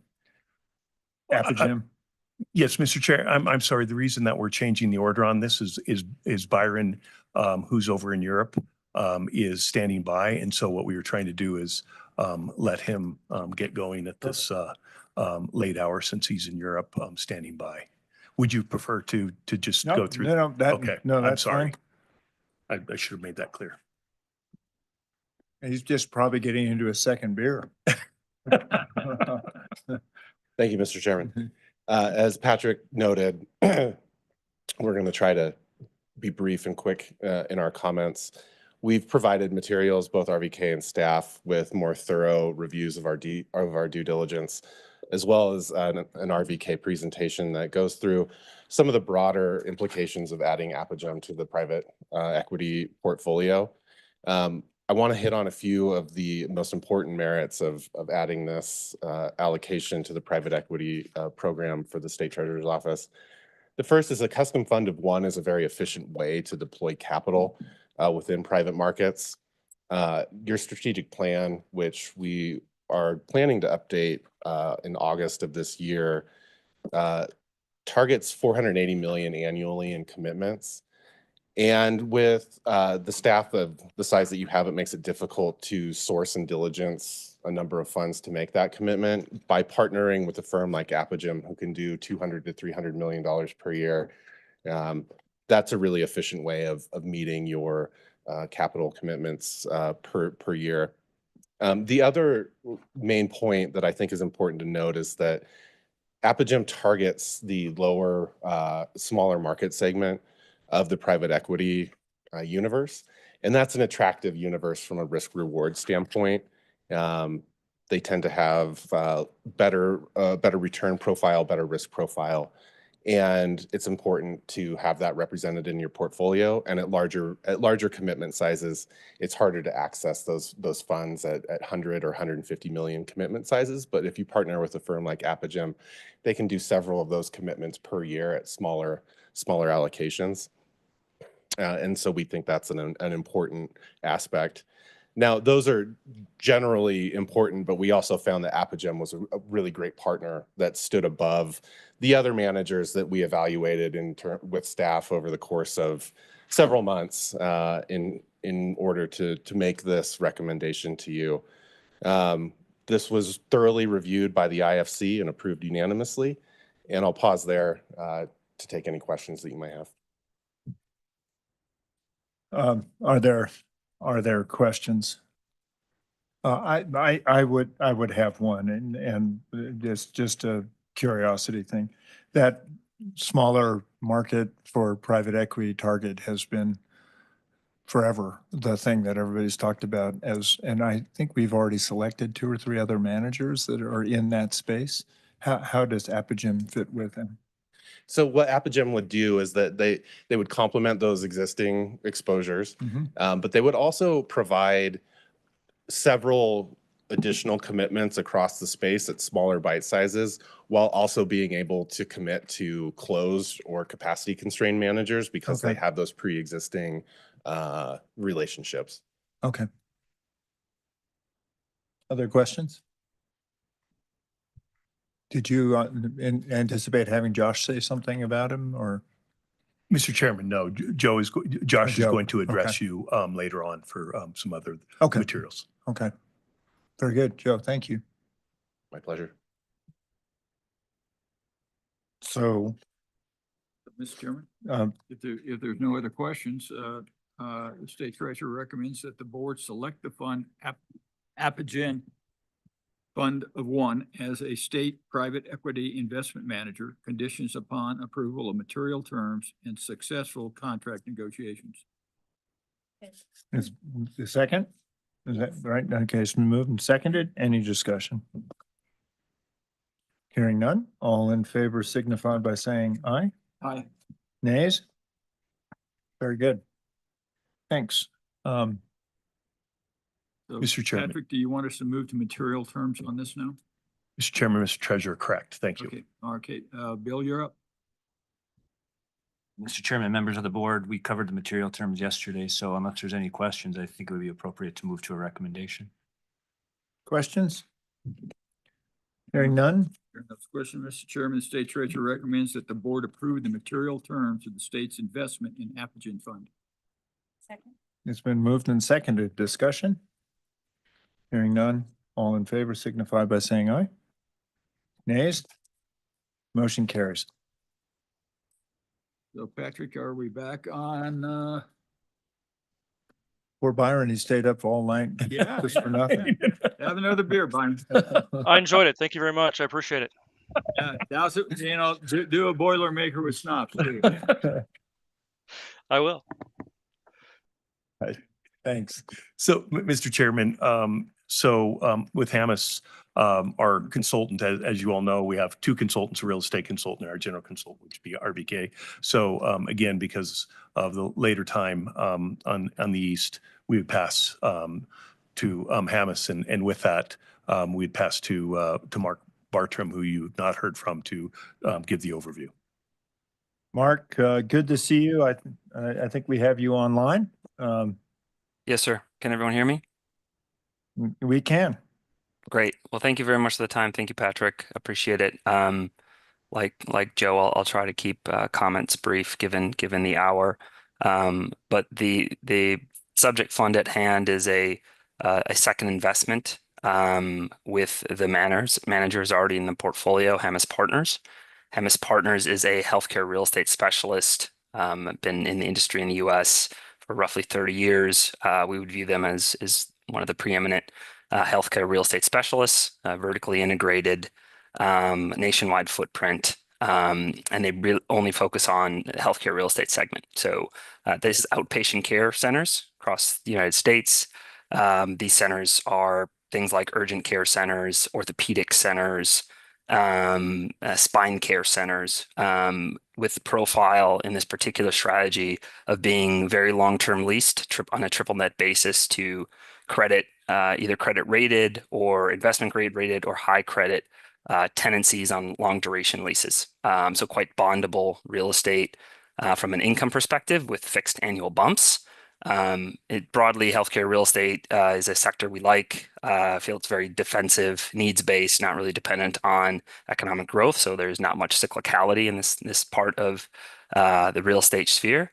And we feel this position fits quite well within the Wyoming State Treasurer's real estate portfolio as a follow-on essentially to Hamas Partners 4, which Wyoming invested in roughly 3 years ago. This particular fund is a core plus fund by nomenclature, but it's really a core exposure. It has a seed portfolio of 4 assets. It's in the final rounds of raising the founders round of capital, of which Wyoming potentially would participate in. Benefits of participating in that round are better than market fees and a potential near-term uplift in valuation relative to the risk. So this is a manager we're very comfortable with, have a high degree of conviction in, a very interesting strategy. We think fits very well in the current environment, a very attractive seed portfolio, and in a position that fits strategically quite well within the existing Wyoming real estate portfolio. So in the spirit of being brief, I will stop and open up to any questions. Thank you, Mark. Are there questions? Are there any questions? All right. Mr. Treasurer. Yeah, Mr. Chairman, the state treasurer recommends that the board select the fund Hamas Income Growth Health Care Fund as a state real estate investment manager conditioned upon approval of material terms and successful contract negotiations. It's been seconded by the auditor, moved by the treasurer. Any discussion? Hearing none, all in favor signify by saying aye. Nays? Motion carries. Mr. Chairman, material terms, Bill? Mr. Chairman, again, having covered the material terms yesterday, unless there's any questions, I think it would be appropriate for recommendation on the material terms. Questions? Questions? Hearing no questions, Mr. Chairman, the treasurer recommends that the board approve the material terms of the state's investment in the Hamas Income Growth and Healthcare Fund. Been moved and seconded. Any discussion? Hearing none, all in favor signify by saying aye. Aye. Nays? Sorry, I meant either. You're an aye. Okay, thank you. That motion carries. I think we're down to private credit, Mr. Chairman. Yes, Mr. Chairman. Thank you for that. The last one is Goldman Sachs. And as we mentioned before, this would be similar to the Grosvenor manager that we have now that would manage the three different sleeves. Goldman, best in class. We would be part or working with 650 investment professionals in their XIG group. And also being able to tap into their 1,050 analysts. This would be one of the largest funds. Actually, hold on just one sec, Patrick. Brandy, before you leave, this is your last meeting.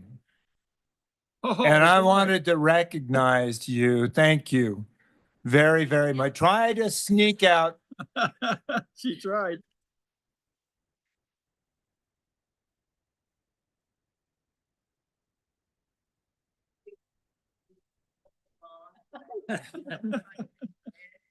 When you're sitting on the beach somewhere, you can remember how much more fun this was. Yeah. Thank you, Brandy, for all your service. Thanks, Brandy. Thanks. Sorry, Patrick.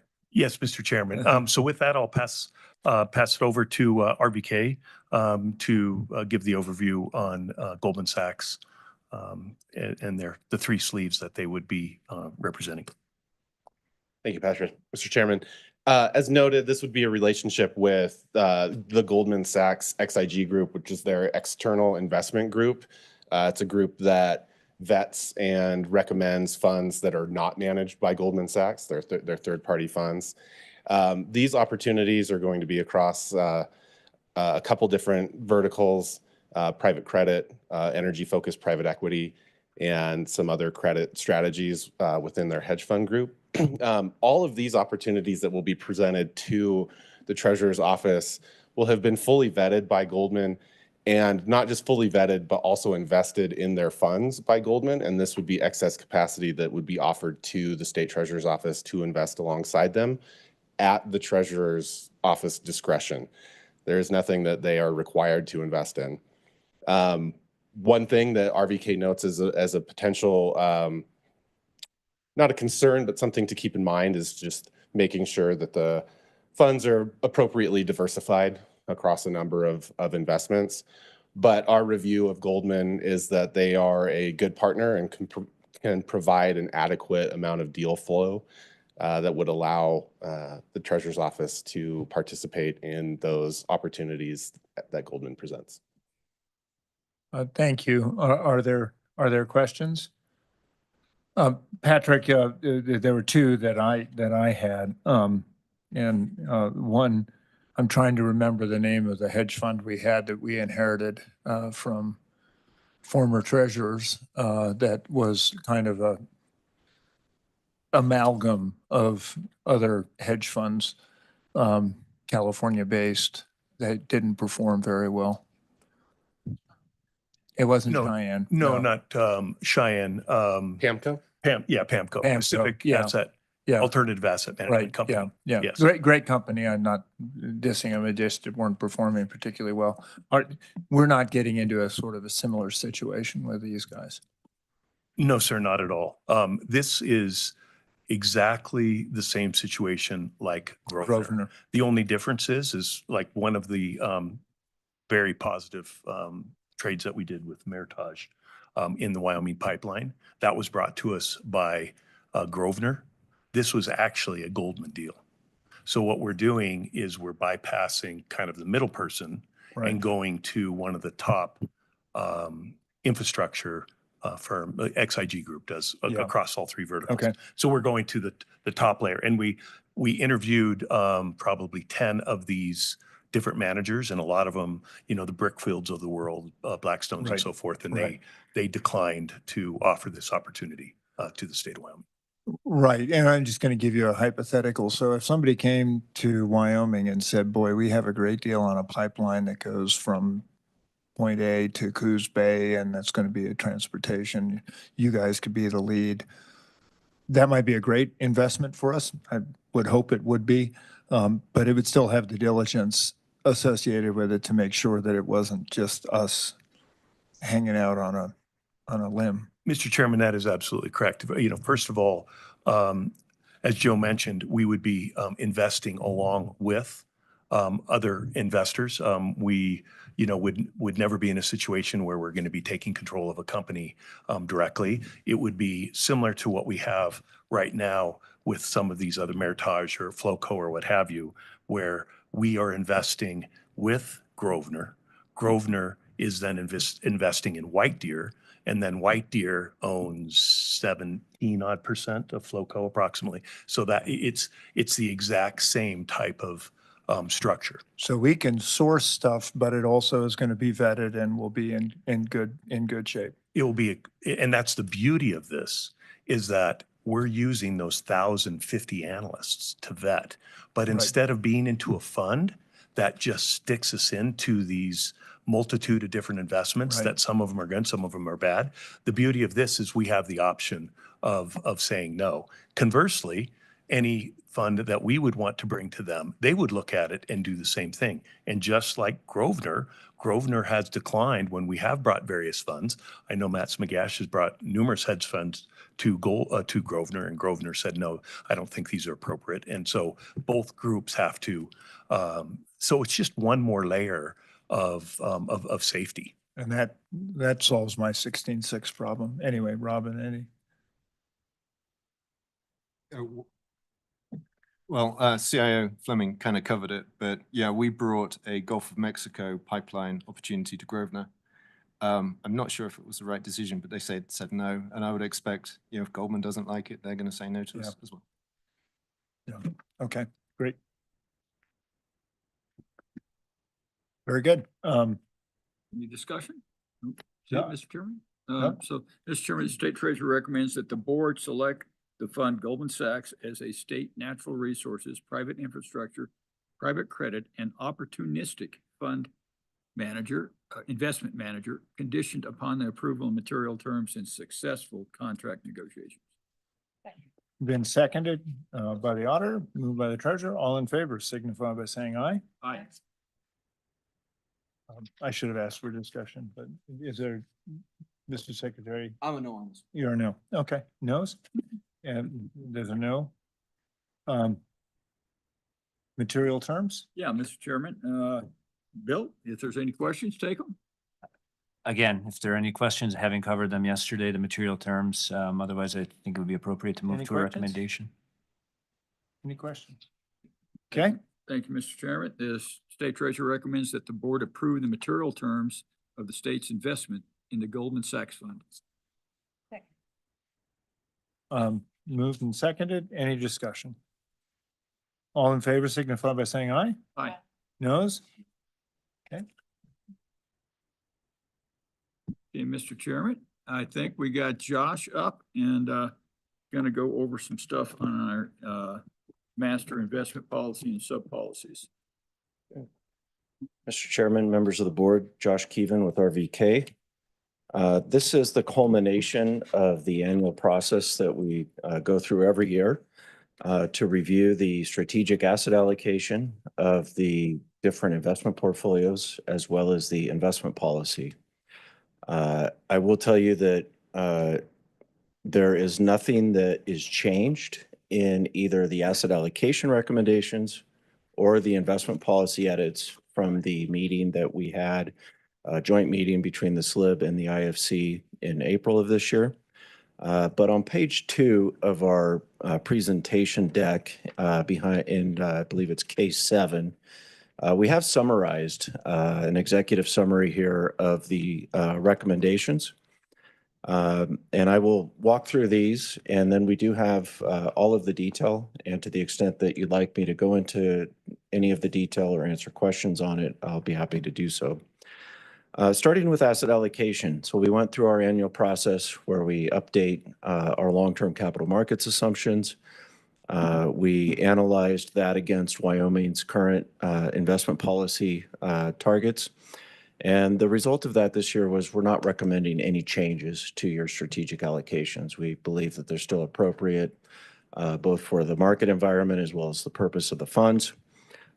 We do recommend that you continue your progression towards those approved targets as we've detailed in the existing pacing schedules. The largest aspect of that is you are still working to get to your long-term target levels in many of the private markets. And as you know, that just takes time as you do that thoughtfully with vintage year diversification. As it relates to the investment policy, there are 4 primary types of edits to the investment policy that we've summarized here. The first is with regards to benchmarking. You may recall there was quite a bit of discussion on benchmarking. We presented to you in April our analysis of the full slate of benchmarks. There is one that we are recommending an edit to in your policy, and that is the non-core real estate benchmark. We are recommending that you modify that from just the NCREIF open-end core benchmark, which is really more a appropriate benchmark for lower risk, lower return types of real estate. And we believe that if you're going to take additional risk in non-core, which typically means more development risk, higher levels of leverage, you should expect some return premium for that risk. And we're recommending 150 basis points or 1.5% annually for that. There was some restructuring within the pools and how those are categorized. One would be the addition of WyoStar 3, which would invest in equities limited to index funds. And then within Pool A, we did just modify the language for that to really reflect that there are different allocation strategies, long-term and then liquid reserves. And Pool A is just one participant in that liquid reserve pool.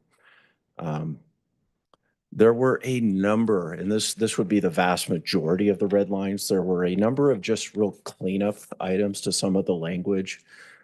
Most of these came, from my perspective, from really good work from Norm LeBlanc in the Treasurer's office, implementing compliance procedures, and the fact that those compliance procedures were catching some little things that happen through nobody's fault, but they happen and create potential compliance, short-term compliance issues. Some of that language was just cleaned up around those things. I'll give you one quick example. Your policy didn't allow warrants, but corporate actions, you may own a public security and you may end up owning a warrant even though you didn't choose to. And so that's a good example of just noting that that may happen through corporate actions. And if that's the case, it is allowable. Lastly, the fourth category of edits is with regards to ESG and proxy voting. And it was really just to take that out of your investment policy and point directly to the Wyoming statutes that address both of those things quite well. So, Mr. Chairman, I will stop there. And as I noted, happy to go into detail or answer any questions that the board has. Mr. Chairman. Mr. Treasurer. Actually, Josh, I've got a question, actually not a question, but a concern. And the concern is in the implementation of the non-core benchmark. Because non-core is essentially, real estate that like you're going to get into and build a new building. And you're going to have a J curve there of 2 to 3 years. Yet the index contemplates basically the benchmark contemplates an index without a J curve plus 150 basis points. So I don't see any way where we can even come close to meeting that benchmark until that the J curve has been implemented and you have a mature non-core fund. And so what I think that we're going to try to do, and talk to Robin a little bit about it, and I think briefly to Patrick, is to try to figure out how we can come up with the same risk essentially as the non-core, and try to mitigate the J curve. But I'm not sure whether we do that in secondaries and buy those things, or just how it works. But I recall something that Norm said about this hole in the middle of Boston on a building that was supposed to be built. And they had the foundation all done, and it sat in the center of Boston for 10 years. And that was basically a non-core investment. And so, I think we're going to have some serious discussions over the next year about, and I'm going to have them with Patrick before he leaves, because I want to get his expertise on this, is that how do we meet that benchmark on something in those circumstances? Because I think I explained them correctly. If I didn't, correct me, but I think therein lies, a challenge that we're going to have to address head on, and we'll have to do it with Axia, and those folks, because they're the real estate folks. But just because you're not our direct real estate person, I think we're gonna probably, if you've got any ideas about how we can actually even come close to meeting that benchmark in the situation where we're way behind necessarily on. We're going to have to spend hundreds of millions of dollars to get it up there, and we should probably develop a pacing schedule, I think, in that regard, and that we look at implementing this benchmark, in an incremental way. Otherwise, we're going to be behind the 8 ball for at least 3 to 5 years. Mr. Chairman, Treasurer Meyer, all good comments. Certainly some challenges with the J curve and this type of investing. I do hope we don't have a 10-year hole in the ground type of J curve.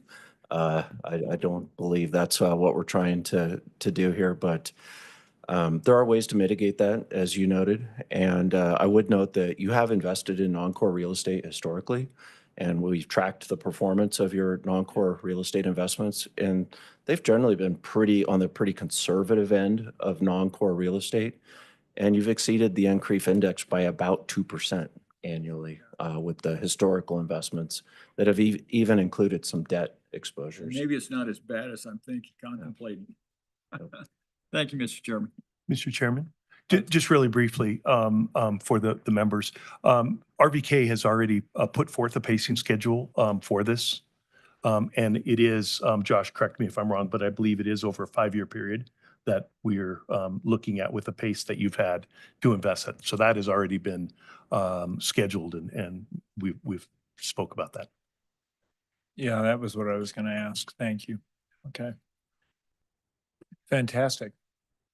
Anything more? No, I got a and well, yeah. Question off one of my. So on page 25, I want to revisit getting out of China. And so I want to make sure I'm right on this, because on the broad international equity box, they split it up in the passive and active. And so if you did MSCI or MSCI, ACW, XUS, X China index net in parentheses, that gets rid of it actively and passively, correct? That's what that amendment does, correct? Mr. Chairman, Secretary, yes. So that was, we put forth that a couple years ago because of the uncertainty in what we viewed in the China risk. So that would be the ACWI, All Country World Index, minus US, minus China. Right. And so what we were saying is at the time, just for the board's pleasure, is that there are numerous companies in China that have zero exposure or very little exposure to China that actually have extensive exposure to the world. And so by completely eliminating investments in China, that you would miss out on those opportunities. And there's other opportunities that we feel that an active manager would be able to exploit by still having that exposure. And that is why we went to 50-50.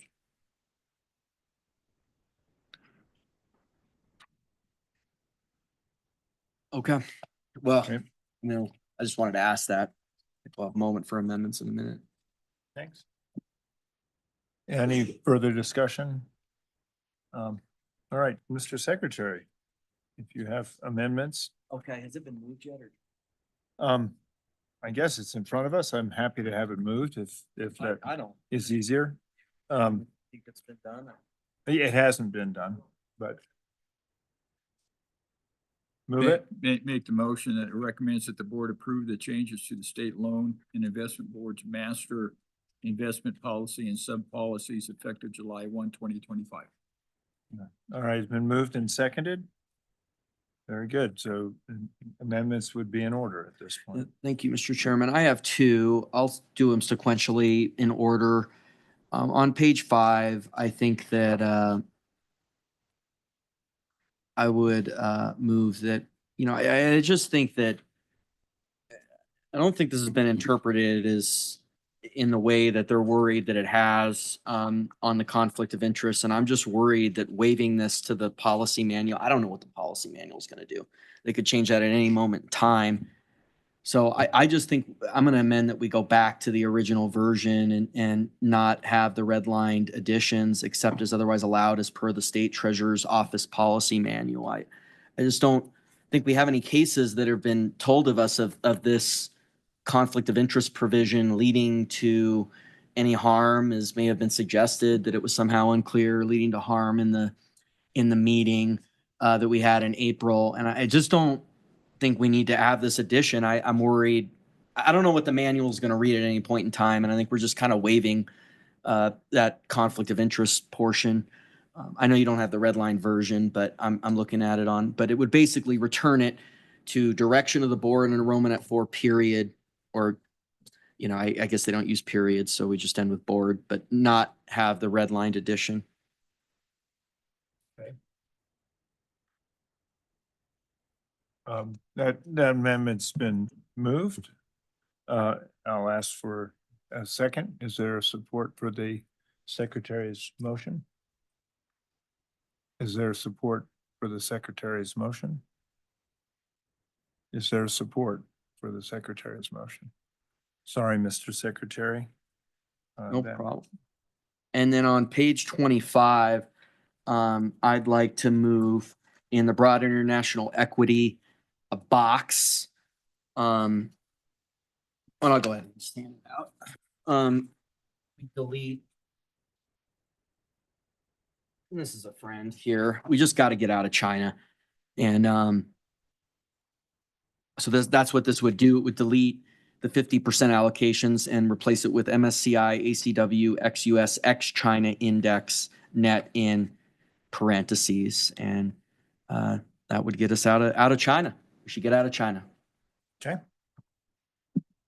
Mr. Chairman, may I ask a question? I apologize. Sure. 'Cause I know this is just setting the benchmark, right? This doesn't do anything to get us in or out of anything, right? It just sets the benchmark. Mr. Chairman, that is correct. Well, when we did the we did the active investment portion, or the passive investment portion here a few years ago, I thought that they said this basically effectuated something. So, but yeah, the motion stands. I make the motion. Okay, let me ask if there's support for the motion. Is there support for the secretary's motion? Is there support for the secretary's motion? Is there support for the secretary's motion? Mr. Secretary, apologies. That motion fails for lack of a second. That's okay. It's the Mr. process. Chairman, just so we all know that had we went forward with this and actually blindly followed the secretary's lead, we would have lost our most highest performing international manager.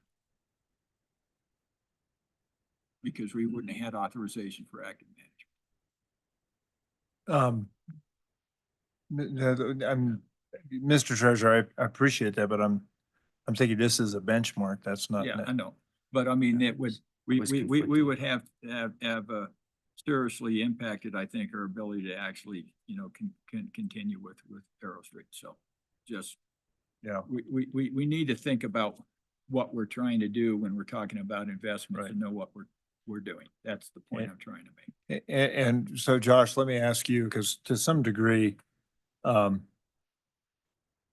benchmarks really are as important for us as they are for the staff in terms of things like incentive pay and so on. Is that correct? Mr. Chairman, that's correct. This is your policy where you are establishing the benchmark against which performance will be measured. They are the same benchmarks.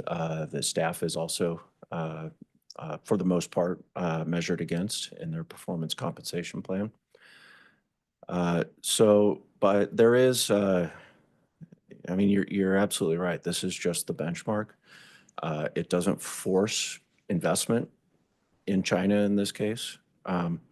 But it does, by establishing the benchmark, you know, staff has to make an active decision against that benchmark to do otherwise.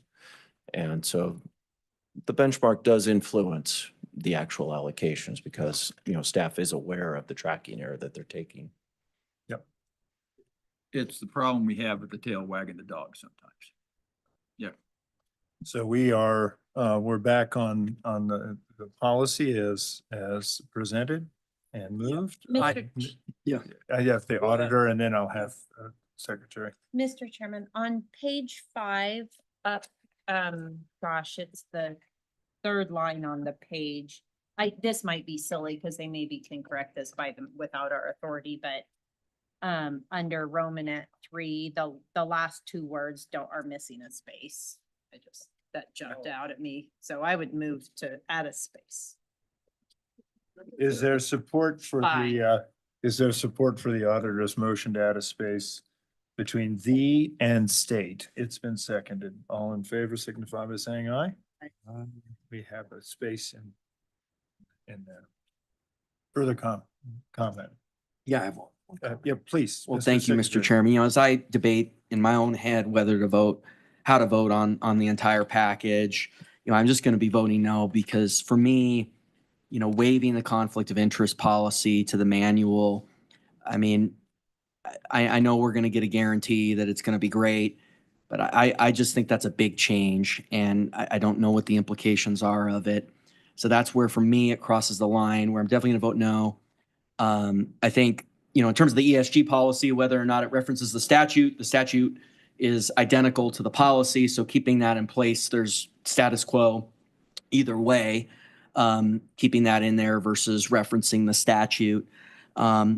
It's the same thing. So I think that, and then getting out of China too. I mean, that's really important. So I think especially, you know, the conflict, all those things together, I'm going to vote no on the package. So thank you. Okay, thank you. Further discussion? Hearing none. All in favor signify by saying aye. Nays? No. Motion carries. Thank you. Very good. Thank you, Josh. We got quilt left. All right, Madam Director, are we still on with? Yeah, sorry, Mr. Treasurer, you're still rolling.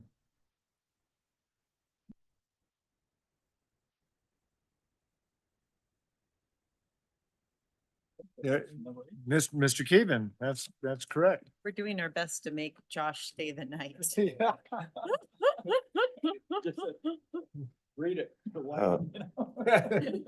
Yeah, Mr. Chairman, my apologies. I was under the impression that was just in there for informational purposes. And that's fine. Let me just see if anyone has questions. It is what it is. Josh, I would say one thing that I and I'm not sure when the timing is, but I would hope towards the end of the year when we start to see some things settle out and perhaps truly understand what the tariff conversation is going to look like. I'm sure you're working on it too, but I'd love to sort of see some of your preliminary work on efficient frontiers and so on. If Mr. that's Chairman. possible. Yeah, I was thinking something very similar as I was preparing for the asset allocation. You know, the study we did this year is based on pricing from 12/31. You know, markets have been volatile. There's a lot of uncertainty. As we gain some certainty, we'll definitely want to make sure that we're updating those analyses. I would, on performance, just note that your diversification is serving you very well this year. Through April, calendar year to date, the S&P is down about 5%. Permanent Mineral Trust Fund is plus 2%. Right. So you've been doing quite well. I would expect when we can share with you how that stacks up to other state permanent funds, I would expect that you continue to improve your rankings in that universe. Sometimes it's nice to be late to the party. Thank you. Thank you. Anything more, Mr. Treasurer? Thanks for a long, hard-fought day, guys. And I'll just say one thing that I learned in the legislative process is that I'll argue my tail off and say exactly what I think and how I think about it. Win or lose, I always say I'll let it just run off my back. And I may be disagreeable, but I won't disagree with you guys, and I'll always try to work with you. Thank I you. think if you may disagree, we won't be disagreeable, Thank- which is I. Is Thank- that thank- be disagreeable, and I don't care if you disagree. Mr. Treasurer, Go ahead. there's nothing else that you want to bring up before we? Yeah, I we was end going to the say portion? there is something before we closed out. Yeah, true. We're pretending it doesn't exist.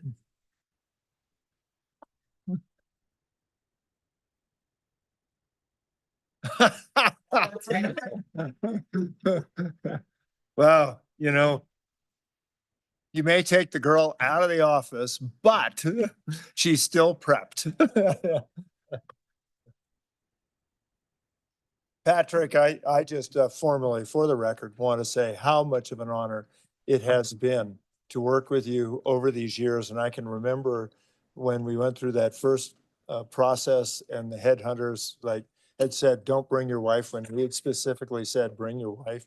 And we had already spent the day with you and everything. It was, yeah. You, Must be like a 15-minute presentation and you went on for like an hour and a half. yeah, yeah. Should we move? Our instruction for the headhunter to tell them was, you know, take a very complicated issue and explain it in less. Should we move to adjourn before you embarrass Patrick further? No, I want this to be on the record. And I want this to be on the record because headhunters are expensive and they don't always work very well. So Patrick, thank you. And we could move for adjourn. Move to adjourn. It's been moved, seconded, all in favor?